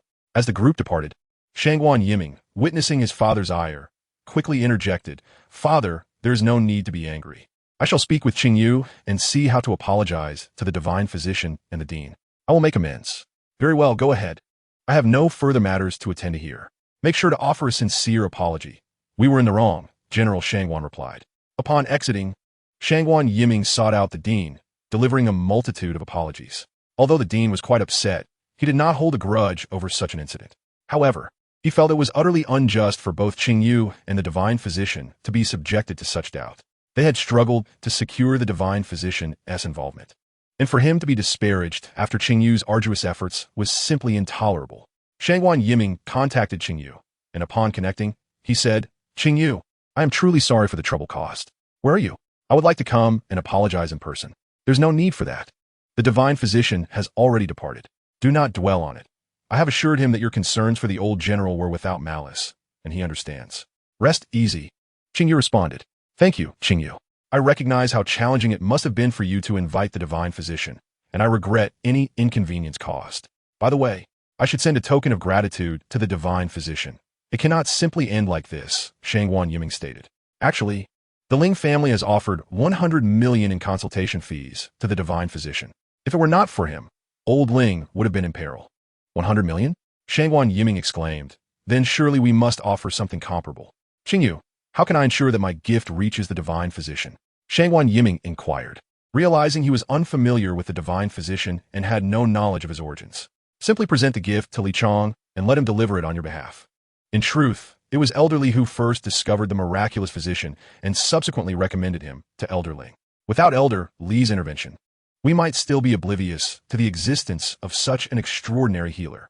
His prowess in medicine is unparalleled within our nation, and even on an international scale. There exists no one of his caliber. He is indeed exceptional. Yi Qingyu remarked. Upon hearing Yi Qingyu's words, Chen Nan Feng and Shangguan Yiming grew increasingly curious. Given the remarkable talent of this physician, why had Yi Qingyu not invited him to the military? Such a figure would undoubtedly be invaluable to the armed forces. It appeared that Yi Qingyu shared a favorable rapport with the physician. Qingyu, thank you. I shall give the monetary gift to Li Chong and ask him to assist in delivering it, Shangguan Yiming stated. Alas, the physician has already departed. However, I have managed to ascertain his whereabouts and learned that he is acquainted with Elder Li. It was Elder Li who recommended this physician when Elder Ling fell ill. I shall seek out Li Chong and request his assistance in communicating with the physician, Yi Qingyu replied. Shangguan Yiming was surprised to discover the close ties between Li Chong's family and the physician. Given his good relationship with Li Chong, it would not be an issue to ask him to speak favorably on his behalf. Upon hearing that the physician had saved Elder Ling and that he was a youth, the elderly general felt a renewed sense of hope in the world, believing that extraordinary individuals still existed. A malady that even the director and Elder Gu could not cure was swiftly resolved by a mere boy. How remarkable that was. Upon returning home, Chen Nan Feng contemplated that he could not simply respond to every summons. He had many responsibilities ahead. If he were to limit himself to practicing medicine, He might as well remain in the hospital. He visited a shopping mall and purchased a new mobile phone, one designated for his personal use. He sent a message to Ling Yun, informing him of his private phone number, and similarly communicated with Bai Fei, instructing him to keep this number confidential. Bai Fei, upon receiving Chen Nan Feng's message, felt deeply touched. The fact that his brother entrusted him with his private number indicated the importance Chen Nan Feng placed on their friendship. Not even Elder Li had been informed of this private contact, as Chen Nan Feng wished to avoid any interference from him. Days later, Bai Fei visited Chen Nan Feng's home. Having learned that he was there, "I have gathered 2 fresh ginseng roots and thought to bring them to you," Bai Fei announced.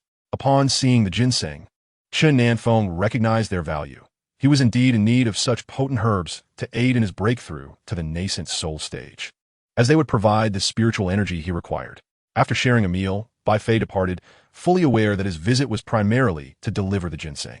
Bai Fei's kindness was evident, surpassing that of even a biological brother, as Wang Jun had aptly observed.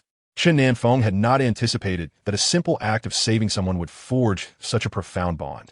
With winter approaching, Chen Nan Feng resolved to travel to Nanjiang, as it would benefit his cultivation of alchemical techniques. The winters in Nanjiang are notoriously frigid, with heavy snowfall, and he intended to retreat to Changbai Mountain to refine his skills, believing it would yield better results. After packing his belongings, he departed for Nanjiang. The snow had already begun to fall, and as Chen Nan Feng gazed at the flurries, he felt a sense of comfort.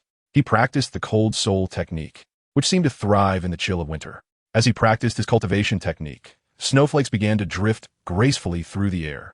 Over time, they accumulated, creating a breathtaking spectacle.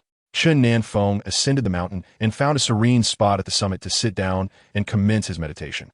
This time, he aimed to break through to the Yuanying stage, having made extensive preparations, intending to depart only after achieving this significant milestone. Time slipped away unnoticed in the realm of cultivation. Days turned into weeks, and thus, Chen Nan Feng remained atop the mountain for 2 months. Sensing that a breakthrough was imminent, he took out some ginseng and a nourishing elixir, consuming 2 pieces of ginseng before continuing his practice. He sat in contemplation for another month. As winter faded and spring blossomed, Chen Nan Feng finally achieved his breakthrough to the Yuanying stage. The spiritual energy from the entire mountain converged upon him, marking the successful culmination of his efforts. "I'm merely taking a stroll. I haven't explored this area before, so I thought I would take a look around," Chen Nan Feng explained. Old Li presented a card, saying, "This is from the Shangwan family. Accept it. I heard they may have upset you. Don't hold it against them. Members of prominent families tend to be arrogant, often looking down on others, believing themselves to be superior. I bear no anger, but should they cause trouble again, I won't intervene. Grandpa Li, I am not just a simple physician. I have my own matters to attend to, and I shall not act unless it involves those closest to me," Chen Nan Feng replied. Upon hearing this, Old Li felt a surge of frustration. Recognizing Chen Nan Feng as a youth who had been wronged while merely seeking to provide care. Nonetheless, Old Li advised, "Rest assured, I will inform them that you're not to be found." Li Chong, listening in, felt helpless, astonished at the Shangwan family's unreasonable behavior. After all, Chen Nan Feng was the renowned healer summoned by Yi Qingyu, and even if he was just a child, such disrespect was unwarranted. When Shangwan Yiming conveyed the news, he mentioned that Chen Nan Feng was indeed the healer who had treated his father, who held the healer in high regard, almost like a grandson. If he learned that his son had suffered indignities from the healer, it would surely cause him distress. Shangwan Yiming, equally troubled, could only implore Old Li to speak kindly on their behalf, acknowledging that the fault lay with the Shangwan family. One day, Wang Jun arrived, knocking on the door. Upon seeing Chen Nan Feng open it, he chuckled, "It's quite difficult to find you. It has been a long time since we last met." He then produced a package, saying, "This is for you. I happened upon it and decided to purchase it." Chapter 41. Fortune from the Heavens. Wang Jun revealed the contents of the package, which contained ginseng of considerable age, a true treasure. "How much do I owe you?" Chen Nan Feng inquired. "Are we still being polite?" Wang Jun replied, "I cannot offer you shares, but I can certainly afford this small gift. There is no need for formality between us. I am not lacking in funds, much like Bai Fei. Besides, this item is of no use to me, so I thought I would buy it for you." "Thank you. Bai Fei also kindly gifted me 2 pieces of ginseng the other day," Chen Nan Feng acknowledged. "Huh, he has plenty of money, so don't worry about being courteous with him. His yearly income far exceeds mine," Wang Jun laughed. Wang Jun engaged in conversation with Chen Nan Feng for a brief period before taking his leave. Chen Nan Feng then contemplated a visit to the mall to purchase a few items. Upon arriving, he encountered Zhang Yong, who eagerly approached him, exclaiming, "Chen Nan Feng, it has been quite some time since your last visit. I truly owe you my gratitude. Because you advocated for me, our manager has recognized my potential and promoted me to team leader, not to mention a substantial increase in my salary. Thank you, Chen Nan Feng." Zhang Yong's appreciation was sincere. Had it not been for Chen Nan Feng's intervention, he might have found himself unemployed. Fortuitously, Chen Nan Feng lent him a helping hand, a true benefactor indeed. It is worth noting that Chen Nan Feng was not part of their class and had no prior connection with him, yet he extended his assistance. Meanwhile, none of Zhang Yong's classmates had offered him any support. Some even ridiculed him for his misfortunes. Chen Nan Feng merely smiled, encouraging him to disregard such matters and focus on his work. In Zhang Yong's eyes, Chen Nan Feng's indifference contrasted sharply with his own feelings. The promotion and salary increase had significantly improved his family's living conditions. All these positive changes stemmed from Chen Nan Feng's kindness. Without him, he could only speculate about his current circumstances, thus his gratitude was profound. Ling Yun occasionally sent messages to reassure Chen Nan Feng of her and Su Qi's safety, alleviating his concerns. Chen Nan Feng would inquire about their well-being, offering financial support should they require it, as he remained capable of covering their expenses. At times, Bai Fei, unable to visit, would call Chen Nan Feng to check in. Contemplating Xiao Ye's unpredictable temperament, Chen Nan Feng genuinely worried that he might have deserted his post. Having heard that deserters faced severe consequences, Xiao Yi, unaware of Chen Nan Feng's concerns, mistook his momentary surprise for delight and promptly embraced him, spinning him around twice before releasing him. "You are remarkable. I hear that becoming a Special Forces soldier is quite challenging," Chen Nan Feng inquired. "It is said to be difficult, but I am undaunted. I will undoubtedly succeed. By the way, when will you join the army? It's becoming increasingly difficult to see you," Xiao Yi replied. "Really? You come to visit me? I will await your arrival. Once I become a Special Forces soldier, you must come see me," Xiao Yi exclaimed with enthusiasm. "I will seek an opportunity to visit you. Are you managing well in the army? Can you keep up with the training?" "Not a problem. I have trained before, and it has not been too exhausting. Some new recruits struggle, but I am capable," Xiao Yi declared proudly, patting his chest. After finally managing to meet, Chen Nan Feng treated him to a meal at Zhang Dapeng's restaurant, conversing with Xiao Yi for a while before bidding him farewell. Observing that Xiao Yi was faring well, Chen Nan Feng considered his induction into the army a positive development. His character seemed well suited for military life, where he would likely thrive compared to the outside world. Reflecting on Yi Hao, who appeared to be a Special Forces soldier, Chen Nan Feng resolved to visit Xiao Yi once he successfully enlisted, providing an opportunity for them to connect and support one another. He also reminisced about the individuals he had rescued. The eldest among them was Bai Fei, while the others were of similar age to him. Despite their varying circumstances, he recognized his own plight as the most arduous. At least Ling Yun and Su Qi had their parents by their sides, which afforded them a better situation than his own. He became an orphan, left to fend for himself, with no one to care for him. Although the village provided some assistance, it was merely enough to survive, preventing starvation. From that moment on, Chen Nan Feng became exceedingly sensible. He understood the absence of family meant he had to rely solely on himself. Besides attending school, he depended on 2 acres of land for sustenance. Despite the harsh circumstances, Chen Nan Feng excelled in his studies. He envisioned that once he was admitted to university, he would sell the land and never return. He aspired to find work in the city and support himself, believing he would thrive. Alas, fate had other plans. He was accepted into university, but was replaced by another, shattering his dream and subjecting him to brutal treatment, nearly losing his home as well. However, fortune proved to be somewhat equitable. While one door closed, another opened, leading him unexpectedly to inherit the legacy of an unconventional healer. Had he not received this inheritance, his fate might have been dire. Perhaps he would have perished in the wilderness, a forgotten soul without a proper burial. Yet, life is unpredictable. He is now transformed. Not only wealthy enough to care for himself, but also empowered, no longer a victim. This existence was beyond his wildest imagination. He believed that attending university and securing a job in the city would suffice for his survival. Now, it transcends mere survival. He has become affluent, a man of considerable means, and, astonishingly, a revered healer, a paragon of strength and skill, envied by many. Life truly is a tapestry of change. It is often said that life resembles a play, with unpredictable twists and turns, leaving no one to foresee what the next moment may hold. Ultimately, everything is orchestrated by fate. Chapter 42. Am I not cooler now? After a few took their seats, Li Chong remarked, Shangwan Yiming spoke to me about his father's situation. He wishes to extend his heartfelt gratitude to you. It seems his family has upset you, and he has asked me to convey his apologies. No need, Chen Nan Feng replied. I am not angry. I merely find her behavior a bit excessive. Furthermore, the director and the others are of advanced age and have been subjected to unkind words. Chen Nan Feng felt indifferent, perceiving himself as merely a young man. However, for the director, it seemed rather unjust. Li Chong sighed. They have always enjoyed an advantageous position, leading to a lack of awareness regarding propriety. In any case, I will not involve myself in their family matters anymore. I refuse to court misfortune. Shangwan, the old general, dedicated his entire life to the military, only to find that in his twilight years, his children sought to exploit his achievements. His eldest son, a commendable individual, also served in the military, while the rest of his children were somewhat less distinguished, scattered across various professions. Li Chong explained.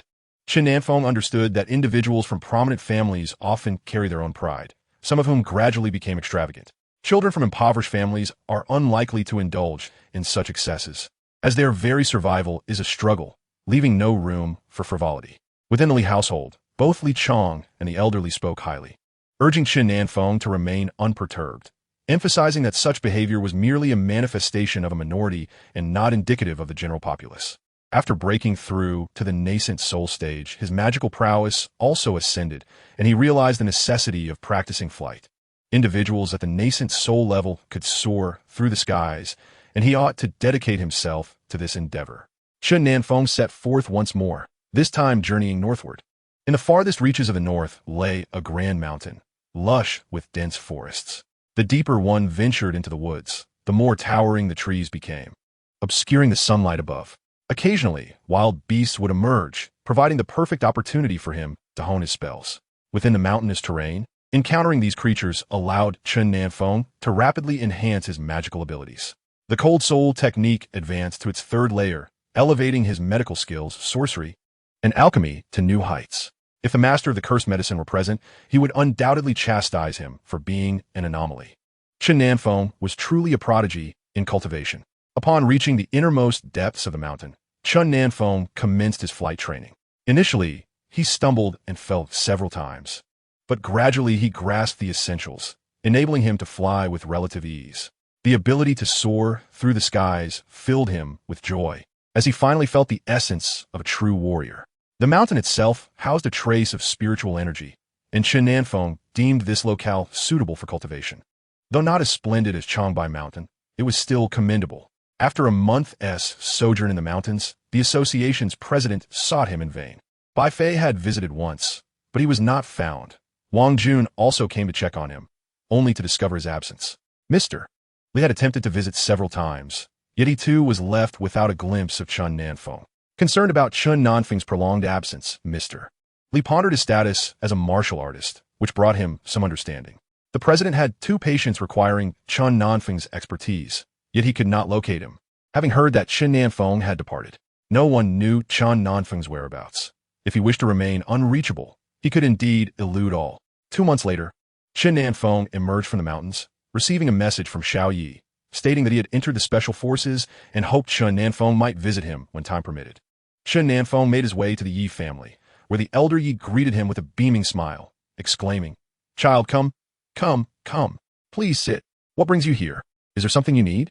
He continued, "You remember Xiao Yi. He has been accepted into the special forces. I promised him that I would visit once he succeeded, but I'm unsure how to gain entry into the military. I require your assistance." Chen Nan Feng articulated his purpose. "How difficult can this be? The Yi you saved is also in the special forces. I shall make a call to have him come and fetch you," replied the elder Yi. "That would be most appreciated," Chen Nan Feng responded politely. "Child, why be so formal with me? I should be the one expressing gratitude. You saved Yi Hao and the others, and I have yet to thank you," the elder Yi remarked. Before long, the call was connected, and upon learning that Chen Nan Feng was heading to the special forces, Yi Hao was instantly thrilled, eagerly agreeing to come and escort Chen Nan Feng. This time, Yi Hao arrived with Li Ming to retrieve Chen Nan Feng, who was entering the special forces under the guise of the military's chief instructor. Upon arrival at the special forces, Chen Nan Feng inquired about Xiao Yi.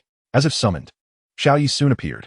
Upon seeing Chen Nan Feng, Xiao Yi rushed forward, enveloping him in a joyful embrace and spinning with delight. Chen Nan Feng was taken aback by the sight of Xiao Yi clad in military attire, looking exceptionally dashing and charismatic, utterly transformed from the eccentric youth he had once known. You have become remarkably more handsome and charming, and also more mature, Chen Nan Feng remarked with a smile. Upon hearing this compliment, Xiao Yi felt a surge of joy, affirming that joining the army was indeed the right choice. You've noticed it too? I believe I am indeed cooler now, Xiao Yi declared with a touch of pride. Chen Nan Feng observed Xiao Yi, a young man of his own age, whose face had shed its youthful innocence. He appeared composed and capable, having evolved into a true gentleman. Yi Hao, Xiao Yi will require your guidance here. Should you need anything, feel free to message me, and I shall assist in any way I can, Chen Nan Feng stated. Rest assured, I arrived here a few years before him and will look after him, Yi Hao replied. By the way, did you know? We all have our own code names here. Do you know mine? I am called Feng Yi. Quite melodious. I assentee it? Xiao Yi boasted. Chen Nan Feng was left speechless. Was a code name truly that significant? Li Ming chuckled along, and seeing the playful banter among them, Chen Nan Feng found them rather endearing. Due to his unique status, Chen Nan Feng had spent 2 days in the Special Forces, and it was Xiao Yi who saw him off. As they parted, Xiao Yi inquired, "When will you come to see me again? I will visit whenever I can. If you ever need anything, message me, and I will find a way to come." Chen Nan Feng assured him. He held a fondness for Xiao Yi, whose cheerful, unpretentious demeanor embodied the essence of a bright youth. Xiao Yi accompanied Chen Nan Feng to the station. Displaying a reluctant demeanor, Chen Nan Feng reassured him to focus on his duties in the army, promising to visit whenever possible. After Chen Nan Feng boarded the bus, he watched as it departed, lingering until it vanished from sight. This was a bus traveling from the capital to Jianghai, gradually filling with passengers. Just as the bus neared Jianghai, a collision occurred ahead, attracting a crowd. 2 vehicles had collided, and upon approaching the scene, Chen Nan Feng felt a chill. It appeared to be a catastrophic accident. By this point, traffic police were already managing the situation, extricating the occupants from the wreckage. Emergency services had yet to arrive. And as Chen Nan Feng approached, he noticed one vehicle contained 2 individuals, a man and a woman, while the other held 2 men. Tragically, the man and woman were already deceased, yet one of the men still showed signs of life. Chen Nan Feng attempted to advance, but was halted by a police officer. Identifying himself as a doctor, he insisted that one of the men still had a chance. Initially skeptical, the officer ultimately relented, thinking that since the others were beyond hope, it would hurt to let Chen Nan Feng try. As he approached the man, Chen Nan Feng conducted an examination and discerned the reason for his lingering vitality. This man was a martial artist, and in that critical moment, his inner energy had preserved his life. Kneeling beside the injured man, Chen Nan Feng focused his spiritual energy, beginning to channel and clear his blocked meridians. A few minutes later, the man slowly awakened, astonished to see Chen Nan Feng tending to him. The realization struck him that this young lad was not only saving his life, but was also a martial artist. As he sensed the flow of spiritual energy entering his body, the notion that a mere youth possessed such prowess was utterly shocking. This boy was not only a warrior but also a healer, mastering both martial and medical arts, truly a remarkable talent. As the man regained his senses, he grasped Chen Nan Feng's hand and expressed his gratitude. "Thank you. I thought I was doomed this time, but fate led me to you. Are you from the capital, Nanjiang, or from the Martial Alliance?" Chen Nan Feng was momentarily taken aback, unsure of what the man meant by those places. "And where do you hail from?" he inquired. The man had not anticipated such a question from Chen Nan Feng. However, recalling the boy's act of salvation and recognizing him as a fellow martial artist, he replied, "I belong to the Martial Alliance. And you?" "I'm from the capital," Chen Nan Feng asserted, feeling that he could claim that identity, especially since he intended to join the military eventually. He believed that old Master Yi would be delighted to hear him declare himself from the capital. After all, it was just a matter of time. Upon hearing the capital, the man expressed a hint of disappointment. "Ah, you're from the capital? I was hoping to invite you to our side, but it seems that's not possible." He paused, then added, "I know you don't need this, but please accept it as a token of my gratitude for saving my life." The man handed Chen Nan Feng a card. As Chen Nan Feng prepared to leave, the man called out, "Wait, what is your name?" The man promptly contacted the Martial Alliance, recounting the details of the accident. 2 vehicles had collided, resulting in fatalities, and he was the sole survivor. The leader of the Martial Alliance, intrigued, asked, "Are you saying that you were rescued by a martial artist? A young lad from the capital?" "Yes," I inquired, and he identified himself as being from the capital. "I'm curious about his cultivation level. Was he capable of saving me?" The leader responded, he could save you not due to high cultivation, but because he is likely a dual practitioner of martial and medical arts. Understanding dawned on the man. I had presumed he was highly skilled. He is indeed an impressive youth. The leader believed that the martial artists from their alliance and those from the capital would eventually have the opportunity to compete, and he was confident that knowing the boy's origins would facilitate their meeting. However, when they did meet, it would be a revelation.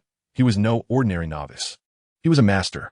Upon arriving home, Chen Nan Feng was soon visited by Wang Jun, who remarked, "You have been frequently absent from home.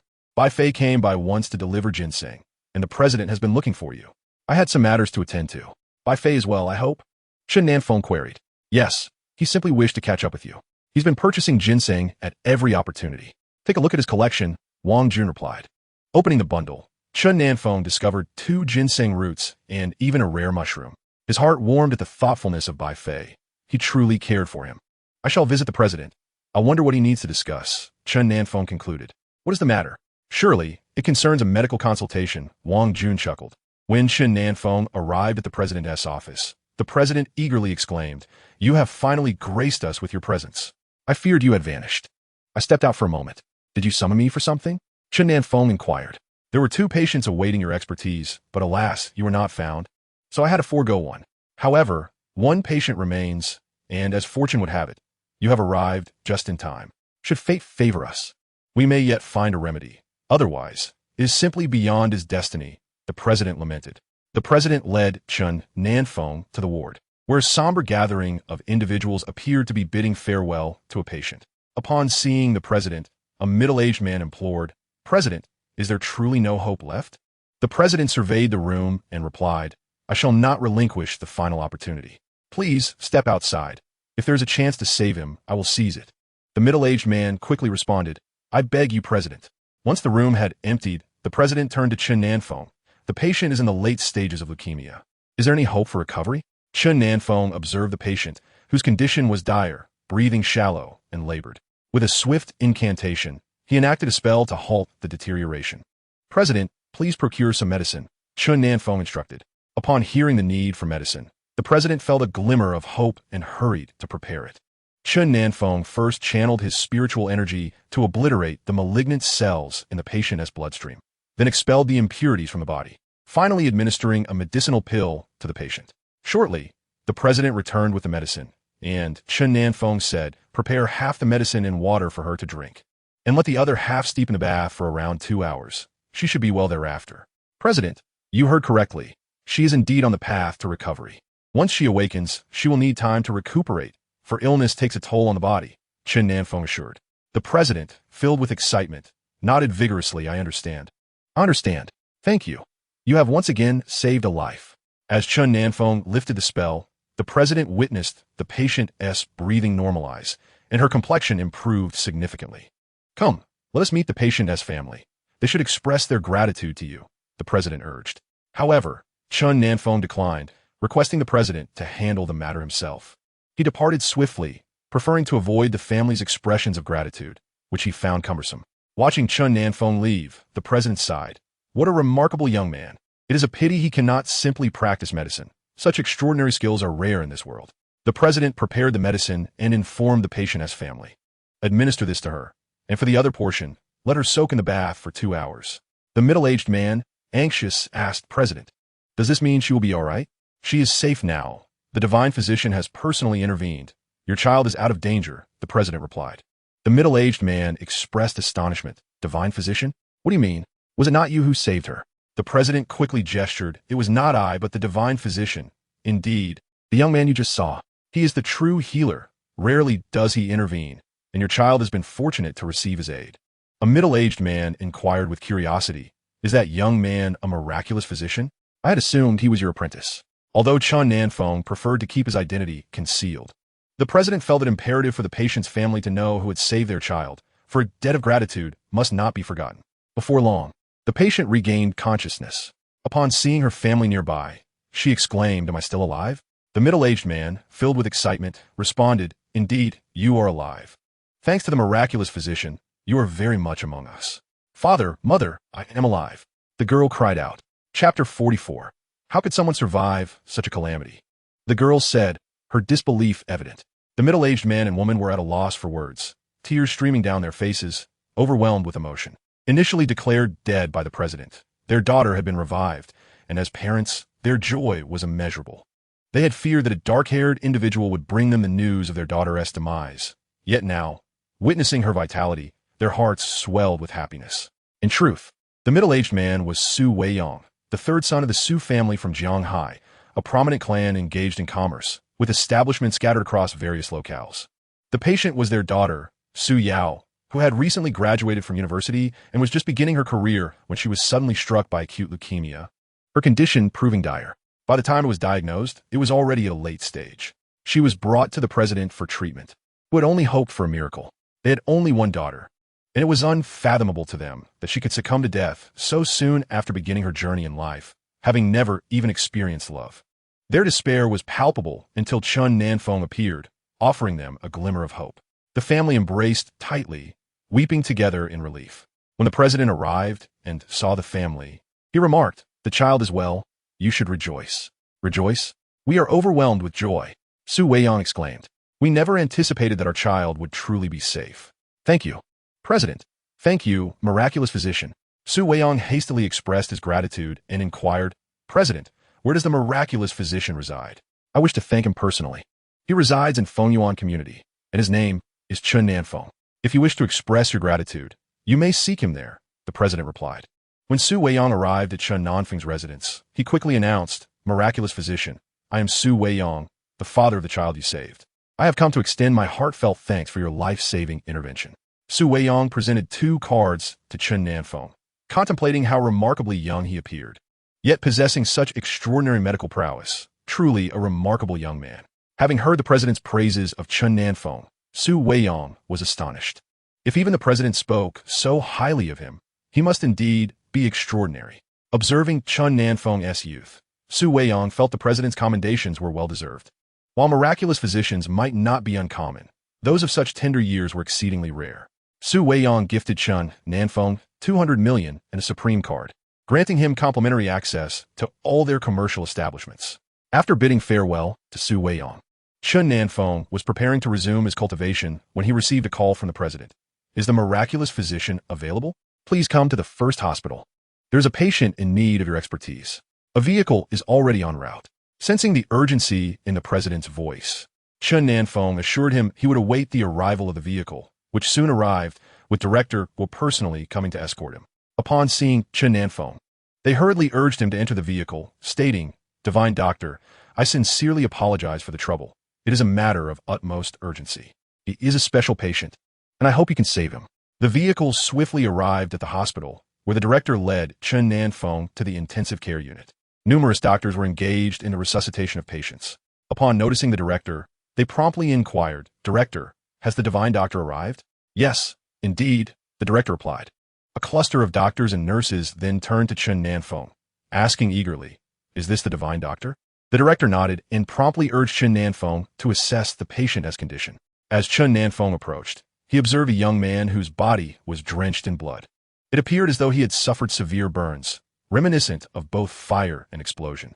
At that moment, Chen Nan Feng was unaware of the specifics of the patient's condition, only discerning that the injuries were grievous.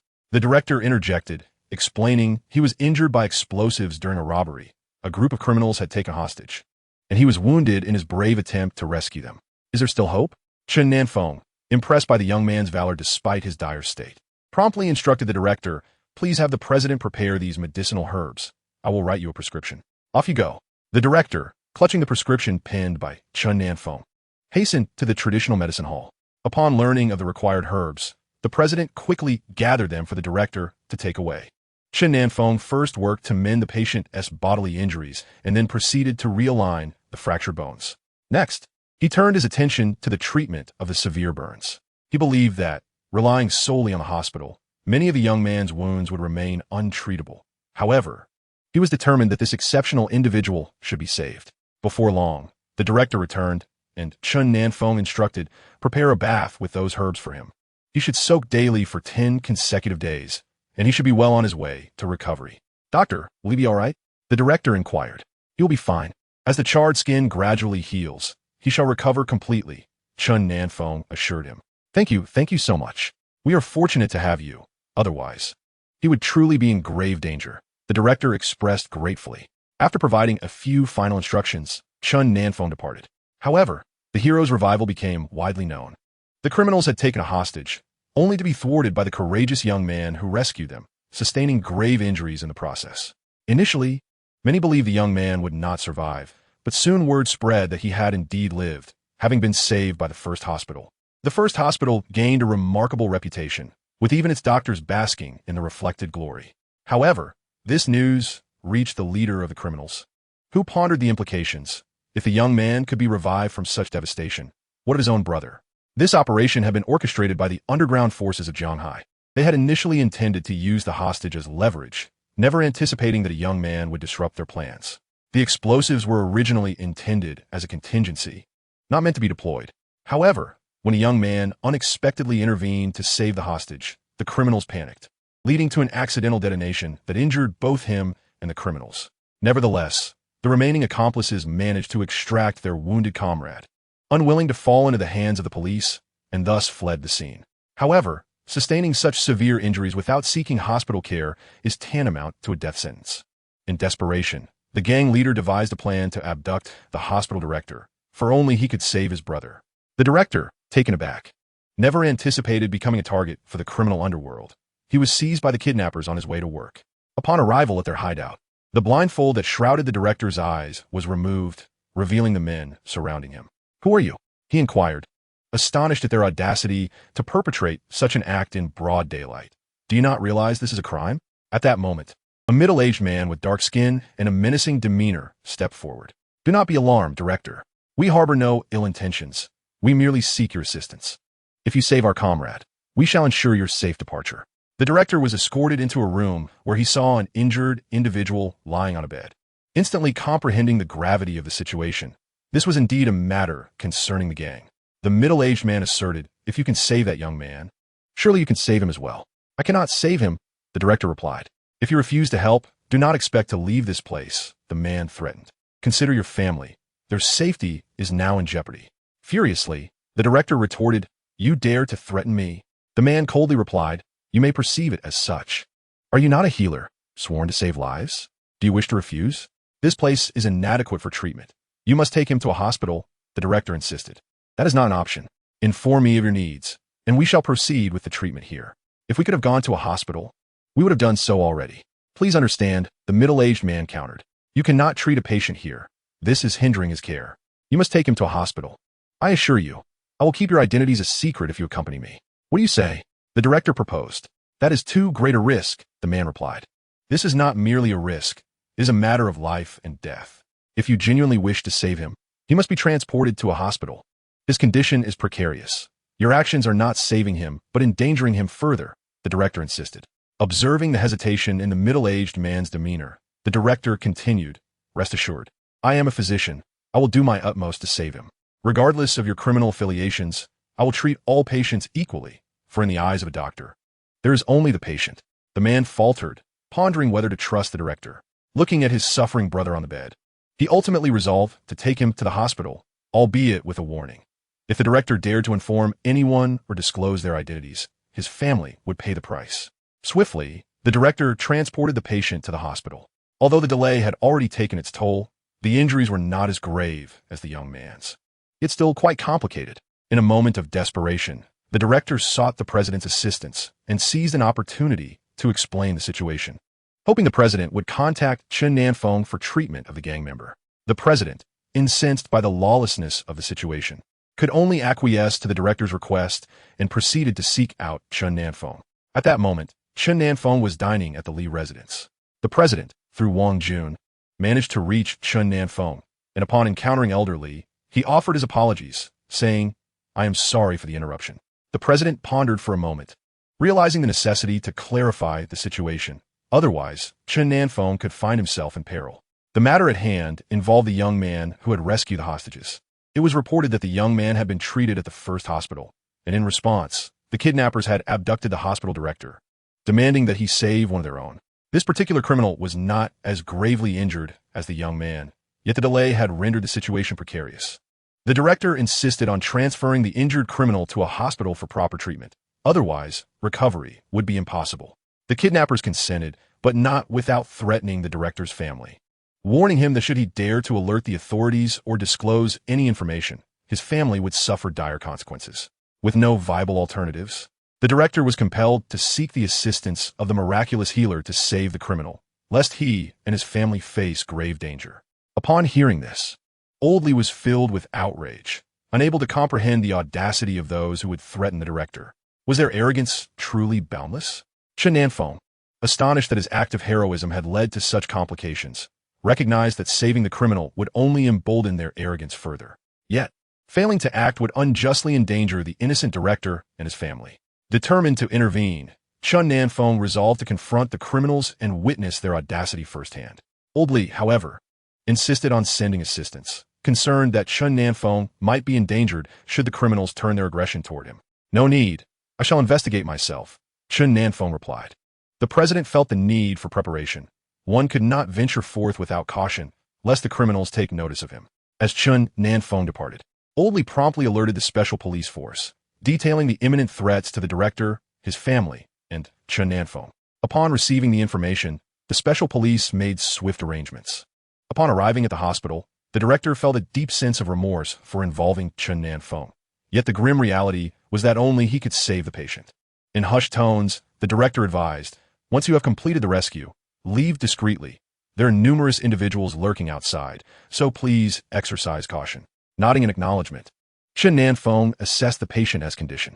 Although the internal injuries were not severe, the skin was grievously burned. "I will mend his internal injuries. As for the skin, you shall have to manage that yourselves," Chen Nan Feng stated. After attending to the criminal's internal wounds, he prepared to depart. However, upon stepping outside, he realized something was amiss. The area was swarming with special police, effectively surrounding the entire hospital. Having never encountered such a scenario, Chen Nan Feng observed that no one could enter or exit the hospital, resulting in a tense stalemate. In such circumstances, resorting to magic was an option, yet employing such powers would expose him to all present. The kidnappers, realizing they were cornered, panicked and began to use the hospital staff as leverage, escalating the danger significantly. With no other recourse, Chen Nan Feng resorted to a time-stopping spell, freezing everyone in place. He then methodically dragged each criminal before the special police. And only after ensuring no criminals remained within the hospital did Chen Nan Feng make his exit, releasing the spell as he left. Although the moment was but a blink of an eye, it left everyone momentarily stunned. The special police were taken aback by the sight of the criminals now before them. "Goodness!" they exclaimed in disbelief. The criminals, equally bewildered, questioned how they had suddenly found themselves in front of the special police. Had they unwittingly walked into their own demise? The robbers seemed to be out of their minds, willingly inviting trouble upon themselves. Soon, the special police efficiently eradicated the underground forces of Jianghai, capturing the elusive leader they had long sought. The hospital returned to a state of calm, yet the director understood that it was all thanks to Chen Nan Feng. Without him, the hospital would have faced significant turmoil. While Li Lao conversed with Chen Nan Feng, a young man approached. Upon seeing him, Chen Nan Feng inquired curiously, "How did you find me?" The young man smiled and replied, "Who am I? As long as I know your name, locating you is a breeze. I asked the director for your name, and finding you is quite simple. I study computer science. My name is Su Fei. Thank you for saving me. I also know you rescued my sister. My father has visited your home. You should remember him." Chen Nan Feng recalled Su Weiyang, surprised to discover this young man was part of the Su family. He remarked, "You are quite brave." Su Fei responded, "Indeed, I am a true man. Witnessing such events compels one to act, even at the risk of one's life.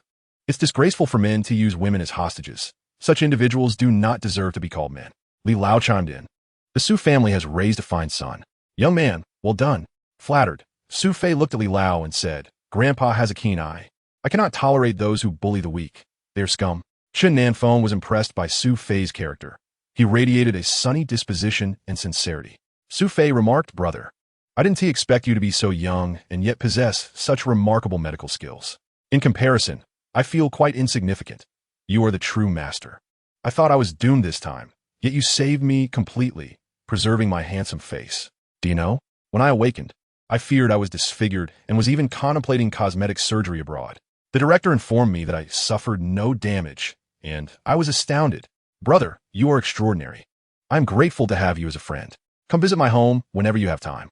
Chen Nan Feng smiled and replied, I will visit when I have the opportunity. What formalities? Why be so polite? We are brothers. Feel free to come by any time. By the way, share your number so I can reach you, Su Fei insisted. Chen Nan Feng gladly provided his phone number, appreciating Su Fei's admirable qualities, which surpassed many of his contemporaries. Li Lao then informed Chen Nan Feng that all the robbers had been apprehended, and both the president and the director were safe from danger. Chen Nan Feng felt relieved. The president's elderly age made him particularly vulnerable to the robbers. As long as he was safe, everything would be all right. After conversing with Li Lao for a while, Chen Nan Feng prepared to head to Changbai Mountain, eager to focus on his cultivation and dismiss all other concerns. In the face of strength, everything else is but a fleeting illusion. Strength is of utmost importance. It is only through possessing strength that one can evade control and threats. Chen Nan Feng aspires to fortify himself. One day, he ventured to Changbai Mountain, seeking solace and enlightenment at its summit. Gazing upon the azure sky and billowing clouds, enveloped in ethereal mists, he felt as if he had stepped into a realm of immortality. After a month of rigorous training on the mountain, Chen Nan Feng resolved to search for ginseng within the forest. As he traversed the rugged terrain, he encountered an elderly man, instantly recognizing his identity. He had heard from Elder Yi that there were two martial masters in Huaxia, one being Elder Yi himself, and the other the formidable figure of Nanjiang. It seemed that the man before him was indeed one of them. The elder observed Chen Nan Feng descending the mountain, a youthful figure with a backpack, reminiscent of a student on an excursion. When Chen Nan Feng passed by, the elder abruptly inquired, Young man, are you alone? Chen Nan Feng pondered whether the elder had discerned his martial prowess. At his current level of cultivation, it would be impossible for the elder to perceive his strength unless he possessed some secret method. Noticing Chen Nan Feng's silence, the elder continued, Do you reside nearby? I see you are alone on the mountain, which suggests you are not merely a tourist, but rather a local resident. Yes, I am a resident nearby, Chen Nan Feng replied. The elder cautioned, The mountain can be perilous. You should exercise caution while alone. Thank you, Chen Nan Feng responded, turning to leave, yet the elder's gaze lingered upon him. Searching for a youth he believed to be a formidable warrior, not realizing that the boy before him was merely an ordinary adolescent in his eyes. After exchanging a few words, the elder resumed his journey deeper into the mountain. Little did he know that the very youth he sought was right beside him, a missed opportunity that would later evoke feelings of regret for his presumptuousness. He lamented his failure to engage further with the boy, recognizing that the spiritual energy he absorbed on the mountain required careful and gradual assimilation, culminating in an additional 2 months of training. As Chen Nan Feng approached home, he received a phone call from Wang Jun. Where are you? Wang Jun inquired. I'm on my way, almost home, Chen Nan Feng replied. All right, I'll wait for you. Wang Jun responded. Upon reaching his doorstep, Chen Nan Feng was intercepted by Wang Jun, who anxiously exclaimed, You went out again. No wonder we couldn't find you. Is there something urgent? Noticing Wang Jun's frantic demeanor, Chen Nan Feng wondered if something had happened to Wang Lao. Wang Jun pulled him along, saying urgently, There's a patient who needs your attention. They have been waiting for you for several days. Inside the room, a crowd of people turned to Chen Nan Feng, their expressions a mix of skepticism and expectation as they regarded him as the renowned healer. At that moment, a young man spoke up. Chen Nan Feng, is it really you? Could it be that the legendary healer they mentioned is you? Impossible. Chen Nan Feng recognized the young man as Ding Guo, a classmate who had once looked down upon him, even mocking him for being an orphan. Ding Guo would never believe that Chen Nan Feng could be the illustrious healer. For how could someone who never attended university possibly possess such skills? Furthermore, Chen Nan Feng is merely an orphan, struggling even to secure his daily meals. How could he possibly be a divine physician? Who would be inclined to teach a person, uneducated and hailing from a rural background, the art of medicine? Even if a renowned healer were to take on an apprentice, it is improbable they would select someone like Chen Nan Feng. Observing the multitude's scrutiny upon Chen Nan Feng, Ding Guo hastily interjected, He cannot be a divine physician. He hasn't even attended university. As a rural dweller, he faces challenges merely to survive. He ranks as the lowest among our class, and his peers shun him, regarding him with disdain. Another voice chimed in, Wang Lan, what are your intentions in introducing such a charlatan to us? Are you attempting to endanger the old gentleman? The situation escalated further, with another individual pointing at Chen Nan Feng, exclaiming, You, a mere country bumpkin, dare to flaunt your deceitful practices? What audacity propels you to act so recklessly? Your trickery has already wasted so much of our time. We ought to report you to the authorities. Wang Lan attempted to clarify, but was interrupted, facing hostility. Wang Lan, look at the kind of person you have introduced us to. Does he resemble a divine physician? Have you lost your senses? Dinghua added, Chen Nan Feng, you truly astonish me. I never perceived such boldness in you during school. You were always timid, cowardly, and insecure. What has spurred this transformation? What trauma have you endured to become so audacious? Wang Lan stepped protectively in front of Chen Nan Feng, declaring, enough. You truly are a family united in disbelief. My words hold no weight, yet you choose to believe him. It appears I am inconsequential in your eyes. My husband, as I have shared, our child was saved by him. Now, even you doubt my words? Seeing the indifference in the room, Wang Lan proclaimed, I understand now. Chen Nan Feng, let us leave. We shall not extend our assistance to this person. The room erupted in chaos. You claim to seek a divine physician, yet you are the ones unwilling to provide aid. Do you truly believe the Nie family can be easily bullied? Nie Yuhang, Wang Lan's husband, questioned, is this supposed divine physician truly him? Are you certain? You just heard it yourself.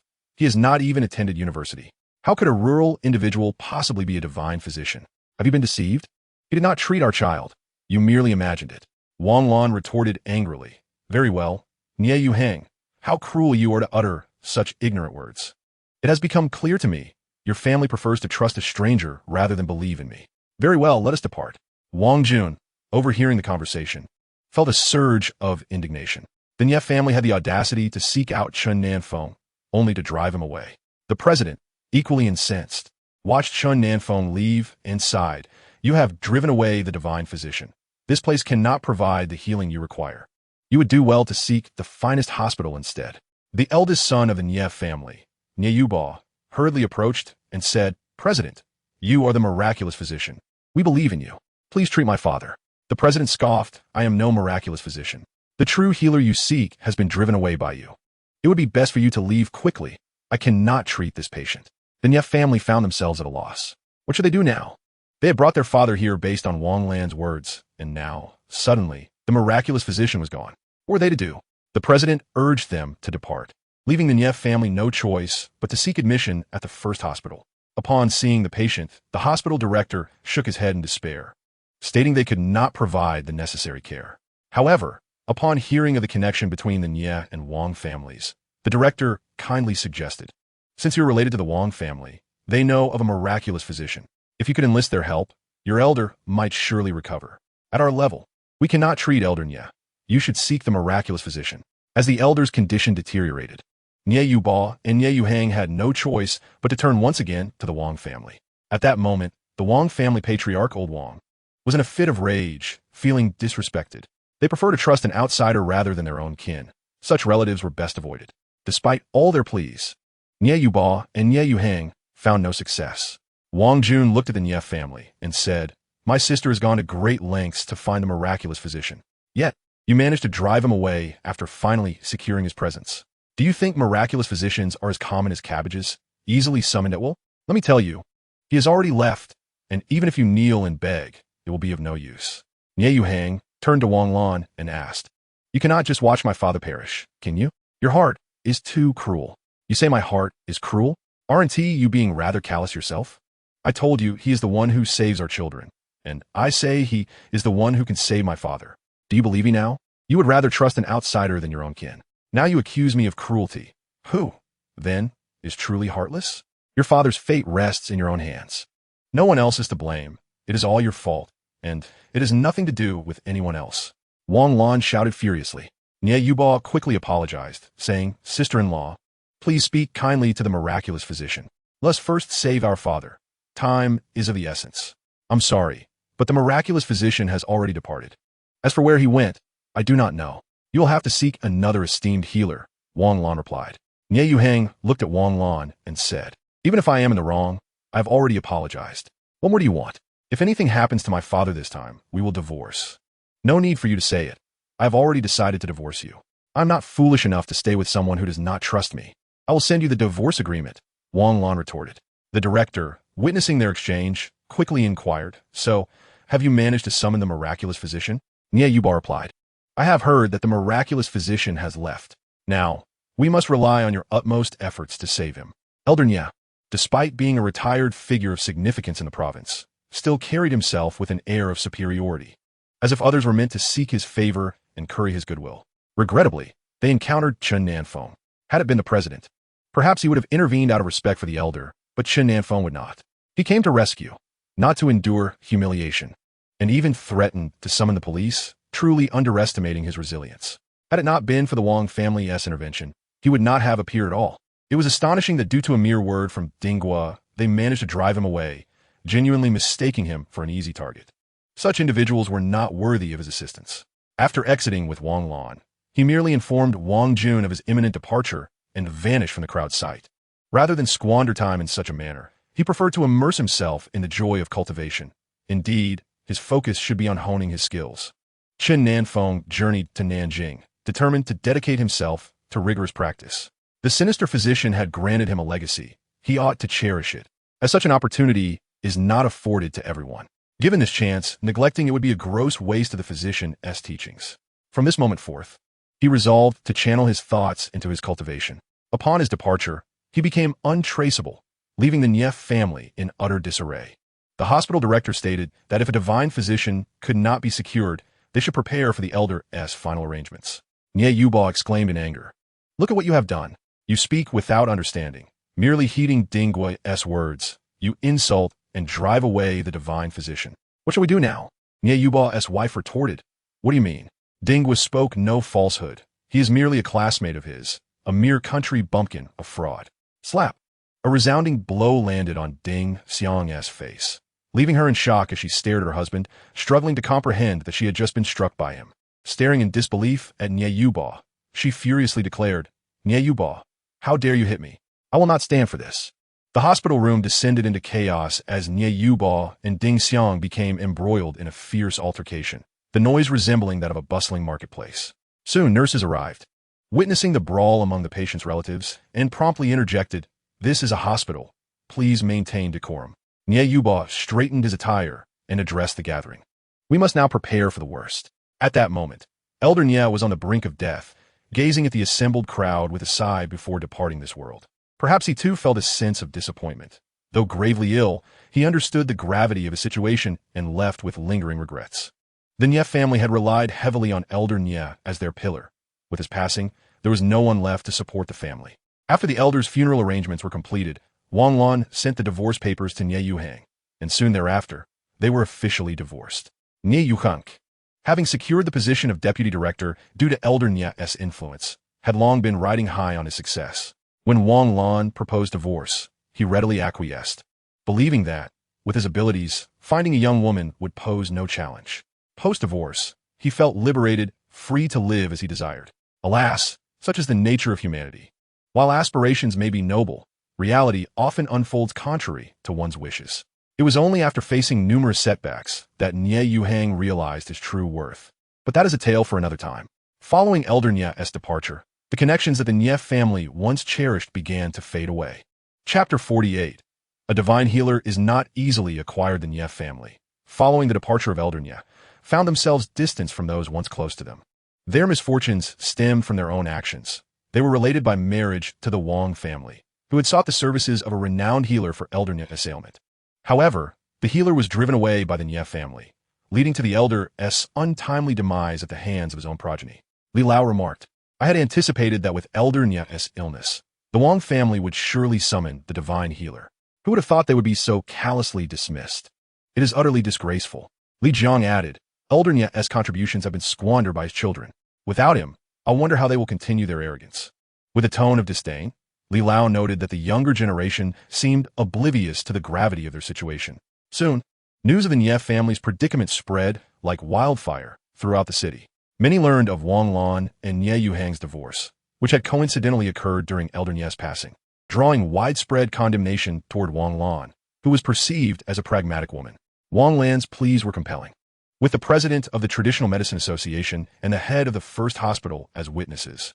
It became evident that she had endeavored to summon a healer for Elder Nye, only to be rebuffed and insulted by his family. In truth, Elder Nye had met his end due to the actions of his own kin.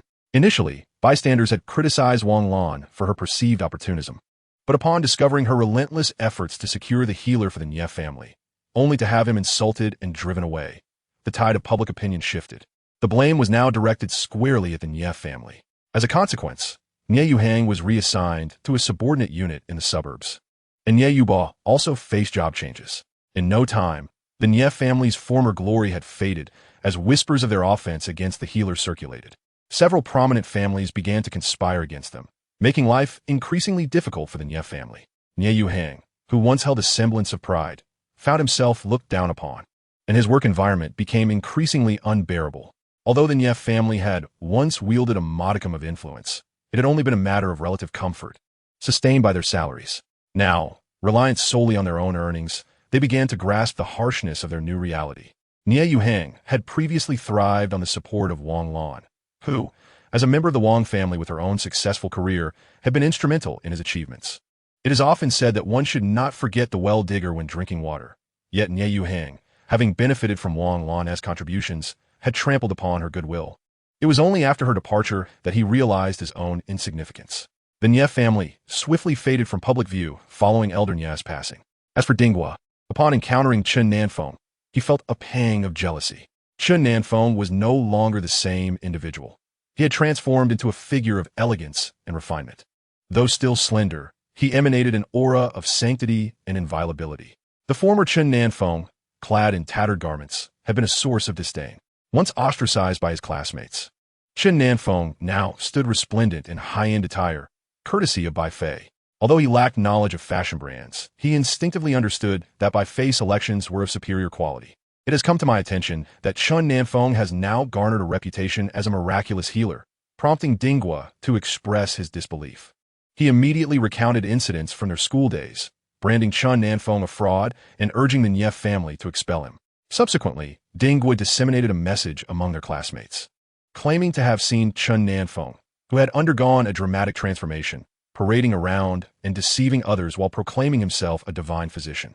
He insinuated that Chen had narrowly escaped capture, vehemently disparaging him with every unflattering remark imaginable. The classmates of Chen Nan Feng erupted in disbelief at Dinghua's assertions, unable to reconcile the notion of him being a swindler. After all, Chen Nan Feng had always been timid and meek.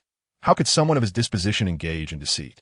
It was acknowledged that even fraudulence requires a certain audacity, which not everyone possesses. While they were inclined to believe Dinghua's claims, their faith in Chen Nan Feng remained unshaken. However, Dinghua's allegations were compelling enough to stir doubt among the students. They began to condemn Chen Nan Feng, deriding him for daring to leave his rural roots to engage in trickery in the city, an affront to natural justice. The outcry and vitriol cascaded, and had Chen Nan Feng been present, he would likely have faced their collective wrath. They felt he had brought shame upon their cohort. Yet, Dinghua refrained from revealing the entire truth. His aunt, Ding Xiang, had been cast aside by Nie Yuba. Nie Yuba's animosity towards Ding Xiang stemmed from the president's words, who cautioned him that the miraculous healer they had dismissed was someone the Wang family would go to great lengths to secure. The powerful families of Jianghai held connections to this healer, and offending him equated to alienating several influential clans. The president further articulated that they had underestimated the healer's significance. Even prominent figures in the capital yearned for his presence, yet he declined their invitations. To show disrespect to such a figure was nothing short of folly. The president also elaborated on the Wang family's indispensable role in the healer's emergence, asserting that without them, the healer would remain a mere myth to them. Upon hearing the president's words, Nie Yuba was engulfed in regret. Had it not been for Dinghua's public denouncement of Chen Nan Feng, they would not have branded him a fraud. The blame rested squarely on Dinghua's shoulders. Upon returning home and concluding matters concerning the elder Nie, the chilling realization of loss settled over Nie Yuba. Elder Nie had been the family's cornerstone, and with his absence, the Nie family began to crumble. Following Elder Nie's passing, both Nie Yuba and Nie Yuhang faced the dissolution of their marriages. Friends and relatives who once stood by them began to distance themselves, making them acutely aware of the dire consequences of their decision to dismiss the healer. Meanwhile, Chen Nan Feng had arrived at his home in Nanjing, where he resumed his cultivation. After a month in Nanjing, Bai Fei contacted him, inquiring if he would be available for a visit to the capital. Chen Nan Feng agreed, feeling it was time to pay Bai Fei a visit, as he had frequently been the one to come see him. Upon reaching the capital, Bai Fei greeted him with enthusiasm, exclaiming, "I thought you might be too busy again. From now on, feel free to come to the capital whenever you have the time."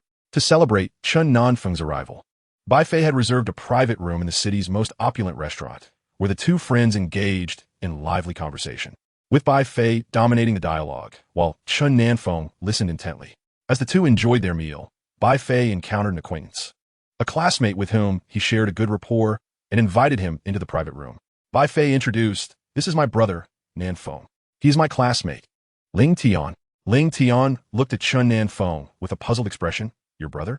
I know your two cousins. Who is this?" "This is my brother, Chen Nan Feng, a brother closer than kin," Bai Fei clarified. Upon hearing Ling Tian's name, Chen Nan Feng scrutinized him for a moment longer, pondering the situation surrounding the Ling family. Chapter 49. Chen Nan Feng felt as if old Li regarded him as a child.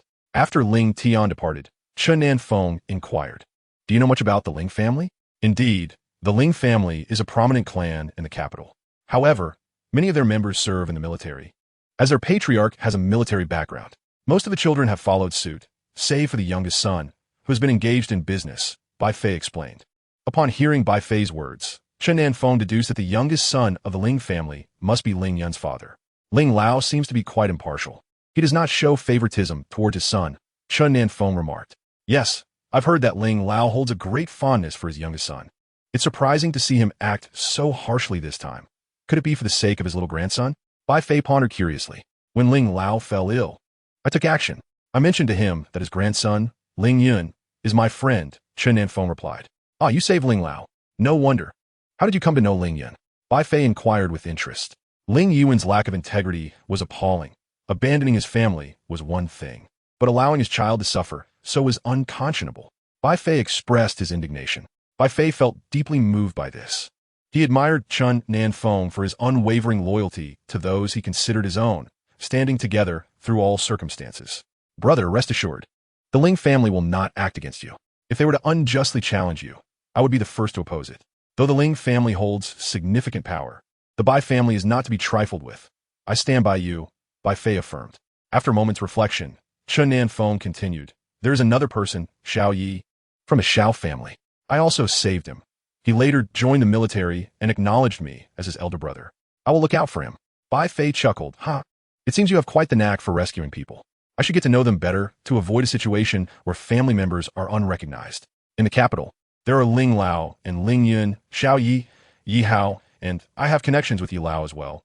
Not to mention you," Chen Nan Feng stated. You have so many acquaintances in the capital. I thought you only knew me. It appears I underestimated you. However, I believe our bond is the strongest," Bai Fei remarked, eager for Chen Nan Feng to affirm this. Chen Nan Feng did not disappoint, replying, "Indeed, since you have declared us to be brothers, our relationship must be the closest. That's more like it. By the way, hasn't the Ling family sought out Ling Yun?" Bai Fei queried. "Mr. Ling may have searched, but it is likely that he could not find him. Ling Yun has gone abroad, and perhaps they would not have considered this possibility," Chen Nan Feng remarked. After spending a week at the Bai family, Chen Nan Feng departed, and Bai Fei happily bid him farewell, even advising him to visit Beijing whenever he had the chance. Subsequently, Chen Nan Feng traveled north and spent a month in the mountains there before leaving. At present, Chen Nan Feng seemed to vanish without a trace. Locating him was exceedingly difficult, unless one was a close acquaintance. Otherwise, finding him would be nearly impossible. In a moment of dire urgency, Chen Nan Feng cast a spell that halted the bus, followed by an invisibility incantation that gently lowered the bus to the ground, after which he dispelled the spell. It was a heart-stopping moment, yet it occurred in the blink of an eye. By the time the driver registered the situation, the vehicle had come to a stop, and the passengers were unharmed, left in a state of bewilderment. The passengers felt as though they had merely experienced a fleeting dream. They sensed a slight jolt of the bus, which soon stabilized. Even after arriving at their destination, the driver pondered if he were suffering from delusions, contemplating whether he should take a break from driving. Oldly expressed his concern, asking, "Have you been eating well out there? You must take care of yourself when you are alone. Do you understand? At your young age, you should not jeopardize your health." "Grandpa Li, I'm a martial artist. My body will be just fine," Chen Nan Feng replied, feeling as if Old Li regarded him as a child. There's no need for that, Chen Nan Feng thought. He felt that the Wang family need not concern themselves. The Wang family is the Wang family, and the Nye family is the Nye family. He would not place blame on the Wang family for this. The Wang family had acted correctly. The Nye family was unreasonable. After his departure, he was unaware of the ensuing events. The Nye family was spreading rumors that Wang Lan was a pragmatic individual. following the Nye elders' passing. They even accused the Wang family of wrongdoing. Oldly provided some clarification. Chen Nan Feng was taken aback by such developments. It seemed the Nye family was being excessively unreasonable. After the Nye elders' departure, the Nye family disbanded, and those who had previously maintained close ties ceased their connections. This was entirely of their own making, Oldly remarked. Is Sister Wang doing well? Was the divorce proposed because of my involvement? Chen Nan Feng inquired. It has nothing to do with you. They already had issues. Nye Yuhang, being the son of an official, had a lofty sense of self-importance and looked down upon Sister Lan for being a businesswoman, yet still relied on her support. Now that they are divorced, he spreads slander about her, but sadly, no one believes him. Several prominent families have confirmed that it was the Nye family who ultimately caused the elders' demise. They brought this upon themselves, Wang Jun stated. Wang Lao, upon seeing Chen Nan Feng, added, do not overthink it. It has nothing to do with you. The Nye family has always held themselves in high regard, looking down upon those of us in commerce, yet they simultaneously covet our wealth. They truly consider themselves superior. It is better that they are separated. Chen Nan Feng had not anticipated that such a trivial matter would incite responses from several prominent families. Chapter 50. How did you sustain injuries? Chen Nan Feng had not anticipated that such a trivial matter would incite responses from several prominent families. Even the president of the Traditional Chinese Medicine Association and the director of the first hospital voiced their opinions, affirming that the Nye elder had ultimately been harmed by his own family. The divine physician, who had been sought at great expense by the Wang family, was driven away by the Nye family, revealing them as the true culprits. He did not wish to fall behind others, yet allowing him to rest would leave him unsatisfied. Chen Nan Feng immediately sent a message for Yi Hao to come and pick him up, and he arrived promptly. When Chen Nan Feng reached the hospital, Xiao Yi was in the midst of negotiations with the doctors, insisting on waiting for the miraculous physician. The hospital informed him that such a wait was not feasible. Xiao Yi had suffered a fractured leg and apparently 2 broken ribs. When he was brought to the hospital, the doctors aimed to treat him, but he vehemently refused, insisting on waiting for the miraculous physician. Xiao Ye's instructor deemed his behavior unreasonable, arguing that such injuries hardly warranted the need for a miraculous physician. However, Xiao Yi remained steadfast in his decision to await the healer, leaving the hospital staff at a loss. Later, the instructor contemplated punishing Xiao Yi, but Yi Hao interjected, asserting that Xiao Yi was justified. If the miraculous physician were to arrive, Xiao Yi would recover swiftly and not require an extended hospital stay, thus preventing any disruption to his training. Yet, the military had no means to summon such a physician, and the instructor felt this exceeded their authority. Pondering who the miraculous physician was and how they could establish contact, Xiao Yi, however, confidently declared that the miraculous physician was his brother and would undoubtedly come to his aid. Remarkably, despite his grave injuries, his first thought was of Chen Nan Feng. Even during the ride to the hospital with his comrades, he had been waiting for Chen Nan Feng, enduring the pain in silence. Upon Chen Nan Feng's arrival at the hospital, he found Xiao Yi entangled in a dispute with the doctors, repeatedly insisting, just a moment longer. The miraculous physician will arrive shortly. Upon seeing Chen Nan Feng, Xiao Yi was overwhelmed with emotion, exclaiming, the miraculous physician is here. Please let him treat me. Chen Nan Feng, bemused by Xiao Ye's fervor, approached him, asking, are you all right? Xiao Yi, with a smug expression, replied, seeing you has truly made me feel better. However, he fainted shortly thereafter, sustaining himself until that moment had been a tremendous effort, all fueled by his faith in Chen Nan Feng, without which he would have succumbed much earlier. The hospital staff, upon noticing Chen Nan Feng's youth, initially refused to allow him to intervene. Left with no choice, Chen Nan Feng called Yi Qingyu for assistance. Soon, the hospital director arrived, instructing the doctors to allow the miraculous physician to treat the patient. The doctors had no option but to step aside. Chen Nan Feng assessed Xiao Ye's condition, addressing the fractures and realigning his internal organs before stepping out. The director, awaiting Chen Nan Feng's return, promptly informed him that the commander had given explicit instructions. From then on, he would possess the authority to treat patients in all hospitals, and the commander would provide him with credentials.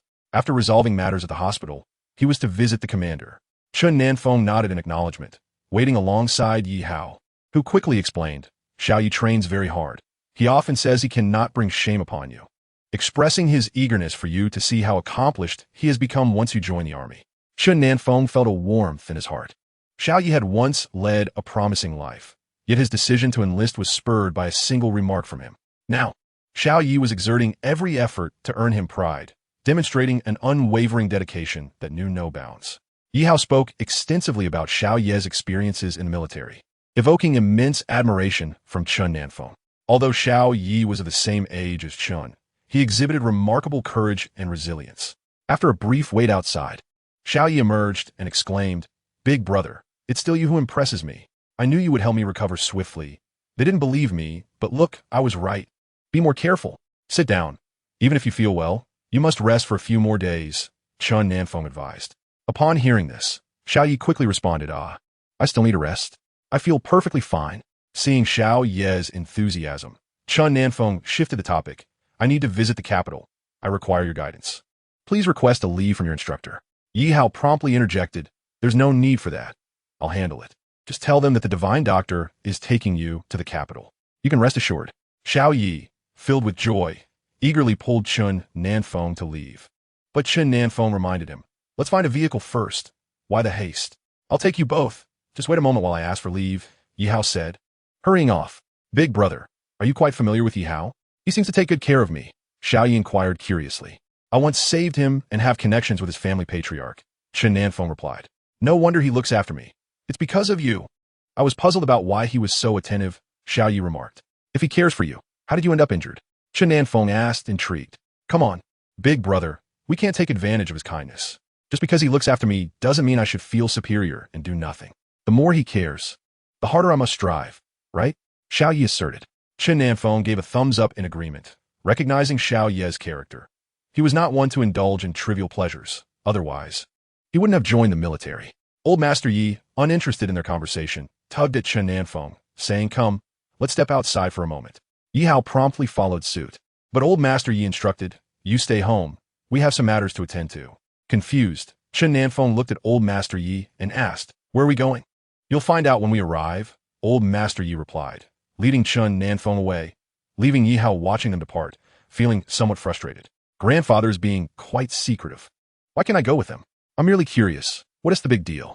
It's just martial artists, after all, Yi Hao thought, feeling somewhat discontented. Although the Yi family was known for its martial prowess, it was not solely defined by that. Apart from Old Master Yi, there were also Yi Qingyu, Yi Qinghai, and Yi Tao. Upon learning that Chen Nan Feng was taken by Old Master Yi, Yi Qingyu deduced they were headed to a place for martial cultivation, and he decided to join them. When they arrived, Old Master Yi explained, "A few members of the martial alliance have come to learn. It will be beneficial for you to observe how they can enhance their skills." Chen Nan Feng inwardly grumbled. Realizing this was to affirm his role as an instructor. Soon, he spotted a familiar face, the middle-aged man he had once rescued, now affiliated with the martial alliance. The middle-aged man recognized Chen Nan Feng and hurried over, exclaiming, "It's you. I thought I would never see you again. I just happened to pass by," Chen Nan Feng replied. "Are you not stationed here?" The middle-aged man asked curiously. "Not at the moment," Chen Nan Feng responded. "Indeed, you are Chen Nan Feng, are you not? I am Tan Bin. Let's keep in touch when you have the time. You're welcome to visit us." Tan Bin extended a warm invitation. Elder Yi observed the camaraderie between the two and inquired curiously, "Are you acquainted?" "Chen Nan Feng is my savior. Had he not arrived here first, I would have taken him with me," Tan Bin replied. "That will not do. He has long been one of us. I am merely the acting chief instructor now. He is our true chief instructor," Elder Yi stated. It was unexpected that Chen Nan Feng was also familiar with members of the martial alliance. Fortunately, he had the foresight to secure a position for Chen Nan Feng early on. Otherwise, he might have been swayed away by others. Chen Nan Feng, observing Elder Yi's prideful demeanor, thought to himself, "So this is how it is." He anticipated that I might be taken away. Thus he preemptively secured my place. Indeed, experience is invaluable. After watching their competition, Chen Nan Feng noted that the military held a slight advantage, primarily due to the chief instructor's significantly higher cultivation level compared to the leader of their alliance. When Tan Bin departed, he provided Chen Nan Feng with a means of contact, encouraging him to visit their establishment when possible, to which Chen Nan Feng agreed. Yi Qingyu presented Chen Nan Feng with an identification document. Although Chen Nan Feng was uncertain of its significance, it was well understood among military personnel. Elder Yi possessed a similar document. Yet it appeared distinct from Chen Nan Feng's, as Chen Nan Feng was also a divine physician. Thus his credentials encompassed a broader scope. Consequently, Elder Yi had no choice but to release Chen Nan Feng. Chen Nan Feng then reached out to Xiao Yi and Bai Fei, and the group convened at a restaurant. Bai Fei arrived promptly and remarked, "You came just in time. There's an auction tomorrow. Is this Xiao Yi? You must be Yi Hao. I believe I have encountered you before. Xiao Yi exclaimed with enthusiasm. Brother Bai, I heard you were a sibling of my elder brother, which makes us brothers as well. Bai Fei chuckled. Indeed, I need to tally how many brothers I truly have, or I might lose count. You are the eldest among us. Do take care of your brothers, Chen Nan Feng suggested. No problem. Should anything arise, just seek out your elder brother. I will ensure it is addressed, Bai Fei replied cheerfully. Your generosity is commendable. I appreciate it, Xiao Yi remarked. The gathering was filled with joy, and Bai Fei never anticipated that forging a connection with Chen Nan Feng would result in several new brothers, making him feel like the leader responsible for their welfare. Xiao Yi, brimming with excitement, was almost inclined to pledge brotherhood, but Chen Nan Feng declined, indicating that there were others involved, suggesting this matter could wait for another occasion. Bai Fei escorted the group out, and Chen Nan Feng accompanied Xiao Yi once more into the Special Forces unit, bidding farewell to Yi Hao and Xiao Yi as they departed. Not far into the community, they heard a commotion, with a crowd gathered to witness the spectacle. As Chen Nan Feng approached, he beheld Nie Yuhang and Wang Lan embroiled in a heated argument. Nie Yuhang accused Wang Lan of being a treacherous woman, abandoning those in peril, and turning against allies in times of need, his eloquence leaving the onlookers puzzled. Wang Lan retorted, asserting that Nie Yuhang's family were not deserving of sympathy, as they had driven away the divine physician they had so painstakingly invited, leading to Elder Nie's demise. It was all a consequence of the Nie family's own actions. As Nie Yuhang found himself at a loss, unable to contend with Wang Lan, he suddenly spotted Chen Nan Feng. In that moment, it seemed as if he had discovered an outlet for his frustration. Pointing at Chen Nan Feng, he exclaimed to those around him, "This young man is masquerading as a miraculous healer to swindle money, and he has delayed my father's treatment. It is he who is to blame. Had it not been for the charlatan, my father would not have perished." What audacity! He had not even provoked anyone, yet found himself in this predicament. Chen Nan Feng retorted angrily, "Sir, you accuse me of being a fraud. What have I deceived you about? I was invited to treat your father, but was driven away by your family, who also insulted me. How is it that my good intentions to assist are met with such hostility? Your father's demise has nothing to do with me. It is you who are responsible for his fate, not anyone else. Do not shift the blame. No one will bear the consequences of your folly." At that moment, Old Li approached, witnessing Nie Yuhang's assault on Chen Nan Feng. He promptly interjected, "Nie, family scion, be mindful of your words. Not everyone is deserving of such slander. This young man is affiliated with the military. You would do well to temper your remarks, or I shall have no choice but to accuse you of defaming a soldier." Faced with such collective opposition, Nie Yuhang erupted, "Bah, a soldier, a miraculous healer. Aren't they supposed to save lives? What kind of soldier is he if he brings shame to the uniform? I shall sue him. A soldier who turns a blind eye to the suffering of civilians and allows them to perish is nothing short of a murderer. What audacity! He could twist black into white, blaming others for their own faults, shameless and despicable beyond measure." Old Li, taken aback by such blatant dishonesty, retorted in anger, "You may pursue legal action, but we can all testify that he attempted to treat your father, only to be cast out by your family. Not only did you expel him, but you also insulted him and threatened to apprehend him. All of this is your family's fault, and he bears no responsibility in this matter. Are we to malign those who offer goodwill, who will be inclined to act virtuously in the future?" Nie Yuhang, left speechless, struggled to formulate a response. He realized the weight of his untenable position, yet the thought of divorce was unbearable. It dawned on him that after a separation, his meager salary would scarcely suffice for his indulgences. Previously, Wang Lan had permitted him to spend freely, but now he recognized that he could not afford to part ways with her. The notion of reconciliation crossed his mind, yet Wang Lan had entirely lost faith in him, offering no chance for redemption. Thus, he felt compelled to create a scene. Wang Lan glared at Nie Yuhang and declared, "Nie Yuhang, you are utterly lacking in masculinity. Do you think I am unaware of your intentions? You covet my money. What a dream. Even if I were to toss my wealth into the river, it would make a sound, but spending it on you is nothing short of a waste. From now on, keep your distance from me. I find your presence repugnant. You, how ruthless." Nie Yuhang seethed with fury. "I am indeed relentless. After much effort, I managed to invite a renowned physician to attend to your father's ailment. I am truly unyielding, as I proclaim that this esteemed healer saved the life of our child. Yet you refuse to believe me. I am indeed relentless. No matter what I say, you dismiss it, while a stranger's words are readily accepted by your entire family. Yes, you are correct. My tenacity has led you to regard me with such disdain. Does your family harbor any belief in me? Does your family extend any respect towards me? When you speak of others, have you ever reflected upon yourselves? If it were not for your ignorance and arrogance, your father would not have perished. Had you not been so dismissive, he would still be alive. It is your negligence that has led to his demise. A life that could have been preserved has instead been extinguished by your actions. You are the true culprits, the real offenders. Wang Lan's accusations resonated with the onlookers, who began to comprehend the situation. It became evident that Wang Lan had summoned the physician, only to be cast aside, while they accused her of neglecting to assist, turning the narrative against her. The tide of opinion shifted unexpectedly through the explanations of Li Lao and Wang Lan. The crowd realized that the true perpetrator was none other than their own family. Nie Yuhang was expelled from the community, facing a barrage of condemnation, leaving him utterly humiliated. He slinked away in disgrace. Chapter 52. His sole intention was to extort money.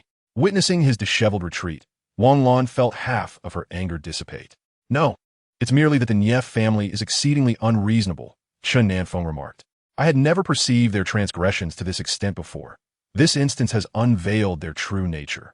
Not a single one of them possesses integrity. Their shamelessness is astounding. Wang Lan responded with indignation. Wang Jun isn't home. What if he resorts to bullying you? Chen Nan Feng cautioned. He wouldn't dare. This is my home. If he attempts anything here, it will be to his detriment, Wang Lan asserted confidently. Will you still be disturbed by him? Chen Nan Feng inquired. Not anymore. We are divorced. If he dares to approach, I will call the authorities. In truth, he is merely seeking to extort money. Accustomed to spending freely, he can no longer cope without financial support. His meager salary barely suffices for his tea expenses.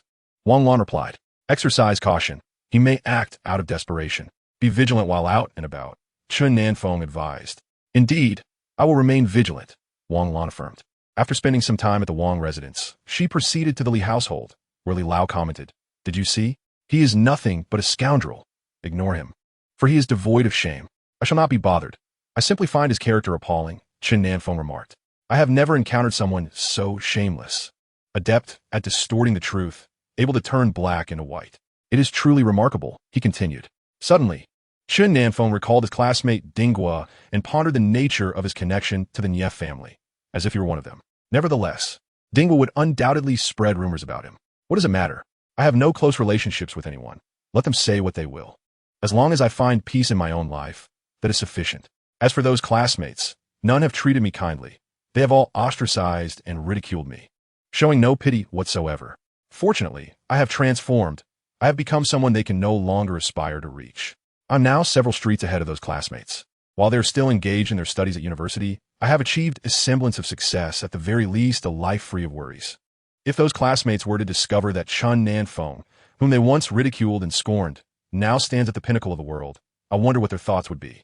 However, Chen Nan Feng remains indifferent to their opinions. His focus lies solely on enhancing his capabilities and becoming a formidable individual. At all times, he seeks to avoid being bullied, taking control of his own destiny. Wang Lan suggested that Wang Jun take Chen Nan Feng to her cafe when he has the time, though Chen Nan Feng would never go alone.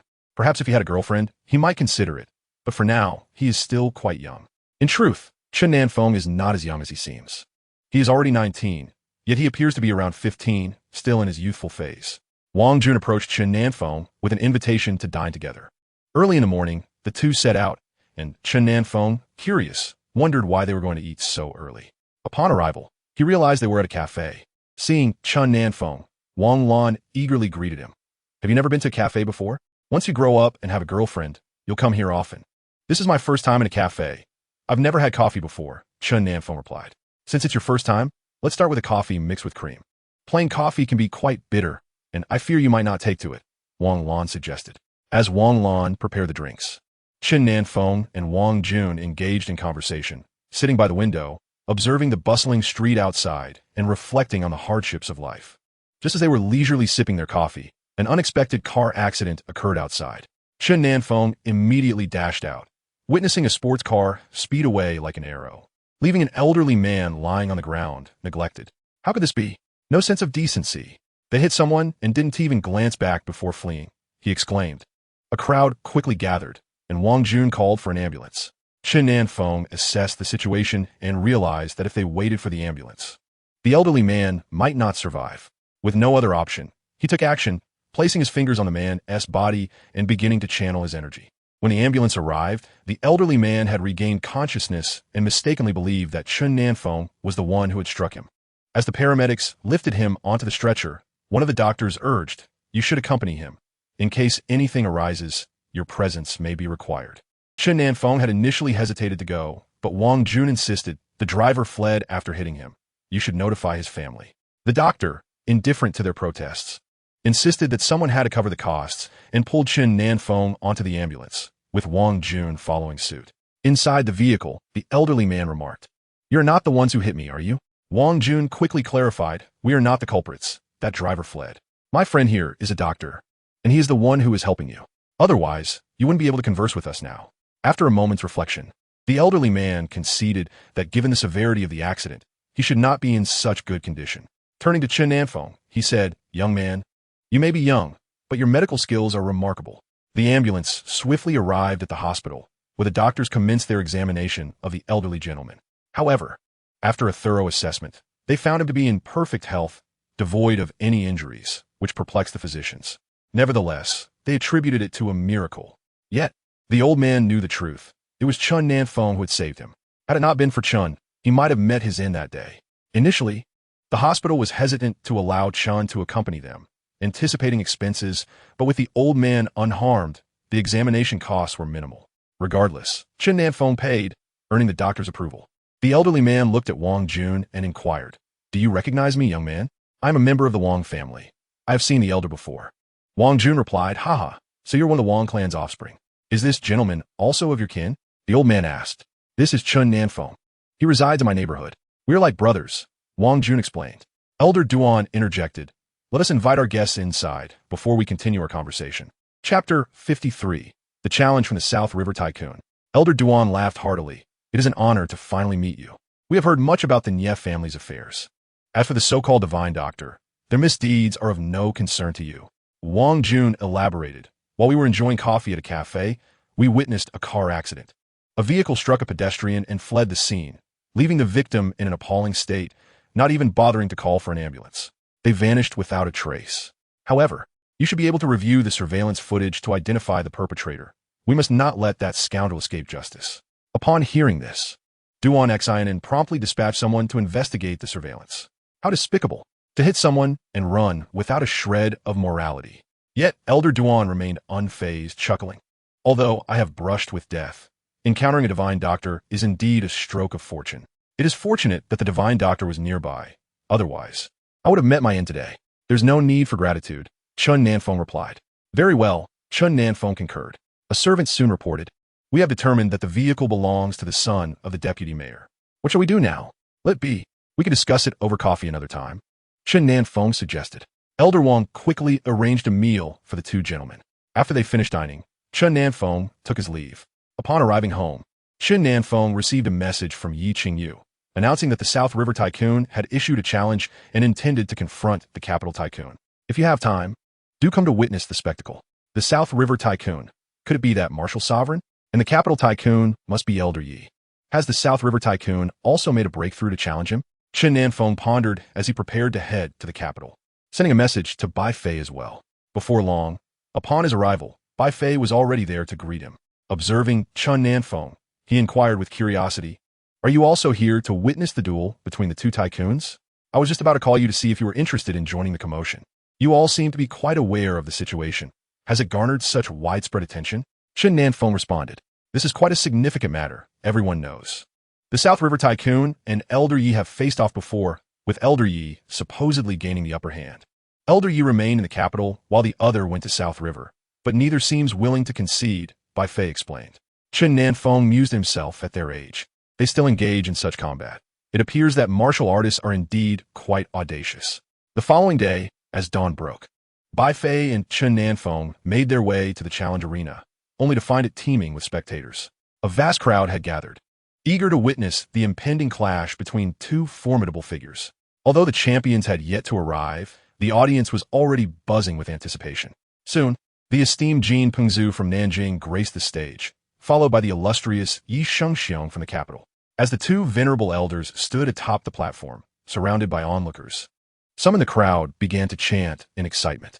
Jin Pingzhu, astonished, remarked to Yi Shengxiong, "Old Yi, I never anticipated you two would reach the foundation establishment stage. It seems I have underestimated you." Yi Shengxiong retorted, "Why? Do you think your breakthrough precludes mine? Perhaps you're overly confident." The crowd erupted into cheers, urging them to commence the duel and determine who among them was the mightiest. Jin Pingzhu proclaimed, "In our previous encounter, I was defeated by you. Let us engage once more and see who truly claims the title of the greatest." The two combatants quickly clashed, and the spectacle of their battle was indeed dazzling. The spectators, witnessing the fierce engagement, stepped back slightly to avoid any collateral damage. Jin Pingzhu had believed that his recent breakthrough would secure him victory over Yi Xingxiong, yet he was taken aback to discover that Yi had also attained the same level of prowess. However, with the arrow already knocked, he had no choice but to fight fiercely. Upon receiving the challenge, Yi Xingxiong had surmised that Jin Pingzhu must have also reached the foundation establishment stage. Otherwise, he would not have dared to confront him. Fortunately, Yi had also succeeded in his breakthrough, averting a potential disaster. Nonetheless, he instructed Yi Qingyu to relay a message to Chen Nan Feng, inviting him to observe when time permitted. Despite both being at the foundation establishment stage, Yi Xingxiong had achieved his breakthrough first, giving him a temporal advantage. Jin Pingzhu, however, was no slouch. He had likely consolidated his cultivation after his breakthrough before stepping into the fray. Bai Fei, watching the exhilarating spectacle, curiously inquired, "Brother, who do you think will emerge victorious?" "I believe they will end in a draw," Chen Nan Feng replied. In his heart, he reasoned that since both were equally matched in cultivation and age, a stalemate would suffice. What Chen Nan Feng did not comprehend was that for such powerful individuals, a mere draw was unacceptable. They sought supremacy and were deeply invested in proving who was the strongest. The two elders battled fiercely, the atmosphere electrified by the crowd's fervor. Bai Fei, captivated by the intensity of the duel, exclaimed, "Brother, I had no idea martial artists were so formidable. Will you someday reach their level?" As Chen Nan Feng prepared to respond, someone approached him, stating, "Commander, our superior requests your presence." Turning to see Yi Qingyu beckoning from a distance, Chen Nan Feng and Bai Fei made their way towards her. "Just as you arrived, I hope you can prevent them from fighting. Two elderly men engaging in such a brawl is not a trivial matter. It could lead to mutual destruction," Yi Qingyu remarked. "What is the reason behind their conflict?" Chen Nan Feng inquired with curiosity. They were rivals in their youth, both too proud to yield to the other. Later, they contended for the position of the Grand Instructor of Warriors, resulting in my father's victory. In a fit of anger, Elder Jin departed for Nanjing, perhaps still harboring resentment. With his recent breakthrough, he has come to issue a challenge, Yi Qingyu explained. After pondering for a moment, Chen Nan Feng announced, "I will take responsibility for stopping them. You should assert that their bout ended in a draw and quickly disperse the onlookers." Yi Qingyu had anticipated that Chen Nan Feng would intervene on stage, but he was surprised that Chen Nan Feng intended to halt the fight himself. Just as Yi Qingyu was filled with doubt, he witnessed Chen Nan Feng wave his hand, and the two elderly men immediately ceased their combat. The crowd stood in stunned silence. Yi Qingyu was equally astonished. Even Bai Fei, who had been watching intently, was taken aback. "Incredible." The spectators began to murmur, "They have stopped." But who emerged victorious? Yi Qingyu hurried onto the stage, addressing the crowd. "The two elders have fought to a standstill. Please disperse."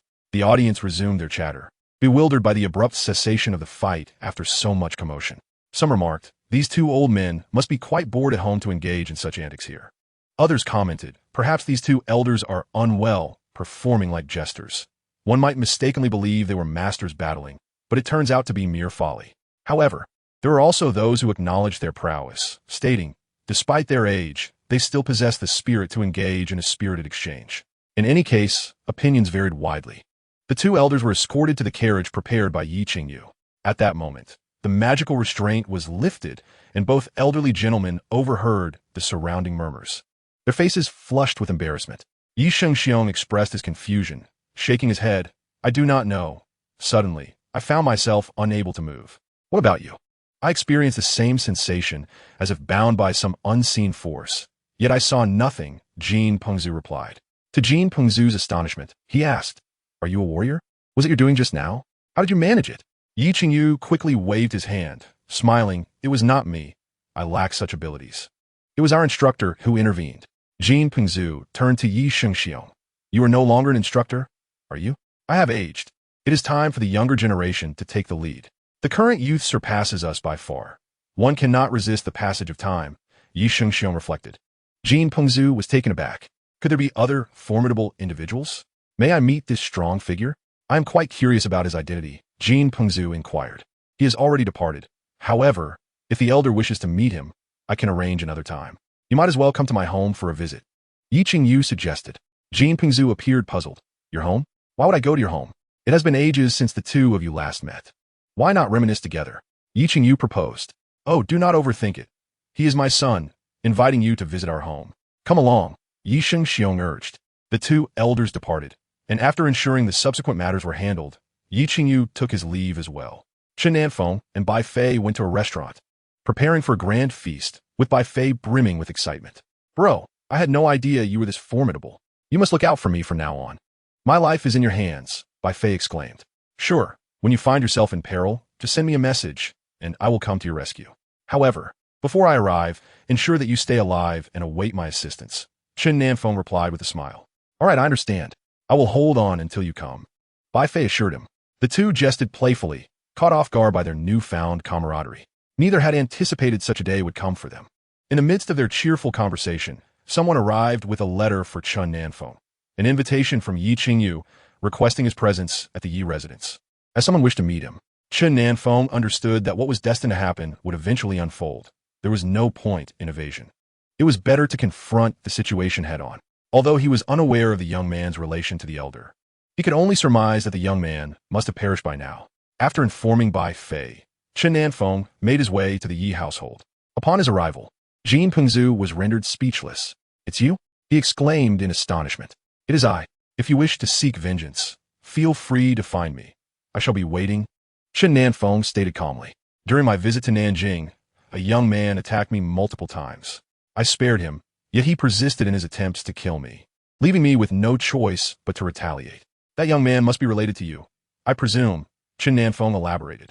He is my grandson. I never anticipated it would be you, Jin Pengzhu replied, clearly taken aback. What was he to do now? He had vowed to avenge his grandson, but it appeared he was no match for the man before him. Yet, Chen Nan Feng seemed too youthful. When they first met, Jin Pengzhu thought him merely an ordinary individual. Nevertheless, Elder Yi intervened, saying, he is still young. Your grandson has repeatedly troubled him, and he was left with no alternative but to act in self-defense. Let this matter be settled. However, Chen Nan Feng interjected, if you seek revenge, I have no objections. I will engage, but I will not bear the consequences, as it is not my fault. What is your current cultivation level? I cannot see through it, which indicates yours surpasses mine. Nonetheless, I am curious to know your prowess. Jin Pengzhu inquired. Only slightly higher than yours. Killing you would be a trivial matter, Chen Nan Feng replied. You claim killing me would be easy. Yet how can I seek revenge then? Jin Pengzhu lamented. The foe was right before him, yet he felt powerless to retaliate, which must have been disheartening. He realized he could not recklessly challenge someone beyond his capabilities and had to swallow his pride. With a sly smile, Chen Nan Feng asked, do you wish to test that theory? I do wish to try. After all, you wouldn't actually kill me. I am curious to see how you accomplish it. Jin Pengzhu responded. Elder Yi, overhearing this, quickly inquired, what do you mean by that? Chen Nan Feng chuckled. Would you like to give it a go? Elder Yi, looking at Chen Nan Feng, nodded, then shook his head, uncertain of what it entailed and how he could experience it.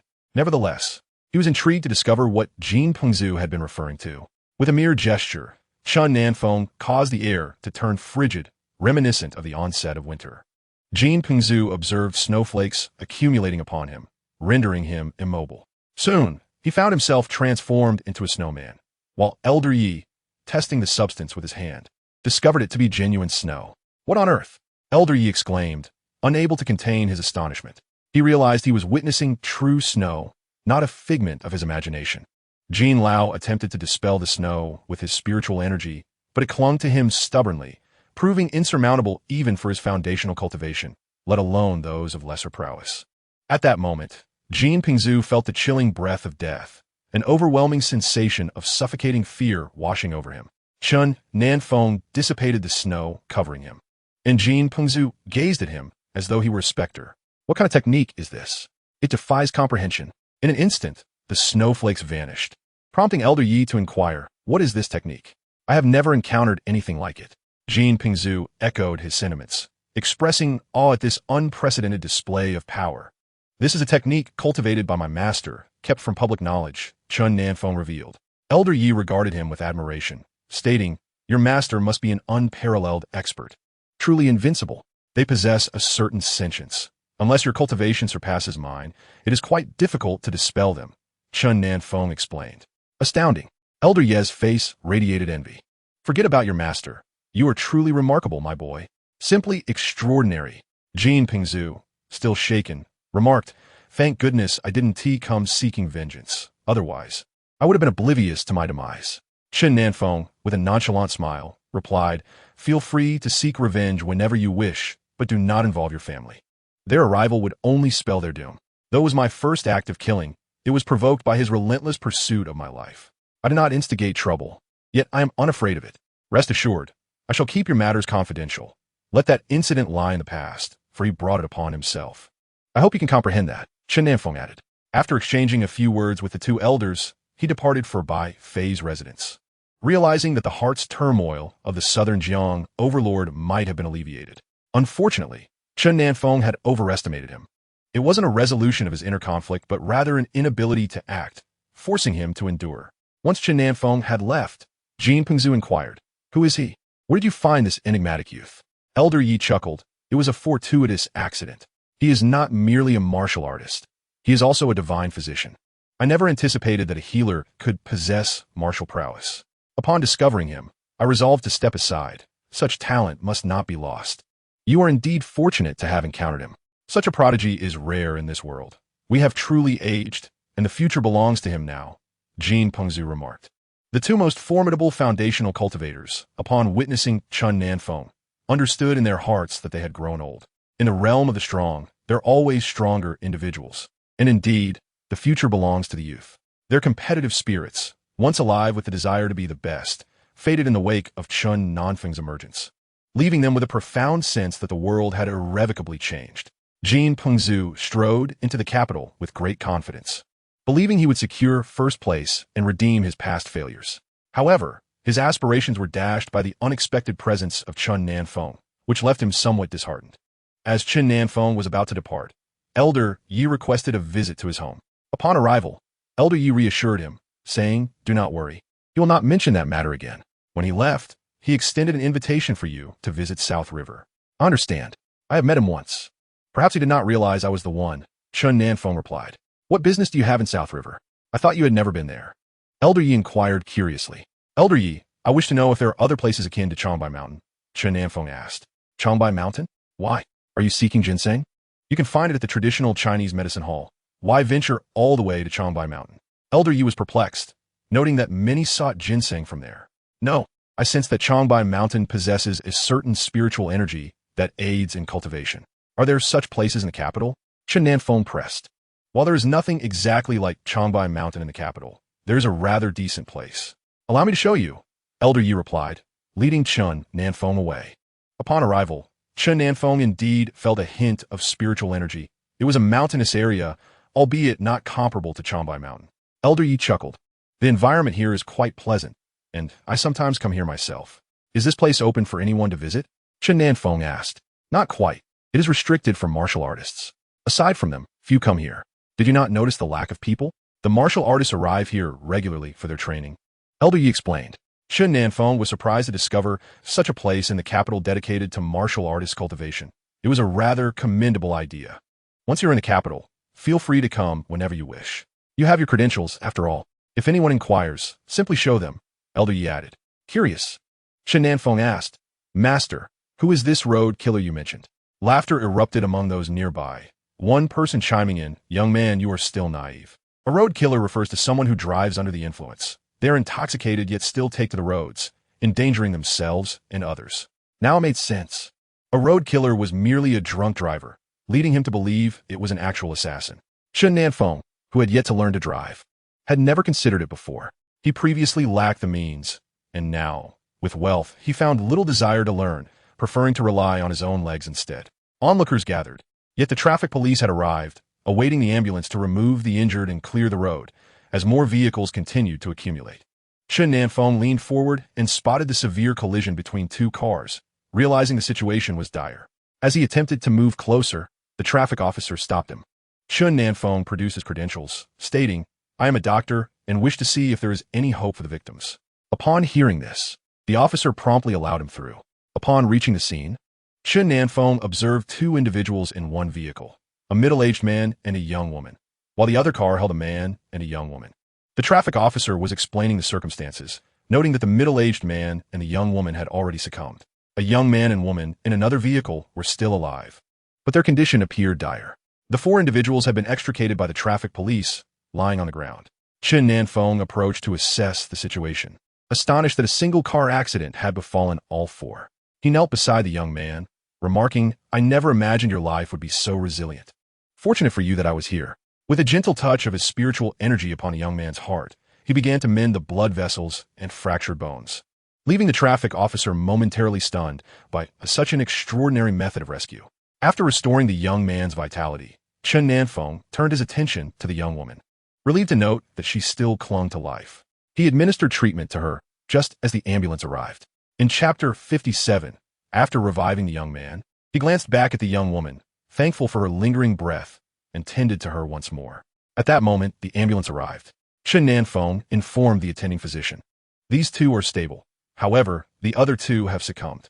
The traffic officer relayed Chen Nan Feng's heroic actions to the doctor, who examined the two young individuals and confirmed that their lives were no longer in jeopardy. The ambulance transported them away, and Chen Nan Feng departed as well, soon finding the road cleared for traffic to resume. The young man and woman who had been rescued were classmates who had encountered the accident while attending a gathering. Their classmates were informed, and many visited them in the hospital. The doctor remarked they were fortunate to meet a doctor on the road, who saved them just in time.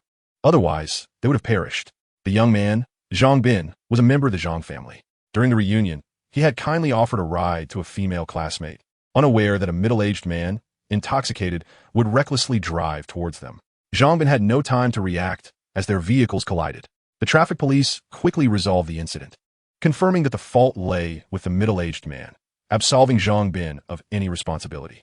Curious about the doctor who had saved him, Zhang Bin inquired about the hospital, to which the officer replied, "He was likely a military doctor, though I cannot say which hospital."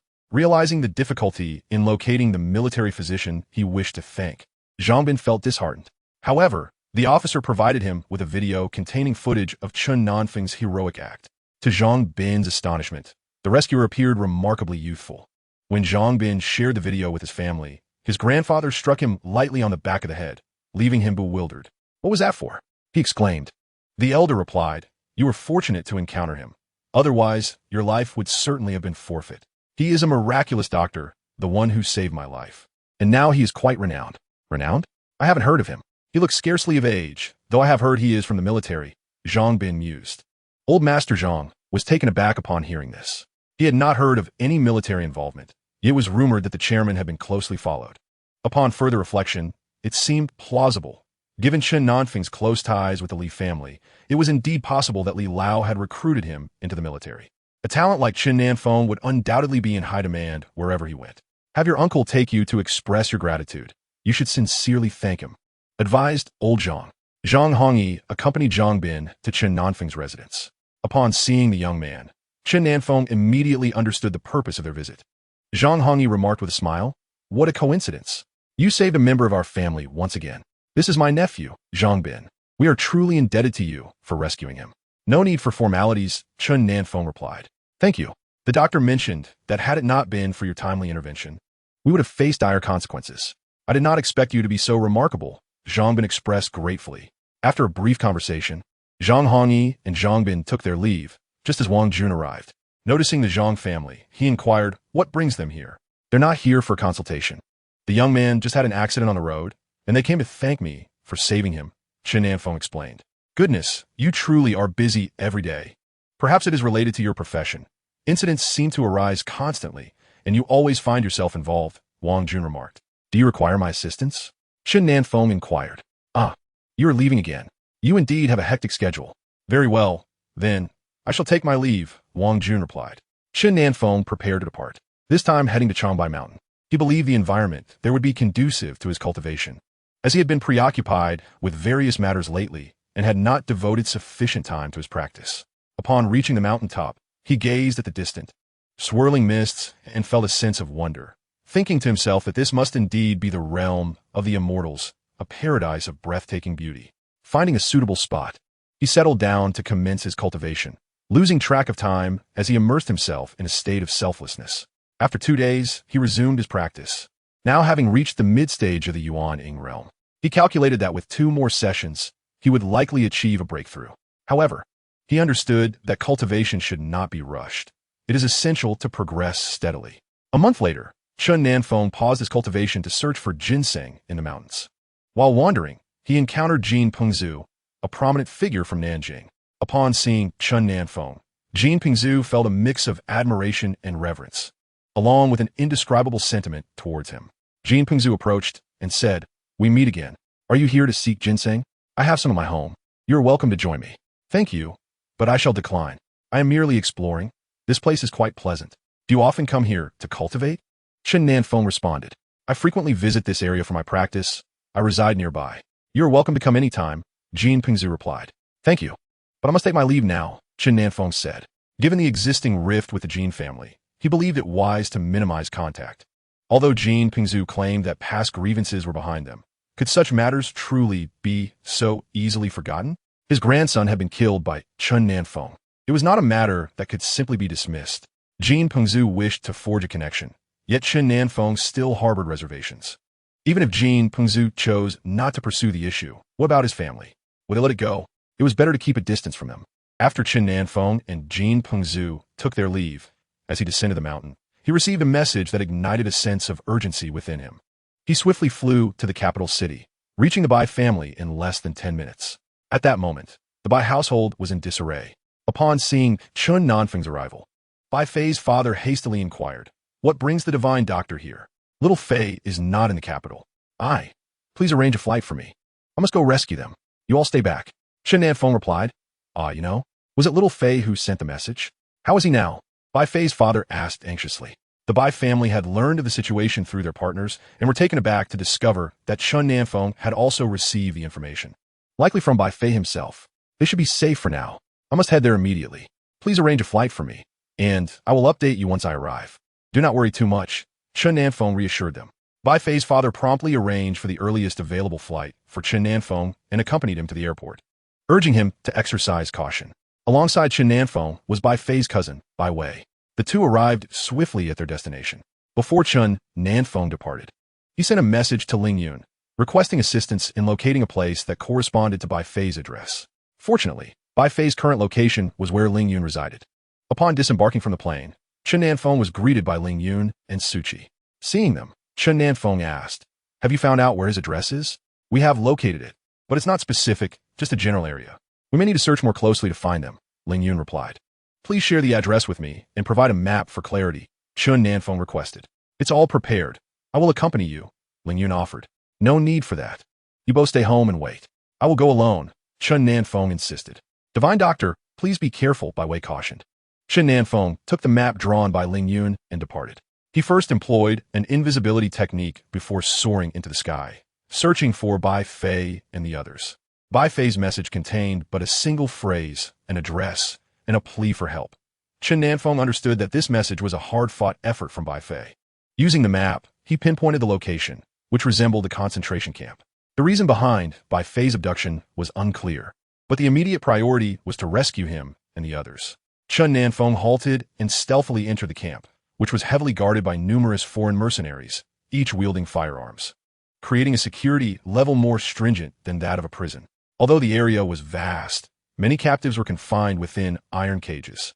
As Chen Nan Feng surveyed the surroundings, he noted a significant number of individuals detained. He pondered their intentions. Did they plan to engage in human trafficking? Given Chen Nan Feng's limited exposure to such matters, he could only speculate about their motives, which could include human trafficking, hostage-taking, extortion of ransom, or coercing captives into performing undesirable tasks. However, he could not fathom the extent of their operations. After a circuitous journey, Bai Fei found himself ensnared within an iron cage, a stark contrast to his previous spirited demeanor. Upon spotting Bai Fei, Chen Nan Feng approached him quietly, whispering, "Bai Fei, can you hear me?" Initially dazed, Bai Fei, upon hearing Chen Nan Feng's voice, hastily lifted his head, only to be met with emptiness. He shook his head in despair, convinced he must be dreaming. It was inconceivable that Chen Nan Feng could have discovered his whereabouts, though Bai Fei felt as if he were trapped in a dream. The others around him had indeed heard the call. This iron enclosure confined more than 10 individuals, all of whom were bewildered by the sudden utterance of his name. The surrounding silence left them questioning their own senses.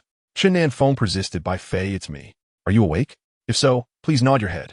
Bai Fei surveyed his surroundings once more, realizing he was not dreaming.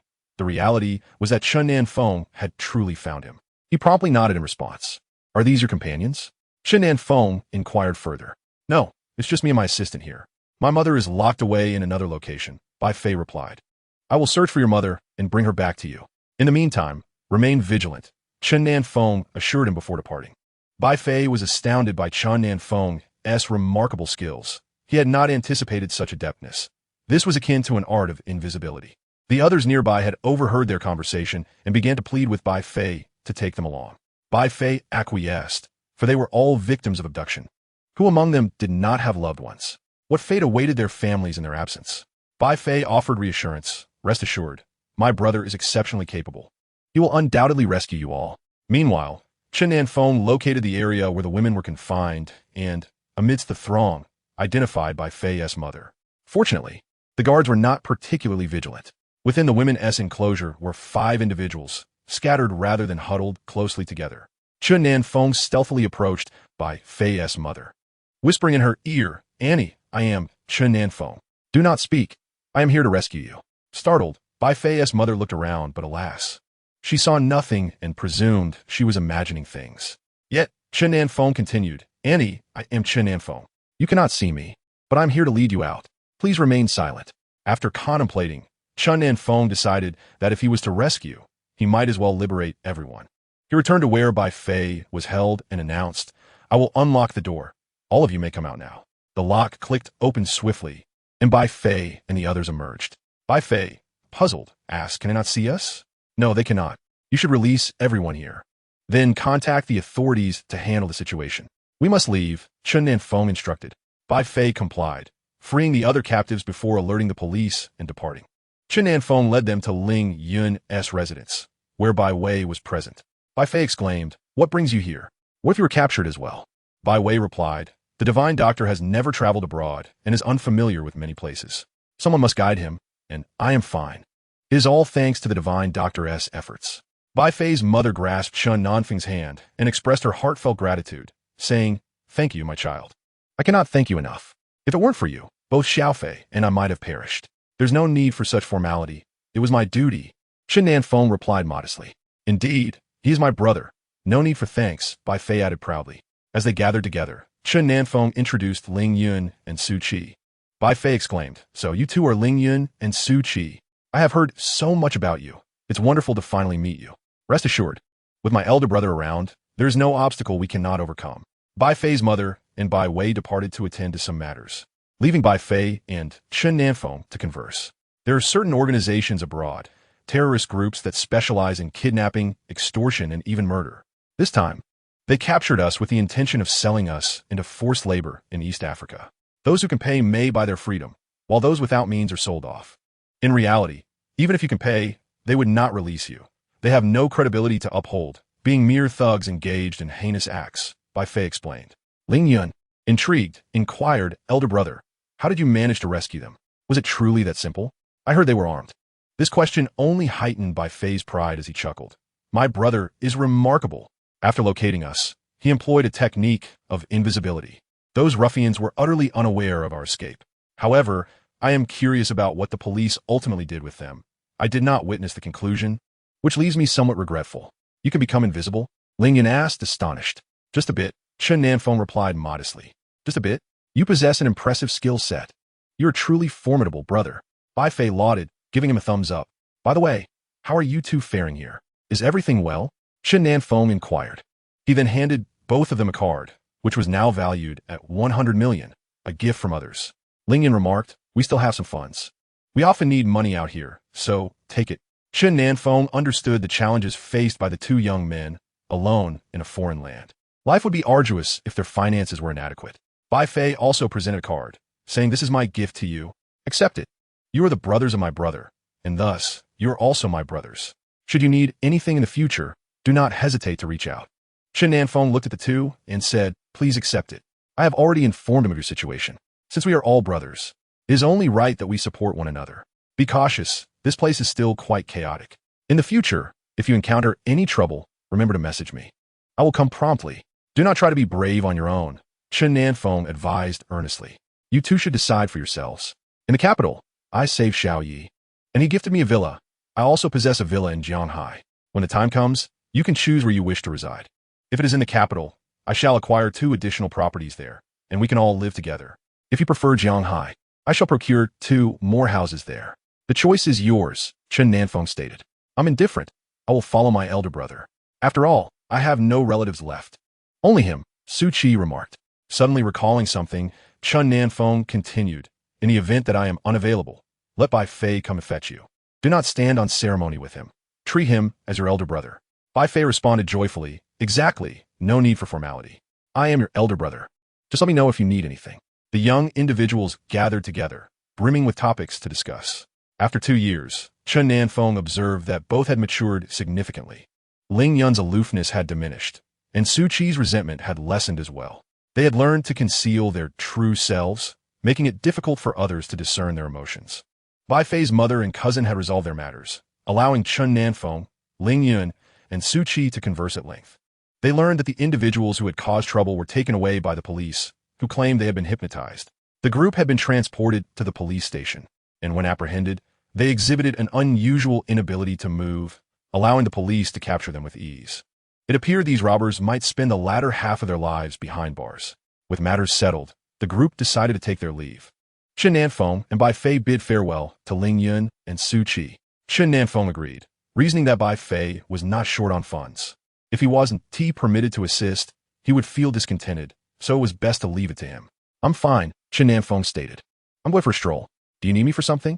he asked curiously. After Mr. Li departed, Su Fei said, "Let us go.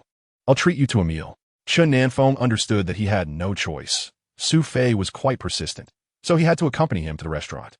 "Please take a seat. I will arrange everything for you," Wang Jun said. Before long, Wang Jun brought over a multitude of dishes. Su Fei remarked, "You seem quite busy. It's difficult to arrange a meeting. I often go out. I don't spend much time at home," Chen Nan Feng replied, realizing that he needed to dedicate himself to his cultivation and would likely not have much leisure time. He planned to visit Changbai Mountain 2 to 3 times a year and travel to the capital twice, which would consume most of his time. "Are you traveling everywhere to heal others? It must be your master compelling you to do so. Generally, a master encourages their disciples to traverse the world to save those in need. Am I right?" "I understand," Su Fei stated. Chen Nan Feng regarded Su Fei, pondering how this fellow's mind worked so creatively, capable of conjuring thoughts that others might not consider. Was he exceptionally intelligent, or merely overly self-assured? Unable to respond, Chen Nan Feng merely smiled. What could he say? Critiquing Su Fei as imaginative thinking or his self-importance seemed inappropriate. During the meal, Wang Jun also joined them, encouraging them to eat heartily and to order anything they required. "Brother, your restaurant is thriving. Every time I come, it's bustling with customers," Su Fei remarked. "It's not too bad. The dishes are quite ordinary. Perhaps everyone simply enjoys them," Wang Jun replied. "By the way, my sister wishes to treat you to a meal. As a token of gratitude for rescuing her, I suggested that she could express her thanks through me, but she insisted on inviting you personally. Are you free tomorrow?" "I could come and find you," Su Fei remarked. "There's no need for that. Your invitation suffices. Your sister need not extend another," Chen Nan Feng replied. "I share your sentiment." Yet she remains adamant. "Let be tomorrow. After all, it's rare to see you amidst your busy schedule." "Please don't decline," Su Fei insisted. With no other option, Chen Nan Feng reluctantly agreed. Upon seeing Chen Nan Feng's consent, Su Fei exclaimed with joy, "I will come to fetch you tomorrow. Just wait at home." The following day, Su Fei arrived early, suggesting they visit the mall before dining. Chen Nan Feng thought it peculiar for 2 boys to stroll through a shopping center, as he believed such pursuits were reserved for girls. However, since Su Fei was determined, Chen Nan Feng accompanied him. Upon reaching the mall, Chen Nan Feng discovered that Su Yao awaited them there. Upon spotting Chen Nan Feng, Su Yao commented, "You're quite difficult to invite, little brother. I sought you many times without success. Little brother? Am I that young? Chen Nan Feng pondered, though he acknowledged that he was indeed younger than her. Yet the remark felt overly conspicuous. Su Fei, observing from the side, chuckled and winked at him, as if to imply that he would soon grow accustomed to it. In the mall, Su Yao procured several outfits and essential items for Chen Nan Feng. After over an hour of shopping, he was taken aback by how long girls could spend in such places. Usually, he concluded his shopping in mere minutes. Now, he comprehended what it truly meant to shop. After their shopping excursion, they proceeded to dine, where Su Yao ordered a plethora of boyish delights, resembling a parent treating a child to a meal. Noticing Su Fei's silence, Chen Nan Feng also chose to remain quiet, resigned to the situation, as he had resolved in his mind never to accompany girls on shopping trips again. It was simply too exhausting. The lengthy meal left Chen Nan Feng feeling drained, more so than during his rigorous training. Despite his reluctance, he had to accept the gifts of clothing and snacks from Su Yao, which made him feel like a child. There was no escaping it. He felt overwhelmed by her exuberance, which left him quite unaccustomed. As they parted ways, Su Yao left him with a remark that sent shivers down his spine, casting a shadow over his thoughts. Little brother, you must join me for our next meal. Do not refuse again, haha. Watching Su Yao drive away, Chen Nan Feng began to understand Su Fei's vivaciousness and imaginative spirit. Clearly, such traits were hereditary. Su Yao was almost an exaggerated version of Su Fei, though undeniably beautiful. She exuded an air reminiscent of a mischievous enchantress. Having had little prior interaction with girls, Chen Nan Feng recalled that during his school days, female classmates avoided him. Although his academic performance was commendable, his timid and insecure demeanor, coupled with his impoverished rural background, rendered him unappealing to them. Even male classmates isolated him, showing no inclination to befriend him. Amongst the students, there were none as impoverished as Chen Nan Feng, an orphan without possessions. He found that his peers had lost all desire to connect with him.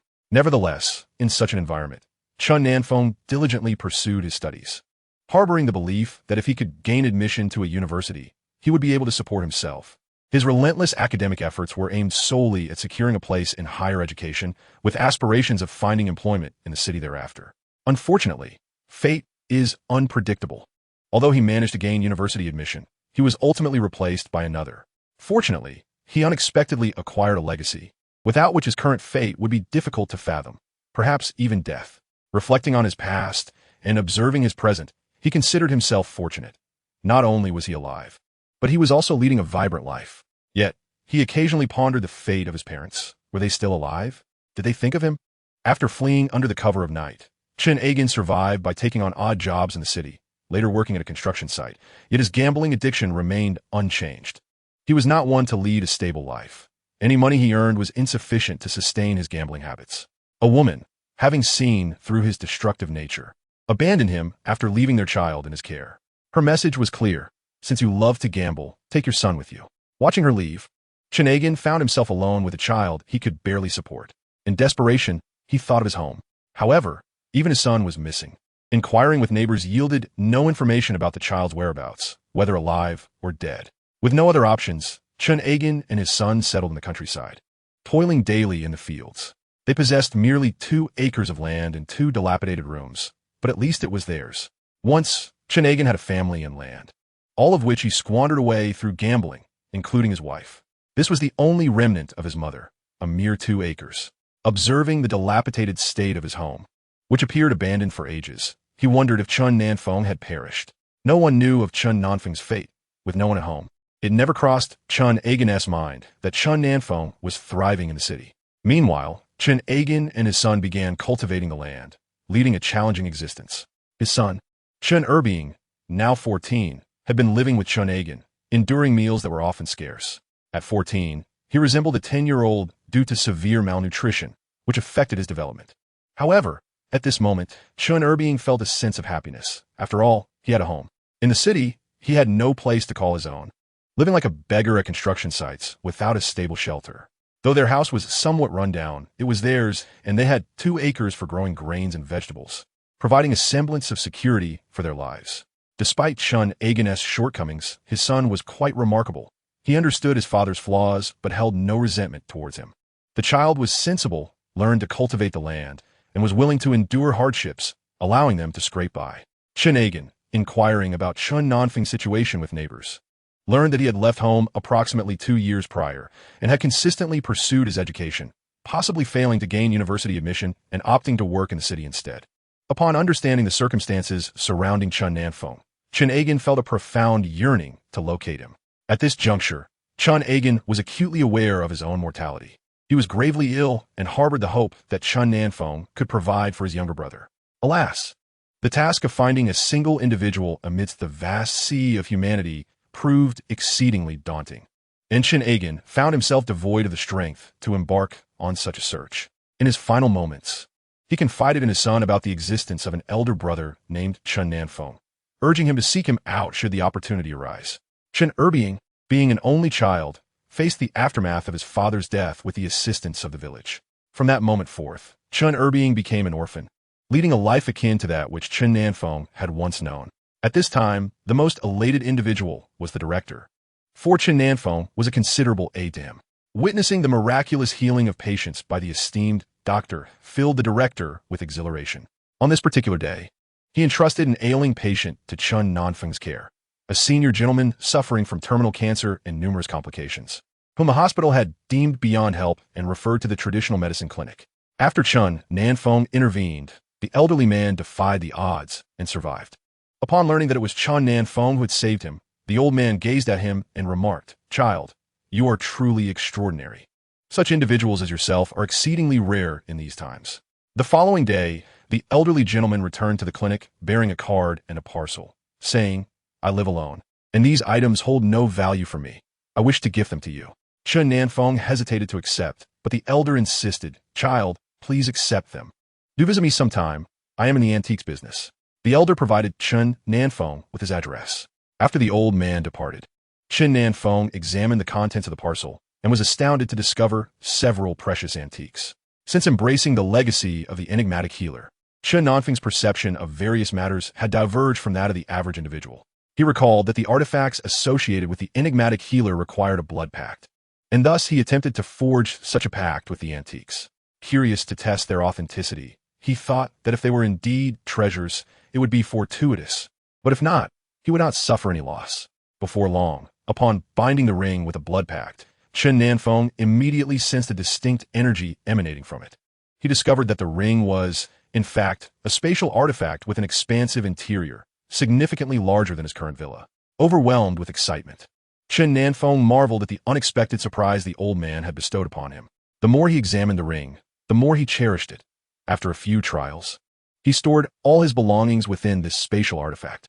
As for the other two items, the incense burner was merely an antique, albeit not a spiritual instrument, while the vase was also an antique, suitable for display but devoid of any significant function. Nevertheless, Chen Nan Feng felt a profound joy. The spatial ring held a value surpassing that of any other possession. Reflecting on the old man, Chen Nan Feng felt immense gratitude for the gift of the spatial ring, which was more precious than any material object. In appreciation, Chen Nan Feng decided to pay a visit to the elderly gentleman.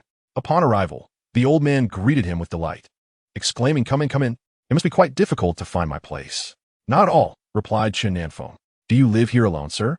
"Indeed, I have lived alone my entire life, without establishing a family or having children, and have sustained myself by running an antique shop," the elderly man remarked. Chen Nan Feng took a seat and engaged the old man in conversation for a while. He initially intended to inquire about the ring, but found himself at a loss for words. After a moment of contemplation, he said, "Esteemed elder, here is my phone number. Should you require anything in the future, do not hesitate to call me. Additionally, please accept this card. It is for Fengpong Restaurant. You need not trouble yourself with cooking anymore. This card grants you complimentary meals." The old man, gazing at the card, accepted it with gratitude, saying, "Very well, I shall take it."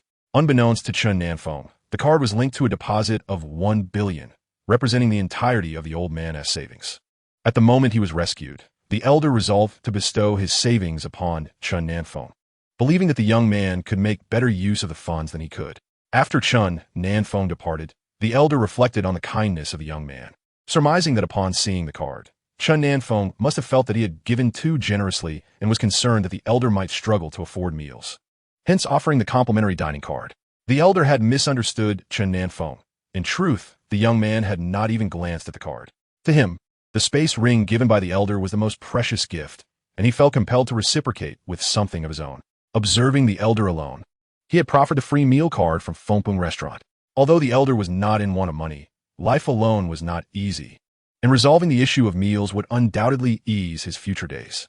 At this moment, Chen Nan Feng remained unaware that he had unwittingly acquired a substantial fortune. Thanks to his intervention, the Bai family not only rescued their kin, but also elevated their business to new heights.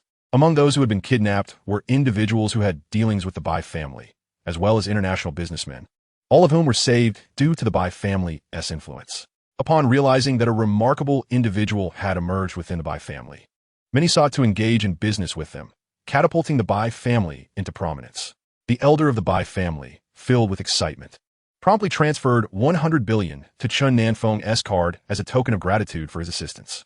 Presently, Chen Nan Feng's card from the Bai family alone yields an annual income exceeding 30 billion, while the card from the Xiao family brings in 20 billion each year.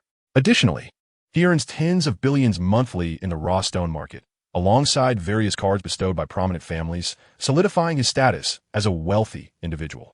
However, at this juncture, Chen Nan Feng found no need to utilize the cards, for the expenditure card from several families were all complimentary. He could traverse shopping malls and restaurants without spending a dime, possessing over 10 free cards. His necessities, including coffee, were also complimentary, rendering him financially unencumbered, with many of his garments gifted by Bai Fei.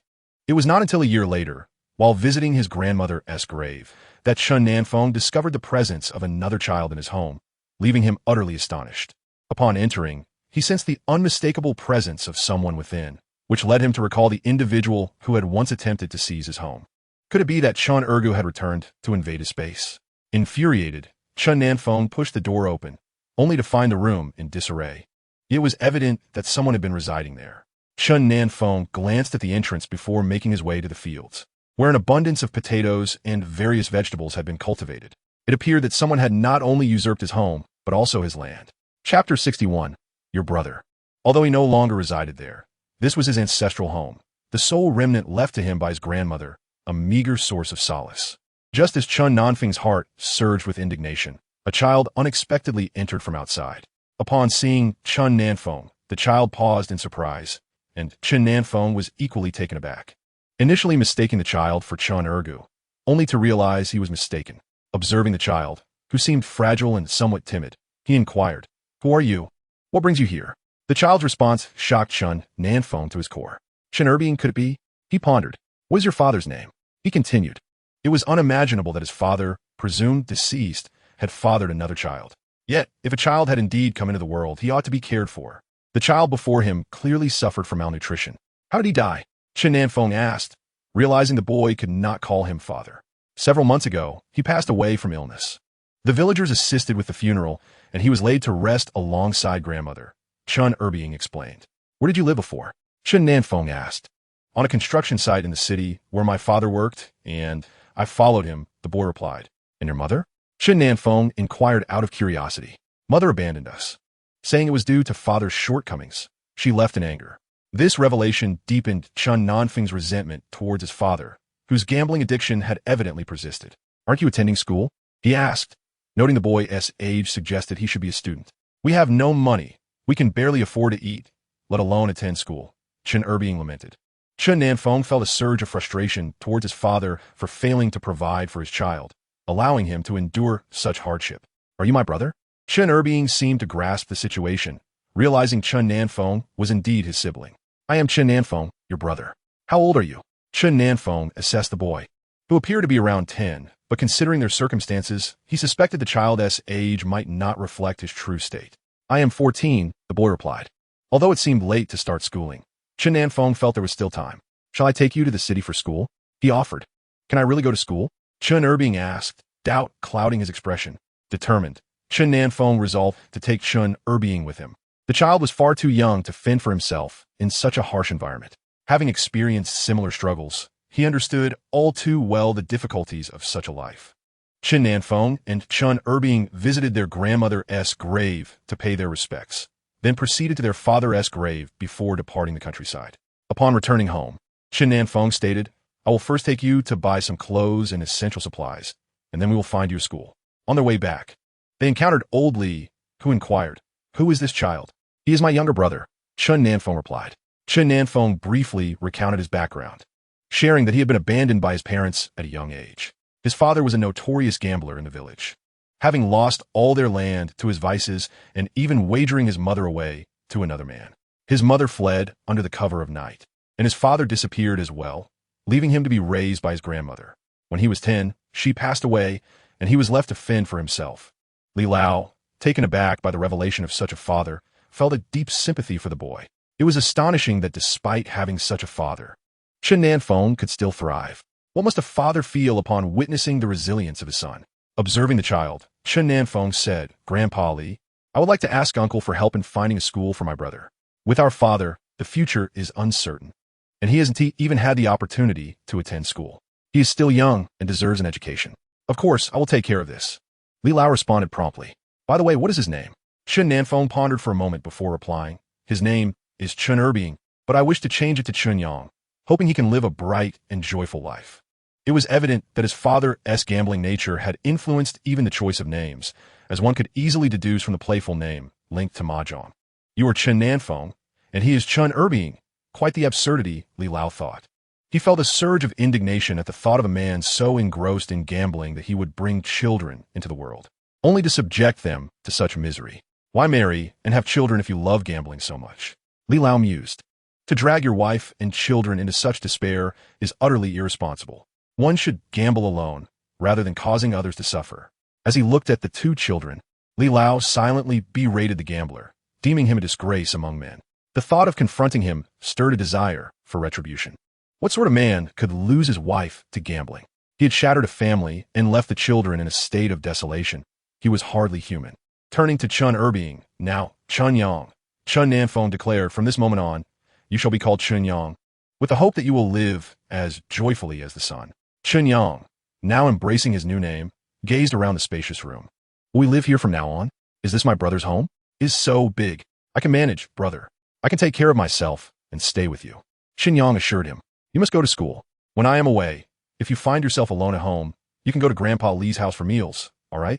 Chen Nan Feng expressed his concerns. "I can do it, brother. Don't worry. I can take care of myself," Chen Yang replied confidently. Chen Nan Feng looked at him, feeling a heavy sigh within. Another orphan, he thought. How fortunate that he had an older brother, or who knows what fate would have befallen him. The thought of their father stirred anger within him. If one lacked the ability to provide, why bring children into the world? If one chooses to have children, they must accept the responsibility that comes with it.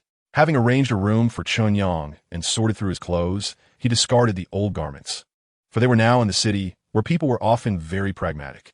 Chen Nan Feng had experienced hardship himself and did not wish for Chen Yang to endure such a life. That night, while Chen Nan Feng was practicing, he heard Chen Yang crying in his room. He hurried to check on him. "Chen Yang, what is the matter?" Chen Nan Feng inquired. "It is nothing. I just miss my father. If my father had found my brother, he might not have died, right? Although my father is not perfect, he is still my father, and I truly long for him," Chen Yang said. Chapter 62. Chen Yang felt considerably happier. "It is nothing. I just miss my father. If my father had found my brother, he might not have died, right? Although my father is not perfect, he is still my father, and I truly long for him," Chen Yang expressed. "Do not worry. With your brother around, he will take good care of you. Stop crying and go to sleep," Chen Nan Feng reassured. Having lived a life of constant upheaval, suddenly residing in such a large house felt surreal. The unexpected arrival of his brother provided Chen Yang with this new lifestyle, bringing him both joy and a sense of apprehension, as if he were trapped in a dream. Throughout the night, silence enveloped them. At dawn, Old Li arrived, taking both of them to his home for a meal. Chen Yang, feeling somewhat shy, clung to Chen Nan Feng's clothing as they followed. "Grandpa Li, I may trouble you in the future," Chen Nan Feng remarked. "Not at all, not at all. I need to eat every day anyway. It's quite bothersome for the servants to cook for just me. With you two around, it will be lively. Do not worry, it is no trouble at all." Old Li chuckled. Before long, Chen Yang was enrolled in the city's foremost primary school. Chen Nan Feng, hoping for Chen Yang to have a smooth experience at school, generously donated a library to the institution, hoping they would take good care of his younger brother. Initially, Chen Nan Feng would accompany Chen Yang to school and pick him up after classes, helping him acclimate to his new environment. Chen Nan Feng took great care of Chen Yang, as their father was no longer present, and, as the older brother, it was his duty to look after his sibling. Chen Jin could never have imagined that his eldest son had become a wealthy man, while his youngest son now enjoyed a life of privilege alongside him, an existence he had never experienced in his own lifetime. Since joining Chen Nan Feng, Chen Yang began attending school, dressing in new clothes daily, enjoying ample meals, and living a life free from want. Wang Jun, having heard about Chen Nan Feng's new brother, frequently visited to check if they needed anything, offering them assistance. During holidays, Chen Nan Feng would take Chen Yang to dine at a restaurant, ordering him some of his favorite dishes. "I am fine, brother. You go on with your business. I will take care of myself," Chen Yang assured. Chen Nan Feng informed Old Li that he would be traveling far and might be away for about 2 months, requesting Old Li to look after Chen Yang during his absence. "Not a problem at all. You go ahead, and I will take care of Chen Yang," Old Li replied. After Chen Nan Feng departed, he journeyed to Changbai Mountain, feeling it was a suitable place for cultivation, as he had not visited in a long time and it was time to return. Upon entering the mountain, Chen Nan Feng made his way to the summit, found a spot, and began his cultivation. At this point, Chen Nan Feng was but a step away from breaking through to the next realm. In the mountains, time was irrelevant, and cultivation was timeless. Chen Nan Feng sat in meditation for an entire month. Upon awakening, he would search the mountains for ginseng, lingji, and medicinal herbs. After resting for 2 days, he would resume his practice, continuing for another month before finally ceasing his cultivation. Though he had absorbed a significant amount of spiritual energy, he had yet to achieve a breakthrough. It appeared he still required 1 or 2 more sessions. However, he could not be certain when he was approached by a stranger, who inquired, "Young man, do you reside nearby? You seem a bit unfamiliar." Chen Nan Feng gazed at him, already comprehending that the individual before him must be a member of the Jin family. Chen Nan Feng inquired, "I reside nearby. Is there something you need?" Jin Xiuzhu regarded Chen Nan Feng with suspicion. He wished to test him. Although Chen Nan Feng exuded no spiritual energy, his grandfather had mentioned that this individual possessed formidable abilities beyond their discernment. He stepped aside to allow Chen Nan Feng to pass. Yet from behind, Jin Xiuzhu struck with his palm. If Chen Nan Feng were a master, he would surely evade the attack. If not, Jin Xiuzhu would halt just before contact, ensuring no harm befell him. Alas, while his calculations were astute, they were not flawless. Upon sensing the movement behind him, Chen Nan Feng shifted slightly, causing Jin Xiuzhu's strike to miss, resulting in an unexpected slip that sent him tumbling down the slope. Watching Chen Nan Feng depart, Jin Xiuzhu perceived it as mere misfortune, attributing his fall to his own excessive force rather than any fault of Chen Nan Feng's. He sought the individual responsible for his brother's demise, yet despite scouring the vicinity, he found no suspicious figures. Just when he encountered one, it appeared he was mistaken. Unbeknownst to him, he had narrowly escaped a calamity, as Chen Nan Feng had spared him out of respect for old Jin. Otherwise, how could he possibly have emerged unscathed? Was this considered work? Perhaps, Chen Nan Feng mused, as others needed to toil while he required cultivation. Though fundamentally different, both pursuits were essential. "How have you been at home? How's your schooling?" Chen Nan Feng asked. "I'm well. Grandpa Li takes good care of me," replied Chen Yang. In Chen Yang's heart, regardless of his father's shortcomings, at least he provided companionship. Though they lacked sufficient food and warmth, they were together. He longed for his brother to be perpetually by his side. And after Chen Nan Feng's 2-month absence, it felt less like a mere span of time and more akin to 2 years, or even longer. One day, Zhang Dapeng called Chen Nan Feng, inviting him to visit his restaurant. Chen Nan Feng took Chen Yang along to the establishment, where Zhang Dapeng announced, "I have opened a 3rd restaurant. There are 2 here and another in Shangrao. Please keep this card. I will deposit money into it for you in the future." Chen Nan Feng was taken aback by Zhang Dapeng's business acumen and replied, "You need not rush to give me money. Focus on your affairs. I am not in need. And the greater your success, the better for us all." Zhang Dapeng chuckled, "I understand. Rest assured this is profit. I am saving for the branch expenses, so it won't affect anything."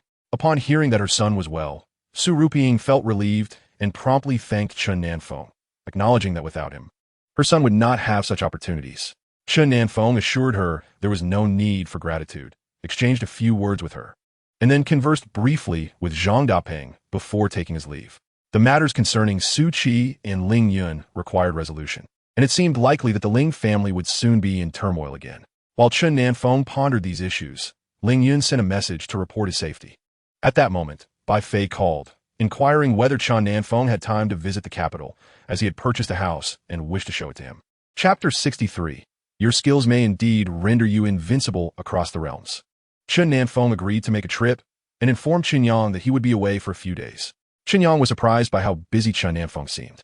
However, upon observing the spacious house they lived in, he began to understand that maintaining such a large residence undoubtedly required substantial effort.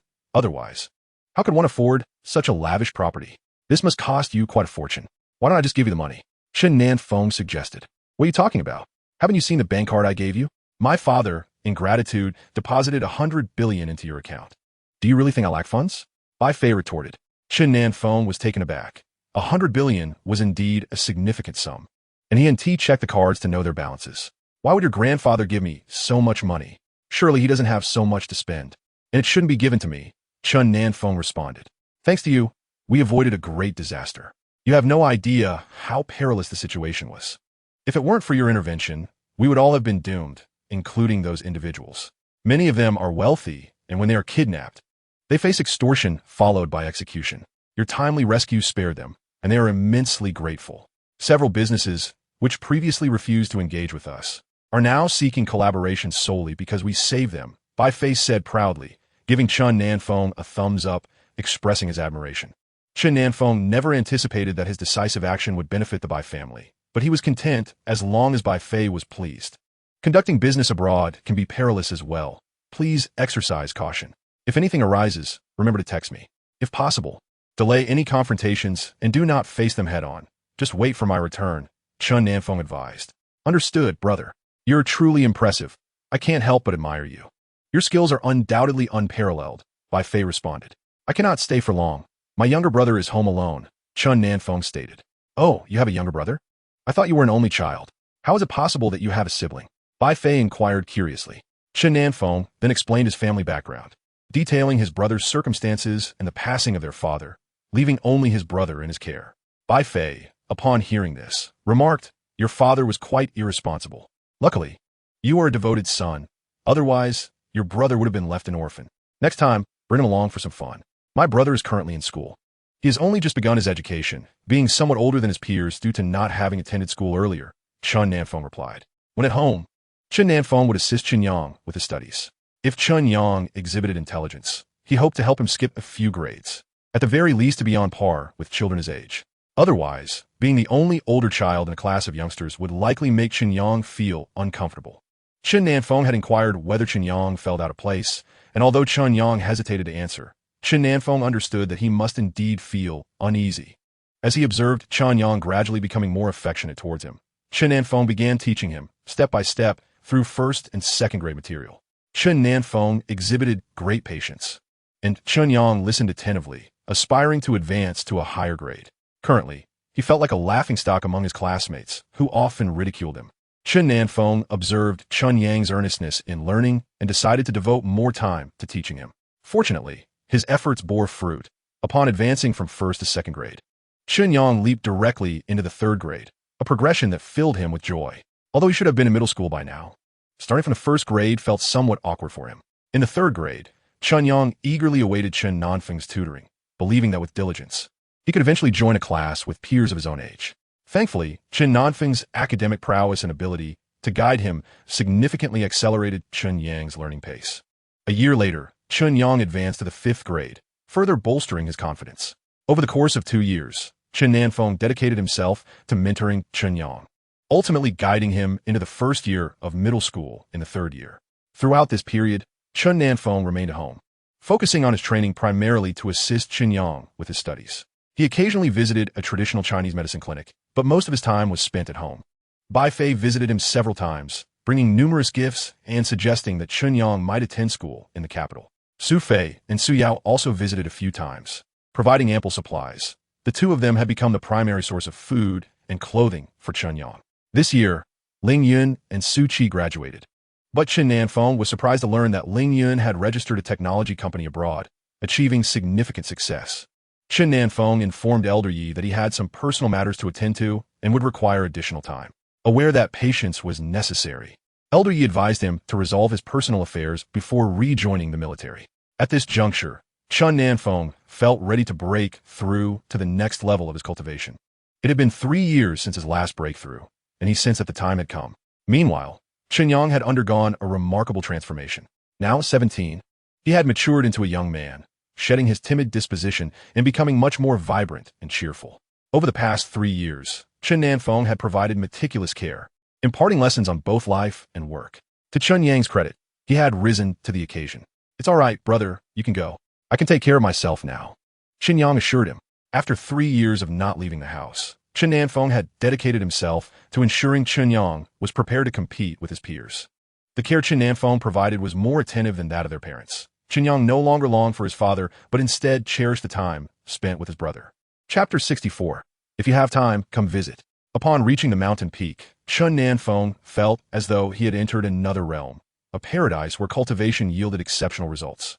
Interestingly, in Chen Yang's middle school class, there was a boy named Hu Yang who had formed a good bond with him. Chen Yang was 2 years older than his classmates, and while others kept their distance, Hu Yang seemed particularly fond of him, playing together daily. Chen Yang had endured hardship in his earlier years, but now, having experienced a better life alongside Chen Nan Feng, he did not look down upon those who were less fortunate simply because he had attained wealth. Hu Yang is much like his former self, yet his mother, a vegetable seller, endures countless hardships to ensure he can attend school. Aware of his mother's struggles, Hu Yang diligently applies himself to his studies, aspiring to gain admission to a university and alleviate her burdens in the future. The friendship between Chen Yang and Hu Yang hinges on a pivotal aspect. Chen Yang sees a reflection of Chen Nan Feng and Hu Yang, as they bear a striking resemblance. Were one to claim that Hu Yang is Chen Nan Feng's brother, it would undoubtedly be accepted by others. Although Hu Yang is indeed Chen Nan Feng's younger sibling, the resemblance is only slight. After becoming acquainted with Hu Yang and learning of his family's difficulties, Chen Yang frequently invites him to dine at Zhang Daping's restaurant. Aware of Chen Yang's connection to Chen Nan Feng, Zhang Daping encourages him to visit whenever he wishes. Previously, Chen Yang would dine at Li's home. Being new to Chen Nan Feng's area, and with Chen Nan Feng absent, he was accommodated at Li's residence. Eventually, Chen Nan Feng introduced him to the restaurants of Zhang Daping and Wang's family, where he became well known. Chen Nan Feng had informed him that Zhang Daping's restaurant belongs to his brother and that he is welcome to eat there. Chen Nan Feng spent 3 years by his side, during which he took Chen Yang to both Zhang Daping's and Wang's restaurants, even providing him with a complimentary card for the latter. Under Chen Nan Feng's guidance, Chen Yang learned independence and how to interact with others, gradually integrating into Chen Nan Feng's life. Friends like Bai Fei, Wang Jun, Su Fei, and Su Yao frequently visited, and over time, they grew fond of him. When Chen Yang first joined the class, his peers largely ignored him, save for Hu Yang, who readily engaged him in conversation, allowing the two to quickly become familiar with one another. Their bond deepened as Chen Yang began offering his clothes to Hu Yang, who received the smaller pieces from his abundant wardrobe. Hu Yang, recognized for his academic prowess, often collaborated with Chen Yang to tackle study-related issues. With a solid foundation bolstered by Chen Nan Feng's tutoring, Chen Yang was well prepared. Both boys invested considerable effort into their studies. Chen Yang was motivated by Chen Nan Feng's expectations, feeling the weight of his brother's dedication and hoping to secure a place in university. Chen Nan Feng had conveyed to him that education would broaden his horizons and unveil a vast world. Hu Yang, driven to alter his circumstances, persevered through his mother's arduous labor. Having lost his father at a young age, he was raised solely by his mother, who sacrificed her own needs to provide for him, often returning home late after selling vegetables. She urged him to study diligently and strive for university, emphasizing that such an achievement could transform their lives. As the two boys bonded over shared interests and compatible personalities, they cultivated a harmonious relationship. Unexpectedly, they discovered their connection to Chen Nan Feng, one as a half-brother and the other as a step-brother. Two individuals who initially appeared unrelated found brotherhood through their association with Chen Nan Feng. Meanwhile, Chen Nan Feng had been in Changbai Mountain for 2 months, still struggling to achieve the breakthrough in his transformation, realizing the difficulty of such an endeavor and recognizing that further time would be required. As Chen Nan Feng was preparing to leave, he sensed that he was on the verge of a breakthrough. Soon, he took out numerous spirit-enhancing pills and commenced his advancement. A week later, Chen Nan Feng finally achieved the transformation into the divine transformation stage, which brought about a profound change in his body. He soared into the mist, eager to experience the ethereal realm, and found it quite splendid, feeling akin to an immortal amidst the clouds. With the breakthrough into the divine transformation stage, his magical prowess significantly increased, allowing him to fully comprehend the formidable nature of the sinister physician. "I must have been rambling again.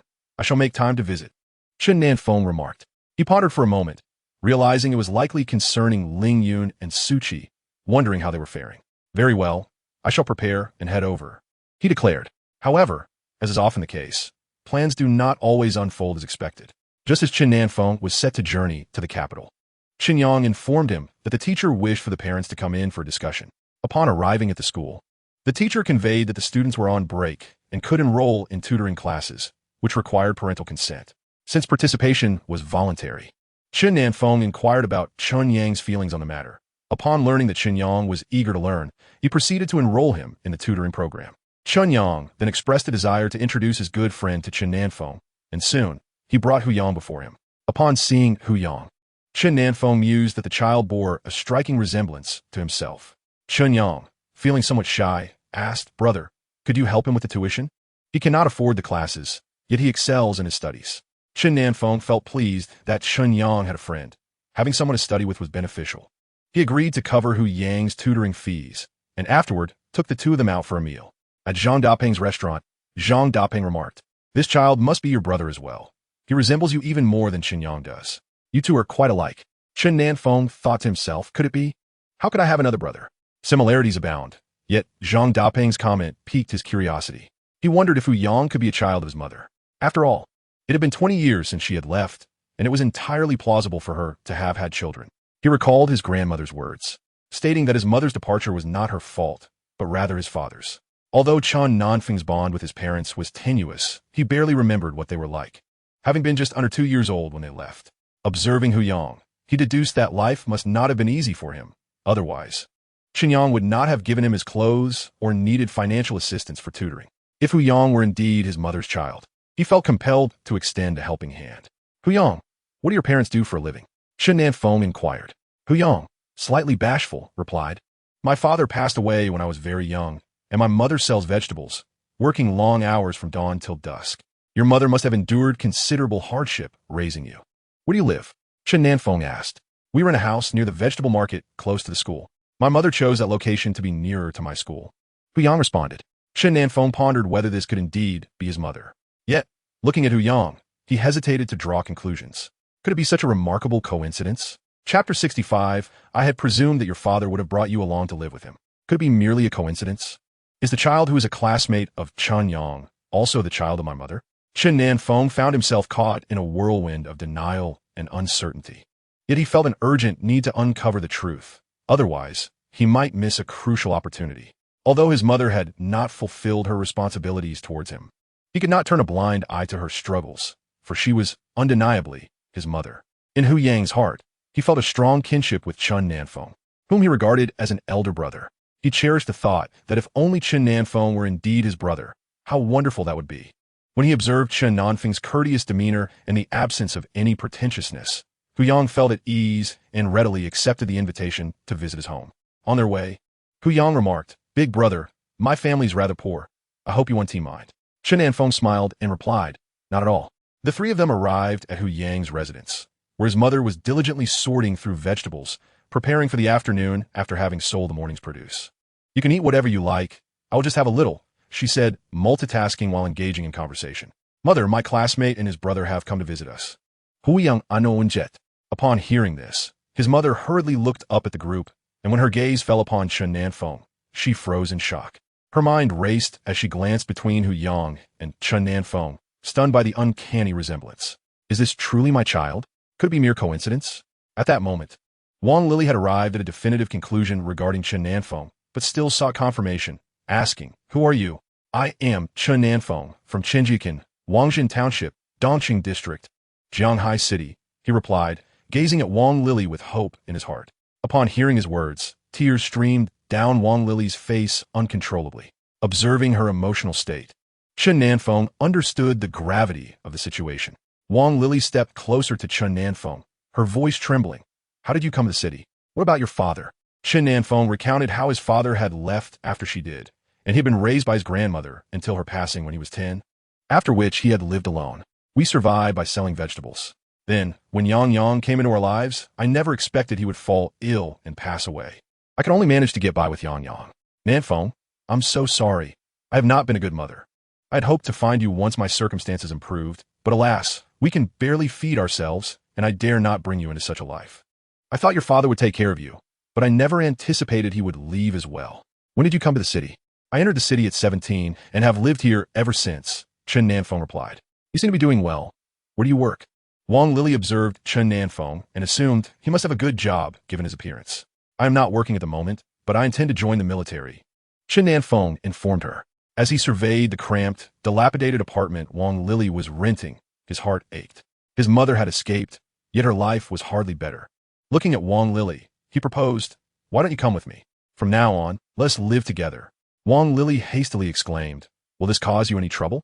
I can sell vegetables, especially for Yang Yang, who now requires funds for school. I cannot be a burden to you." She continued, "I am living quite well now, treating patients and earning a considerable amount of money. You will not be a burden to me." "Is this truly your home, my son? How is that possible? This area is inhabited by the affluent. How could Chen Nan Feng possibly afford such an expensive house?" Lily questioned in disbelief. "Nan Feng, is this your residence? It must be quite costly. How could you possibly own a house here?" Wang Lili found it hard to comprehend. "I earn a good income by treating patients.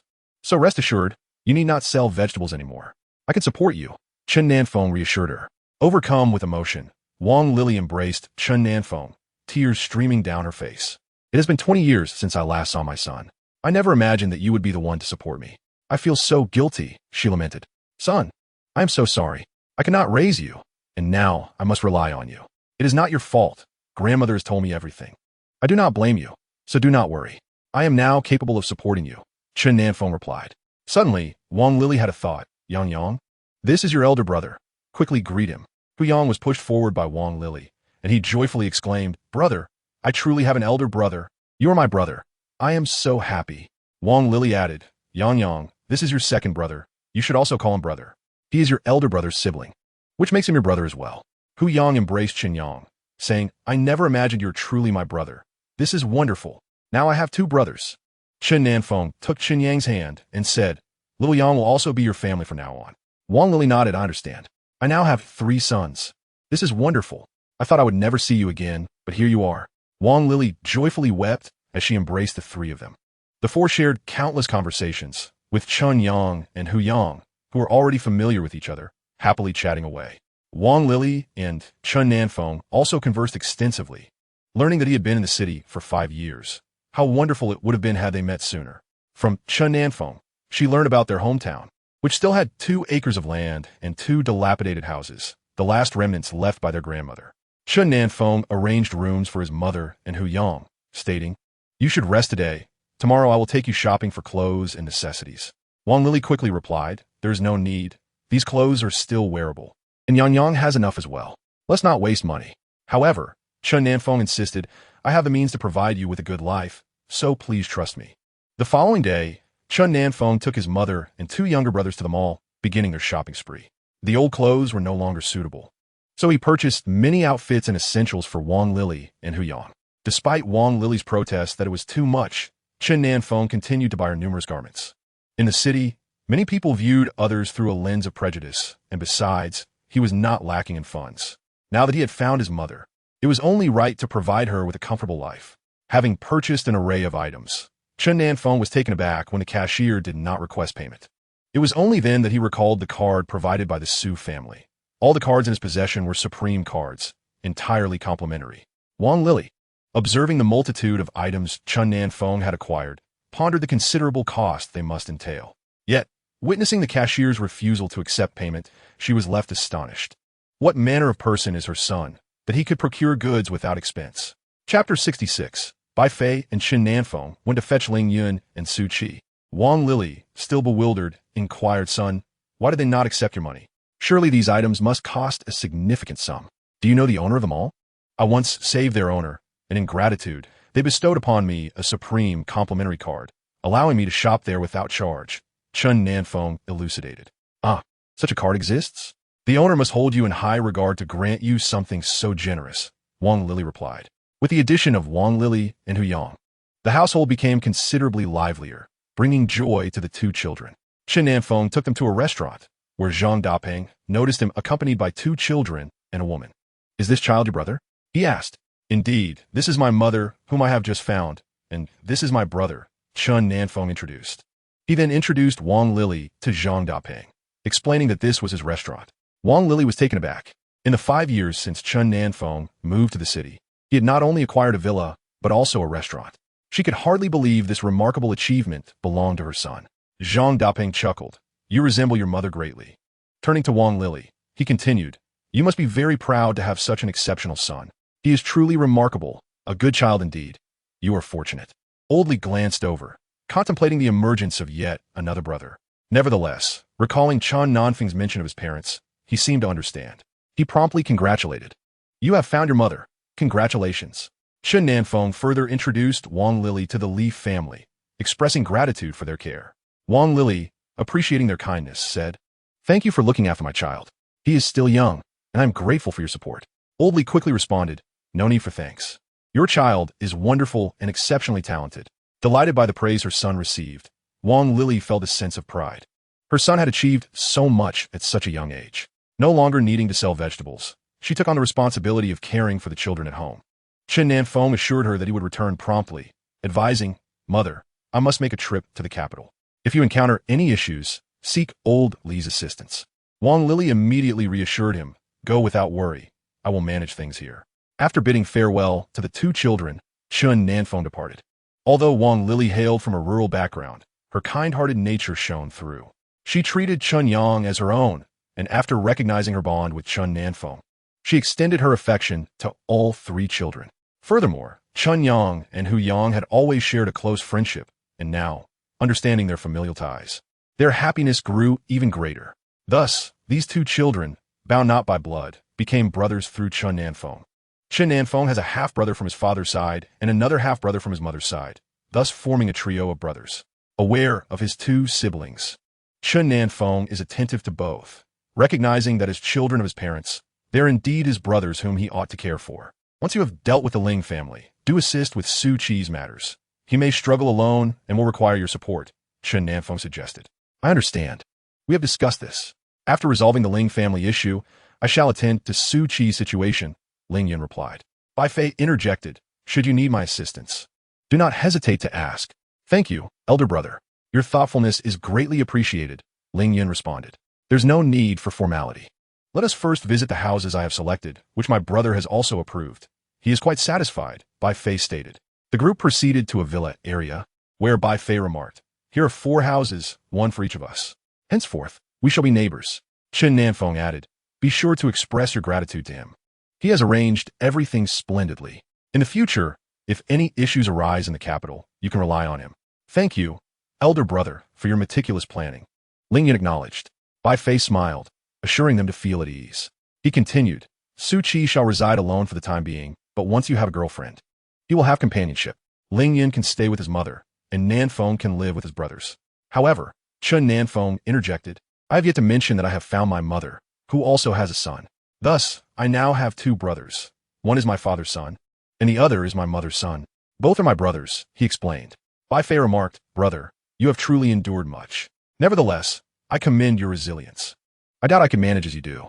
After tidying up, the group accompanied Bai Fei to a dining establishment, where he reserved a private room to welcome them. During the meal, Chen Nan Feng inquired, Should I visit the Ling family to seek out Elder Ling? I could summon Elder Yi to lend support. Bai Fei responded eagerly. That would be excellent. You might seize an opportunity to visit the Ling family alongside Elder Yi, coincidentally encountering Ling Yun seeking justice. What a spectacle that would be. Ling Yun pondered for a moment before stating, I have considered much. Our grandfather has treated us well, but that individual has wronged us. Initially, I intended to undermine the Ling family's business, yet upon reflecting on grandfather, I hesitate. As long as he is left with nothing and expelled from the Ling family, I shall deem it revenge fulfilled. I have heard your father was ousted. However, the Ling family's business remains under his control. Most of the Ling family members are in the military, with 3 sons, 2 serve in the army, leaving your father as the sole individual capable of managing the business. If you were to seize control, you would need to take the reins, Bai Fei remarked. I can certainly take over, incorporating it as a subsidiary under my company. After all, my firm is publicly traded, and adding a few more subsidiaries would pose no issue, Chen Nan Feng affirmed. Chapter 67. This is June Snow. I can indeed take charge, establishing it as a subsidiary of my company. My firm is publicly traded, and additional branches would not be a concern. Ling Yun now desires to strip that individual of all his possessions. He may frolic with frivolous affairs outside, but he shall dismantle his resources, leaving him bereft of capital to indulge in such pursuits. Once that man is left with nothing, it will be intriguing to see whether that woman continues to stand by him. Should the Ling family side with him, he might spare others. However, if they support that man, he will show no mercy. Chen Nan Feng pondered for a moment and suggested, "You should converse with old Master Ling to ascertain his stance. If he supports his son, then you may proceed as you wish. Conversely, if he is willing to advocate for you, the other members of the Ling family should remain uninvolved, allowing your father to face the consequences alone." Bai Fei chimed in, with his penchant for infidelity. "Let us deprive him of wealth. Once he is financially incapacitated, we shall see how he continues his frivolities." The group convened and concluded that a diplomatic approach should precede any aggressive actions, awaiting the old master's decision. After their discussions, Chen Nan Feng visited the Yi family. Upon seeing him, old Master Yi exclaimed with delight, "At last, you have arrived. Have all matters been resolved? Can you now join the army?" Chen Nan Feng replied with a smile, "Yes, nearly. There are still a few issues to address, but once resolved, I will be ready." "Finally, I hear your affirmative response. Is there anything further with which I may assist you?" "Let us resolve everything at once," old Master Yi offered. It is often said that age brings wisdom. Upon the sudden appearance of Chen Nan Feng, old Master Yi sensed something was amiss. Otherwise, Chen Nan Feng would likely have avoided him. Chen Nan Feng remarked, "Old Master Yi, you truly understand me. You are aware of the situation with the Ling family, correct? I have heard whispers. You refer to the youngest scion, Yuan, do you not? What troubles him?" Old Master Yi inquired curiously. "He has not troubled me directly, but he has incurred Ling Yun's wrath. He abandoned his wife and child, leaving Ling Yun and his mother destitute. In a dire moment, it was I who rescued them." "What? You were the one who saved Ling Yun and his mother?" "No wonder." Old Master Yi exclaimed in astonishment. "Old Master, we ought to champion justice, should we not? A scoundrel like him should not find refuge in the Ling family. I wish to speak with old Master Ling. If he supports his son, he will face the loss of his grandson, and the family's fortune will vanish. Surely, old Master Ling will comprehend this. What exactly do you propose?" Old Master Yi asked, astonished. "Quite simply, let that man be stripped of everything. If he revels in infidelity, let him pursue it, but he shall receive not a single coin from the Ling family's estate. He must be cast out, utterly destitute," Chen Nan Feng asserted, believing this to be the most prudent course of action, providing solace to both Ling Yun and his mother. Old Master Yi expressed skepticism. "Surely, the old man will not consent. He holds a deep fondness for his youngest son. Would he truly cast him out?" He felt it improbable, despite his son's misdeeds. He was still his son after all. Can one truly expel their own child from their home? Chen Nan Feng suddenly inquired with curiosity, "Old Master, if such a situation were to unfold in your own life, how would you respond?" Old Master Yi raised an eyebrow and declared, "Should he dare, I would break his legs. Our family does not harbor such children. My offspring serve in the military. Should one of them abandon their spouse and child, I would cast him aside as well." Chen Nan Feng chuckled and remarked, "You see, you two believe that punishment is warranted. I trust that old Ling will make a sound judgment. But will he truly act upon it?" Old Yi remained uncertain. "Let us visit the Ling family. We shall employ diplomacy before force, and ascertain old Ling's stance before determining our next steps." Chen Nan Feng was eager to probe the waters first. Old Yi led Chen Nan Feng to the Ling residence, where Ling Yun and Su Qi had also arrived. Upon seeing Old Yi, old Ling hurriedly exclaimed, "What brings you here?" "My friend? Ah, the little miracle worker. I nearly failed to recognize you. You two are quite the rare guests. Forgive the intrusion, old Ling. I merely wish to check in on your well-being," Chen Nan Feng replied. Well.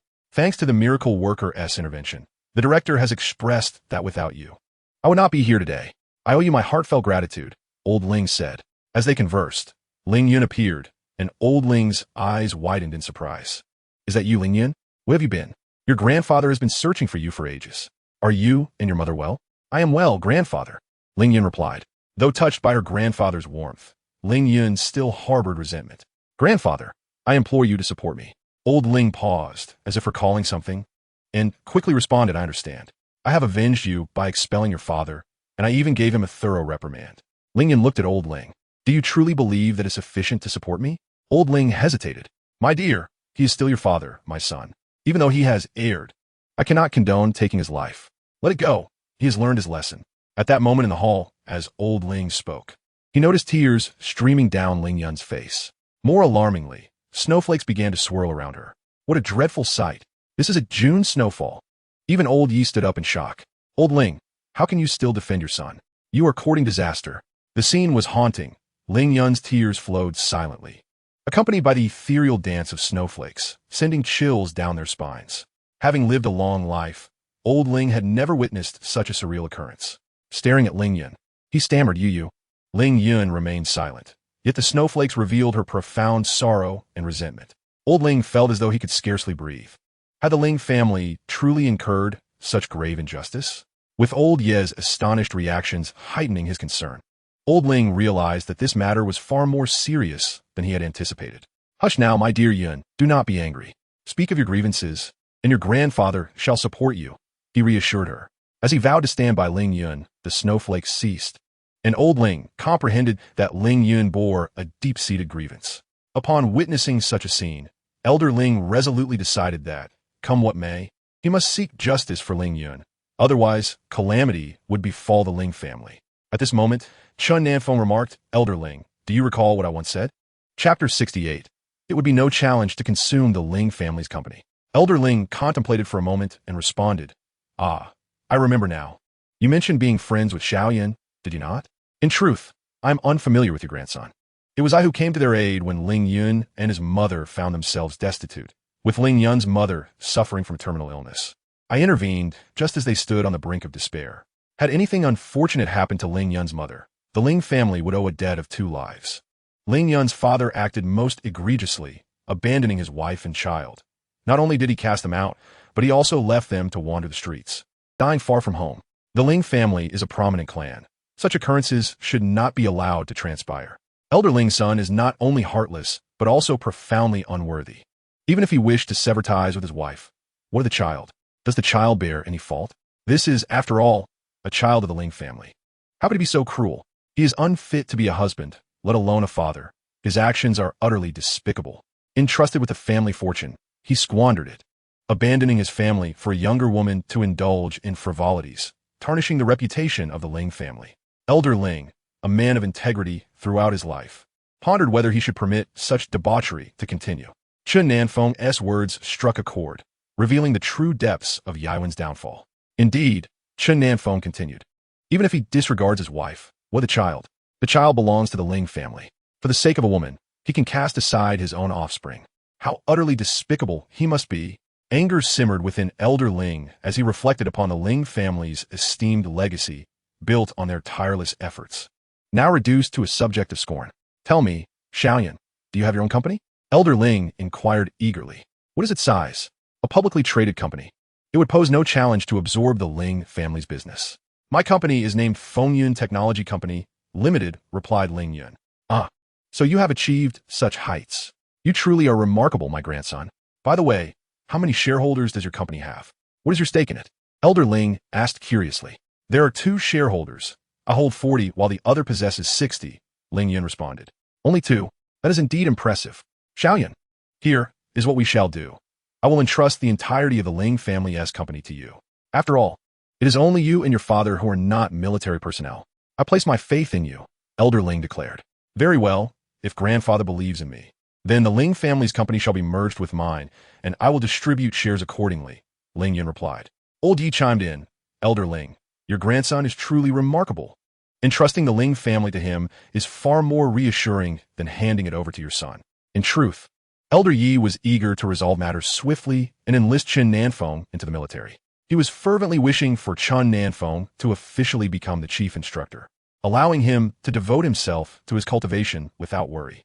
Chen Nan Feng chimed in, proclaiming, Elder Ling, your grandson excels in both character and conduct. Entrusting the Ling family to him would be a decision you wouldn't regret. If it were your son, do you think he could safeguard the Ling family's assets? He would likely squander them. Elder Ling, upon hearing their words, found them quite reasonable.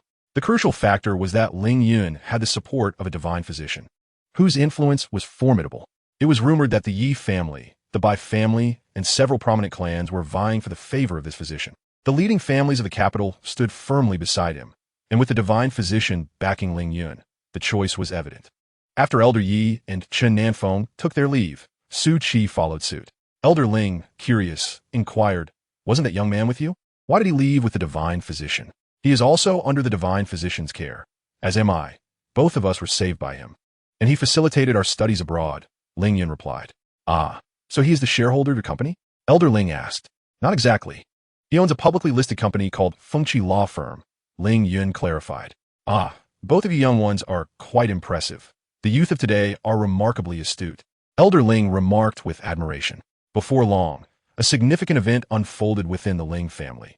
All of the family's enterprises were handed over to Ling Yun, while Ling Yuan was dispatched back to their ancestral home. Ling Yuan felt disheartened, realizing that fortune could shift dramatically over the years, and he lamented the old adage. Do not underestimate the youth, for one day, it could be you in misfortune. Ling Yuan pleaded with Elder Ling, but was met with a harsh rebuke. You wretched boy, you could abandon your own son. How cruel can your heart be? You allow your child to wander the streets, to die far from home, and you can still eat? Elder Ling's disappointment was palpable. What a disgrace to the Ling family. Ling Yuan knew he had no choice but to comply. His father would not hesitate to break his legs if he disobeyed. Regret flooded Ling Yuan's heart. He sought Ling Yun's assistance, yet Ling Yun ignored him completely, refusing even to meet his gaze. Elder Ling was relentless in his dismissal, and in that moment, Ling Yuan finally grasped the anguish of his wife and child. He wished to plead with his two elder brothers, but alas, they were both in the military, making them difficult to find. Abandoned by a woman and punished by his father, he felt utterly forsaken. Ling Yuan longed for Ling Yun to utter just a single word on his behalf, but Ling Yun would not even grant him a glance. At this juncture, Ling Yuan could hardly fathom that he would find himself in such a predicament, cast out by his father with nothing to his name, a situation that left him utterly despondent. Chapter 69, The Youngest General in History. At this moment, Ling Yuan could hardly imagine that he would experience such a day, being cast out by his father with nothing to his name, feeling utterly bereft of tears. With the Ling family matters resolved, Ling Yun and Su Qi set off to address Su Qi's affairs. Chen Nan Feng mentioned that he could be contacted whenever needed. Su Qi's situation was rather complicated. However, with Ling Yun's assistance, matters would be more manageable. Old Yi took Chen Nan Feng to the Yi family and inquired if he could now join the army since the issues had been resolved.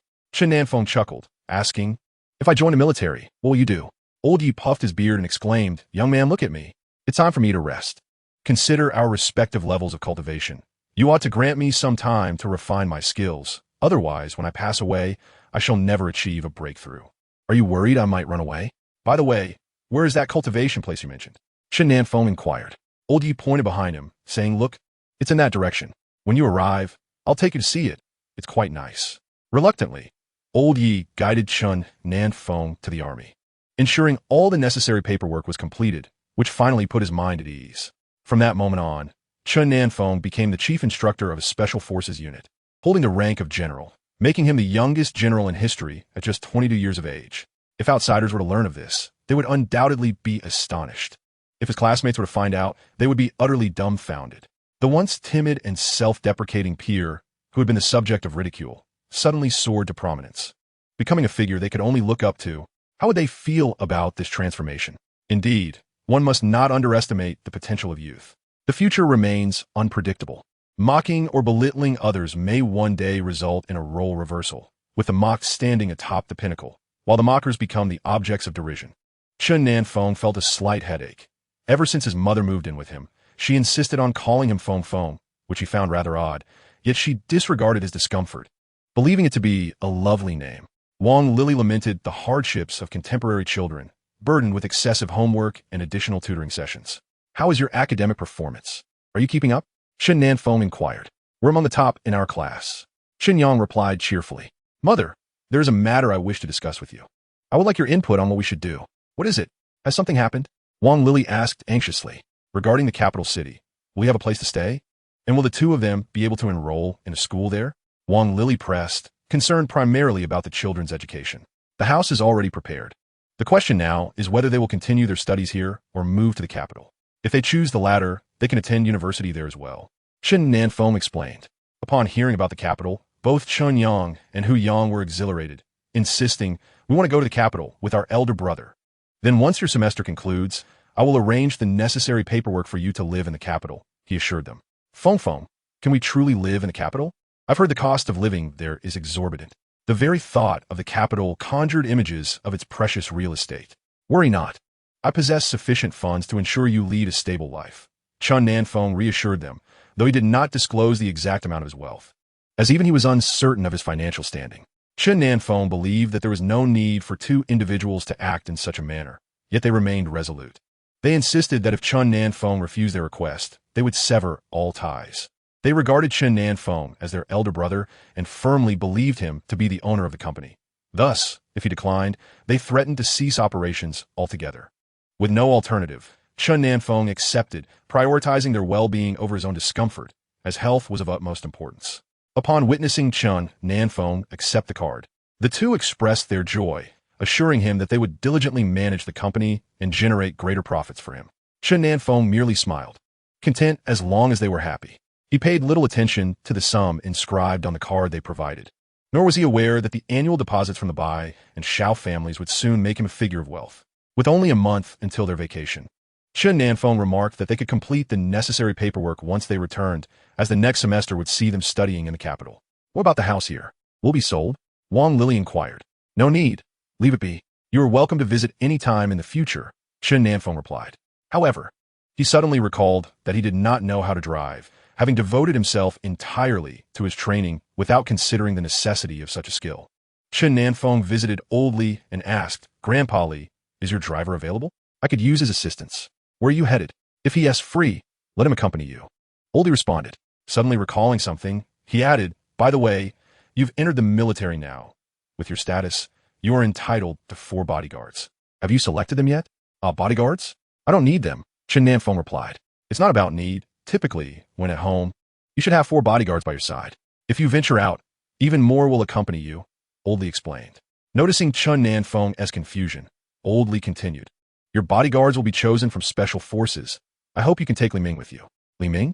Isn't he doing well in the special forces? Wouldn't it hinder his progress to follow me? Chen Nan Feng questioned.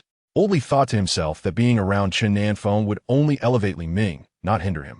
Although Chen Nan Feng was unaware of his future path, Old Li foresaw that he would undoubtedly go far. As a martial artist, anyone who accompanied Chen Nan Feng would only benefit from his light, not be held back. Chapter 70 marks Wang Lili's first return home in 20 years. Chen Nan Feng expressed that he would see how arrangements were made once he joined the military, and if feasible, he would have both Li Ming and Xiao Yi accompany him.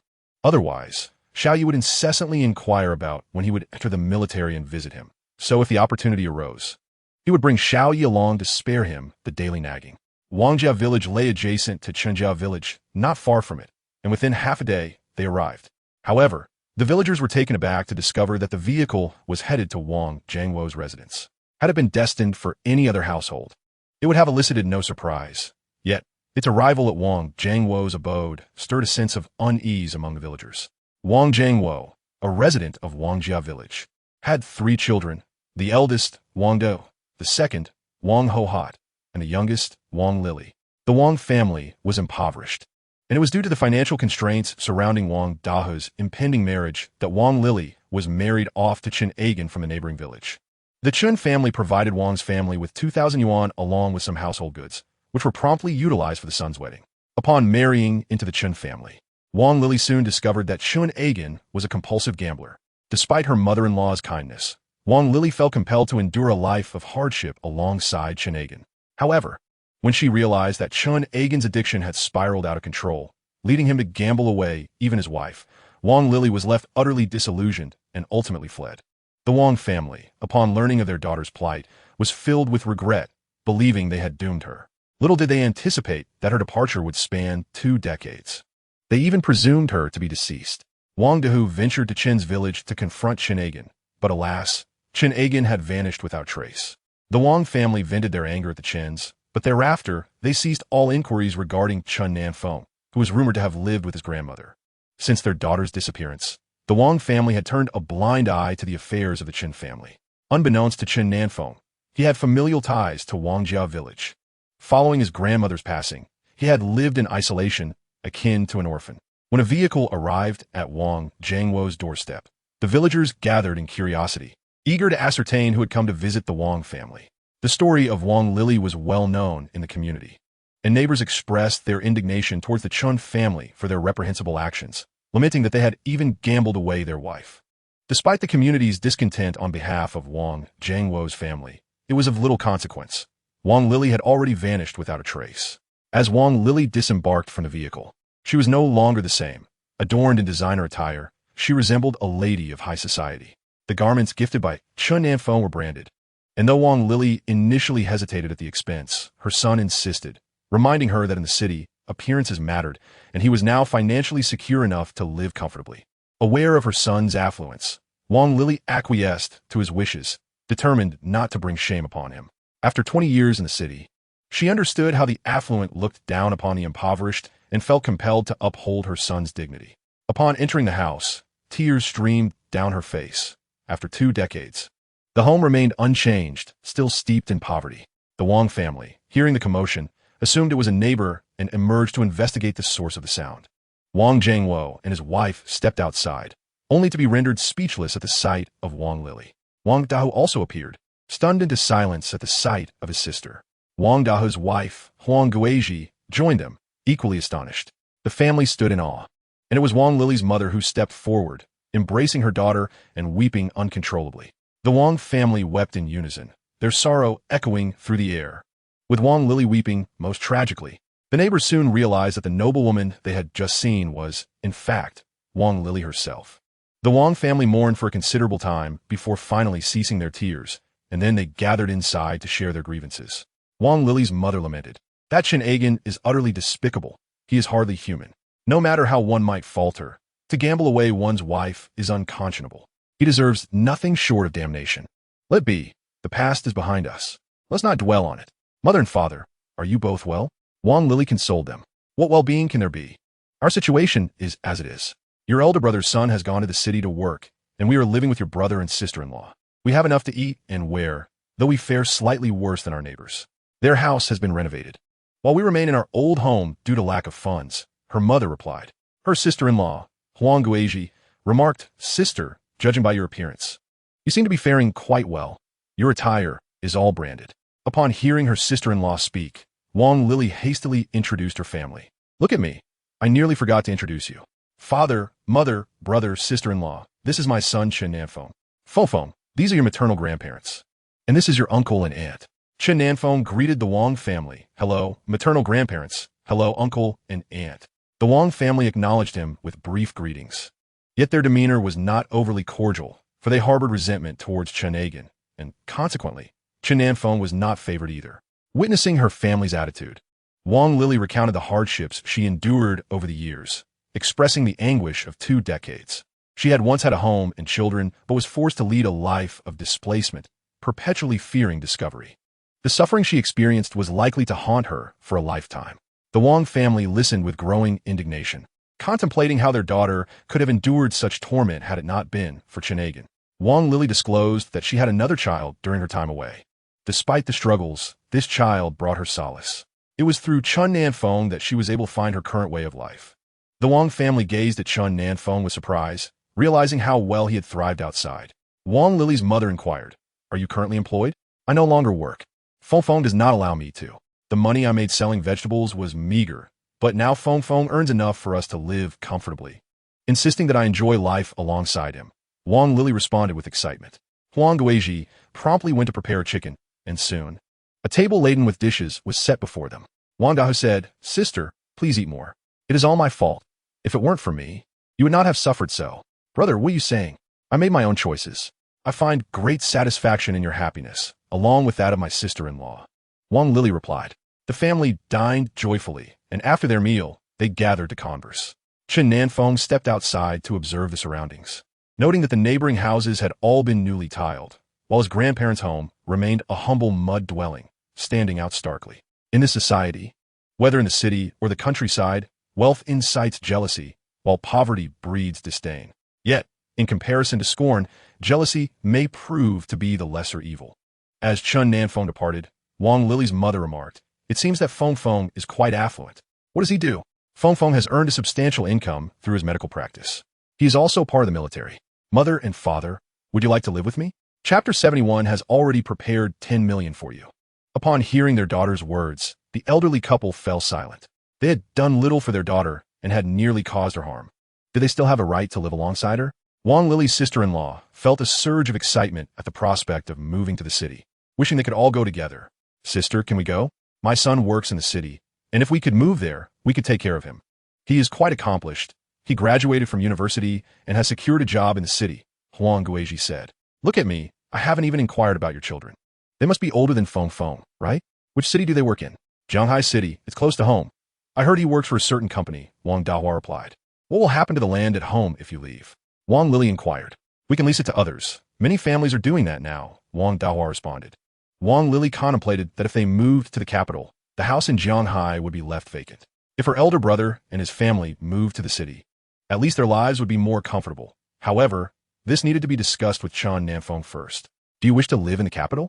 I have no idea what it's like there. Sister, you are so fortunate, Huang Guizhi expressed with envy. If you plan to visit the capital in the future, let me know. I will come to fetch you, Wang Lily offered. No, I'm just stepping out to take care of some matters, Chen Nan Feng replied. Feng, I would like to discuss something with you. We plan to go to the capital next month. Can we let your grandfather stay in the Zhanghai house? Wang Lily cautiously asked, fearing Chen Nan Feng might disagree, as it was his house and his approval was essential. If they go, who will take care of them? Will your uncle go? Chen Nan Feng inquired. Yes, your cousin is currently working in Zhanghai, and they can look after him. But what do you think? I need your consent. If you don't agree, I want to proceed, Wang Lily replied. Mother, as long as you are happy, that matters. What will happen here if they go? Chen Nan Feng asked. We can lease it to others. Many families are managing it this way, Wang Lily responded. Chen Nan Feng found Wang Lily's family to be quite decent.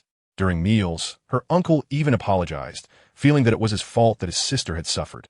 Had they taken their situation for granted, Chen Nan Feng would have distanced himself immediately. Wang Lily had sacrificed so much for this family, and they needed to understand that. At the very least, they recognized that their mistakes had caused Wang Lily considerable hardship. They still felt like family. Chen Nan Feng wanted to assist them, considering it was his mother's family, and he could not let them fall behind others. Chen Nan Feng seated himself and addressed his grandparents and uncles. I have a proposition. You should consider relocating to Zhanghai and renovating the house. I've observed that many homes in the vicinity have been rebuilt. Perhaps you could do the same. Uncle, do you drive? If so, it would be wise to purchase a vehicle. This way, you could commute more easily and with some proper organization. Constructing a villa here is certainly feasible. However, building a house requires substantial funds, and we lack the means, Wang Dahua interjected. I've already set aside 10 million for you, which should be more than sufficient to construct a respectable home, Chen Nan Feng replied. 10 million? That is far too much. Wang Dahua exclaimed, astonished. Accept it. You can use the remainder to buy a car. Isn't your cousin working in the city? A vehicle would be beneficial. As many young people today have a penchant for cars, Chen Nan Feng continued. The Wang family was taken aback. A child casually mentioning 10 million was quite a blow to their sensibilities. Grandfather looked at Chen Nan Feng and said, You are being far too generous. 2 million would suffice to renovate the house. There is no need to provide so much. There are individuals in the village who work in the city. You can enlist their help for the renovations, Wang Dahua suggested. Then prepare to move to the city and rebuild here, Chen Nan Feng urged. As they were about to leave, Wang Lily added, Brother, sister-in-law, when you take our parents, just bring some clothing. There is no need for anything else, as everything is available there. At that moment, Chen Nan Feng's grandparents and uncles were in awe of his capabilities. Casually mentioning 10 million made it clear that the Chen family's grandson was extraordinary. Regrettably, the Chen family was no longer present to witness this, or else they would surely have been amazed by this child, who would have made them the envy of many. It was ironic that while the Chen family did not benefit from this fortune, the Wang family was reaping its rewards. It seemed to be poetic justice. If Chen Agan had been a person who lived sensibly, his family would undoubtedly be thriving now. However, as a man prone to self-destruction, he was unable to enjoy even the fortune of his son. Truly, one who does not court disaster shall not find it. What further incited envy among the neighbors was the Wang family's impending move to the city. Wang Lily was remarkably resourceful, not only providing funds for the renovation, but also arranging housing for the Wang family in the city, a testament to her being a wonderful daughter. Neighbors flocked to offer their congratulations. Significant changes were afoot for the Wang family. Rumors spread that they were set to build a villa. While the tallest house in the village belonged to the village chief, a mere 5 stories high, whereas the Wang family planned to construct a 3-story Western-style house. Mother, we are family. If we can assist, we should, Chen Nan Feng remarked. That is not entirely accurate. Many wealthy individuals are not inclined to assist their relatives. They would rather live in opulence than lend a hand. Not all affluent people are as generous as you, Wang Lili countered. Chen Nan Feng chuckled, aware that in a mother's eyes, her son is always the best. I will go to school tomorrow to arrange the paperwork for them. Once the holiday begins, they can head straight to the capital, and I shall send a car to pick you up, Chen Nan Feng stated. Ah, are you not coming with us? Wang Lili inquired. Are you not coming with us? Wang Lili inquired. I will go ahead to find a school for them and arrange their matters. By the time you arrive, they might need some time to acclimatize to the environment, Chen Nan Feng replied. Well, you go ahead then. Once they're on break, you can come to pick them up, Wang Lili said. The following day, Chen Nan Feng visited the school to complete the transfer procedures for the two children, ensuring they would not continue their studies there for the next semester. After leaving, he arrived in the capital and met with Elder Yi to discuss the children's transfer situation. Elder Yi instructed his people to handle it promptly. With Elder Yi's intervention, the matter was swiftly resolved, and Chen Nan Feng began procuring items for his home. How are things with Ling Yun and Su Qi? Chen Nan Feng asked. There has been some progress. It appears that Su Qi's father was framed by a vice president from his own company. You needn't worry about Ling Yun. He is handling it well. Bai Fei responded. While Bai Fei conversed with Chen Nan Feng, he received a call from home. The elder Bai said, could we invite Chen Nan Feng to accompany us for the contract signing? Several prominent figures from around the world will be present, and given the dangers in Country M, I would like to have Chen Nan Feng with us. Is that possible? Bai Fei replied, let me check with him. I'm not sure if he is available. Brother, do you have time in the next few days? If so, come with me to lend your support. Country M is quite chaotic, and these are influential figures. My grandfather is concerned about potential issues and would like your assistance, Bai Fei elaborated. All right, let me know when you're ready, Chen Nan Feng affirmed. 3 days later, Chen Nan Feng traveled abroad with Bai Fei and his parents to Country M, where several parties sought to negotiate business with the Bai family. Feeling indebted for the assistance they had received, they recognized the might of the Bai family and felt secure in their dealings. Upon arrival, Bai Fei's parents engaged in negotiations while Bai Fei and Chen Nan Feng served as bodyguards. The attendees expressed their gratitude for the life-saving help they had received from Bai Fei and Chen Nan Feng. Bai Fei insisted, there is no need for thanks. We are comrades. It is only right to assist in times of peril. The business dealings proceeded smoothly, and the Bai family, upon successful completion, was poised to enter the ranks of the world's top 500 companies, elevating their status further.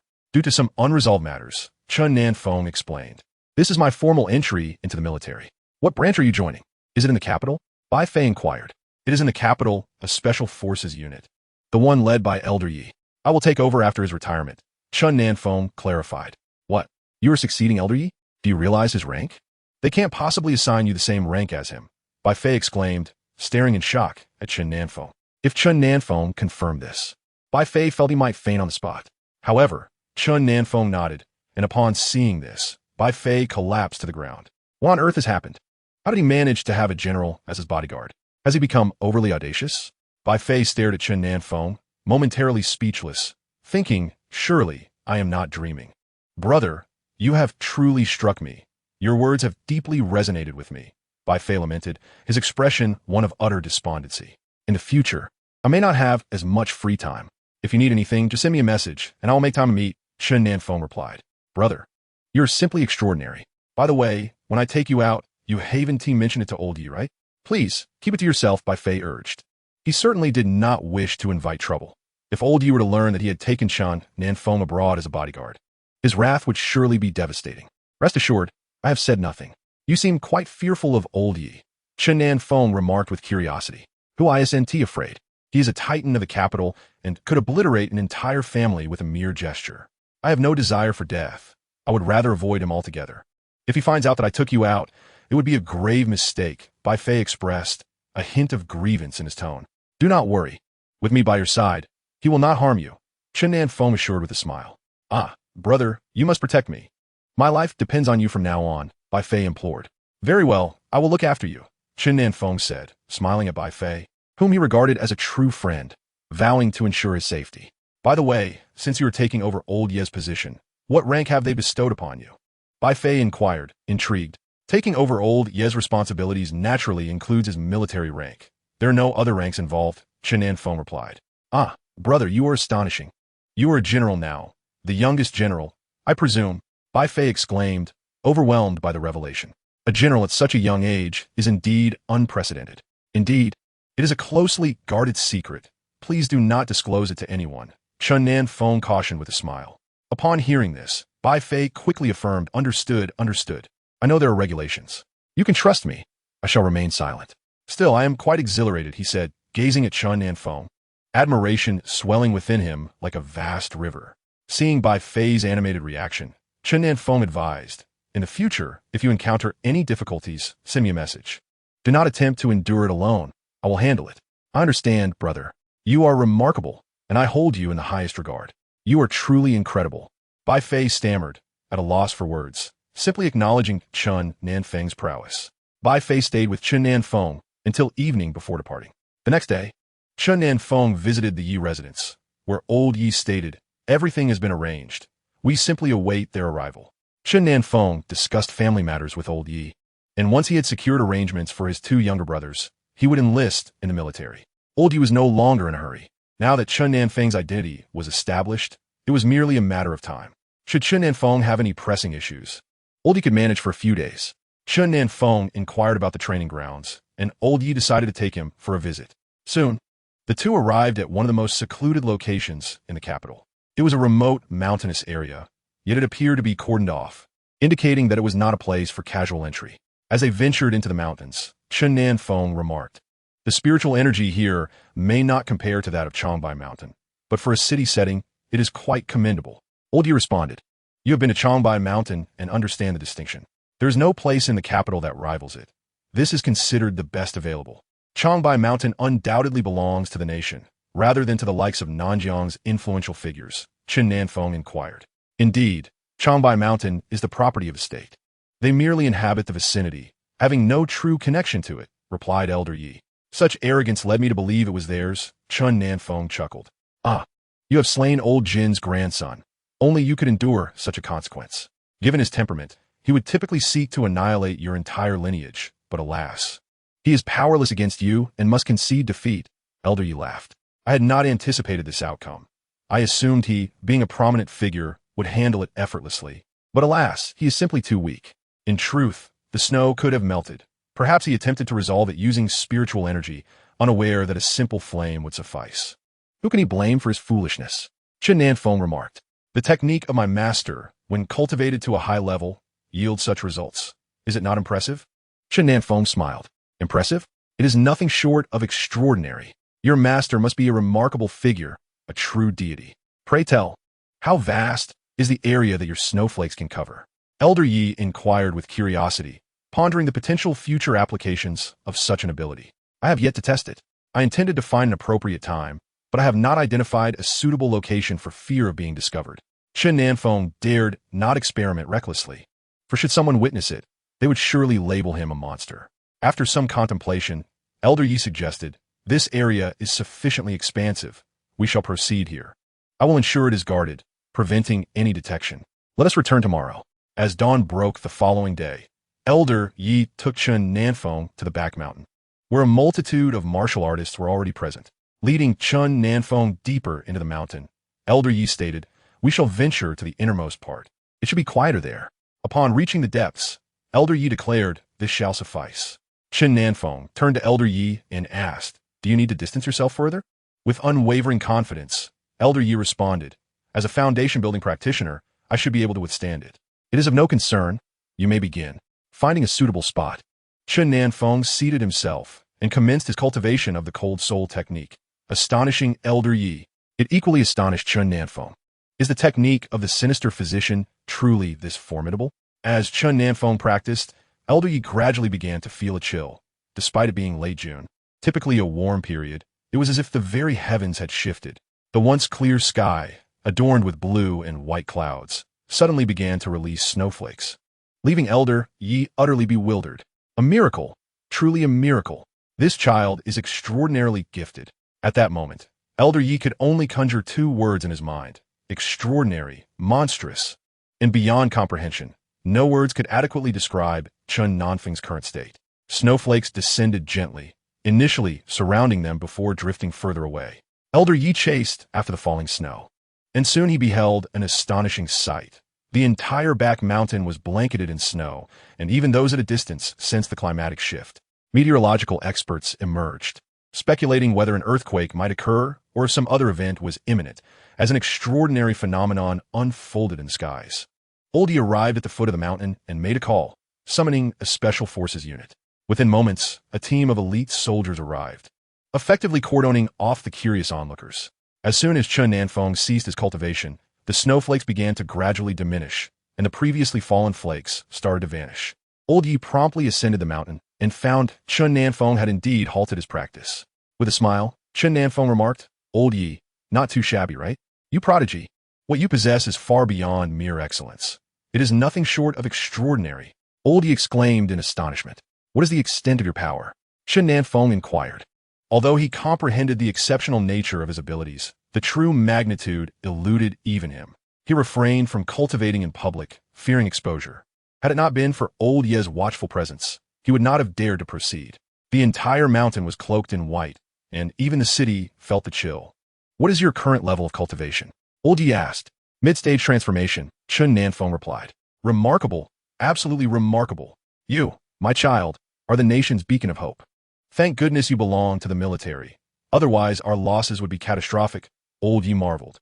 "With you guarding this mountain, who would dare to act recklessly?" Chen Nan Feng chuckled. "You are unaware that many martial artists are exceedingly proud. There is a faction in South River and another within the Martial Alliance. This is merely a small faction. The overseas martial artists are even more brazen. Our mission is formidable, and you shall understand once you join the military," Old Yi explained. Chen Nan Feng had not anticipated the complexities of the situation. It appeared many battles lay ahead. A man ought to stand and fight for his homeland. Lacking strength is one thing, but possessing it demands action. This is the duty of a man, and he felt fortunate to have the capability to charge in a battle. Filling him with pride. "I haven't done anything deserving of such toil. You are overthinking it," Chen Nan Feng said. His progress in cultivation had been painstakingly gradual, achieved over the span of months. It was not something to be accomplished in a fleeting moment. Old Yi turned to Yi Qingyu, intrigued. "What? Even you are aware? It seems there are truly no secrets left." "What do you mean even I know? Are there no secrets anymore? Have you heard? Outside, rumors abound. Some claim an earthquake is imminent. Others speak of celestial phenomena heralding events to come. And there are whispers of extraterrestrial invaders," Yi Qingyu stated. Old Ye's eyes widened in disbelief as he retorted.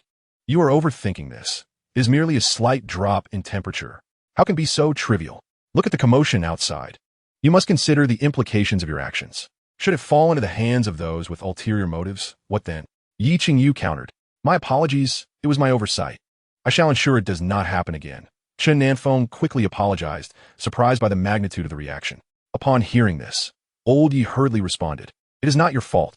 I merely wish to gauge your abilities. Resolve this matter yourself, and do not trouble me." Chen Nan Feng was taken aback by Yi Qingyu's sudden change in tone, as if the shift had occurred in an instant. She settled beside him, her curiosity evident. Resembling an inquisitive child, Chen Nan Feng found himself at a loss for words. Was it truly necessary? As Chen Nan Feng remained silent, Yi Qingyu pressed on with her curiosity. "Do share with me. How have you accomplished this?" Well, it just happened naturally," Chen Nan Feng replied, swallowing hard. Just as Yi Qingyu was about to inquire further, a sudden slap interrupted them. Yi Lao squeezed in beside Chen Nan Feng and declared, "Ignore him. Let us continue our conversation." Anyone witnessing the scene would undoubtedly be astonished. The esteemed leader was slapped and yet remained mute. Yi Qingyu, feeling vexed, cast a disapproving glance at her father, embarrassed by the public display of reprimand. It was particularly humiliating to be chastised in front of child, leaving her father red-faced. Amused by Yi Qingyu's discontent, Chen Nan Feng thought to himself, "Regardless of your external power and authority, within the confines of your home, you are merely a son, and it is entirely justifiable for your father to reprimand you." Noticing that Yi Qingyu lingered idly, Yi Lao scolded, "What are you dawdling for? Hurry and check if the dishes are ready. The child is hungry." "Do you wish to let our child go hungry?" Chen Nan Feng couldn't help but chuckle internally at how quickly the conversation shifted to his own family. Feeling a sense of injustice, Yi Qingyu pondered why it was always her who faced such treatment. "Why do you enjoy reprimanding me so? Why not your elder brothers?" She mused. If Yi Lao's eldest and second sons were aware, they would undoubtedly chastise her, for being the youngest made her the target of their father's ire. Moreover, they were well aware of their father's temperament. He would strike whether pleased or displeased, with the unfortunate consequence falling upon the unluckiest one.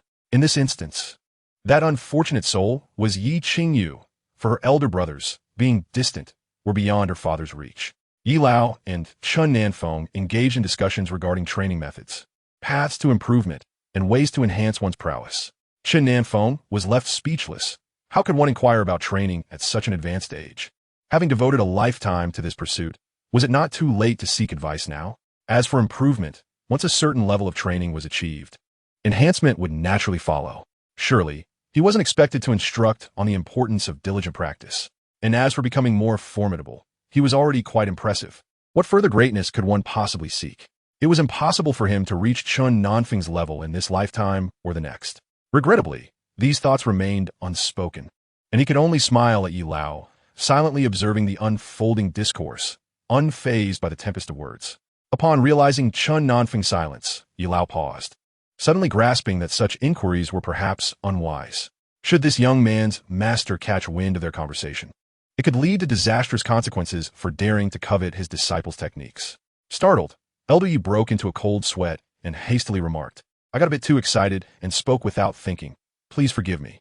I did not intend to pry into your techniques, merely curious, but your skills are truly remarkable. I have never heard of anything so extraordinary." Curiously, Chen Nan Feng inquired, "What is the most formidable technique you have heard of?" Elder Yi reminisced, "In my youth, I heard tales of individuals who could soar through the skies and pass through walls, some even entering the heavens and descending to the earth. However, these were merely stories, never witnessed firsthand. Later, I encountered a master from abroad during an expedition to a vast canyon. He effortlessly rescued his companion in our presence and repelled us with a single strike, leaving a profound impact on us. He was exceedingly powerful. The memory of that individual still sent shivers down Elder Ye's spine." Chen Nan Feng analyzed, "Once you break through to the nascent soul stage, flying is indeed possible. That person must have been significantly stronger than you, at least 2 realms above. Is it truly possible to fly?" Elder Yi exclaimed in astonishment. "So, can you fly now?" "Of course, as I am at the transformation stage. Flying is well within my capabilities. Once you reach that level, you too shall soar. Keep striving, Elder Yi," Chen Nan Feng replied with a smile. Elder Yi felt an overwhelming urge to swat Chen Nan Feng away. Whose child is this? Such a discouragement. No respect for the elderly. I am an elder, after all. A little consideration would be appreciated. Looking at Chen Nan Feng's sly grin, Elder Yi remarked, "Calling me Elder Yi feels too formal. Just call me Grandpa." At that moment, Yi Qingyu hurried over, saying, "Dinner is ready. Let us eat and chat." Elder Yi promptly ushered Chen Nan Feng to the dining table and turned to Yi Qingyu, saying, "This is my grandson. Remember to give him the best of everything in the future. Understood?" Both Chen Nan Feng and Yi Qingyu were taken aback. What is going on? How did I become his grandson? Chen Nan Feng pondered. Yi Qingyu, equally puzzled, thought, could it be that my father has a secret affair and another grandson? Is that even possible? Seeing their bewilderment, Elder Yi urged, "Why are you both staring? Eat. At my age, I may have several grandsons, but they are all far away. I feel a connection with you. You remind me of my grandson. From now on, consider yourself my grandson and do not refuse me, or I shall be heartbroken." Chen Nan Feng was at a loss for words. Elder Yi was resorting to charm and feigned innocence. What could he say? To refuse would surely sadden the elderly gentleman. However, Yi Qingyu quickly grasped the situation. His father aimed to draw Chen Nan Feng closer, ensuring such an exceptional individual would not be claimed by others. Realizing this, Yi Qingyu swiftly declared, "We are all family here. No need for such formalities. From now on, this is your home. Take whatever you like. My father has several collectibles you may fancy." Understanding his father's intent, Yi Qingyu decided to play along, thinking it wise to let Chen Nan Feng take his father's prized possessions. Elder Yi, upon hearing this, eagerly exclaimed, "I do have a few collectibles. Do you have an interest in antiques? I could give you a couple." "No longer. I am not particularly knowledgeable about antiques," Chen Nan Feng remarked. After all, he had gifted his most cherished possession, the spatial ring, which must indeed be a rare item. "Why do I not see anyone attending to you?" Chen Nan Feng inquired, his curiosity piqued by the absence of attendants around Elder Yi, despite having heard from Elder Li. "I generally do not venture out, nor do I relish the company of others. Should I choose to step outside, there would certainly be someone shadowing me. Typically, they engage in training with the special forces and appear only when necessary," Elder Yi explained. "I see," Chen Nan Feng responded. "You could train them alongside you, while you cultivate. They can practice nearby and offer protection." Chapter 75. You are now the bodyguards of Chen Nan Feng. Indeed, Chen Nan Feng reiterated, You could incorporate them into your training, allowing them to safeguard you while you hone your skills. I do not require their protection, as I seldom venture out to cultivate. Why should they follow me? Moreover, while I am in training, there are other martial artists present. Their presence would be inappropriate. Elder Yi considered before continuing, I shall assign you a few individuals. They will train with the special forces during normal times and accompany you when you go out. Would that be convenient? I have heard elderly mention this. Let us proceed with Xiaoya, Li Ming, and Yi Hao from the special forces for now. Familiar faces will be more convenient, Chen Nan Feng suggested. Very well, that sounds agreeable. Let those three accompany you, and when you require additional personnel, you can request them from the special forces at any time. I shall notify them to come over. Elder Yi responded, visibly pleased, especially upon hearing Yi Hao's name. Turning to the three, Elder Yi declared, from this moment forth, the young masters of the Xiao, Li, and Yi families, you are now the bodyguards of Chen Nan Feng. During your free time, you will train with the special forces, and when the need arises, you will accompany him on missions. Do you understand? The three, momentarily taken aback, quickly replied, yes, we will ensure the completion of our tasks. Observing their nervousness, Chen Nan Feng reassured them, I will take them with me for now. Contact me if anything arises. Elder Yi encouraged, go on. They're all young and easy to get along with. As they exited the Yi residence, Xiao Yi immediately embraced Chen Nan Feng, exclaiming with excitement, you have finally joined the army. I was wondering why it took you so long to arrive. You must have asked the commander for me, right? I knew it. Brother, this is fantastic. I can finally accompany you. I had some matters to attend to, which delayed me a bit. Are you doing well? Chen Nan Feng inquired. I'm splendid. I was just pondering when you would show up. I never expected you to arrive so soon. Xiao Yi laughed. Seeing the exuberant Xiao, Yi reminded Chen Nan Feng of their first encounter, which had been rather dire, almost costing Xiao Yi his life. Now, he was vibrant and full of life, appearing much more spirited, yet his enthusiasm remained unchanged. According to the regulations, I can have a few individuals by my side. If you are willing, you may follow me continuously. Elder Yi prefers solitude while cultivating, but I do not mind. You can train alongside me while I practice. Chen Nan Feng stated, if you do not mind us observing your cultivation, we would be more than willing to do so. Perhaps we might learn something in the process. Yi Hao remarked, then why weren't you by your grandfather's side during his cultivation, learning alongside him? Chen Nan Feng inquired. That is a question I too do not comprehend. I suppose I shall unravel it gradually. While I am cultivating, you may join me and see if you can become a warrior. Though I remain perplexed about how exactly one becomes a warrior, Chen Nan Feng mused. He understood that he had attained the status of a warrior due to receiving the legacy of an evil physician, yet his grandfather had not, nor had the other warriors. How then had they ascended to this level? At that moment, Chen Nan Feng began to ponder that since warriors existed, there must also be a means to become one, a method that had yet to dawn on him. Xiao Yi, brimming with excitement, asked, what shall we do now? Your grandfather mentioned I could bring someone along, and he specifically wanted you to accompany me. Since that is the case, I shall take the three of you with me. Chen Nan Feng replied, brother, my house is superior to this one. Why do you choose to reside here? Xiao Yi questioned, bewildered. This property was purchased collectively by 4 households, with Bai Fei being the buyer. The other 2 are Ling Yun and Su Qi, who also reside here, Chen Nan Feng explained. However, a thought struck him. Having these 3 accompany him would not work well at home, especially with his mother and younger brother present. Xiao Yi, is your house far from here? Chen Nan Feng asked. About a 10-minute drive, Xiao Yi responded. Then let us stay at Xiao Ye's house. I will come by frequently to check in. Do you 3 need to prepare any luggage? Chen Nan Feng inquired. We can just buy what we need. We are all quite financially capable. Yi Hao laughed. The 4 set off for shopping, acquiring a plethora of items before heading to Xiao Ye's villa. Upon arrival, Chen Nan Feng noted that it was even more splendid than Bai Fei's purchase. Bai Fei had opted for a new house. While these residences were older, yet were likely the finest of their time. Do you all know how to drive? Chen Nan Feng asked. We can all drive, and we are proficient with any vehicle. I even know how to operate a yacht, Xiao Yi replied. Chen Nan Feng addressed them. Choose your rooms and take care of your belongings. There are no servants here. That is perfectly fine. I could not do this before. But now I am fully capable of handling household chores, so rest assured, Xiao Yi assured him. Indeed, we can manage everything. Though we do not know how to fly a plane, Xiao Yi added. The group proceeded to their respective rooms to unpack. The villa contained at least a dozen rooms, and they casually selected their accommodations. Once settled, Xiao Yi suggested, let's go out for a feast. I adore barbecues. Let us indulge in some barbecue, Li Ming said. The 4 ventured to a barbecue restaurant, where Chen Nan Feng remarked, Let us purchase some juice. We cannot drink alcohol. As they enjoyed their juice and barbecue, they appeared joyous. Particularly Xiao Yi, who was elated. Finally, he could be with Chen Nan Feng. His joy knew no bounds, having awaited nearly 4 years for this moment. As a few individuals were reveling in their meal, a sudden voice shattered the joyful atmosphere, leaving them all quite displeased. They heard a brazen voice exclaim, "TSK, TSK. Look at you all. Are you men?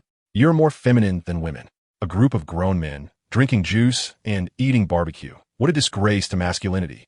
Just as Xiao Yi was about to respond, Yi Hao abruptly lifted his head and retorted, "Shangwan Xiang, enough. What we choose to drink or eat is none of your concern. So stop looking for trouble. Oh, an old classmate.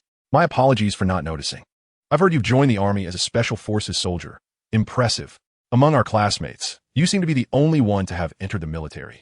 You truly stand out, aiming to be a role model, and you have succeeded," Shangwan Xiang sneered disdainfully. "What I do is of no concern to you. If you wish to act like a wastrel, then do so, but refrain from provoking me," Yi Hao retorted angrily. "Haha, wastrel, what a delightful term. Not everyone can assume that role. You might aspire to it, but fail to attain it. If you dare to pursue that path, your grandfather would surely disapprove. Am I not correct?" Shangwan Xiang continued mockingly. "As for me, I'm different. My father worries about my health, fearing I would suffer, so he advises me to do nothing but enjoy life.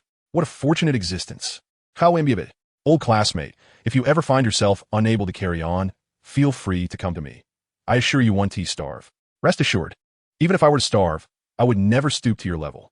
You are nothing but a disgrace." Yi Hao shot back in anger. Shangwan Xiang, displeased by Yi Hao's words, stepped forward and demanded, "Yi Hao, who are you calling a disgrace? What have I done to deserve such a label? Have I taken anything from you? On what basis do you label me a disgrace? If necessary, we can summon your grandfather to adjudicate this matter. What makes me a disgrace? Spare me. I cannot be bothered with you. Leave us be, and do not disturb our meal," Yi Hao replied. At that moment, Shangwan Xiang's temper flared, and he threw a punch. Just as Yi Hao prepared to retaliate, Chen Nan Feng intervened with a swift slap. Yi Hao was taken aback, as was Shangwan Xiang. Xiao Yi and Li Ming observed the unfolding drama. Such a wastrel deserved to be taught a lesson. Upon realizing he had been struck, Shangwan Xiang erupted in fury, shouting, "You bastard! You dare to hit me? Do you know who I am? I belong to the Shangwan family. You're finished." His entourage echoed his threats. "You're doomed. This is young Master Shangwan. How dare you strike him?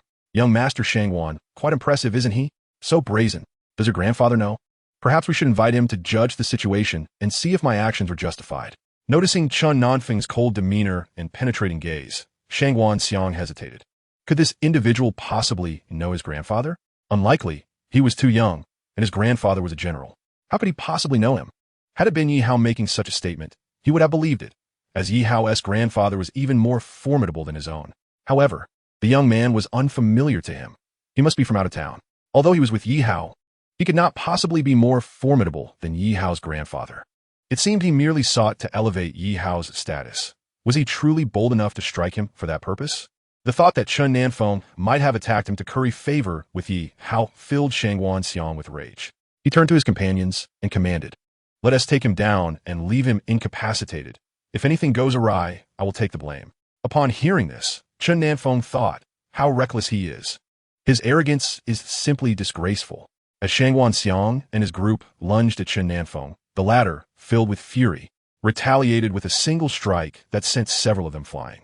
Although he had restrained his strength, a few of them sustained broken bones and perhaps even internal injuries.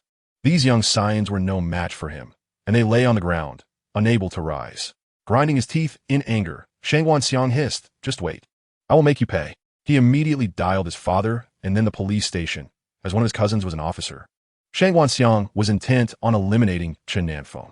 Observing the fury in Shangwan Xiang's eyes, Chen Nan Feng said, "Yi Hao, call your grandfather and inform him that I am being threatened." Yi Hao quickly made the call, relaying Chen Nan Feng's location and asking him to come at once. Upon learning that something was amiss, Yi Lao rushed over without delay. Shangwan Xiang pointed an accusing finger at Chen Nan Feng, exclaiming, "This little brat assaulted me. Father, I am gravely injured. Hurry and have him arrested. I want him dead." Shangwan Xiang's father approached, ready to confront Chen Nan Feng, but upon seeing his face, he was taken aback. "Good heavens, it is the divine physician, the one who saved my father. How dare I offend him?" Chen Nan Feng regarded him coldly, and feeling guilty, The elder hastily apologized. Divine physician, please forgive me. My child is ignorant and has wronged you. I beg your pardon. Shangwan Xiang had anticipated that his father would punish the scoundrel, but instead, he was apologizing to him. A divine physician, no less. Could such a young person truly be one? Was his father deceived? Frustrated, Shangwan Xiang protested. Father, what are you doing? He struck me. Why are you apologizing? His father smacked him on the head and scolded. You insolent fool. This is the divine physician who saved your grandfather. Even your grandfather shows him deference. Do you wish to provoke him? If your grandfather finds out, he will skin you alive. Just as Shangwan Xiang felt wronged, a voice inquired, what happened? Who struck you? Shangwan Xiang dare not respond, unsure how to explain. How could he speak against someone whom even his grandfather respected? If his grandfather learned he had been beaten, it would be a minor issue. He might be grounded, and that would be a disaster. Uncle, it is evident that he was assaulted. Why are you silent? Xiao Xiang, who harmed you? Cousin will seek justice for you. Chen Nan Feng stepped forward, stating, I am the one who struck him. You, as his father and cousin, hold considerable authority. I am curious as to how you intend to defend him. Shangwan Xiang's father quickly waved his hands, saying, Divine physician, you misunderstand. I am not here to defend him. I am here to discipline him. Upon hearing this, Shangwan Xiang's cousin realized that his uncle knew the divine physician, making it quite a delicate situation to intervene. However, who is this miraculous doctor? Such youth, yet such remarkable medical skills. It appears one must tread carefully in the future. One cannot judge a person by their appearance, nor the sea by its depth. I nearly made a grave mistake. Had I angered this miraculous physician, my life would surely have been at the mercy of my grandfather's wrath. With a stern expression, the cousin of Shangwan Xiang admonished, Shangwan Xiang, you have gone too far. How dare you offend a miraculous doctor? Your daily antics are one thing, but this is a matter of gravity. Apologize to the physician at once. At that moment, Shangwan Xiang felt utterly despondent. He was the one who deserved concern. Now, everyone demanded an apology from him, and even his cousin began to chastise him. As his heart bled internally, a voice rang out, Who has dared to offend our esteemed leader? Old Master Yi approached slowly, addressing the Shangwan family. It is one of the young ones from the Shangwan clan. What is this? Has old Shangwan relinquished his responsibilities? Are you suggesting I am too old, or meddling in affairs that do not concern me? Old Master Yi glared fiercely. Shangwan Xiang's father quickly interjected with apologies. Who would dare imply you are old? With a single slap, you could flatten anyone. Left with no choice, Shangwan Xiang's father took out his frustrations on his son, delivering a thorough reprimand. You instigate trouble without discerning the nature of those you provoke. Do you not realize who you are dealing with? Not only would you suffer, but even the elders of our family would find themselves in dire straits. Old Yi is infamous in our clan, a veritable tyrannosaurus. Who would dare provoke him? Inciting his ire is akin to courting death. It would be easier to take one's own life. Shangwan Xiang's father continued to apologize profusely to Chen Nan Feng, offering numerous pleasantries before leading Shangwan Xiang and a few others away. The group, all injured, had no choice but to seek medical attention. On the way to the hospital, Shangwan Xiang's cousin chastised him again. Do you not realize who you have offended? Are you blind? Provoking a miraculous doctor is tantamount to seeking death. If grandfather finds out, the consequences will be even worse. Shangwan Xiang, racked with pain and further chastised, fainted upon their arrival at the hospital, perhaps from anger or from his sense of injustice. After the Shangwan family departed, old Master Yi remarked, For the sake of old Shangwan, let us spare them. It is no easy task for him. Chen Nan Feng noticed the deep respect afforded to old Shangwan by everyone. While at the hospital, he considered leaving upon hearing the comments from the Shangwan family, but was persuaded to stay by Yi Qingyu. Now, even old Yi was advising leniency. It seemed that old Shangwan was a figure of considerable significance. As Chen Nan Feng pondered this, old Yi seemed to read his thoughts. In his prime, old Shangwan single-handedly protected an entire regiment, though his eldest son perished in that endeavor. Over the years, the children of the Shangwan family have grown increasingly reckless, living off the legacy of old Shangwan. Once he is gone, I wonder how they will fare? Alas, due to the commendable efforts of the venerable Mr. Shangwan, can they behave so audaciously? Is Mr. Shangwan aware of this? Does he share the same opinion? Chen Nan Feng could not help but voice his concerns. Surely, Mr. Shangwan must possess some knowledge of the situation. However, given his advanced age and the fact that his family often deceives him, he likely lacks the energy to intervene. Yi Laodao expressed his discontent. Yet, their behavior is utterly unacceptable. Do they not consider bringing some honor to Mr. Shangwan? Chen Nan Feng exclaimed in frustration. Let be. They are the architects of their own misfortune. Someone will eventually address it, replied Yi Lao Dao. It is not entirely the case. They are but a minority. The privileged second generation also exhibit such behavior. After all, it is the wayward who are not impoverished, Li Ming remarked. Let us rest for the night. Tomorrow we shall relocate to Jianghai, Chen Nan Feng declared. The group retired for the night, and, at the break of dawn, Xiao Yi rose with an enthusiasm akin to that of a festive occasion. The group set out for Jianghai, their spirits high as they traveled. Yi Hao, who was driving, boasted about his ability to operate various types of vehicles and promised to teach Chen Nan Feng how to drive. Chen Nan Feng acknowledged the need to learn many skills, driving and swimming among them, which he had never had the opportunity to pursue before. Xiao Yi suggested they venture out to sea on a yacht. Chen Nan Feng considered this and decided to check if Bai Fei would be available to join them. Upon their arrival in Jianghai, the Chen household was already bustling with visitors, as Chen Nan Feng's maternal grandfather's family had moved in. They had heard that renovations for their home were underway. I am Wang Xiaohu. This is the first I have heard of an aunt residing in Jianghai. My father never mentioned it before. I did not realize you were here. Your property must be quite valuable, he remarked. It is decent. The residents here are mostly retired officials and affluent individuals. Do not provoke any conflicts with them. I trust you to look after the elderly in our family. Chen Nan Feng responded. No problem. You can count on me, Wang Xiaohu assured him. Chen Nan Feng shared a meal with his grandfather's family, observing his uncle during dinner. Uncle, ensure the new house is well built. It shall become the ancestral home of the Wang family, so do not skimp on expenses. Rest assured, I have already discussed this with the designer, emphasizing the importance of preserving it as an ancestral residence. They estimated the cost to be at least 5 million yuan, and they have engaged a designer for this project, Wang Dahu explained. By the way, how is Andy's family faring? Chen Nan Feng inquired. She has 2 children, and both she and her husband work away from home. Their children are already in college, his uncle replied. That must be quite challenging. The costs of education are not insignificant. We should extend a helping hand if we can, Chen Nan Feng suggested. I intend to do so. I plan to see how she is doing when she visits and offer her some financial assistance to ease her burden, his uncle responded. Chen Nan Feng's grandparents were filled with excitement at the prospect of their new home being built. Neighbors expressed envy upon hearing that the best construction was underway. There were whispers about Wang Lily's son achieving great success. Neighbors believed that although he had faced hardships, his perseverance would yield rewards. The Wang family was indeed experiencing a resurgence. Villagers were envious of the Wang family moving into a villa. Those who once mocked them for their poverty had fallen silent. Even the wealthiest in the village, including the village chief, had never resided in a villa. To claim otherwise would be disingenuous. The Wang family departed under the envious gazes of the villagers, having heard tales of the grand villa in the city, which only deepened their envy. Chen Nan Feng conferred with his mother, suggesting she accompany his aunt to purchase some new clothes for their grandparents, as their current garments were quite worn. Wang Lily was naturally delighted, exclaiming that they would go after dinner. Li Ming, accompanied by Yi Hao and Xiao Yi, went to the Li residence, while Chen Nan Feng had matters to attend to, so they chose to wait there.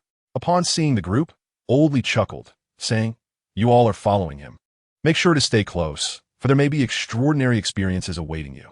After dinner, Chen Nan Feng arrived at the Li residence and informed the group that he would pack and prepare to leave.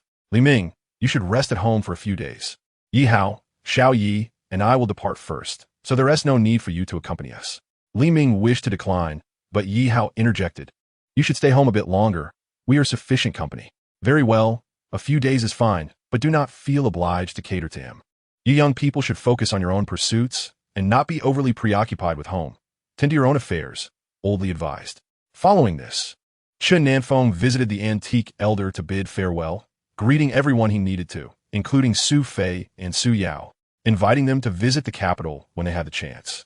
Throughout the journey, the 2 children were the most exuberant, with Chun Yang and Hu Yang each holding onto Chen Nan Feng, joyfully inquiring about the attractions and beauty of the capital. Chen Nan Feng assured them that he would show them once they arrived. Upon returning home, Wang Lily assigned rooms for the 2 children and found one for herself, beginning to organize their belongings. Once everything was in order, Chen Nan Feng took them to a restaurant for a meal, and the children were filled with joy. Wang Lily never imagined she would experience such a life. She had dreamt of her son providing her with such happiness. Chen Nan Feng presented her with a card, revealing it contained over 100 million. She was nearly overwhelmed, unable to grasp the reality of it. Gazing at Chen Nan Feng in disbelief, He reassured her that it was sufficient for her needs. It was then that she fully awakened to the truth. She had indeed escaped from rural hardships, previously surviving by selling vegetables, and felt elated when she could save a few hundred each month.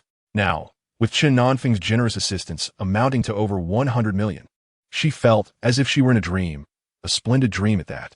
Worries about her children's education vanished. Everything was taken care of, and all she needed to do was embrace her newfound happiness. Once settled, Chen Nan Feng guided them around their new environment, even showing them the location of their school, assuring them that they would handle the necessary enrollment procedures come the start of term. He pointed out the shopping mall and the market, ensuring they were well informed. Wang Lily responded, "I will gradually become accustomed to everything. You need not worry. Mother, I will no longer be home every day. After I join the army, my time may be quite limited. You can count on my friends from the neighborhood, Ling Yun, Su Qi, and Bai Fei, in case anything arises while I am away," Chen Nan Feng said. "I understand. Just be careful once you enlist. Safety is of utmost importance. You need not worry about home. I will take good care of everything," Wang Lily replied. "Don't hold back. Eat whatever you desire. My only wish is for your happiness. Your son can provide for you," Chen Nan Feng chuckled. "All right, I understand. Rest assured," Wang Lily said, looking at her son with pride. He truly was an exceptional and dutiful son. Both children were sensible, promising to be obedient and to embody the spirit of a man. Li Ming took Chen Nan Feng to the Special Forces unit, declaring it an excellent place for driving practice. As all their training was conducted there, "Let us bring the commander over to learn to drive," Yi Hao exclaimed. The captain was taken aback. "The commander? Is this young man our commander?" Chen Nan Feng, aware of the military protocols, presented his credentials. The captain glanced at them and was instantly alarmed, saluting hastily. "Greetings, Commander. I was unaware of your arrival. My apologies. No need for formality. I'm here to learn to drive. Please continue with your duties and allow these three to accompany me," Chen Nan Feng said. The captain wiped the cold sweat from his brow, astonished at the youthfulness of the general. Chen Nan Feng began his driving lessons, though the routes chosen by the trio were quite challenging. It took him several days to feel somewhat comfortable. Upon hearing that matters had been resolved, Chen Nan Feng felt relieved. Otherwise, Su Qi's emotional turmoil would have lingered. Now perhaps she would find peace. He informed Ling Yun they would discuss further the next day and, after a night's rest, arrived at Ling Yun's home with the three companions. Seeing Chen Nan Feng, Ling Yun smiled. "You're here quite early. Su Qi hasn't risen yet. She likely stayed up late last night. Although the issue has been resolved, there may still be lingering resentment." As they spoke, Su Qi emerged, stating, "I am fine now. The truth has finally come to light. My father is innocent. Since the truth is established, let us move on. Your father would want you to live well," Chen Nan Feng encouraged. "By the way, allow me to introduce you. This is Yi Hao, this is Xiao Yi, and this is Li Ming. They will be accompanying me from now on." The three nodded in acknowledgement. Ling Yun stated, "Since they are with my elder brother, they are family. I am Ling Yun, and this is Su Qi." Xiao Yi smiled. "Our elder brother has spoken of you both.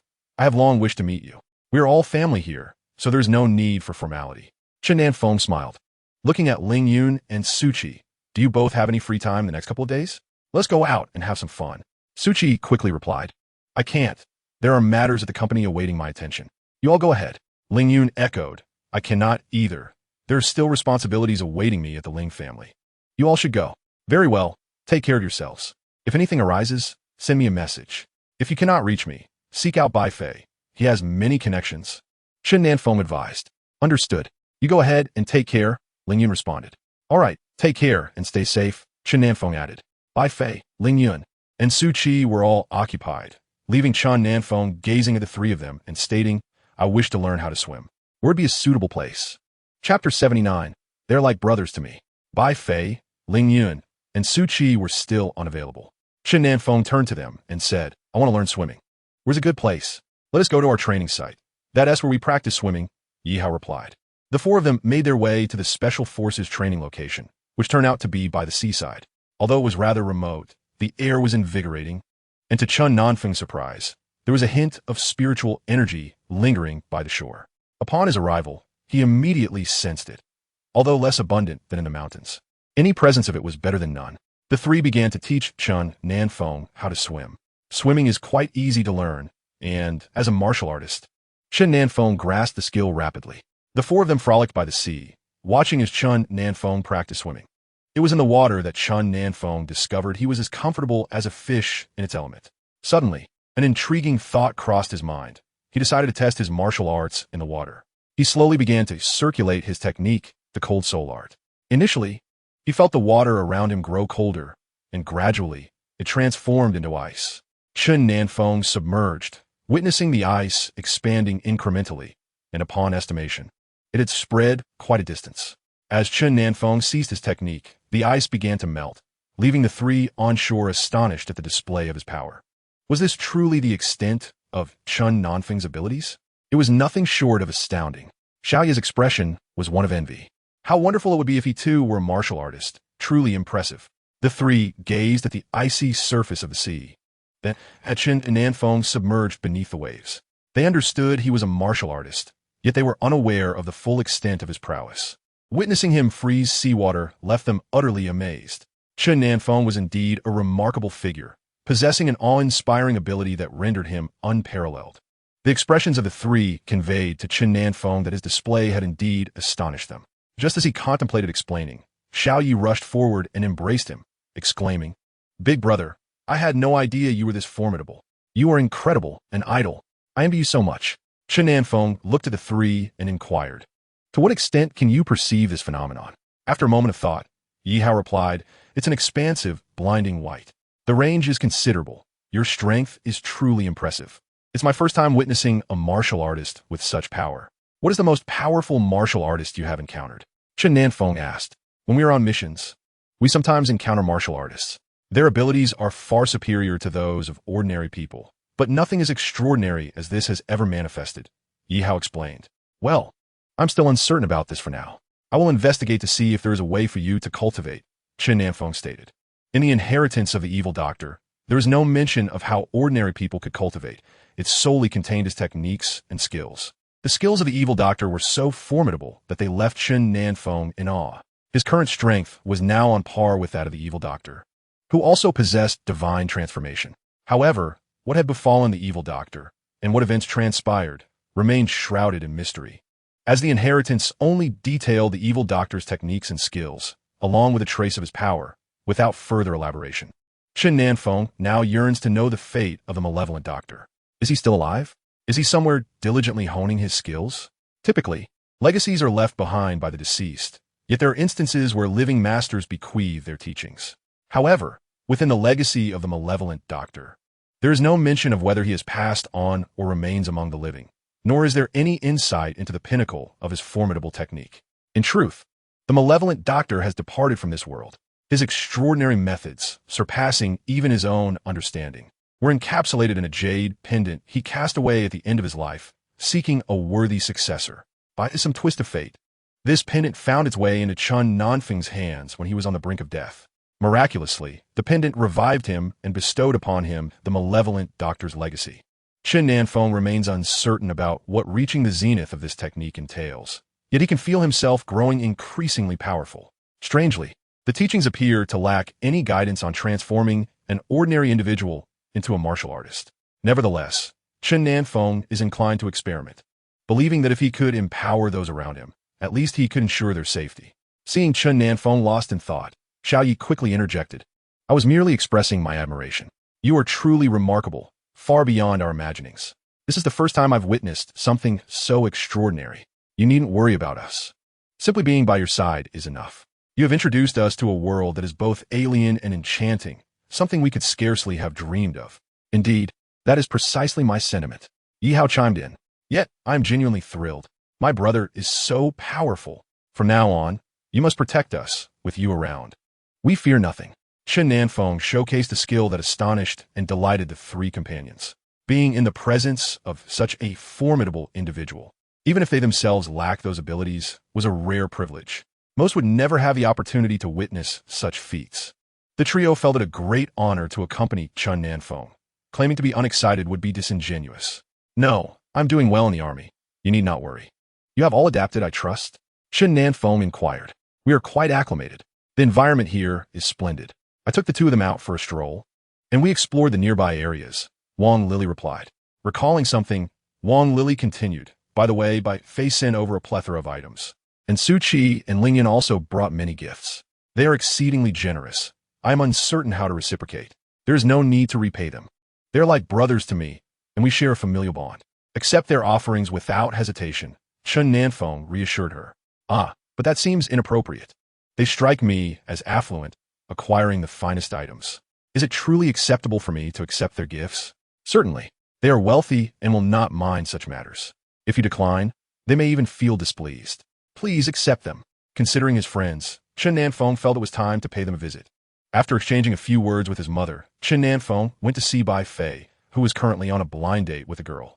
Bai Fei was reluctant to settle down so early, but his parents, who had only him as their child, were eager for him to marry and have children, ideally 4 at once, which would bring them immense joy. Pressured by his parents, Bai Fei had no choice but to meet the daughter of his mother's friend. Given that their parents were acquaintances, the atmosphere was not awkward as Bai Fei conversed with the girl. Just then, Chen Nan Feng's call arrived, and upon seeing the caller ID, Bai Fei felt the timing was fortuitous. Chapter 80. Not everyone in this world can be provoked casually. As Bai Fei chatted with the girl, he picked up the phone and asked, "Where are you?" "I'm on my way to your house." "Are you home?" Chen Nan Feng replied. "I'm not at home. I'm at Maple Leaf Cafe." "Come over," Bai Fei responded. Chen Nan Feng assumed Bai Fei was alone or perhaps engaged in business dealings. Upon arrival, he saw Bai Fei sitting with a girl, leaving him in a dilemma about whether to enter or remain outside. Bai Fei spotted Chen Nan Feng and waved him over, smiling as he said, "What brings you out?" The girl, hearing this, looked at Chen Nan Feng with confusion, wondering what he meant by that. Was he not allowed to come out? As the girl pondered this, Chen Nan Feng remarked, "I had some free time, so I thought I'd come see you. It seems I arrived at an opportune moment. My apologies, sister-in-law, for interrupting your date." The girl blushed at the comment, and Bai Fei quickly added, "What are you saying? Our families are close friends." Turning to the girl, Bai Fei introduced, "This is my brother, Chen Nan Feng." "My apologies for the interruption." The girl smiled and said, "Your brother is quite handsome. Which school does he attend?" "He's in the military and seldom comes out," Bai Fei replied. Upon learning that Chen Nan Feng was in the army, the girl's interest seemed to wane. She belonged to a wealthy family, accustomed to considering status when seeking partners, and a mere soldier would hardly suffice. Noticing the shift in the atmosphere, Chen Nan Feng excused himself hastily. Bai Fei had intended to leave with him, but was declined. Chen Nan Feng mentioned he wanted to visit Ling Yun and Suchi before departing. As Chen Nan Feng walked away, the girl commented, "I didn't expect you to be friends with someone like him. He doesn't seem to belong to a prominent family in the capital. How could someone like him be in your social circle?" Bai Fei was immediately infuriated, thinking, "What an arrogant attitude. I initially thought she was decent. But now, how shallow she is. What does wealth even mean? Besides, my brother's not a poor man. Why does she speak of him so dismissively?" Bai Fei let out a cold laugh and remarked, "Indeed, my circle of friends consists of such individuals. I relish their company, for they are genuine and unpretentious, never judging friendships based on superficial conditions." The girl, noticing Bai Fei's irritation, felt equally vexed. She believed she was acting in his best interest, unaware of her own shortcomings. You see, in families like ours, when it comes to relationships and friendships, one must consider social standing. Do not misconstrue my pragmatism. This is the norm. Given your background, do you truly think your family would accept someone from an ordinary household? Certainly not. In affluent families, we lack the liberty to choose our friends.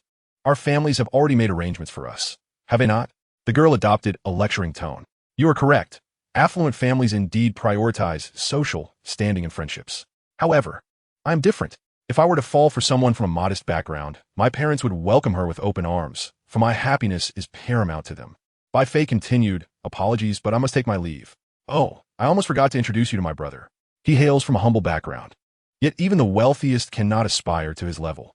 Do not judge others through a distorted lens. Individuals like you are unworthy of conversing with him." In a fit of anger, Bai Fei rose and stormed out, thinking, "What a superficial person. How dare she look down upon my brother? Even if her family were immensely wealthy and she possessed unparalleled beauty, I would still find her utterly unappealing. Indeed, possessing a good family background and beauty is hardly commendable. I would rather remain unmarried than associate with such individuals. Mother, please refrain from matchmaking in the future. Your judgment is severely lacking," Bai Fei complained to his mother. "What happened? Did she offend you? I thought she was quite fond of you." Bai Fei's mother responded innocently. She had introduced the girl to Bai Fei, believing they would be a suitable match, especially since their families were acquainted. She was perplexed by her son's disdain. "Fond of me? Huh, I am grateful for her interest. But she is precisely the type of girl I despise.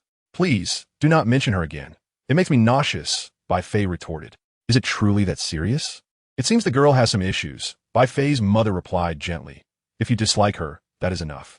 I will find someone more to your liking. There's no need.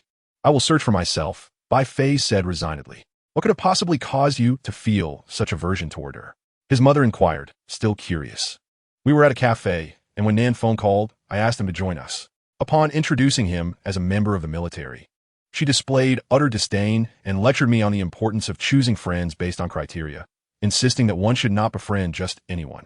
It infuriated me, Bai Fei explained. How could she dare say such things to you? How rude. Moreover, your friendships are none of her concern. Really? Bai Fei's mother grew increasingly displeased, recognizing her son's excellence and resenting the girl's audacity to criticize him. Forget it. Do not let her upset you.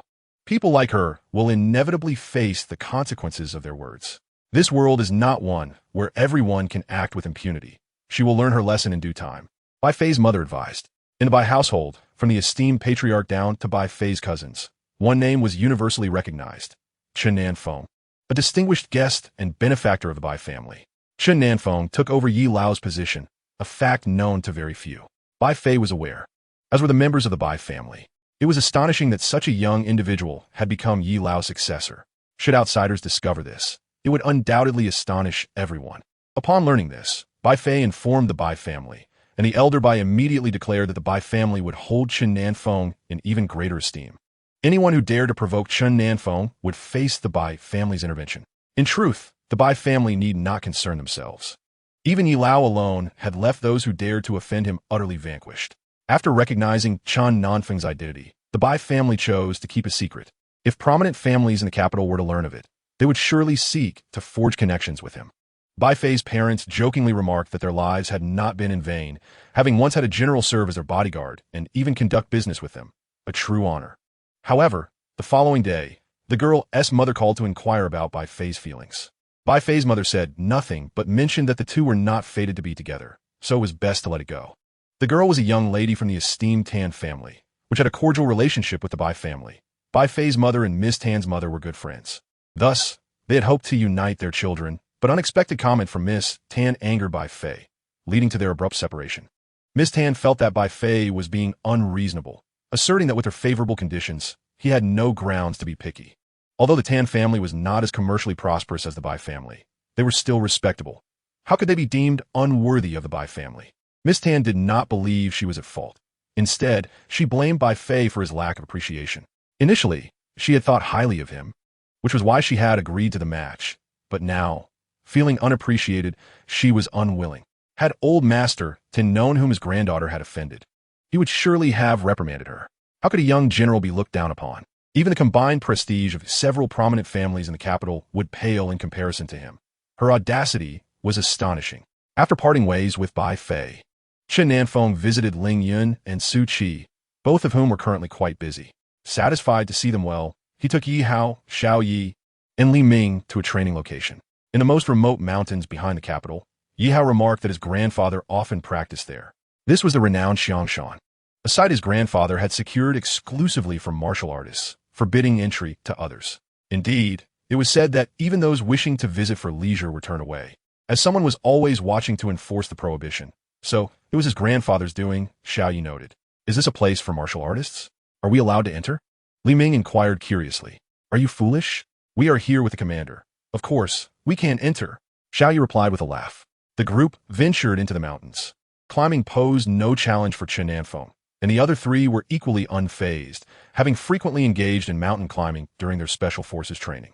Upon reaching the summit, Chen Nan Feng found a suitable spot to sit and said, "You should all find a place to sit as well and attempt to absorb the spiritual energy. Once you can sense it, you will become warriors." The three companions, filled with excitement, quickly sought out their own spots, eager to experience the sensation of absorbing spiritual energy. Chen Nan Feng stood by to guide them, advising them to feel for the energy and, if they could sense it, to gradually draw it into their bodies. As the three began their practice, Chen Nan Feng provided direction before allowing them to explore the experience on their own.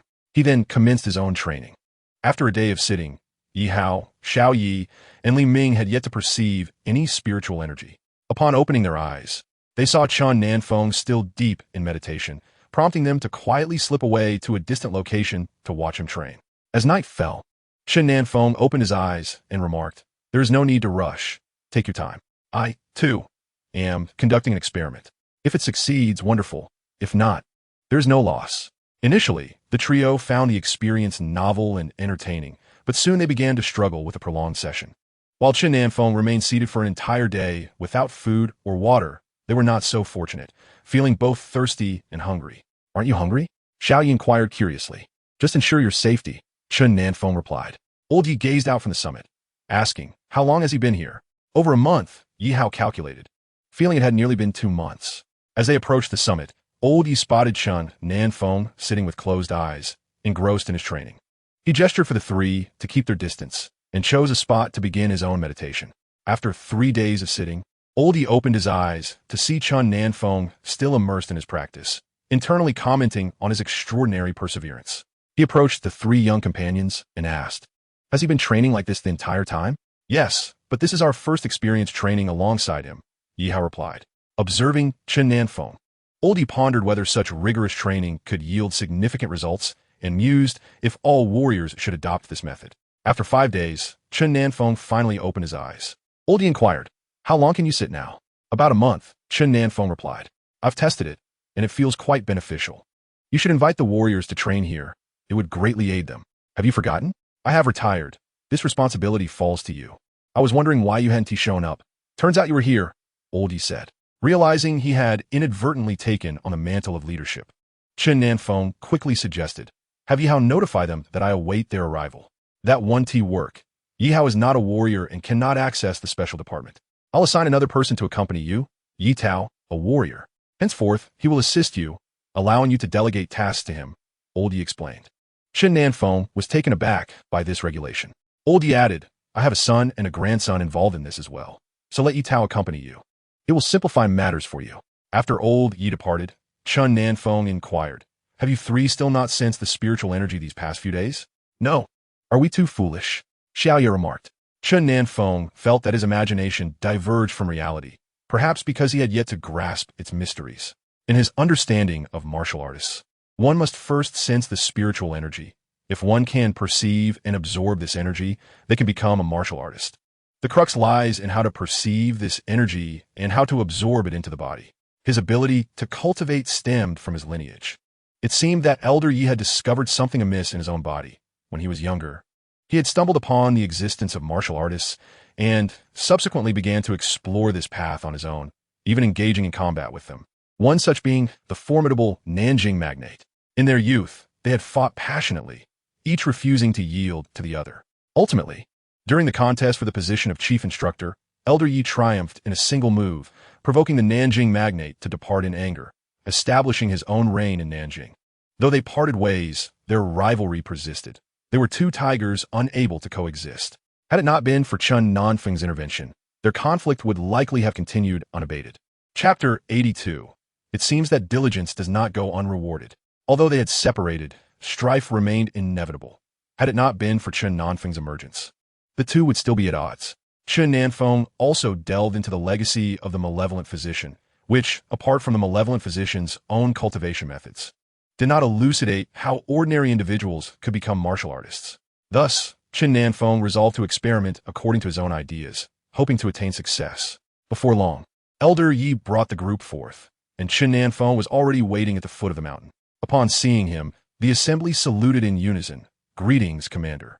Elder Yi had made it abundantly clear that Chen Nan Feng was their chief instructor, the successor to Elder Yi. Chen Nan Feng addressed the group, saying, I conferred with Elder Yi and believe this location is quite suitable. Practicing indoors is certainly inferior to here, although the spiritual energy is somewhat sparse. It is better than none at all. Henceforth, you shall train here. Each individual sought a place to practice, but he cautioned them to be vigilant, as wild beasts occasionally roam the mountains. You are all martial artists and should not fear, yet it is wise to exercise caution and not stray too far apart. This way, you can support one another.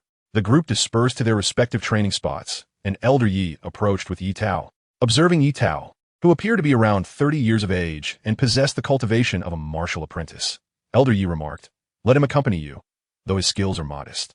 He can still run errands. Yi Tao promptly stepped forward and said, Commander, please give me your instructions. Chen Nan Feng replied, there is no need for such formality. You may simply call me by my name. Your nervousness is making me anxious as well. Just treat me like the others. Yi Tao soon departed to relay Chen Nan Feng's words to the other martial artists. Elder Yi commented, "They will struggle. At most, they can endure for 2 or 3 days." Elder Yi, why is it that your family has many martial artists, yet some do not? Chen Nan Feng inquired with curiosity. It is said that martial prowess can be hereditary, though not everyone inherits it. In our family, 2 sons are martial artists, but among the grandchildren, only Yi Tao has shown such potential. No others have yet been identified. Elder Yi admitted, somewhat perplexed by the matter. Yi Lao Dao, you wish for them to become martial artists. I have tried, but it proved futile. I contemplated a method, having them practice inhaling and exhaling, yet it was unsuccessful. Give it another attempt, perhaps allow more time to observe the outcomes. If it succeeds, that would be splendid. If not, there is nothing to lose, Chen Nan Feng remarked. From that moment forth, the martial artists commenced their training in the wilderness, with Yi Hao, Xiao Yi, and Li Ming joining the effort. Seasons changed, days passed, and those martial artists noticeably felt their cultivation advancing. A few exhibited signs of breakthroughs, and Chen Nan Feng assisted them in achieving success. Upon observation, Chen Nan Feng noted that the majority were martial disciples, with few martial masters and not a single martial sovereign. Save for Yi Lao, who had already surpassed the foundational stage. The strength of these individuals was exceedingly weak. Aside from diligent cultivation, there seemed to be little recourse. At this juncture, Chen Nan Feng had reached the late stages of the transformation into divinity and was in no rush for further breakthroughs, understanding that as one progresses, a steady and cautious approach becomes paramount. Witnessing Chen Nan Feng's fervent dedication to cultivation, Yi Lao endeavored to afford him additional time for practice, opting to resolve matters himself. Although Yi Lao frequently proclaimed his retirement, the sight of Chen Nan Feng's extraordinary prowess compelled him to provide more opportunities for Chen Nan Feng to evolve into a true powerhouse, formidable enough that none could rival him, thus granting Yi Lao peace of mind. After a year of training alongside Chen Nan Feng, Yi Hao, Xiao Yi, and Li Ming finally reached a momentous day when Xiao Yi exuberantly exclaimed, "Ah, I can sense the spiritual energy. I truly feel it." Chen Nan Feng, observing the ecstatic Xiao Yi, smiled and said, "Calm down. Your excitement is palpable. The sensation of spiritual energy signifies your potential to become a martial artist. Try to guide the absorbed energy into your body, directing it to your dantian and allowing it to circulate slowly. How about you two? Do you sense the energy?" He inquired. "Not yet. Are we out of opportunities?" Yi Hao and Li Ming responded, disheartened. "No need to rush. Take your time. It appears to be yielding results." Chen Nan Feng reassured them, feeling a surge of joy as he watched Xiao Yi practice. As long as progress is evident, it is beneficial to let others try, enabling a greater number to become martial artists. In the days that followed, with Yi Lao absent, 1 month post Xiao Yi's ascension as a martial artist, both Yi Hao and Li Ming succeeded as well. The trio rejoiced, for their diligence had borne fruit. Following their transformations, they intensified their training. Upon hearing of their achievements, Yi Lao was astounded, unable to contain his astonishment, realizing that Chen Nan Feng had indeed succeeded. Chen Nan Feng proposed to Yi Lao that the Special Forces soldiers should also be given the opportunity to attempt martial cultivation. If they could become martial artists, it would be immensely advantageous. Yi Lao concurred, recognizing the merit in the suggestion. An increase in martial artists within the ranks would significantly enhance their chances in future battles. As Yi Lao busied himself with preparations, Chen Nan Feng continued his training with the martial artists. During this time, Li Ming received a call from his grandfather, who mentioned he was seeking Chen Nan Feng. Chen Nan Feng answered the phone. "Grandfather Li, is something amiss? A lawyer has come here, claiming to be looking for you. Do you know an antique elder?" Li Lao inquired, puzzled. "Yes, I do. What of him?" Chen Nan Feng felt a wave of concern for the elderly gentleman upon recalling him. Chen Nan Feng was taken aback upon hearing of the antique dealer's demise. How could he have suddenly passed away? Li Ming remarked, "There is an urgent matter." Ceasing his meditative practice, Chen Nan Feng hastily descended the mountain, accompanied by Yi Hao, Xiao Yi, and Li Ming, now joined by Yi Tao, as they swiftly prepared to head for Zhanghai. Upon their arrival in Zhanghai, Elderly instructed them to visit a law firm, indicating that someone was awaiting his presence. When they reached the firm, they learned that a young lawyer had come to meet Chen Nan Feng. The lawyer approached him and inquired, "Are you Chen Nan Feng?" "Yes, I am," replied Chen Nan Feng. The lawyer continued, "About a year ago, the antique connoisseur who, Shi Tian, sought my assistance in drafting his will, bequeathing all his possessions to you, as he had no family or heirs. Now that he has passed, it is time for you to receive these belongings." "How'd he die?" Chen Nan Feng asked, bewildered. "I visited him not long ago, and he seemed well.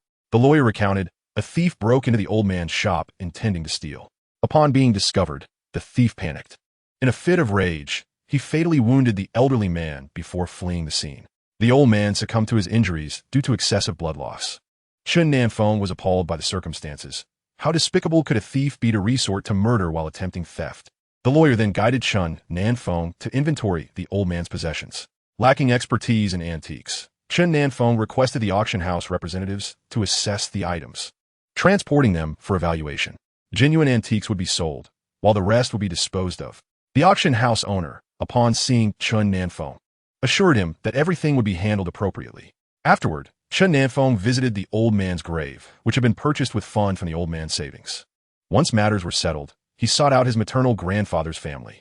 However, they were absent, and elderly informed him that they had moved away, leaving only a young man residing there. A sense of unease gripped Chen Nan Feng. Could there have been more trouble for his grandfather's family? Upon arriving at his grandfather's residence, the elder was momentarily stunned to see Chen Nan Feng, but soon his grandmother and uncle emerged to greet him. The home was beautifully and spaciously constructed, much to Chen Nan Feng's satisfaction. His grandfather remarked, "We are not accustomed to city life. Home is where our hearts lie. This residence is the finest in the village, and we prefer living here. After a lifetime spent in this place, we have grown accustomed to it. The city feels foreign to us." His uncle added, "Nan Feng, let your brother occupy the city house for now. When he settles down and buys his own, he will move out. We understand that such homes are not meant for everyone. Rest assured, Xiao will find a place of his own soon."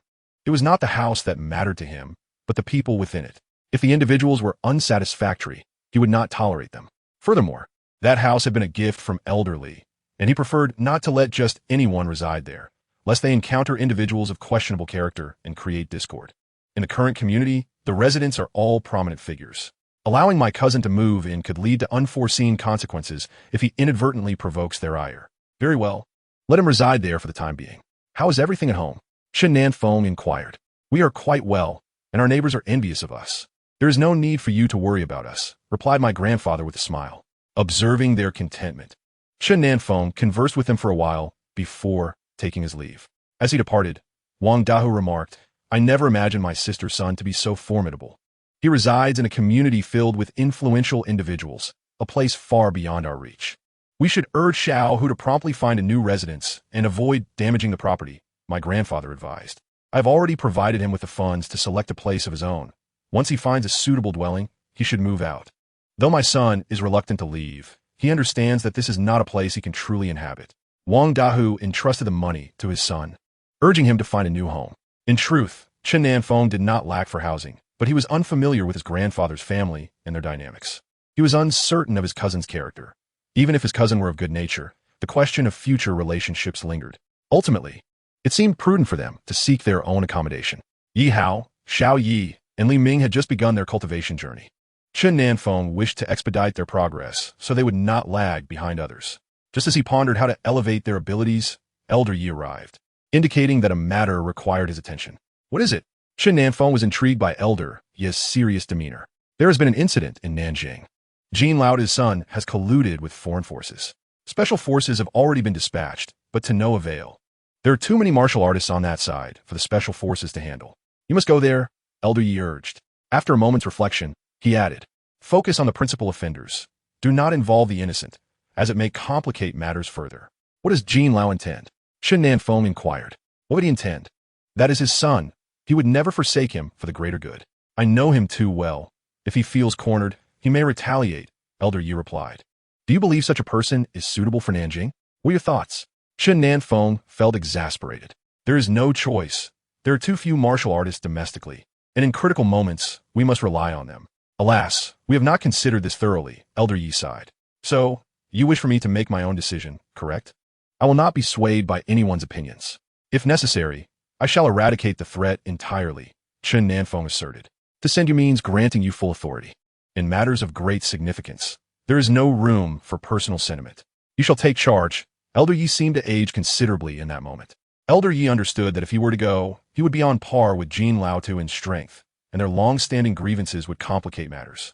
To eliminate the martial artists in Nanjing was a task he felt uncertain about. Should he fail, the repercussions would be dire. After all, this was Nanjing, not Jingcheng. and he truly lacked confidence in controlling the situation there. Chen Nan Feng, on the other hand, was different. Even someone as formidable as Jin Laotu had reservations about him. Upon seeing Chen Nan Feng, they would likely exhibit more restraint. The unfolding of events remained uncertain.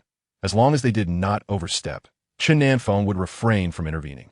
However, should they contravene the law, no one would be able to save them. Upon witnessing Chen Nan Feng departing with 4 companions, Elder Yi felt no concern for their safety. Chen Nan Feng alone could easily vanquish those from Nanjing, and having 4 individuals merely assist him was acceptable. As they journeyed, Chen Nan Feng cautioned, be vigilant. They possess numerous martial artists. Should they turn hostile, do not endanger yourselves. I shall handle everything. The 4 were filled with excitement, embarking on their inaugural mission, particularly one involving martial artists. Their curiosity was piqued, eager to observe how these warriors engaged in combat. Xiao Yi, brimming with enthusiasm, posed numerous naive inquiries, eliciting laughter from his companions, yet he felt a profound joy nonetheless. Yi Hao posed a question that drew the attention of all to Chen Nan Feng. The Nanjing leader is formidable, commanding many martial artists under his banner. If they indeed conspire with external forces, how would you respond? They are not unreasonable. I shall remain composed as long as they do. Should they overstep, however, I will not hold back. Are martial artists rare? They are indeed rare now, but what of the future? Who can guarantee that more will not emerge? They are martial artists, yet they are also Chinese. If they dare to betray their ancestors, what justification remains for their existence? Chen Nan Feng was a man driven by patriotic fervor. Speak ill of him, and he would be unfazed. But to declare that not a single individual in China was worthy of respect would be utterly unacceptable. In the past, he had admired soldiers who defended their homeland with valor, yet he felt too weak to join their ranks. Times have changed. He had grown stronger, embodying an indomitable spirit that allowed him to pursue his aspirations. Having developed a close rapport with Elder Li, he had absorbed many of the elders' tales of past battles, igniting a fire within him. A man should strive for self-improvement, should stand at the forefront, and should protect his homeland. At that moment, an aura of dominance surrounded Chen Nan Feng, a palpable strength that those nearby could sense. Yi Tao approached, clarifying their identities and presenting documentation. The colonel inquired, how many of you are there? Just 5. What of it? Xiao Yi replied, what is the situation ahead? What are you doing here? Chen Nan Feng asked. The Jin family has gone mad. We initially sought a resolution, but they refused to listen. They have dared to ally with external forces against us. We are left with no choice but to conserve our strength and await reinforcements. Withdraw all your personnel immediately, Chen Nan Feng commanded. Xiao Yi presented Chen Nan Feng's credentials to the colonel, who, upon reviewing them, immediately saluted and began organizing a retreat. Yi Tao, take everyone away from here, and find somewhere safe to hide. I will investigate further, Chen Nan Feng instructed. The colonel interjected urgently. You are sending yourself to certain death. It matters not if you are a general. Those individuals care not for rank. They have become unhinged. Yet Yi Tao began to lead the others away, ensuring they distanced themselves, while Yi Hao attended to the wounded. Chen Nan Feng strolled forward alone. Though his pace was leisurely, a martial artist would have sensed the chilling aura emanating from him. At the confluence of the South River, several warriors stood poised for battle, their demeanor akin to those ready to unleash havoc. Witnessing such a scene ignited Chen Nan Feng's fury. What the hell? This is Huaxia, not your Jin family territory. Are you attempting to carve out land for yourselves? To declare yourselves kings over it? As he approached, the warriors launched their assaults upon him. Unfortunately for them, their efforts were woefully inadequate. Chen Nan Feng advanced steadily, and in the blink of an eye, he stood before them. By this point, he had activated the cold soul technique, and snow began to fall in his wake. This surreal spectacle left everyone in a state of astonishment. What in the world? It's spring. How can it be snowing? The snowfall intensified, and the warriors gazed upwards in dread, feeling as though the heavens were collapsing upon them, suffocating them with dread. Some, oblivious to their impending doom, merely stared at the descending snowflakes. At this moment, Chen Nan Feng had reached the pinnacle of the spirit transformation stage. Annihilating them would be a trivial task. He observed the throng before him. Over 300 warriors, all of whom were mere martial apprentices, with not a single martial master among them. Just as he prepared to strike, Jin Pingzhu made his appearance, calling out, "Senior, please show mercy." Yet, Chen Nan Feng did not halt at his plea. With a swift motion, he unleashed a palm strike, freezing all before him into lifeless statues of ice. Jin Pingzhu urgently implored, "Senior, please spare us. It was our fault, entirely our fault. We accept our punishment. Your fault? Why plead for them? Because they are your kin? You stood by as they consorted with foreign enemies. Why did you not intervene then, when they harmed my people? Where were you? You allowed them to invade Huaxia and slaughter our citizens. Why did you not speak up then, when your grandson robbed and killed here? Where was your voice? Now you wish to intercede. And for what reason? Why should I heed your words? Do you think yourself a great figure of the South River? You, a powerful man, shield your family while remaining indifferent to your country and its people. This land does not belong to you. It belongs to Huaxia, not the Jin family. Do not forget, the ground beneath your feet is Huaxia's. Should you dare to betray us, I will not hesitate to eradicate you.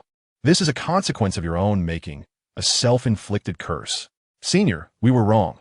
Please let us go this once, Jin Pengzu pleaded as he knelt. Did you show mercy when you slaughtered our warriors? I am curious. Where were you then? Don't tell me you were unaware or uninformed. That you tried to stop it, but failed. Who would believe such words? When I arrived, I pondered, what was the Jin elder doing while such events unfolded in the South River? With Jin Lao's capabilities, such events would never transpire, nor escalate to an irretrievable state, resulting in the demise of so many. Since you dared to step forward, you ought to have contemplated the consequences, should you not?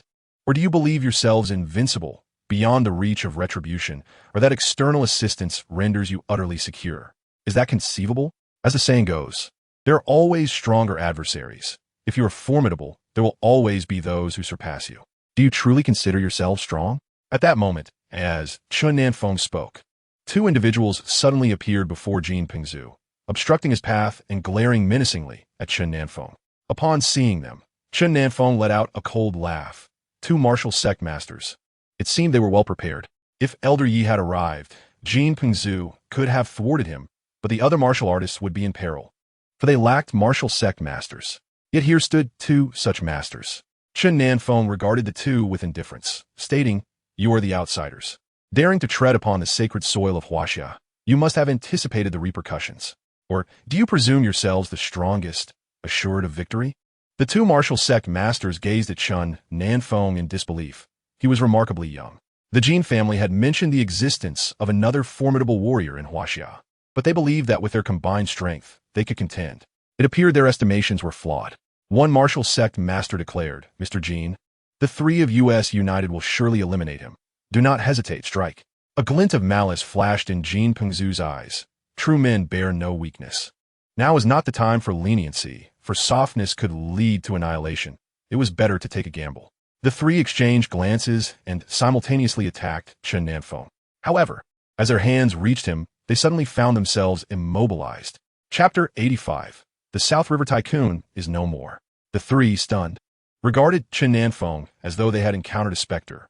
They attempted to harness their spiritual energy to regain movement, yet to no avail. They looked at Chen Nan Feng, unable to utter even a plea for mercy. "Speak. What organization do you represent? As martial sect masters, your presence here must be for a purpose, correct?" The two remained silent, yet their eyes glimmered with menace, as if they wished to devour Chen Nan Feng. Chen Nan Feng replied, "Silence is acceptable. Since you presume to invade my territory under the guise of strength, I am entitled to extinguish your lives. What is given must be reciprocated, having committed the initial transgression. It is only just that I enact retribution. Otherwise, where lies the principle of fairness? Wait, we are from the Lone Wolf Brigade. You cannot kill us, or else they will not relent." One martial sect master hastily proclaimed upon hearing the death threat, "Lone Wolf? You ought to be called Wild Wolves, for you harbor the ambition of a wolf. Let me impart a truth. While one may defy the heavens, one cannot escape the consequences of one's own misdeeds. In your next life, be more discerning." With that, Chen Nan Feng struck out with a palm toward the three.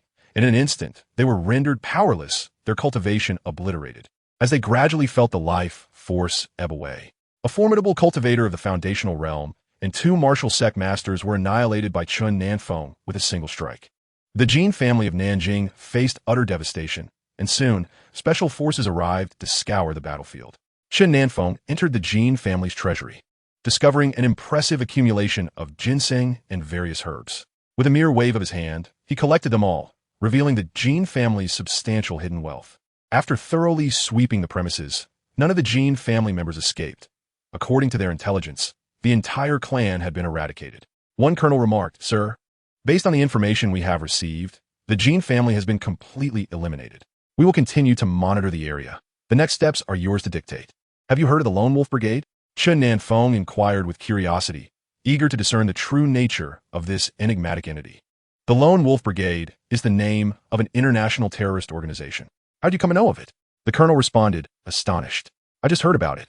It seems you are quite familiar with it, he continued. As long as we understand its origins, we can manage. What concerns me is the elusive type that cannot be traced. The Lone Wolf Brigade engages in a myriad of activities: kidnapping, assassination, robbery, arms trafficking. There's nothing they won't do. They are a ruthless faction, the colonel explained. Ruthless indeed.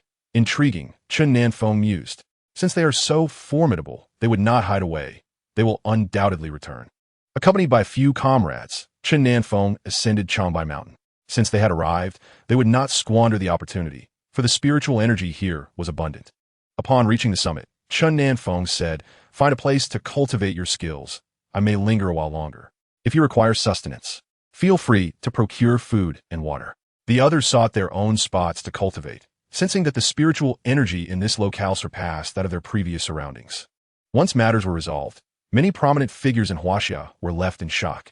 The Nanjing overlord had fallen, and the Jin family had been obliterated. Many sought to uncover the perpetrator behind these events, for the Jin family had wielded considerable power in Nanjing. Rumors suggested military involvement, yet skepticism lingered. After all, even the venerable Master Yi from the capital could not have accomplished such a feat if Master Yi, who had achieved so much, could not do it. Could the military truly be responsible? Before long, the public learned that the Jin family's demise was due to their collusion with foreign enemies. How outrageous to betray the nation! They deserved annihilation. Unbelievable to dare commit treason. They must be punished. Some residents of Nanjing, familiar with the Jin family, expressed their approval. The Jin family had been a tyrant in Nanjing, extorting local residents and subjecting them to random violence. The cacophony of voices rose in approval, with no one lamenting the loss. When Master Yi received the report, he sighed inwardly. A great overlord had met his end. While he had suspected Jin Pengzu of treachery, he had not anticipated being ensnared himself. It seemed Jin Pengzu had harbored a deep-seated resentment towards him. Truly a petty man, allowing personal grievances to cloud his judgment. He deserved to be eradicated. Master Yi finally comprehended that Jin Pengzu had intended to lure him into a trap, believing that once he approached, Jin Pengzu would be confident in his ability to eliminate him. Regrettably, Jin Pengzu underestimated Chen Nan Feng, believing that 2 martial sages would suffice to contend with him. He grossly misjudged Chen Nan Feng's capabilities, given his current strength. Even an entire South River would be insufficient to withstand him. He could extinguish a nation with a mere flick of his wrist. Nevertheless, the colonel remained unconvinced and inquired of the chief, "Who is that individual? He seems not human, but divine."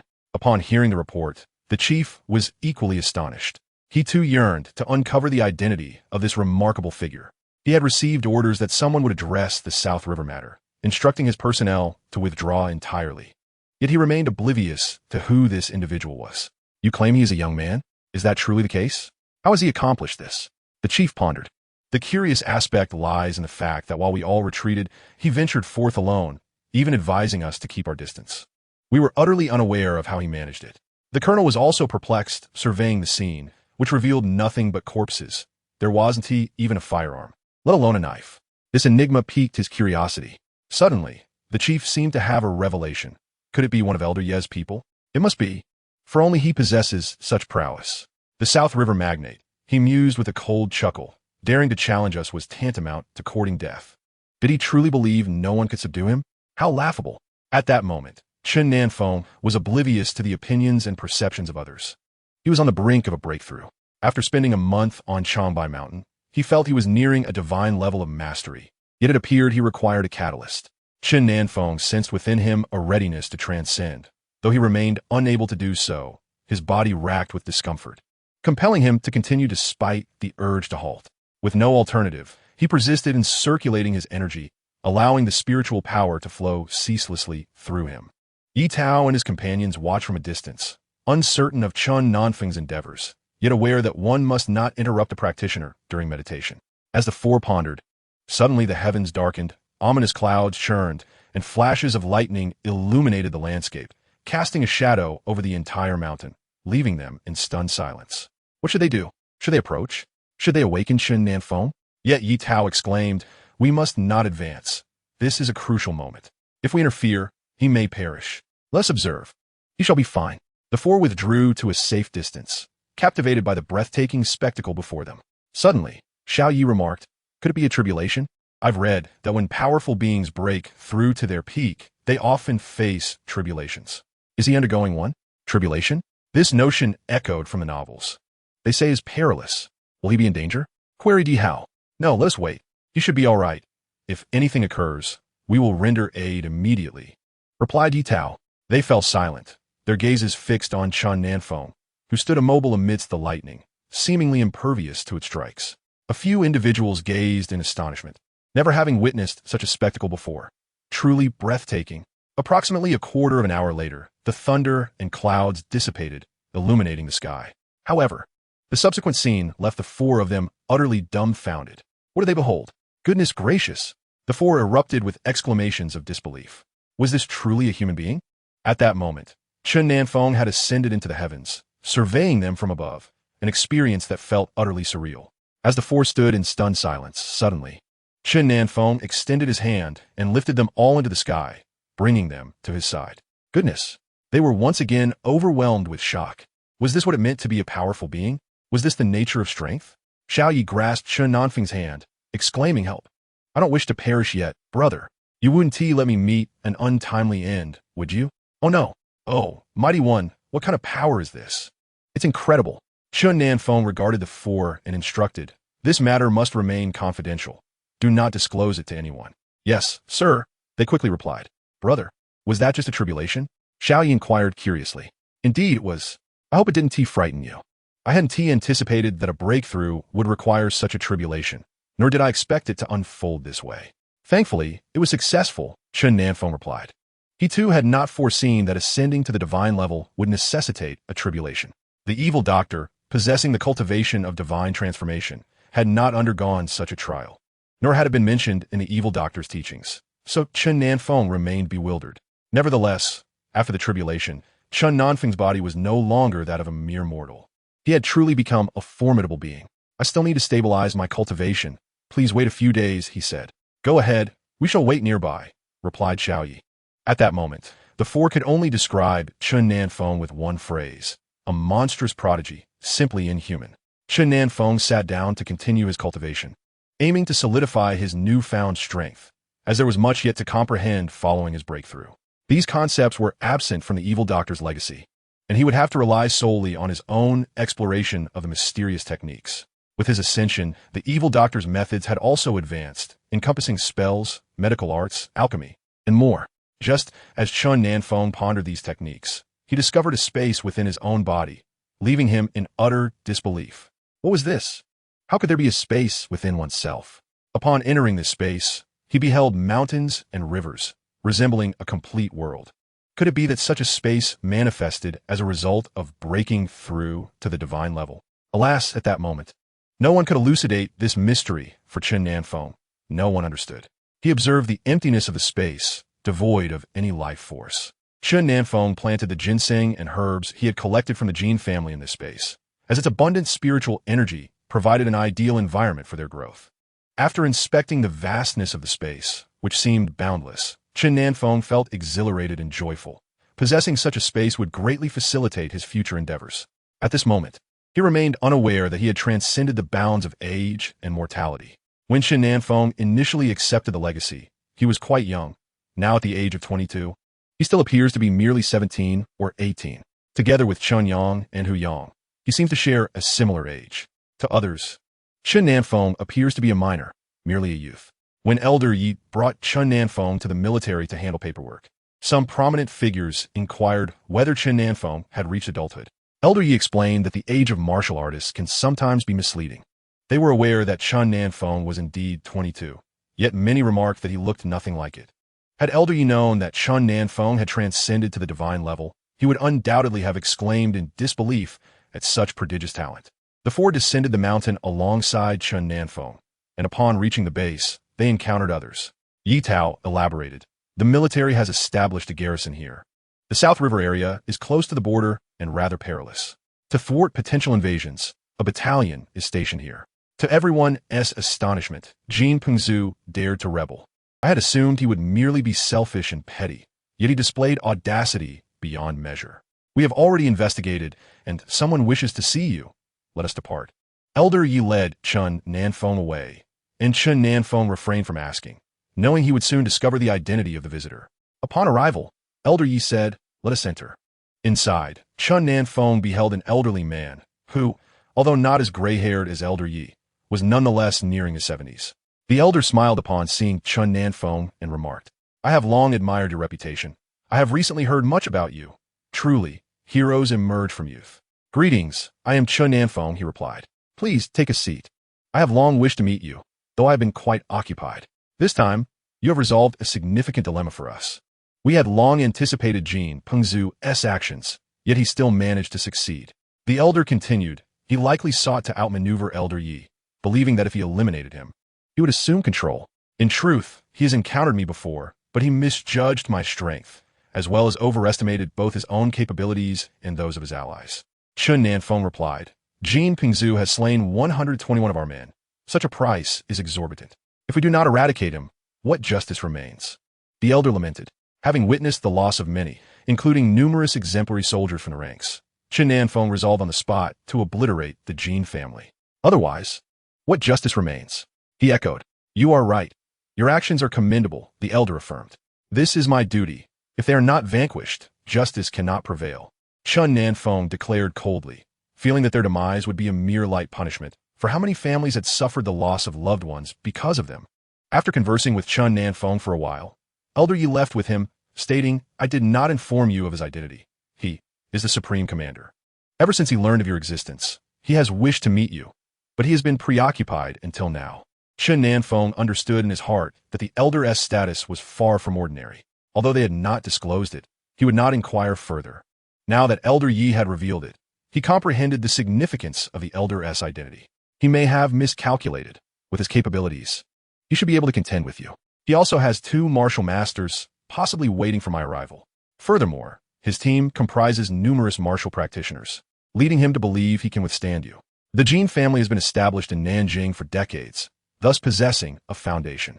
The remaining matters can be entrusted to the local troops. If you have time, you might visit often. Old Yi still thinks that Nanjing requires closer attention. All right, I understand. Chen Nan Feng has a fondness for Nanjing, as it is rich in ginseng and medicinal herbs, resources he greatly values. He will surely frequent the area. Among the elders' collection, only a few pieces are genuine antiques. The rest are mere replicas, lacking in value. A handful of items sold for 150 million, which has already been credited to Chen Nan Feng's account. As for our habits, we are currently among the top students in our class, Hu Yang remarked. Study diligently. Chen Nan Feng instructed the 2. Wang Lili smiled, saying, "They are both quite obedient. You need not worry.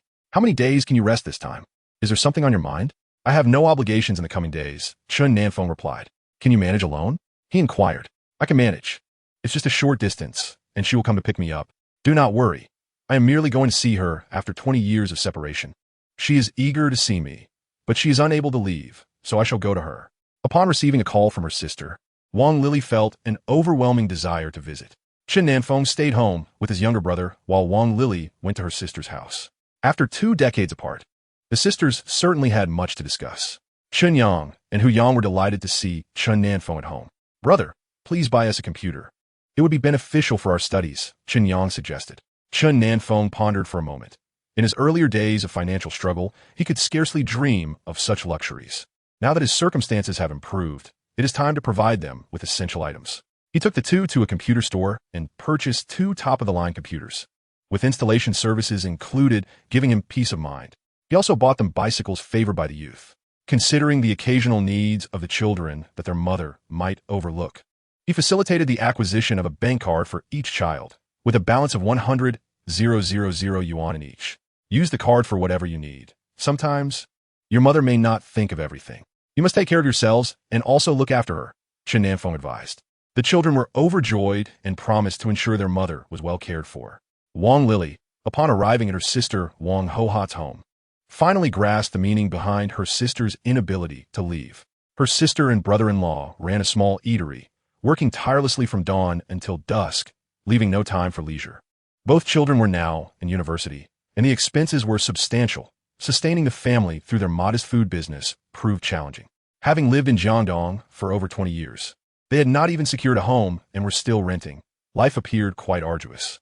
Witnessing her sister's struggles prompted Wang Lili to reflect on her own circumstances, realizing she too had endured similar hardships. Were it not for her encounter with Chen Nan Feng, she might also be facing a difficult life akin to her sister's.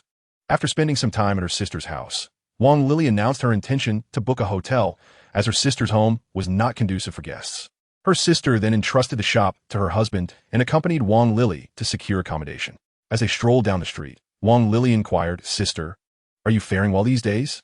How is your husband treating you?" Wang Ho-hot chuckled. "You can see for yourself, it is as it is. Your brother-in-law is quite honest. Our shared struggle is solely for the children. The expenses for 2 kids are substantial. Despite our ceaseless toil, we merely manage to make ends meet. I find your current living situation quite cramped. How about I purchase a home for you?" Wang Lili suggested. "Oh, that would be unfeasible. Housing prices are exorbitant, and we simply cannot afford it," Wang Ho-hot replied. "Come, let me explore the housing options in your vicinity and find a suitable one to buy for you," Wang Lili insisted. Wang Ho-hot gazed at her sister and remarked, "Are you truly serious? I've heard your son is earning quite a fortune." "It appears to be true. When your brother mentioned it, I thought even if he made a lot of money, it would merely improve your living conditions. It seems I was mistaken. I've also renovated the house back home, as your brother suggested. If I have the means, of course, I must consider you." They then proceeded to a real estate agency. The agent, noticing Wang Lili, promptly approached them. "Are you looking to buy a house? What type do you need? We have ready properties available for viewing." "Yes, we would like to see what's available," Wang Lili responded. "Certainly. Here is a listing of the properties." A young woman from the agency presented the information to Wang Lili. After reviewing, Wang Lili inquired, "Do you have any properties around 150 square meters?" The agent quickly replied, "How about this one? It's 158 square meters, with 4 bedrooms and 3 bathrooms. If you like it, you can take a look." "All right, let us have a look," Wang Lili agreed. The agent escorted them to view the property. Wang Lili asked, "What's the price of this house?" "1,500,000, fully furnished and ready for immediate occupancy. It's quite convenient," the agent explained. Wang Lili remarked, "Sister, I think this place is quite nice. It's close to your shop. Let us settle on this one." "It's too expensive. Let us forget it," Wang Ho-hot urged. But Wang Lili stopped her. "Miss, I am purchasing this house. We can proceed with the paperwork now," Wang Lili declared. "Of course, we can finalize the paperwork, and you'll be able to move in shortly," the agent affirmed. The agent guided them through the formalities. Wang Ho-hot could hardly believe her eyes. Her sister was so generous, spending 1,500,000, an amount she could never hope to earn in a lifetime.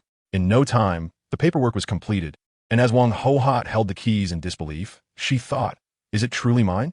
Wang Lili then took her sister to the bank and deposited 5 million into her sister's account. "Sister, this 5 million is for you and the children. They will undoubtedly need funds when they start their own families, and you will need money for your retirement as well. Do not strain yourself so. Work hard while you can, and when you can no longer do so, take the time to enjoy life." "Lily, I feel so guilty. I haven't done much for you, yet you've given so much to me. I truly apologize for that. When I heard you were missing, I didn't even search for you. At that time, the children were too young, and I had no idea where to look for you. I'm so sorry for the suffering you endured. I am perfectly fine. Like you, I sell vegetables daily, and it is quite arduous to care for my child. Thankfully, I encountered Feng Feng, who is exceptionally capable, and he has brought me a life of comfort." Wang Lili, together with Wang Ho-hot, visited the mall and procured items for their family. Once she ensured their needs were met, she took her leave. Her sister and brother-in-law expressed their heartfelt gratitude for the immense assistance she provided, resolving their life challenges and enabling them to have a home of their own. Wang Lili left her phone number, encouraging them to stay in touch, as they are family and should communicate often. "If I can lend a hand, I shall do so. After all, we are not in want of money," Chen Nan Feng remarked with a smile. At that moment, Chen Nan Feng harbored a persistent query. After breaking through to the divine level, could he ascend further? What lay beyond the divine level? He was utterly unaware. However, he resolved to focus on his cultivation, trusting that clarity would come in due time, for overthinking was futile. Yi Tao Yihao Xiao Yi, and Li Ming followed him in his training. Yi Tao, already a martial artist, possessed slightly superior skills compared to the other 3. While Chen Nan Feng practiced, he would offer them guidance. After 6 months, Yi Tao broke through to the martial master level, while Yi Hao, Xiao Yi, and Li Ming reached the pinnacle of martial apprentices and were poised to break through soon. Yi Lao introduced this training method to the military, initially testing it within the special forces, encouraging them to cultivate in the manner of martial artists, training by day and practicing by night. Yi Hao and his companions took over a year to succeed, and it remained uncertain how long others would take. On that day, Yi Lao approached Chen Nan Feng, stating, "I have something to inform you. The Lone Wolf Squad has made headlines. They have kidnapped scientists and wealthy individuals from over a dozen countries, demanding ransom for their release, or else they would execute them. Are any of our people involved?" Chen Nan Feng inquired. "No, but if we can rescue them, we should. Among the captives is Professor Aibo, a patriot whose research must not fall into the hands of the Lone Wolf Squad." While Yi Lao and Chen Nan Feng were conversing, Bai Fei called. Upon seeing the caller ID, Chen Nan Feng's heart sank. Could it be that the Bai family had been captured again? Bai Fei answered, "Brother, where are you?" "What is wrong?" "Ah, it's like this. A partner we work with has been abducted. It is said to be by a terrorist organization, and they have reached out to us for help. What should we do? Can you go rescue them?" Yi Lao overheard the conversation, and Chen Nan Feng asked, "Who is it? Where are they?" "It is said to be in a city in South Africa. I must go there. Can you accompany me?" Bai Fei requested. "All right, I will be there shortly." Yi Lao added, "Is anyone from the Bai family involved?" "No, but our partner is. Since Bai Fei is going, I will accompany him." Chen Nan Feng responded, "The information regarding Professor Aibo has already been sent to you. Once you arrive, someone will be there to meet you," Yi Lao stated. "Very well. Contact me if anything arises," Chen Nan Feng affirmed as he departed. Upon arriving at Bai Fei's residence, Bai Fei remarked, "I was worried I wouldn't find you. Thankfully, you are here. I am unsure if it is the same group." Chen Nan Feng assured him that everything would be all right and urged them to remain calm. The two set out on their journey, with Bai Fei feeling exhilarated. With Chen Nan Feng by his side, he felt he had nothing to fear. Upon arriving at their destination, they were greeted by individuals who had come to escort them. Bai Fei noticed Chen Nan Feng engaging in conversation and realized these were Chen Nan Feng's associates. A young man approached Bai Fei, and with curiosity, Bai Fei inquired, "How do you know who I am? You seem to be calling for help. Do you truly recognize me?" The young man replied, "You saved my father. He mentioned that if he ever faced peril, he could seek your assistance, as you would surely intervene." Chen Nan Feng conversed extensively with his contacts, gathering intelligence about their adversaries, including their locations and numbers. After some preparation, Chen Nan Feng instructed them to send one person along with him. The contact responded, "His name is Ford. He is responsible for this operation, so allow him to accompany you." Chen Nan Feng then departed with Ford and Bai Fei. As they neared their objective, Ford cautioned, "We cannot proceed any further. Advancing would draw attention to us." Employing a cloaking technique, Chen Nan Feng assured, "Let us move. They cannot see us." Bai Fei, now aware of Chen Nan Feng's prowess, followed suit, while Ford stood bewildered. What did it mean that they were invisible? Seeing the two advance, he had no choice but to follow, albeit with trepidation. Fearing discovery could jeopardize their mission and endanger lives. As Bai Fei walked beside Chen Nan Feng, he declared, "Let us dismantle this terrorist organization that has perpetrated countless atrocities. Their unchecked malevolence must be extinguished, for it is an affront to justice." Observing the two stroll with an air of nonchalance, Ford steeled himself to follow, but soon sensed an unsettling shift. They had arrived before the terrorist organization's stronghold, yet the guards seemed oblivious to their presence, as if they were mere phantoms. The site appeared to be a makeshift enclosure, a temporary setup that had yet to be relocated. Upon entering, they encountered several iron bars, likely a temporary holding area for hostages. Chen Nan Feng pondered the nature of such organizations, questioning whether they lacked a permanent base. Their modus operandi seemed to involve extorting money, and if a victim held no value, they would resort to murder. Before executing their threats, they typically sent a warning to the families, demanding ransom. Their audacity stemmed not only from their ruthless nature, but also from their possession of arms, sufficient to intimidate a crowd. The trio commenced their search, and shortly, Ford pointed to an elderly man amidst the throng, exclaiming, "That is Professor Aibo." Chen Nan Feng surveyed the surroundings, noting at least 200 patrolling guards. He cast a stillness spell, immobilizing everyone in the vicinity. Ford, astonished by the sudden paralysis that enveloped the crowd, gazed at Chen Nan Feng in disbelief, finally understanding why only one person had been dispatched. Chapter 89. He is undoubtedly a miraculous healer. Chen Nan Feng turned to Ford and instructed, "Release everyone, protect the professor, and then alert the authorities." Ford responded, "Contacting the police is futile. They are powerless against them. Once apprehended, a mere bribe will secure their release." Chen Nan Feng, taken aback by the audacity of these individuals, remarked, "Have someone sweep this area and confiscate all valuables. Since we cannot hold them accountable, let us ensure they suffer some financial loss." Ford promptly summoned individuals to carry out the cleanup, after which those individuals were released. Upon encountering Bai Fei, one of the partners exclaimed, "I knew it. I knew you would come to rescue us." Bai Fei led them away, urging them to leave immediately. As over 200 people were set free, Chen Nan Feng surveyed the surroundings and contemplated that since the police were ineffective, it would be best to let them fend for themselves. The immobilization technique, if left unbroken, would render them motionless until death.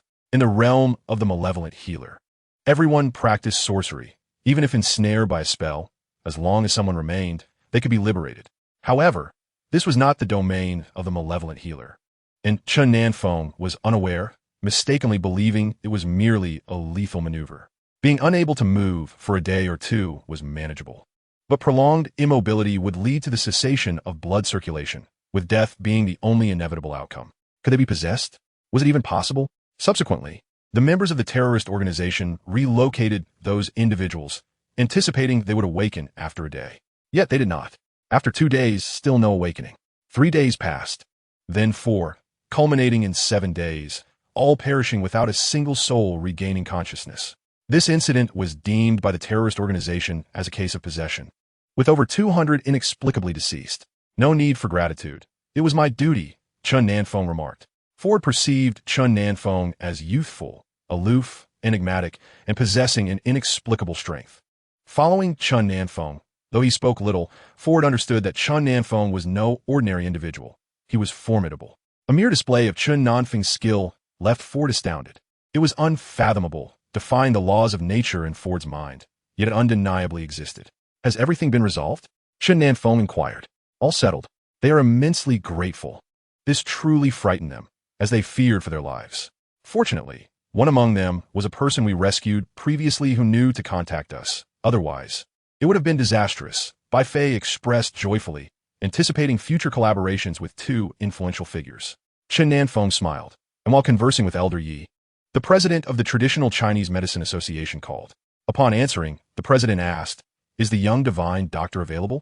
Seeing Chen Nan Feng remain silent, Elder Yi queried, "What is it? Why do you seek him?" "What a silly question. I'm seeking him to save lives, of course. What use would you be to me?" The president retorted in frustration. Elder Yi accompanied Chen Nan Feng to the Traditional Chinese Medicine Association, where the president's eyes sparkled upon seeing Chen Nan Feng, eagerly pulling him along while Elder Yi rested beneath a tree. Upon entering the ward, a multitude of people had gathered, presumably an entire family. Upon seeing the president, a middle-aged man hurriedly said, "President, please think of another solution." "Fear not. We have found the divine doctor. Your father should be saved," the president assured. Hearing the term divine doctor, the middle-aged man quickly inquired, "Where is the divine doctor? Do we need to fetch him?" The president pushed Chen Nan Feng forward, stating, "He is the divine doctor. With his intervention, Elder Tan should be fine."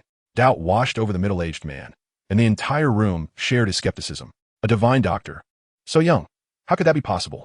In this house, there exists another individual who is acquainted with Chen Nan Feng and harbors a rather unfavorable impression of him, believing him to be a charlatan.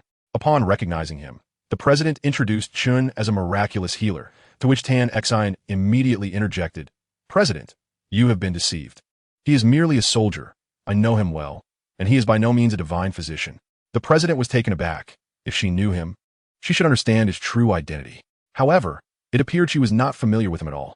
Upon hearing that he was merely a soldier, the Tan family became agitated, incredulous that a soldier would dare to claim the title of a miraculous healer. Such audacity to swindle was utterly outrageous. The president, infuriated, retorted, "What nonsense! He is indeed a miraculous healer. How can he be labeled a fraud?"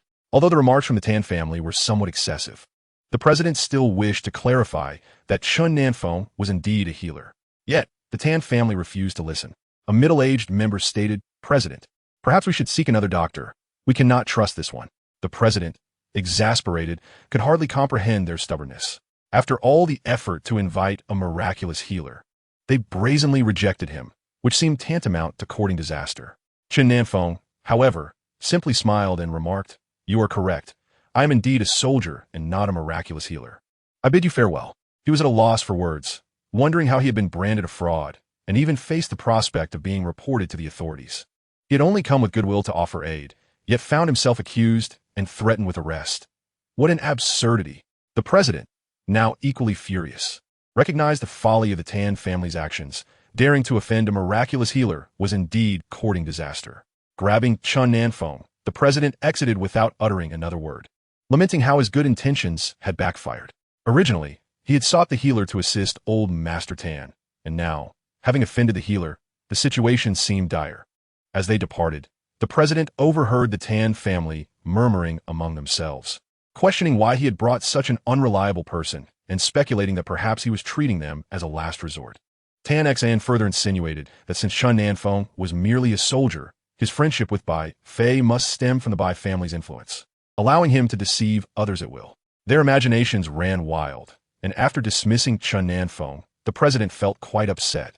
Once outside, he continually apologized to Chen Nan Feng, expressing his regret.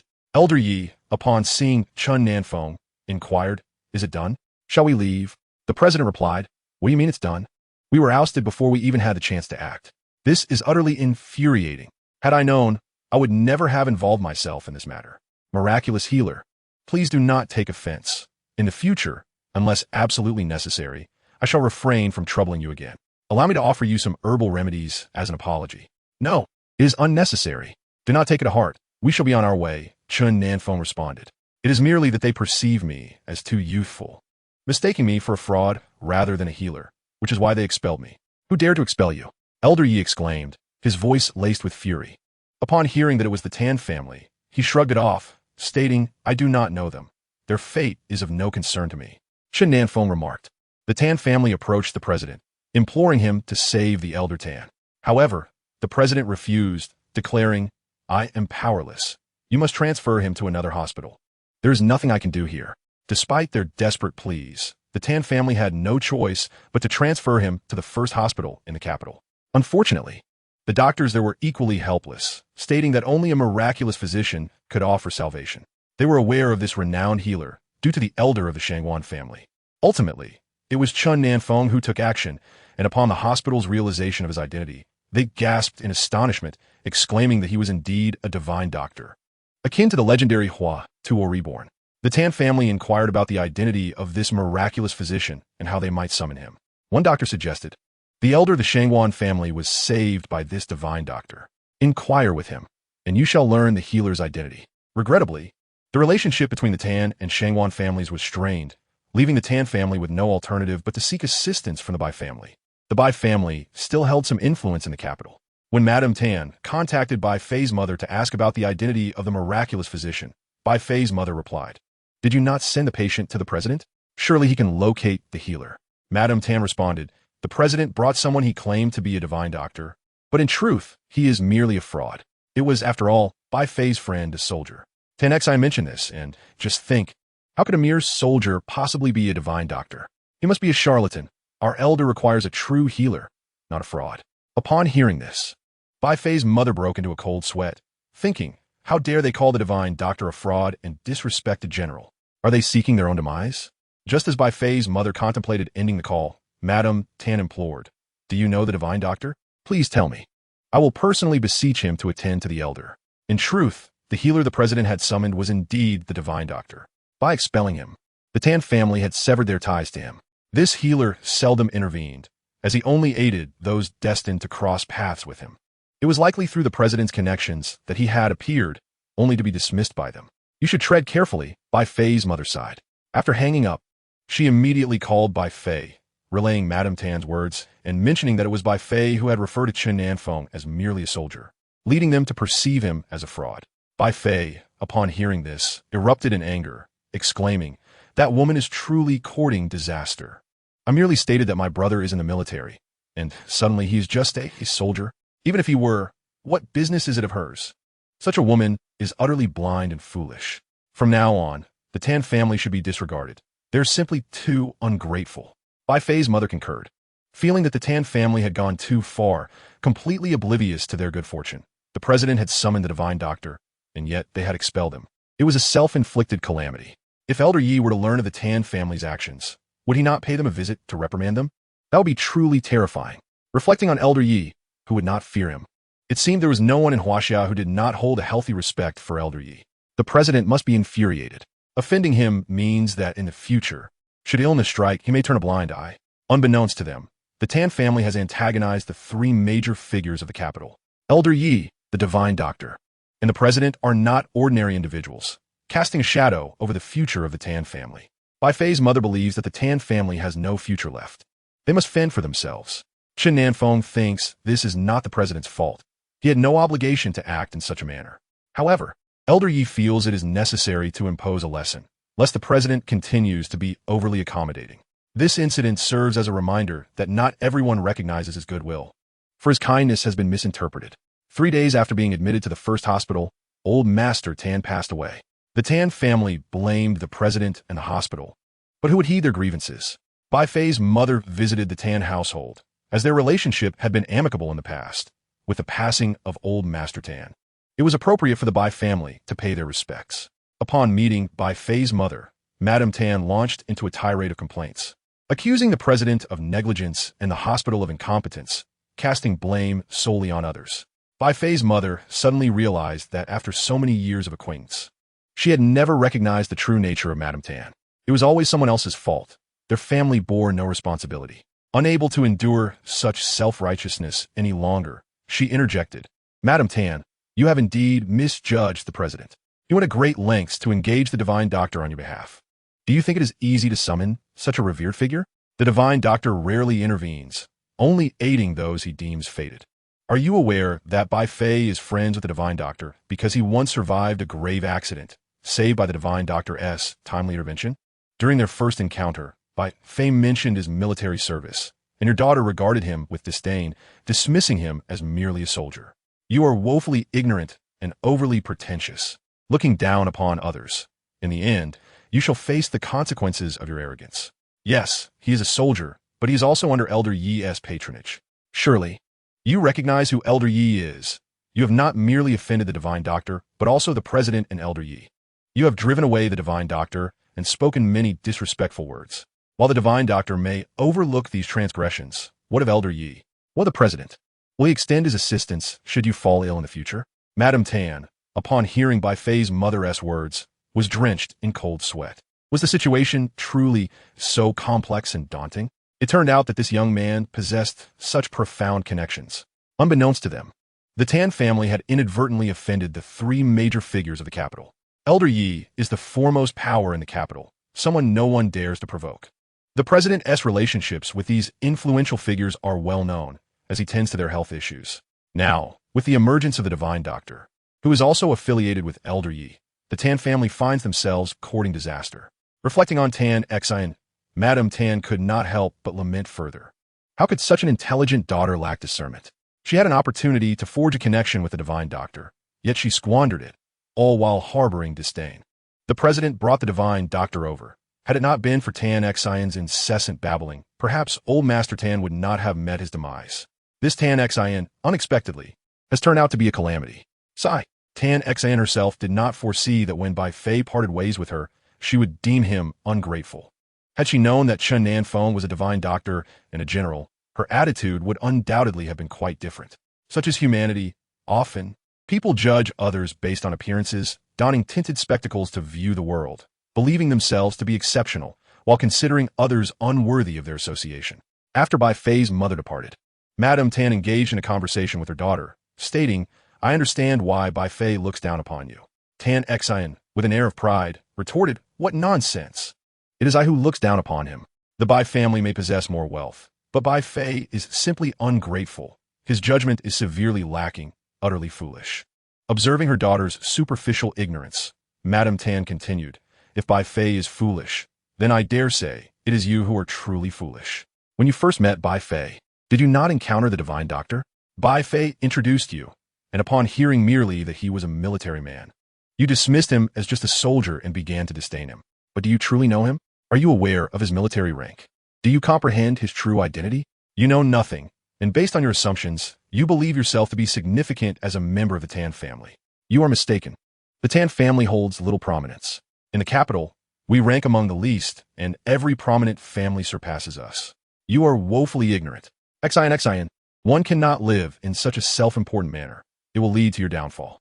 In truth, Bai Fei is someone your mother holds in high regard. Yet you have squandered that opportunity. In the future, finding someone akin to Bai Fei will prove exceedingly difficult. Who would cherish him? What is so remarkable about him? Tan Xin persisted in her stubbornness. What is so remarkable? Bai Fei's status within the Bai family is akin to that of Old Master Bai. Do you still believe he is exceptional? Bai Fei's annual income exceeds yours by 100-fold, and I have heard that Old Master Bai even granted him a special account. He is a unique child within the Bai family. How could that be? 100-fold? That means he possesses over 300 billion. Tan Xin was incensed. After casting a glance at her daughter, Madame Tan fell silent, initially perceiving her as intelligent and beautiful, wishing to nurture her potential. Yet now, it seems she had misjudged her. At that moment, Madame Tan had relinquished all hope for Tan Xin's development. Despite being her daughter, an ignorant child would only bring trouble to the family. The Tan family's ascension into the ranks of prominent families was no small feat, attributed to Old Master Tan. Now that he was gone, the Tan family had evidently lost numerous connections. Tan Xin now regretted not having clung to Bai Fei. Wishing she had spoken kind words to him, a man of his caliber was precisely the partner she desired. She may be wealthy compared to ordinary folk, a tycoon in her own right, yet when compared to truly affluent individuals, she is but a wretch. Madame Tan earnestly wished to establish ties with the Bai family, aspiring for Tan Xin to unite with Bai Fei. For such a union would be mutually beneficial for both the Tan family and Tan Xin. Human nature often reveals itself in the wake of loss. The passing of Old Master Tan prompted many to ponder a certain question. Why? Given the esteemed stature of the Tan family, did they not summon a divine physician? Even the Shao family found it perplexing that the president of the Traditional Chinese Medicine Association did not intercede on behalf of Old Master Tan. Was it that the esteemed physician was unwilling to lend his services? Those who were aware of the physician's existence, especially within such a prominent family, would certainly be well informed.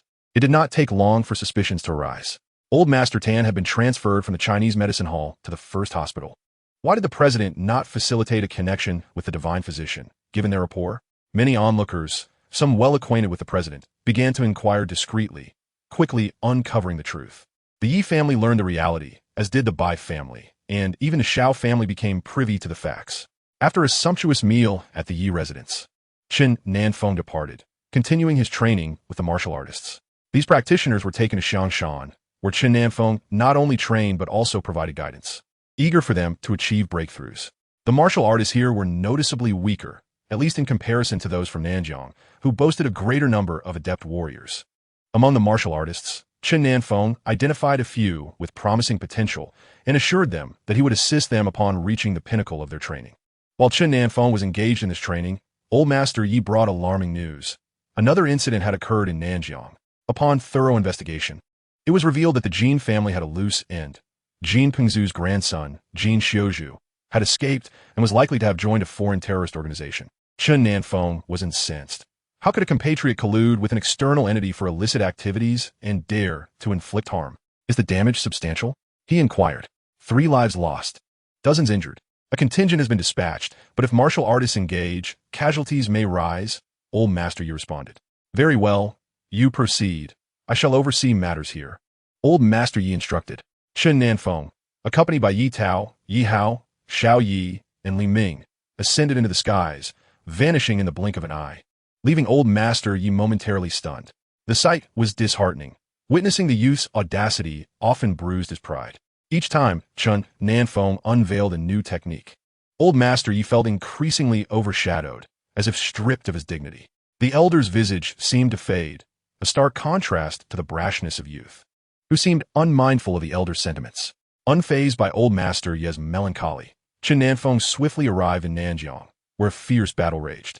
A large contingent was engaged in combat, seemingly at a disadvantage against an opponent possessing martial artists. Despite their numbers, ordinary individuals fared poorly against adept warriors. Chen Nan Feng and his companions soared above, and upon assessing the situation below, he gestured, immobilizing the combatants as if they were frozen in time. Emerging from behind the troops, Chen Nan Feng and his companions caught sight of the fierce struggle, and the frontline fighters, momentarily perplexed by the sudden stillness, speculated whether their adversaries were plotting some trickery. Everyone, clear the battlefield. Those individuals cannot move. You may advance. Yi Tao announced from behind. A middle-aged man gazed at Yi Tao and his companions. Yi Tao presented his identification, prompting the man to salute immediately before instructing his team to clean the battleground. Chen Nan Feng inquired whether any members of the Jin family had appeared.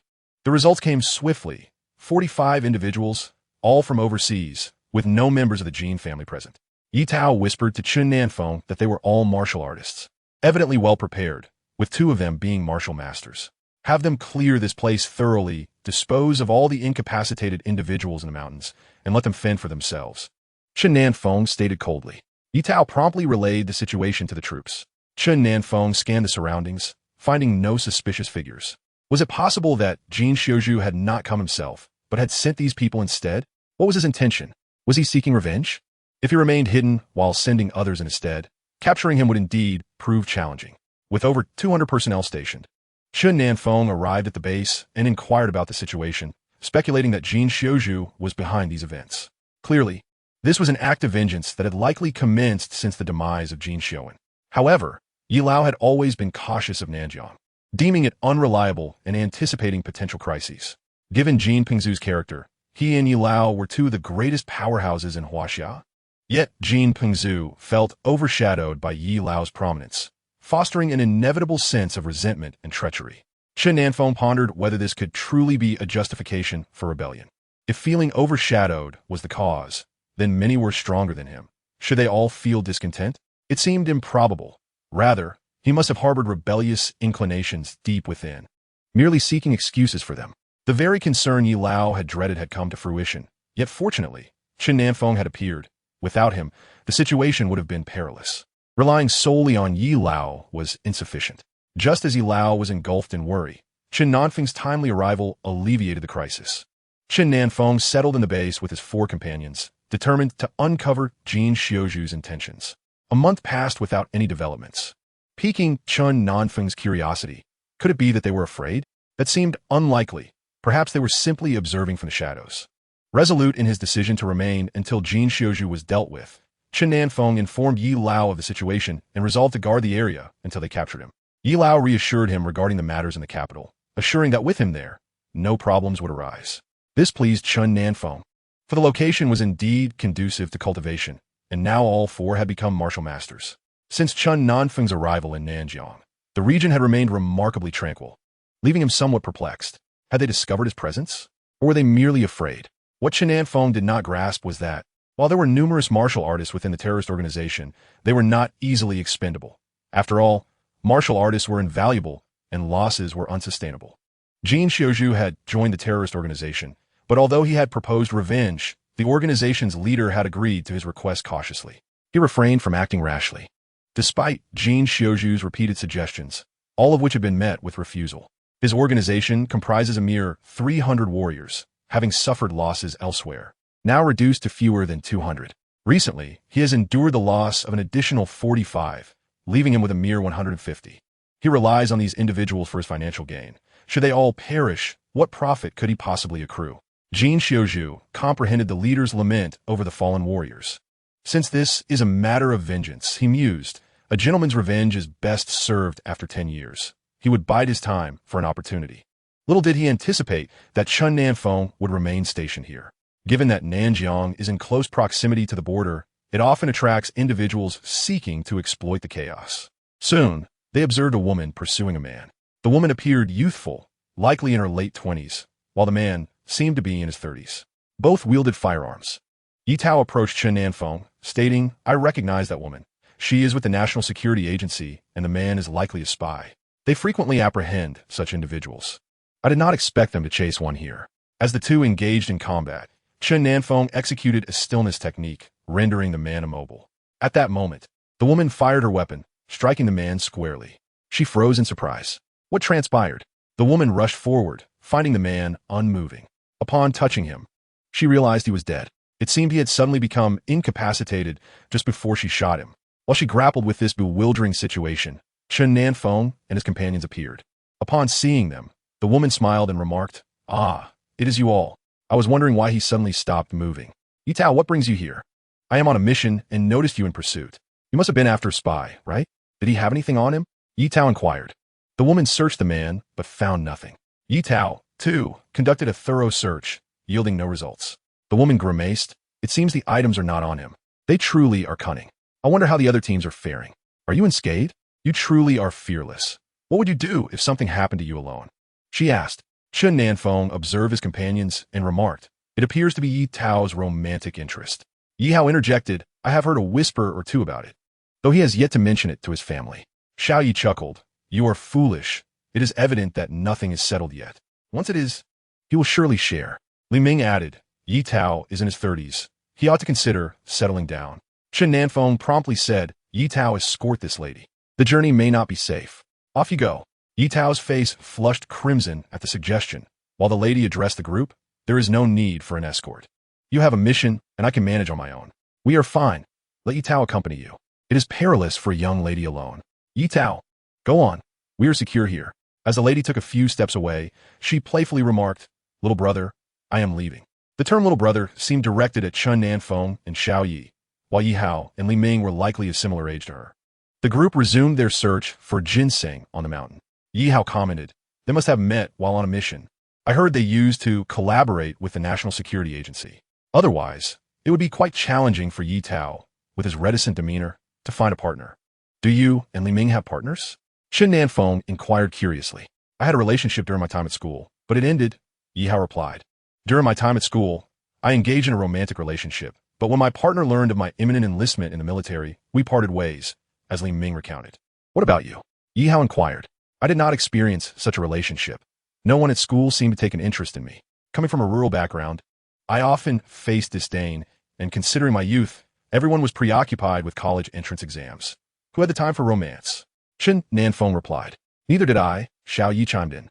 In our class, I was seen as a wastrel. Girls tend to favor those who excel academically. I heard you were replaced in your university admission, and that individual was subsequently expelled. You truly have had a streak of bad luck, Li Ming remarked. Ah, replaced? Who is it? This is outrageous. Is that person still in Shanghai?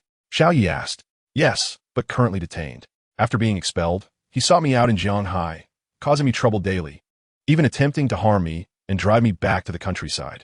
Ultimately, he was arrested by the police, Chen Nan Feng explained. He got what he deserved. However, how audacious can one be? To replace you and then harass you? It's a miracle you haven't retaliated, Xiao Yi pondered.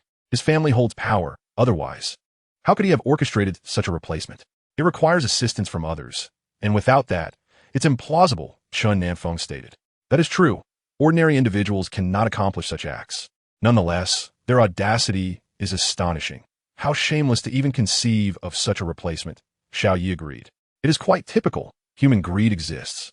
The mere desire for gain can drive many to forsake everything, their identity, dignity, and all else, just to attain their goals. I cannot comprehend their mindset. If losing everything leads to gain, will not the eventual outcome be loss again? Is it truly worth the effort to be so greedy? Chen Nan Feng mused. In truth, until the end, who can predict what one will lose? Perhaps they are merely willing to gamble, hoping for success. As Yi Hao wisely stated, if they knew the outcome, they would not act so recklessly. It is the uncertainty that compels them to take risks. The group engaged in cultivation on the mountain, spending leisure time foraging for ginseng and sharing conversations as time passed swiftly. Chen Nan Feng had been in Nanjing for a year, during which he had apprehended a few petty thugs and focused on his cultivation. Throughout the year, Jin Xiuzhu had remained absent, prompting Chen Nan Feng to regard him with newfound respect. It was evident that he knew how to conceal himself, seemingly biding his time for the right opportunity. His cunning was profound.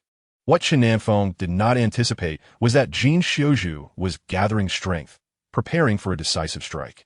As a martial artist, he held the position of a squad leader within the Lone Wolf Brigade. After more than a year of preparation, Jin Xiuzhu felt ready to counterattack. He had observed the tranquility of Nanjing for quite some time, noting the absence of any disturbances. Though military forces were stationed there, they were merely ordinary individuals, far beneath his level. Contemplating this, Jin Xiuzhu resolved to retaliate. He sought the opportune moment to seize complete control of Nanjing.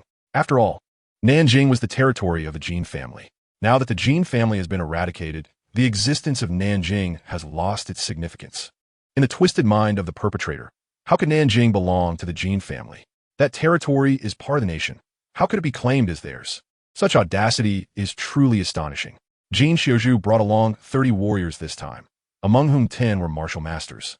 He believed this formidable team would suffice to deal with ordinary individuals. Having also achieved the status of a martial master after a year of relentless training, he resolved to strike back. Accompanied by 30 warriors and 100 civilians, armed with advanced weaponry, he was prepared to launch a significant offensive. Alas, little did he realize that a powerful deity resided here, patiently waiting for him to fall into the trap. Jin Xiuzhu may have forgotten a crucial adage. The mantis stalks the cicada, unaware of the oriole behind.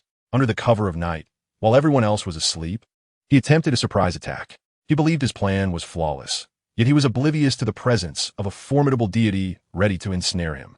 As night descended, Chen Nan Feng, while meditating, sensed the intrusion at the boundary. With his current godlike cultivation, his spiritual awareness could encompass the entire perimeter. Upon detecting the presence of intruders, he trailed their movements and soon discovered they had entered the mountains. Curiosity piqued, he wondered about their intentions. However, it quickly became evident that they had concealed themselves within the mountains, preparing to seize Nanjing at the opportune moment. Jin Xiuzhu, well acquainted with the terrain, knew how to conceal his whereabouts. Within the mountains, the intruders began to encircle the base, with ordinary individuals leading the charge while warriors awaited their moment to strike. Chen Nan Feng relayed a message to Yi Tao and the others, instructing them to remain still until all adversaries had revealed themselves before taking action. At that moment, Chen Nan Feng observed from above, identifying Jin Xiuzhu among the assailants, who appeared to be leading this operation.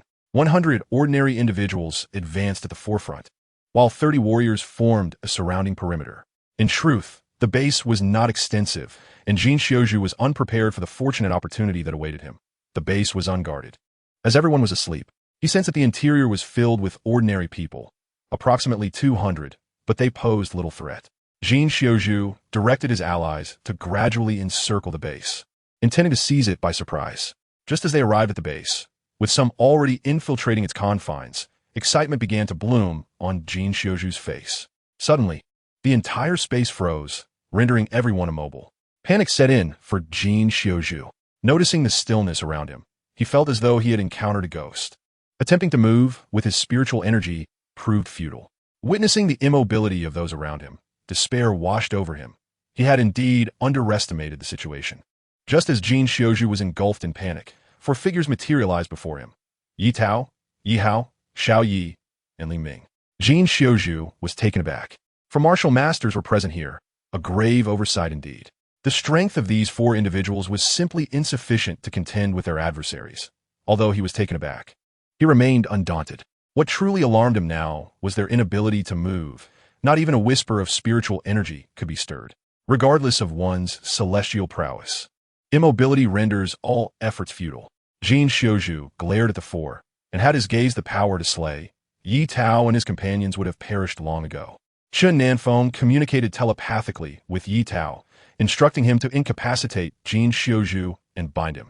Yi Tao, perplexed by the rationale, complied nonetheless, for it was a command.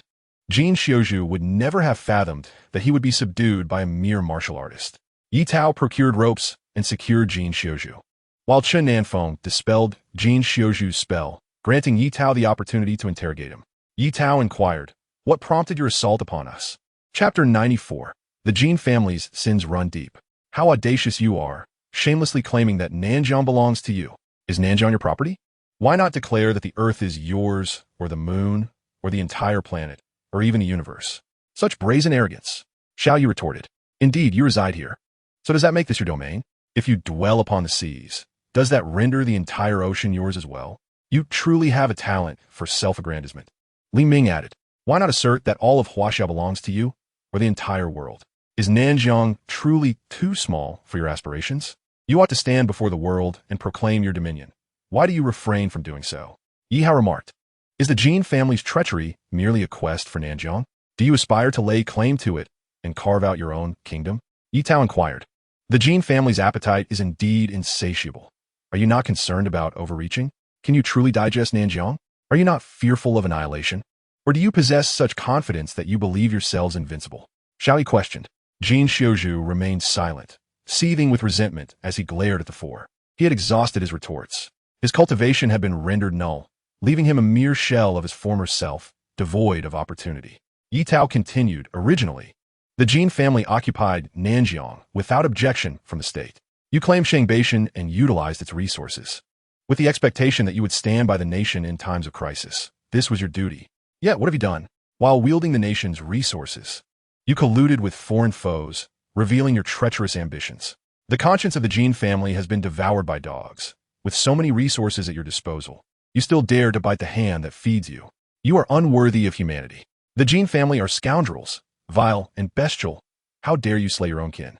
You are nothing but monsters. If the Jin family is not eradicated, it would defy the very laws of nature, Yi Hao asserted. Indeed, if the Jin family is not obliterated, it would defy the natural order, Xiao Yi echoed.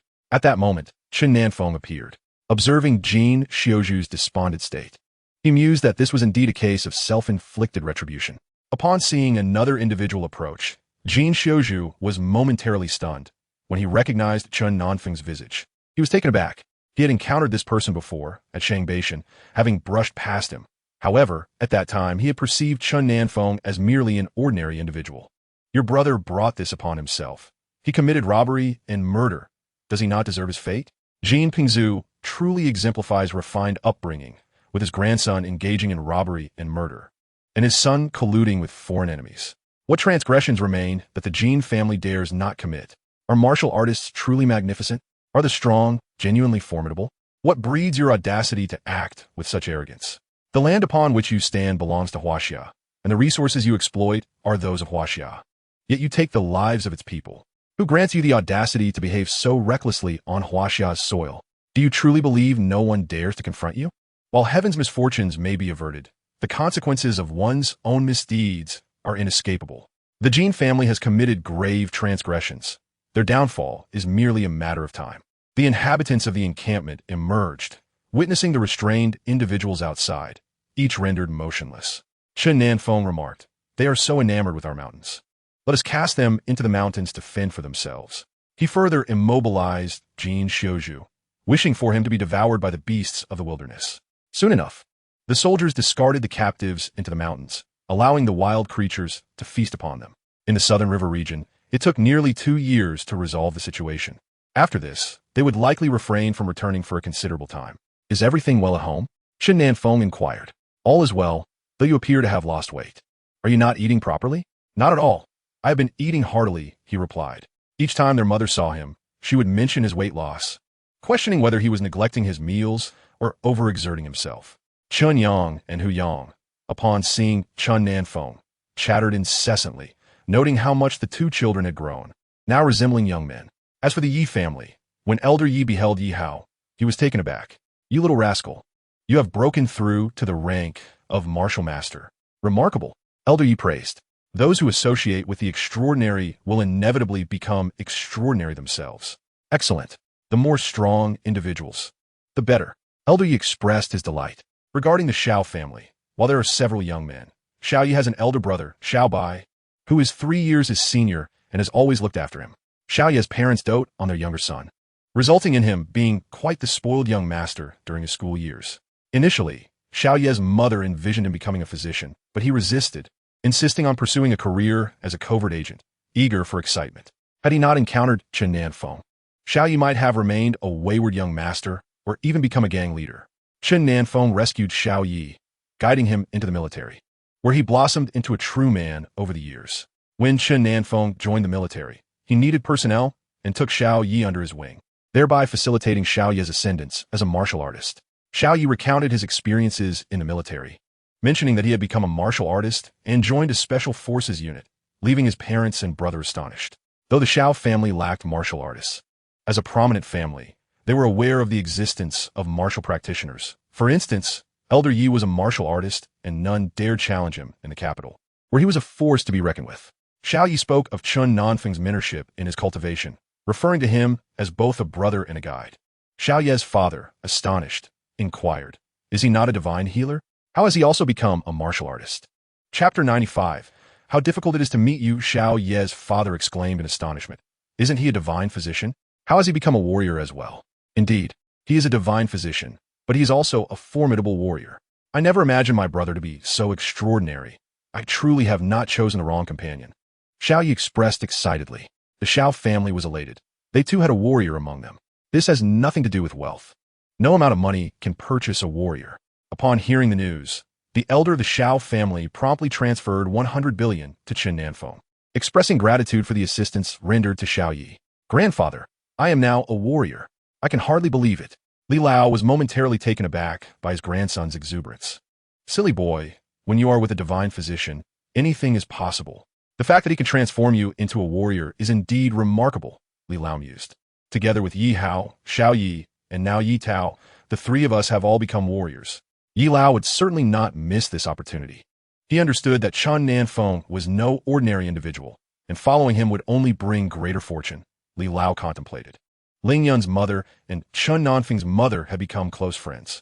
During Chen Nan Feng's absence, Ling Yun, Su Qi, and Bai Fei often came to offer their assistance. Bai Fei frequently brought gifts, providing ample food and clothing, with most of the children's garments gifted by him. One day, Chen Nan Feng invited Ling Yun, Su Qi, and Bai Fei for a meal. As soon as they sat down, Bai Fei began to grumble. It is indeed difficult to see you. You have become increasingly busy. I was delayed due to some matters, but I hope you are all well, Chen Nan Feng replied. We are all fine, just a bit busy, Ling Yun responded. Do not overexert yourselves. If anything arises, just message me, Chen Nan Feng advised. As the four enjoyed their meal, they listened to Bai Fei's complaints, all sharing smiles at his antics. While they were dining, the owner brought in dishes and approached Bai Fei, saying, Young Master Bai, is there anything you wish to convey? Bai Fei was taken aback, surprised that the owner recognized him. Yet, who in the capital would not know him? He grinned, bring out all the delicacies. My brother seldom dines in a restaurant. The owner agreed and promptly went to prepare. Soon, an array of dishes was served, and Bai Fei insisted that Chen Nan Feng eat more. At that moment, the owner returned and asked Bai Fei, Young Master Bai, do you know anyone who might be interested in taking over this restaurant? Please assist in introducing them. Curious, Bai Fei inquired, Owner, the restaurant is running quite well. Why sell it? Upon hearing the owner's intention, Chen Nan Feng became intrigued and asked, Owner, how much for this restaurant? I shall purchase it. The owner, eyeing Chen Nan Feng, replied, Since you are a friend of Young Master Bai, I will offer a firm price of 500 million. You will receive everything here and can begin operations immediately. Very well, I shall buy it. I will provide the payment, and Bai Fei will assist you with the paperwork, Chen Nan Feng stated, retrieving his card to pay. However, Bai Fei interjected, Allow me to handle this. I will take care of the arrangements. The owner, hearing this, quickly returned the card to Chen Nan Feng and departed after exchanging a few words with Bai Fei. Chen Nan Feng chuckled, You certainly have substantial funds, do you not? Indeed, I am a wealthy individual. You're not unaware of that. Such a sum is insignificant. Why, then, are you purchasing a restaurant? Bai Fei inquired curiously. Do you not recall what I shared with you? Zhang Daoping, the restaurateur, aspires to transform his establishment into a nationwide chain, Chen Nan Feng responded. He is a man of integrity, and I am truly grateful to him. It brings me joy to assist him if I can, Ling Yun remarked. There is no need for formalities. When he was at his lowest, I saw his honesty and resolved to lend him a hand. Later, when he mentioned his desire to run a restaurant, I permitted him to pursue that dream. He named it Fengpeng Restaurant and expressed his wish to work for me, to which I acquiesced, Chen Nan Feng explained. When he arrives, I shall take care of him. Rest assured, Ling Yun assured. It is your restaurant now. Let us see who dares to cause trouble here. Fear not, I shall visit frequently, Bai Fei stated. I have done nothing, yet find myself as your president. What will others think? Chen Nan Feng remarked with a hint of exasperation. The role of president is inherently a position of minimal direct involvement. It is the subordinates who execute the tasks. Do not fret. Simply make an appearance. The rest will be taken care of, Ling Yun encouraged. Go on, go on. We shall all be present when the time comes. I am currently serving as the legal advisor for his company, Su Qi added. I shall join the festivities as well. I have yet to visit your company, Bai Fei chuckled. The group chatted for a while, sharing an abundance of words as if they had a lifetime of conversations to catch up on. Upon leaving the restaurant, Chen Nan Feng called Zhang Daoping to inform him about the available restaurant for him to take over, advising him to come and speak directly with Ling Yun. Elder Yi approached Chen Nan Feng, commending him on managing matters skillfully. Chen Nan Feng replied, Let the martial artist train at Changbai Mountain, taking turns. For now, we have temporarily resolved the situation, yet who knows what may arise in the future. It would be prudent to leave a few martial artists there, just in case. Very well, I understand. I shall convey this to them, Elder Yi agreed, believing that preparation is always wise. Chen Nan Feng continued to lead the martial artists to practice at Xiangshan, where Yi Tao, Yi Hao, Xiao Yi, and Li Ming were preparing to break through to the martial master level. Among those martial artists, a few others seemed poised for a breakthrough as well. Chen Nan Feng advised them to seize the opportunity in advance. After offering them a few spirit-replenishing pills for future use, he continued his guidance. Elder Yi diligently trained alongside them. He was currently at the foundation establishment stage and found it challenging to advance to the core formation stage. Yet, observing Chen Nan Feng's effortless breakthroughs evoked feelings of envy and admiration within him.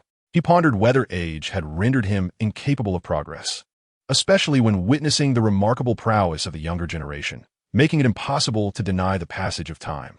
Subsequently, Yi Tao and his companions began their breakthroughs to the martial master level, with several others following suit. Days later, their efforts bore fruit, and the ranks of martial artists swelled by 8 new martial masters, igniting a spark of excitement in Elder Ye's eyes. For many years, he stood alone, with no martial masters emerging. Yet, in less than 3 years since Chen Nan Feng's arrival, 8 martial masters have surfaced, truly a miracle. Old Yi, in front of his old friends, could not help but boast, claiming his discerning eye had recognized such talent, only to be met with their playful ridicule. What does it mean to have a discerning eye or an insightful vision? The truth is, those individuals were inherently exceptional, and his involvement was negligible. It was as if he were taking credit for their achievements. Due to Old Ye's grandiloquent praise before the higher-ups, Chen Nan Feng became the person everyone sought to know. Naturally, who wouldn't want to meet such an extraordinary individual? Not only is he a martial artist, but also a divine healer. The irony is, who among these old fellows can guarantee they won't fall ill? If they wait until they need him, it may be too late. Soon enough, Old Yi realized the repercussions of his boasting. He was inundated with requests from others seeking the divine healer's medical expertise, claiming they were unwell and imploring him to arrange a consultation. Old Yi was exasperated. If one is unwell, shouldn't they visit a hospital? The divine healer is not meant for trivial ailments. That would be a misuse of resources. Ultimately, Old Yi had no choice but to inform those influential figures that the president of the Traditional Chinese Medicine Association is the divine healer, and they could seek him there. Although the healer could treat illnesses, he is also a martial artist with limited time to dedicate to patients. Appointments would depend on his availability. The influential figures felt disheartened, realizing they might not even have a moment to meet him, making relationship building increasingly challenging. Ling Yun's company is well known overseas, attracting many who sought to engage with Fengyun Corporation. When Chen Nan Feng arrived at the gathering, Yi Tao, Yi Hao, Xiao Yi, and Li Ming were also present.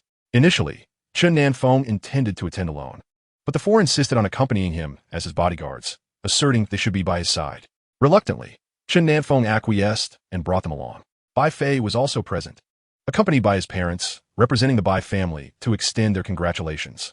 Xiao Ye's parents and elder brother arrived as well, all there to celebrate.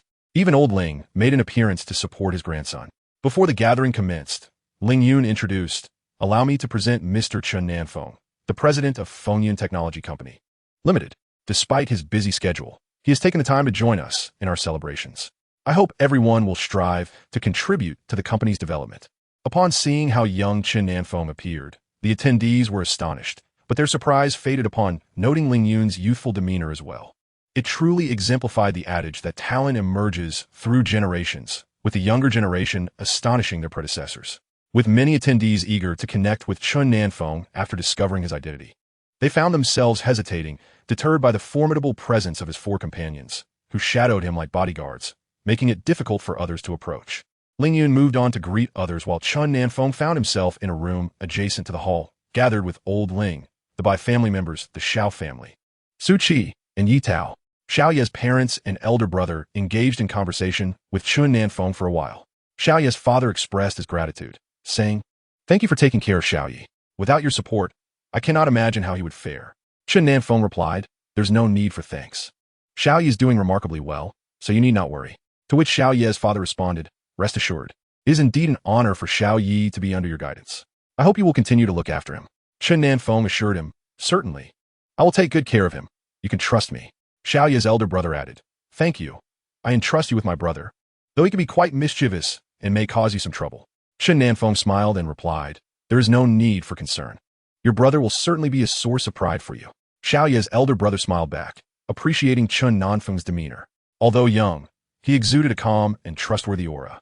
Mr. Ling approached with a smile, saying, "Divine Doctor, I cannot thank you enough for saving Ling Yun. You have not only rescued this old man, but also my grandson and daughter-in-law. The Ling family is at a loss for how to express our gratitude. Chen Nan Feng replied, There is no need for thanks. I share a bond with Ling Yun, and he is indeed an exceptional individual, a true pride of the Ling family. Mr. I chimed in, Indeed, it is fate that has brought us together. Our families have gathered here thanks to the divine doctor. Typically, Mr. Ling would not find himself in such gatherings. The Bai, Xiao, and Ling families were present, and although Mr. Yu was absent, his 2 grandsons were in attendance, making this gathering representative of the 4 prominent families in the capital. This event was attended by notable figures, a place where ordinary individuals would never gain entry. However, one person had managed to slip in. This individual was Tan Xin, who had been rejected by Bai Fei and was now filled with indignation. Following the death of the elder Mr. Tan, many relationships had grown distant, and Tan Xin found it impossible to secure someone of superior standing to Bai Fei. Yet, she was unwilling to concede defeat. Through introductions, she met a senior executive from Fengyun Company. Given her family background and striking appearance, she quickly caught his attention and became his assistant. When the executive attended this gathering, he naturally brought Tan Xin along. Upon realizing that Chen Nan Feng was the president of Fengyun Company, she was utterly astonished. The young man she had looked down upon was, in fact, the president of Fengyun Company. She had sought various connections to work at Fengyun, never imagining that Chen Nan Feng held such a prestigious position. The revelation was shocking. Had she known of his true identity, she would have made every effort to ingratiate herself with him. Bai Fei had mentioned he was from the military, and she had assumed he was merely an ordinary soldier. The idea that Chen Nan Feng could be the president was utterly incomprehensible. Tan Xin felt a wave of frustration, realizing she had lost her chance to speak favorably to him. Even Bai Fei ignored her. Ever since their last encounter, he had not acknowledged her presence. Today, after finally seeing him again, Bai Fei treated her as if she were invisible, inciting her anger. Tan Xin attempted to engage with Bai Fei's mother, but Bai Fei offered her no opportunity. He led his parents into a private room, a space exclusive to prominent families, leaving Tan Xin to brood in the lobby. Feeling dejected and frustrated, after the congratulations from the Ling, Xiao, and Bai families, they chatted with Chen Nan Feng for a while before departing. Being an event primarily for the youth, the elders felt it appropriate to leave the gathering to the younger generation. Among the attendees was a newly hired staff member from Fengyun Company, tasked with serving at the event. Among these service personnel, a young man spotted Chen Nan Feng and could scarcely believe his eyes. Chapter 97. Chen Nan Feng is actually the president. As the young man, Sun Bin, recognized Chen Nan Feng, he was struck with disbelief. It was only when Ling Yun introduced Chen Nan Feng as the company president that the reality dawned upon him. It truly was Chen Nan Feng. Sun Bin, a classmate of Chen Nan Feng, had remained in the capital after graduating university, struggling to find satisfactory employment until he was introduced to Fengyun Company. Seeing Chen Nan Feng left Sun Bin in a state of incredulity. How could this be possible? Chen Nan Feng had never attended university, was a rural orphan, and yet here he was the president? While they were still interning, Chen Nan Feng had ascended to such heights. What a joke. Witnessing Chen Nan Feng's impressive demeanor made Sun Bin question his own vision. If Chen Nan Feng was indeed the president, it would mean he had surpassed their entire cohort. Regaining his composure, Sun Bin snapped a photo of Chen Nan Feng with his phone and sent it to their class group chat, which erupted in chaos. No way, no way, no way. The group was filled with exclamations, with many expressing disbelief, some suggesting it might be a case of mistaken identity. Yet, upon viewing the photograph, confusion swept over the classmates. This was indeed Chen Nan Feng. Although years had passed, they could not be mistaken. However, they recalled Ding Guo's prior message, labeling Chen Nan Feng a fraud and claiming he lived a difficult life, now surviving by deceit. Ding Guo's assertions seemed credible at the time, and they had believed him. Chen Nan Feng was without wealth, background, or family, so the notion of a difficult existence was plausible. Being a fraud seemed possible too. But now, seeing him transformed into a president, disbelief reigned. Impossible. If Chen Nan Feng were a beggar, they would have accepted that.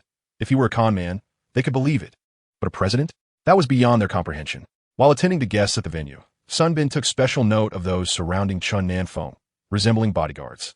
Could someone who could afford bodyguards truly be impoverished? Furthermore, he observed the chairman's courteous demeanor towards Chen Nan Feng, arranging a private room for him after the introduction. Anyone receiving such treatment could not be an ordinary person. Sun Bin understood that Chen Nan Feng was certainly no ordinary individual. In the class group chat, inquiries about Chen Nan Feng's situation poured in. prompting Sun Bin to explain that Chen Nan Feng's status was indeed remarkable, noting the presence of bodyguards by his side. Once again, the group erupted in astonishment. Bodyguards? Only those of special status have bodyguards. In the student group, classmates urged Sun Bin to find a way to communicate with Chen Nan Feng. Sun Bin messaged, stating that he was unable to approach Chen Nan Feng at all. The urgency in the group grew, for a prominent figure had emerged from their class. If Chen Nan Feng could lend them a hand, it would be far more beneficial than a decade of personal struggle. However, some recalled that during their school days, they had mocked and scorned Chen Nan Feng, with no one maintaining a friendly relationship with him. Among the 45 students in their class, not a single person had offered friendship or assistance to Chen Nan Feng. When he faced his most challenging times, they responded only with ridicule, contempt, and indifference, essentially ignoring him. Now that Chen Nan Feng had risen to prominence, they all sought to establish connections with him. But was that truly feasible? The classmates buzzed with chatter, urging Sun Bin to gather more information about Chen Nan Feng. Rising to the occasion, Sun Bin attentively listened to the discussions while also seeking out gossip concerning Chen Nan Feng. In the corporate executives group, discussions revolved around Chen Nan Feng's unique status.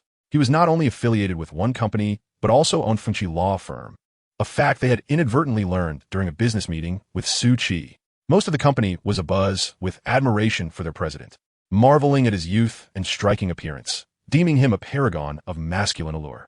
Many women sighed, lamenting that their president was too young, barely older than the chairman. Otherwise, they would have flirted with him. Sun Bin shared his newfound insights and gossip within the student group, causing an uproar among his classmates. Wow, wow, wow, they exclaimed. The president of a publicly listed company, and not just one, but two. How had Chen Nan Feng achieved such remarkable feats? Anyone who could connect with him and forge a relationship would be immensely beneficial to them all. Yet, not a single classmate had any rapport with Chen Nan Feng, leaving them at a loss for how to initiate contact. Truly, the tides of fortune had shifted. Do not underestimate the youth and poverty, for they may one day surpass you. Once scorned, they now found themselves in awe. After the gathering concluded, Ling Yun organized matters and joined Chen Nan Feng for dinner. At the table, Ling Yun cheerfully remarked, "They never expected you to be so young. Some even claimed you weren't of age. I asserted that we are the same age, but they didn't believe it." Xiao Yi added, "Big brother appears remarkably youthful. I am the same age as him. And Su Qi is merely a year older. The three of us, myself, Big Brother, and Ling Yun, are all 23. Just look at him. He seems around 17. Not at all like a 23-year-old. Bai Fei observed, I am the oldest here at 30, and Yi Tao is likely around the same. Yi Hao and Li Ming are 27, while Su Qi is 24. You three are 23, yet Big Brother seems the youngest. If someone were unfamiliar with you, they might think you were misrepresenting your age. Big Brother does not appear aged. He has looked this way since I first met him years ago. It seems he has discovered some secret to youthful vitality," Ling Yun commented. Chen Nan Feng replied, "I'm a martial artist, distinct from ordinary individuals, so there is no need for astonishment." A few individuals had become quite familiar with one another, and their conversations had become more casual and playful, resulting in a joyful atmosphere. As the gathering concluded, Chen Nan Feng had gained notoriety, with many now aware of his existence. Sun Bin, feeling a sense of shame, could not bring himself to approach someone who had been silent during their school days, now seeking to forge connections. It felt too humiliating. The classmates lamented the situation, noting that if it had been anyone else from their class, they could easily reach out, but with Chen Nan Feng, no one dared to make the attempt. It was not that they lacked the desire. Rather, they felt too embarrassed to approach him, having once been indifferent and mocking towards him during school. Not a single person had ever sought friendship with Chen Nan Feng, so who would now have the audacity to reach out to him? Nonetheless, the classmates felt it was a pity, as such a valuable resource was left untapped, a true waste indeed.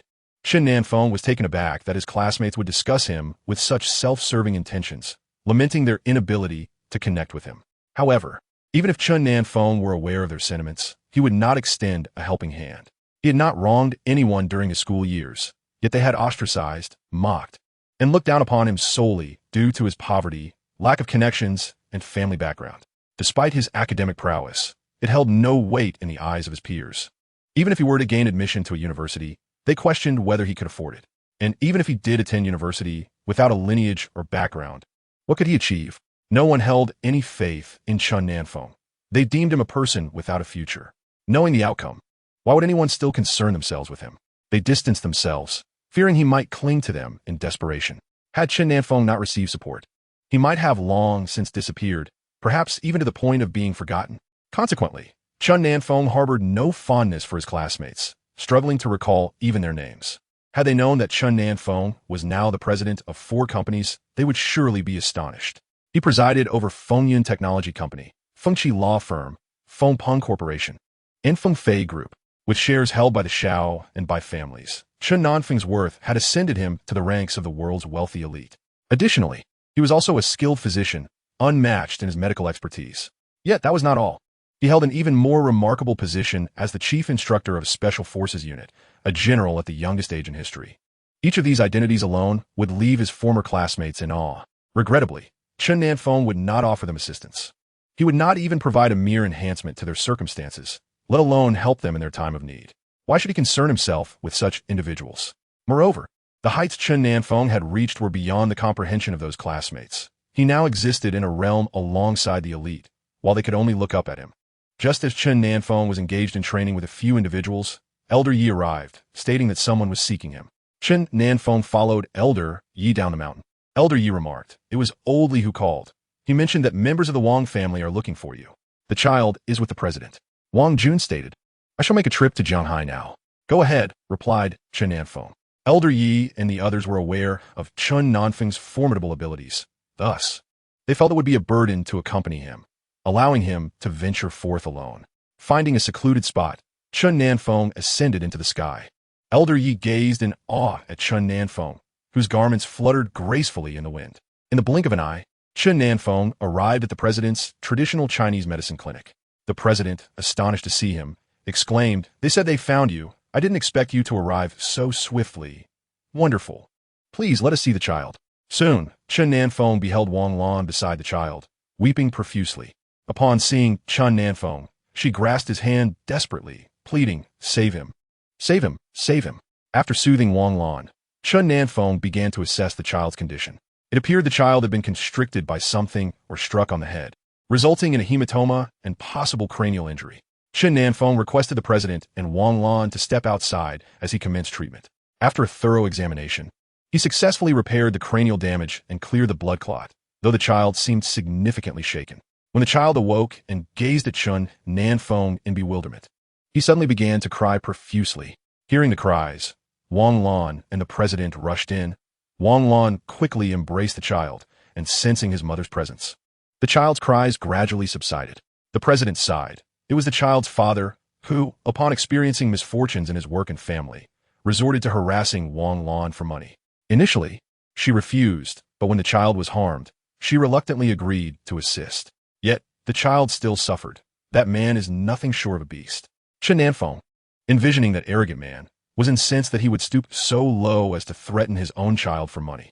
Just then, Wang Jun arrived and remarked to Chen Nan Feng, "I was just about to come fetch you. You made it here. What has become of that man? It is time he received his due punishment. How can he abandon his own child and still consider himself a man? A father?" Chen Nan Feng responded vehemently. Wang Jun explained, "Their family thrived only due to the elder's support. With the elder's passing, chaos ensued. Coupled with his professional difficulties and a girlfriend constantly demanding money, he resorted to threatening his sister, hoping to extort funds. When she ignored him, he resorted to using the child as leverage, truly inhumane." At that moment, Wang Lan emerged, cradling the child, which Wang Jun promptly took into his arms.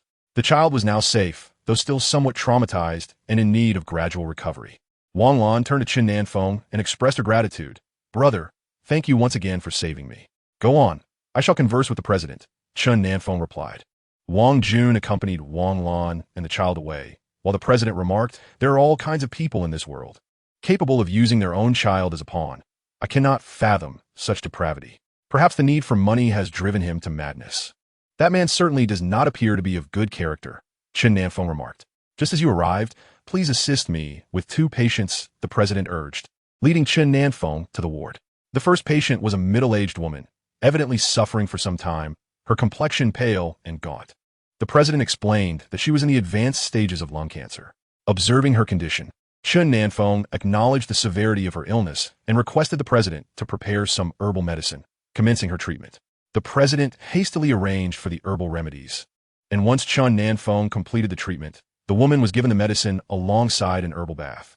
Subsequently, The president guided Chen Nan Feng to another ward, where an elderly man was in a state of decline. Chen Nan Feng proceeded with his treatment, ensuring the man's blood circulation was restored before prescribing medication. Afterward, the president invited Chen Nan Feng to his office for a moment of respite, expressing admiration. Your medical skills are extraordinary, truly miraculous, and at such a young age. Your future is indeed promising. Chen Nan Feng humbly replied, I still have much to learn. In our place of cultivation, there is no signal, and sometimes communication is impossible. Has everything been well recently? Chen Nan Feng inquired. Initially, all was well, but encountering such issues again is infuriating, Wang Jun grumbled. What shall we do now? Will he cause trouble again? Chen Nan Feng asked. No. I reported his actions to his workplace, and they penalized him, relegating him to a lower position, Wang Jun informed. We must remain cautious. We don't want him to act out of desperation, Chen Nan Feng advised. I understand. I have hired 2 bodyguards for my sister's safety. If he dares to approach, let him come. We are not afraid, Wang Jun asserted. After bidding farewell to the president, Chen Nan Feng departed with Wang Jun, who insisted on treating him to a meal. Upon arriving at the restaurant, Wang Jun remarked, It feels quite strange without you around. If you need anything, call me. If I am unavailable, have Old Li contact Old Yi. He knows where to find me, Chen Nan Feng suggested. Life in the military is different. Bai Fei complains daily that it is difficult to see you, Wang Jun shared. Chen Nan Feng chuckled. Bai Fei yearns to be with him every day, and after merely a few days apart, he laments. Chen Nan Feng had grown accustomed to such behavior. Old Li, upon spotting Chen Nan Feng, quickly approached, exclaiming, I found you. Old Wang was quite worried. You must be busy. This hasn't interfered with your work, has it? Chen Nan Feng assured him, No. It's just that our location lacks signal, which poses some inconvenience. Old Li inquired, Are you settling well in the capital? With Old Yi around, there should be no issues. Everything is fine. Li Ming is also doing remarkably well, so rest assured, Chen Nan Feng replied. No worries, with him under your care. I'm completely at ease. Thank you for always looking after him. His achievements are a testament to your efforts, Old Li said. He has earned it through his own diligence, Chen Nan Feng responded. After a brief conversation with Mr. Li, Chen Nan Feng decided to take his leave, intending to pay a visit to Mr. Wang and bid farewell to Wang Jun. The two found a serene spot to sit, where Elder Yi remarked, You have already reached the nascent soul stage. Must one transcend to this level to attain flight? Indeed, what of it? Chen Nan Feng inquired. Nothing. I am merely curious. In the past, no one has ever broken through to the nascent soul. We were unaware of such things. Witnessing you feels almost surreal, as if from a fantastical realm. Elder Yi responded. Would you like to try? I can take you for a flight, Chen Nan Feng offered with a smile. Ah, is that truly possible? Elder Yi exclaimed, filled with delight. Chen Nan Feng lifted Elder Yi into the sky, and from their elevated vantage point, they beheld a magnificent panorama, instilling a sense of dominion over the world below. Elder Yi was exhilarated, pondering when he too might transcend to the nascent soul stage and experience such freedom of flight. It was utterly exhilarating. You are a martial artist. How has your training progressed recently? Chen Nan Feng asked. Perhaps I am simply aging. My pace of cultivation has slowed significantly, and breaking through feels increasingly daunting, Elder Yi lamented. Do not rush. Take your time. Cultivation is inherently a defiance of fate, and true strength cannot be achieved in a day, Chen Nan Feng reassured him. Elder Yi silently scoffed, grateful that cultivation defied nature. Otherwise, would he not be grounded? Alas! He remained earthbound while Chen Nan Feng soared above. The disparity left him feeling somewhat diminished, as he watched Chen Nan Feng effortlessly cultivate as if sipping cool water, while he, with his graying hair, found himself lagging behind the youth. It was indeed a disheartening realization. Noticing the wistfulness in Elder Yi's eyes, Chen Nan Feng felt a chill run down his spine, wary of the old man's potential ambitions. To prevent any further grandiose declarations from Elder Yi, he hastily sought an excuse to retreat to his training. Irritated, Elder Yi also returned to his cultivation, determined not to fall too far behind Chen Nan Feng, even if he could not match his pace. 3 days later, Elder Yi sought out Chen Nan Feng once more, presenting him with some documents. After reviewing them, Chen Nan Feng asked, Is there an underground force in Nanjing? Typically, major cities harbor such factions, and while the government attempts to suppress them, the results have been less than satisfactory. It appears that the forces in Nanjing are affiliated with Jin Pengzu. After his demise, they went into hiding but are now resurfacing, causing disturbances in an attempt to incite chaos once more, Elder Yi explained. You wish for me to go and eradicate them? Chen Nan Feng inquired. Yes. The underground forces have long been a thorn in our side. We cannot deploy a large contingent. Their petty skirmishes in the city create significant challenges for the police, who are equally vexed yet unable to eliminate them. Elder Yi replied with a sense of resignation. Understood, Chen Nan Feng acknowledged. No need for that. A simple phone call will suffice, Elder Yi added. The group concurred that it was unnecessary, and Chen Nan Feng proceeded to call by Fei, Ling Yun, and Su Qi, as well as his mother, before they departed together. Their objective in Nanjing was to locate the underground organization and eradicate it. However, these forces had concealed themselves well, posing a challenge for discovery. Yet, with Chen Nan Feng's arrival, what others deemed impossible, he would surely accomplish. A few individuals arrived in Nanjiang, opting not to go to their designated quarters, but instead heading to Chen Nan Feng's residence. Upon reaching his abode, they were taken aback. Chen Nan Feng, it appeared, possessed a home in Nanjiang as well. Why had he acquired this property? Had he anticipated a prolonged stay in Nanjiang? When did you purchase this house here? You never mentioned it, Xiaoye inquired. I bought it previously while I was here cultivating at Changbai Mountain. For convenience, Chen Nan Feng replied. Fortunately, he had purchased a villa with ample rooms, allowing the group to settle comfortably before embarking on a leisurely stroll through the bustling streets. With their purpose being to find someone, they wandered about, and given the vastness of Nanjiang, it was no wonder that Jin Pengzhu harbored grand ambitions. They found a restaurant to sit down and prepare for a meal. Xiaoya ordered an array of dishes, and as the food arrived, they began to indulge heartily. However, after merely a couple of bites, a commotion erupted outside. A group of ruffians was intimidating a table of patrons who had just ordered their meal but had yet to touch their chopsticks. The ruffians, brazenly seated, began feasting as if the food were their own order, even threatening the guests to cover the bill. The patrons, incensed, attempted to reason with them, but the owner swiftly intervened. He offered to prepare another table for them, but the sight of the ruffians was so repulsive that the patrons could hardly muster an appetite. As the ruffians continued to eat, they cast menacing glances at the group, their threatening demeanor suggesting that any further dissent would result in repercussions. The patrons, stifled by rage yet unable to voice it, found themselves at the mercy of the owner, who was equally apprehensive of the ruffians potentially vandalizing his establishment. In the midst of this standoff, Xiaoye made his entrance. He approached the ruffians and delivered a resounding slap, commanding, "Apologize to the guests and the owner." The ruffians were momentarily stunned by the sudden assault. Who was this person? They did not recognize him, yet he exuded a commanding presence far beyond that of their leader, instilling a sense of fear. "Who are you, big brother?" One of the ruffians stammered. "Who I am is not for you to question. Apologize now, or I will make you search for your teeth," Xiaoye asserted. The ruffians were uncertain of Xiaoye's identity, yet they sensed he might be someone of great significance, perhaps even above their leader. "Brother, I am a man of Changgu. Please show some leniency," one ruffian pleaded. Xiaoye, unfazed, responded with another slap. "I care not whether you are Chang Ji's man or not. Apologize immediately." The ruffian realized that Xiaoye was not an ally of Changgu and wondered if he might be an adversary. "You can't be one of the wild wolves, can you? My brother has some connections with them. Please show some mercy," he ventured cautiously. Xiaoye, undeterred, delivered yet another slap, insisting, "Whether you are with Changgu or the wild wolves, you will apologize. Hurry." The ruffian, realizing that Xiaoye was neither an ally nor intimidated, furiously retorted, "You bastard. So you're not with my brother after all? You want me to apologize? Not a chance. Now you kneel and apologize, or when my brother arrives, you'll be in for a beating." Xiaoye let out a cold laugh and said, "Have your big brother come over to cripple me. I wish to see whether it is he who incapacitates me or I who brings him to his knees." The group of small ruffians began to whisper among themselves. One suggested they should summon their older brother, while another insisted that Xiaoye was alone and they could easily handle him. They deemed it excessive to call their big brother, yet one ruffian hesitated, wondering if Xiaoye's bravado hinted at connections to a more formidable force, advising caution instead.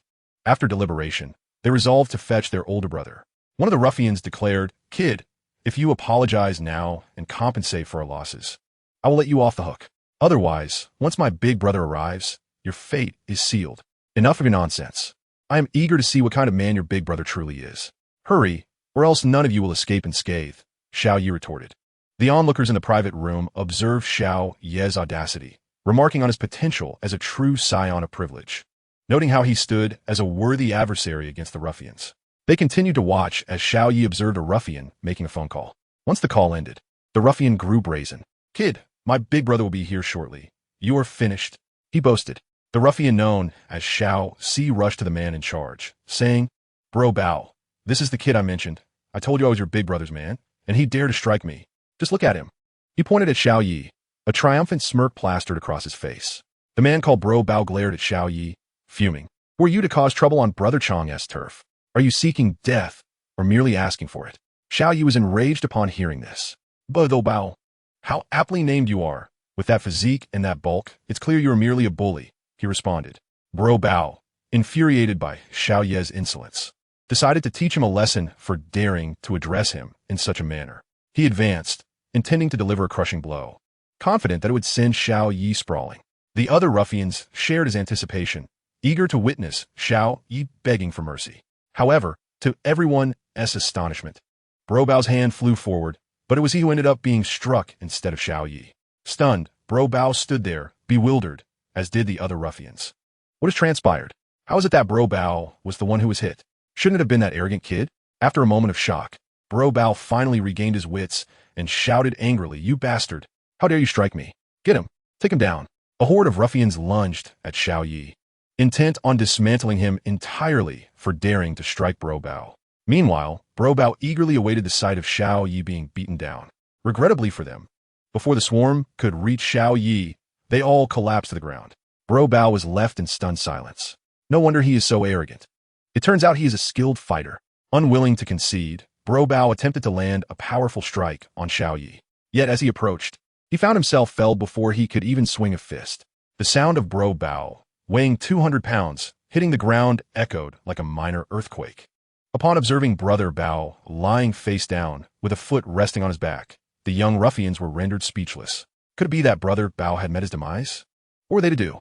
The one referred to as Xiao Si began to tremble. If even Brother Bao had been vanquished, who could possibly stand against them? A throng of small-time thugs hastily knelt before Xiao Yi, pleading, "Big brother, please spare us. We shall not dare to offend again." Xiao Yi surveyed the group and declared, "I shall grant you a chance. Should I encounter you again, bullying others and stirring trouble, I will annihilate you. Now begone." The gang quickly fled, fearful of retribution should they linger.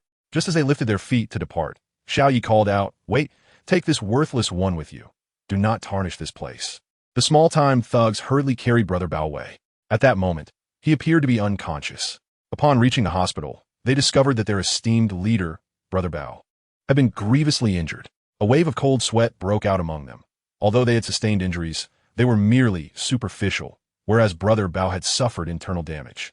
They had unwittingly encountered a formidable opponent. The young man was indeed a master. It seemed they would need to be more vigilant henceforth, lest they find themselves in peril. When Brother Bao regained consciousness, he became aware of his predicament. Xiao Si had been by his side, tending to him. Upon noticing Bao's awakening, he exclaimed, "Brother Bao, are you all right? Shall we report this to Brother Chang?" Brother Bao, upon hearing this, retorted, "Report? Nonsense. I never anticipated encountering such a formidable foe. Once I recover, I shall seek vengeance. You do not resemble a hero, but rather a dandy. Among us, you embody the essence of a dandy," remarked Yi Hao. "What dandy? You lack vision. This is the essence of a hero. I detest evil and champion justice. I am a hero dedicated to eradicating all malevolent forces in the world," Xiao Yi proclaimed with pride. The group dined in an inn and lingered for a while before departing. "We must investigate the roles played by local government and the police in this matter. Since old Yi has expressed concerns regarding this issue, it cannot be trivial. It may take some time to root them out completely," Chen Nan Feng stated. "Indeed, my grandfather has long indicated that the Jin family wields considerable influence in Nanjing, with intricate connections potentially involving underground forces. Now that the Jin family is no more, the underground powers will grow unchecked," Yi Tao added. "If they dare to flaunt their arrogance, we shall eliminate them until none remain," Xiao Yi asserted. "Next, we shall split up and move about. We will resolve whatever we can. For those matters we cannot tackle alone, we shall unite in solving them. Exercise caution, especially you. Here's the plan. I will team up with Xiao Yi, while the three of you will stick together for mutual support," Chen Nan Feng proposed. "Very well. Let it be so. We shall head east, while you proceed west. Let's resolve matters separately," Yi Tao confirmed. After deliberation, Yi Tao led Yi Hao and Li Ming eastward, while Chen Nan Feng accompanied Xiao Yi westward, embarking on their separate missions. Initially, Chen Nan Feng had intended for each individual to explore a different location, but considering Xiao Ye's temperament and the potential need for support in case of unforeseen circumstances. It was decided that 2 teams would be more prudent.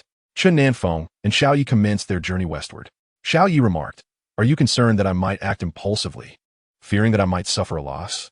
I like to think I've become quite adept in my skills now, haha."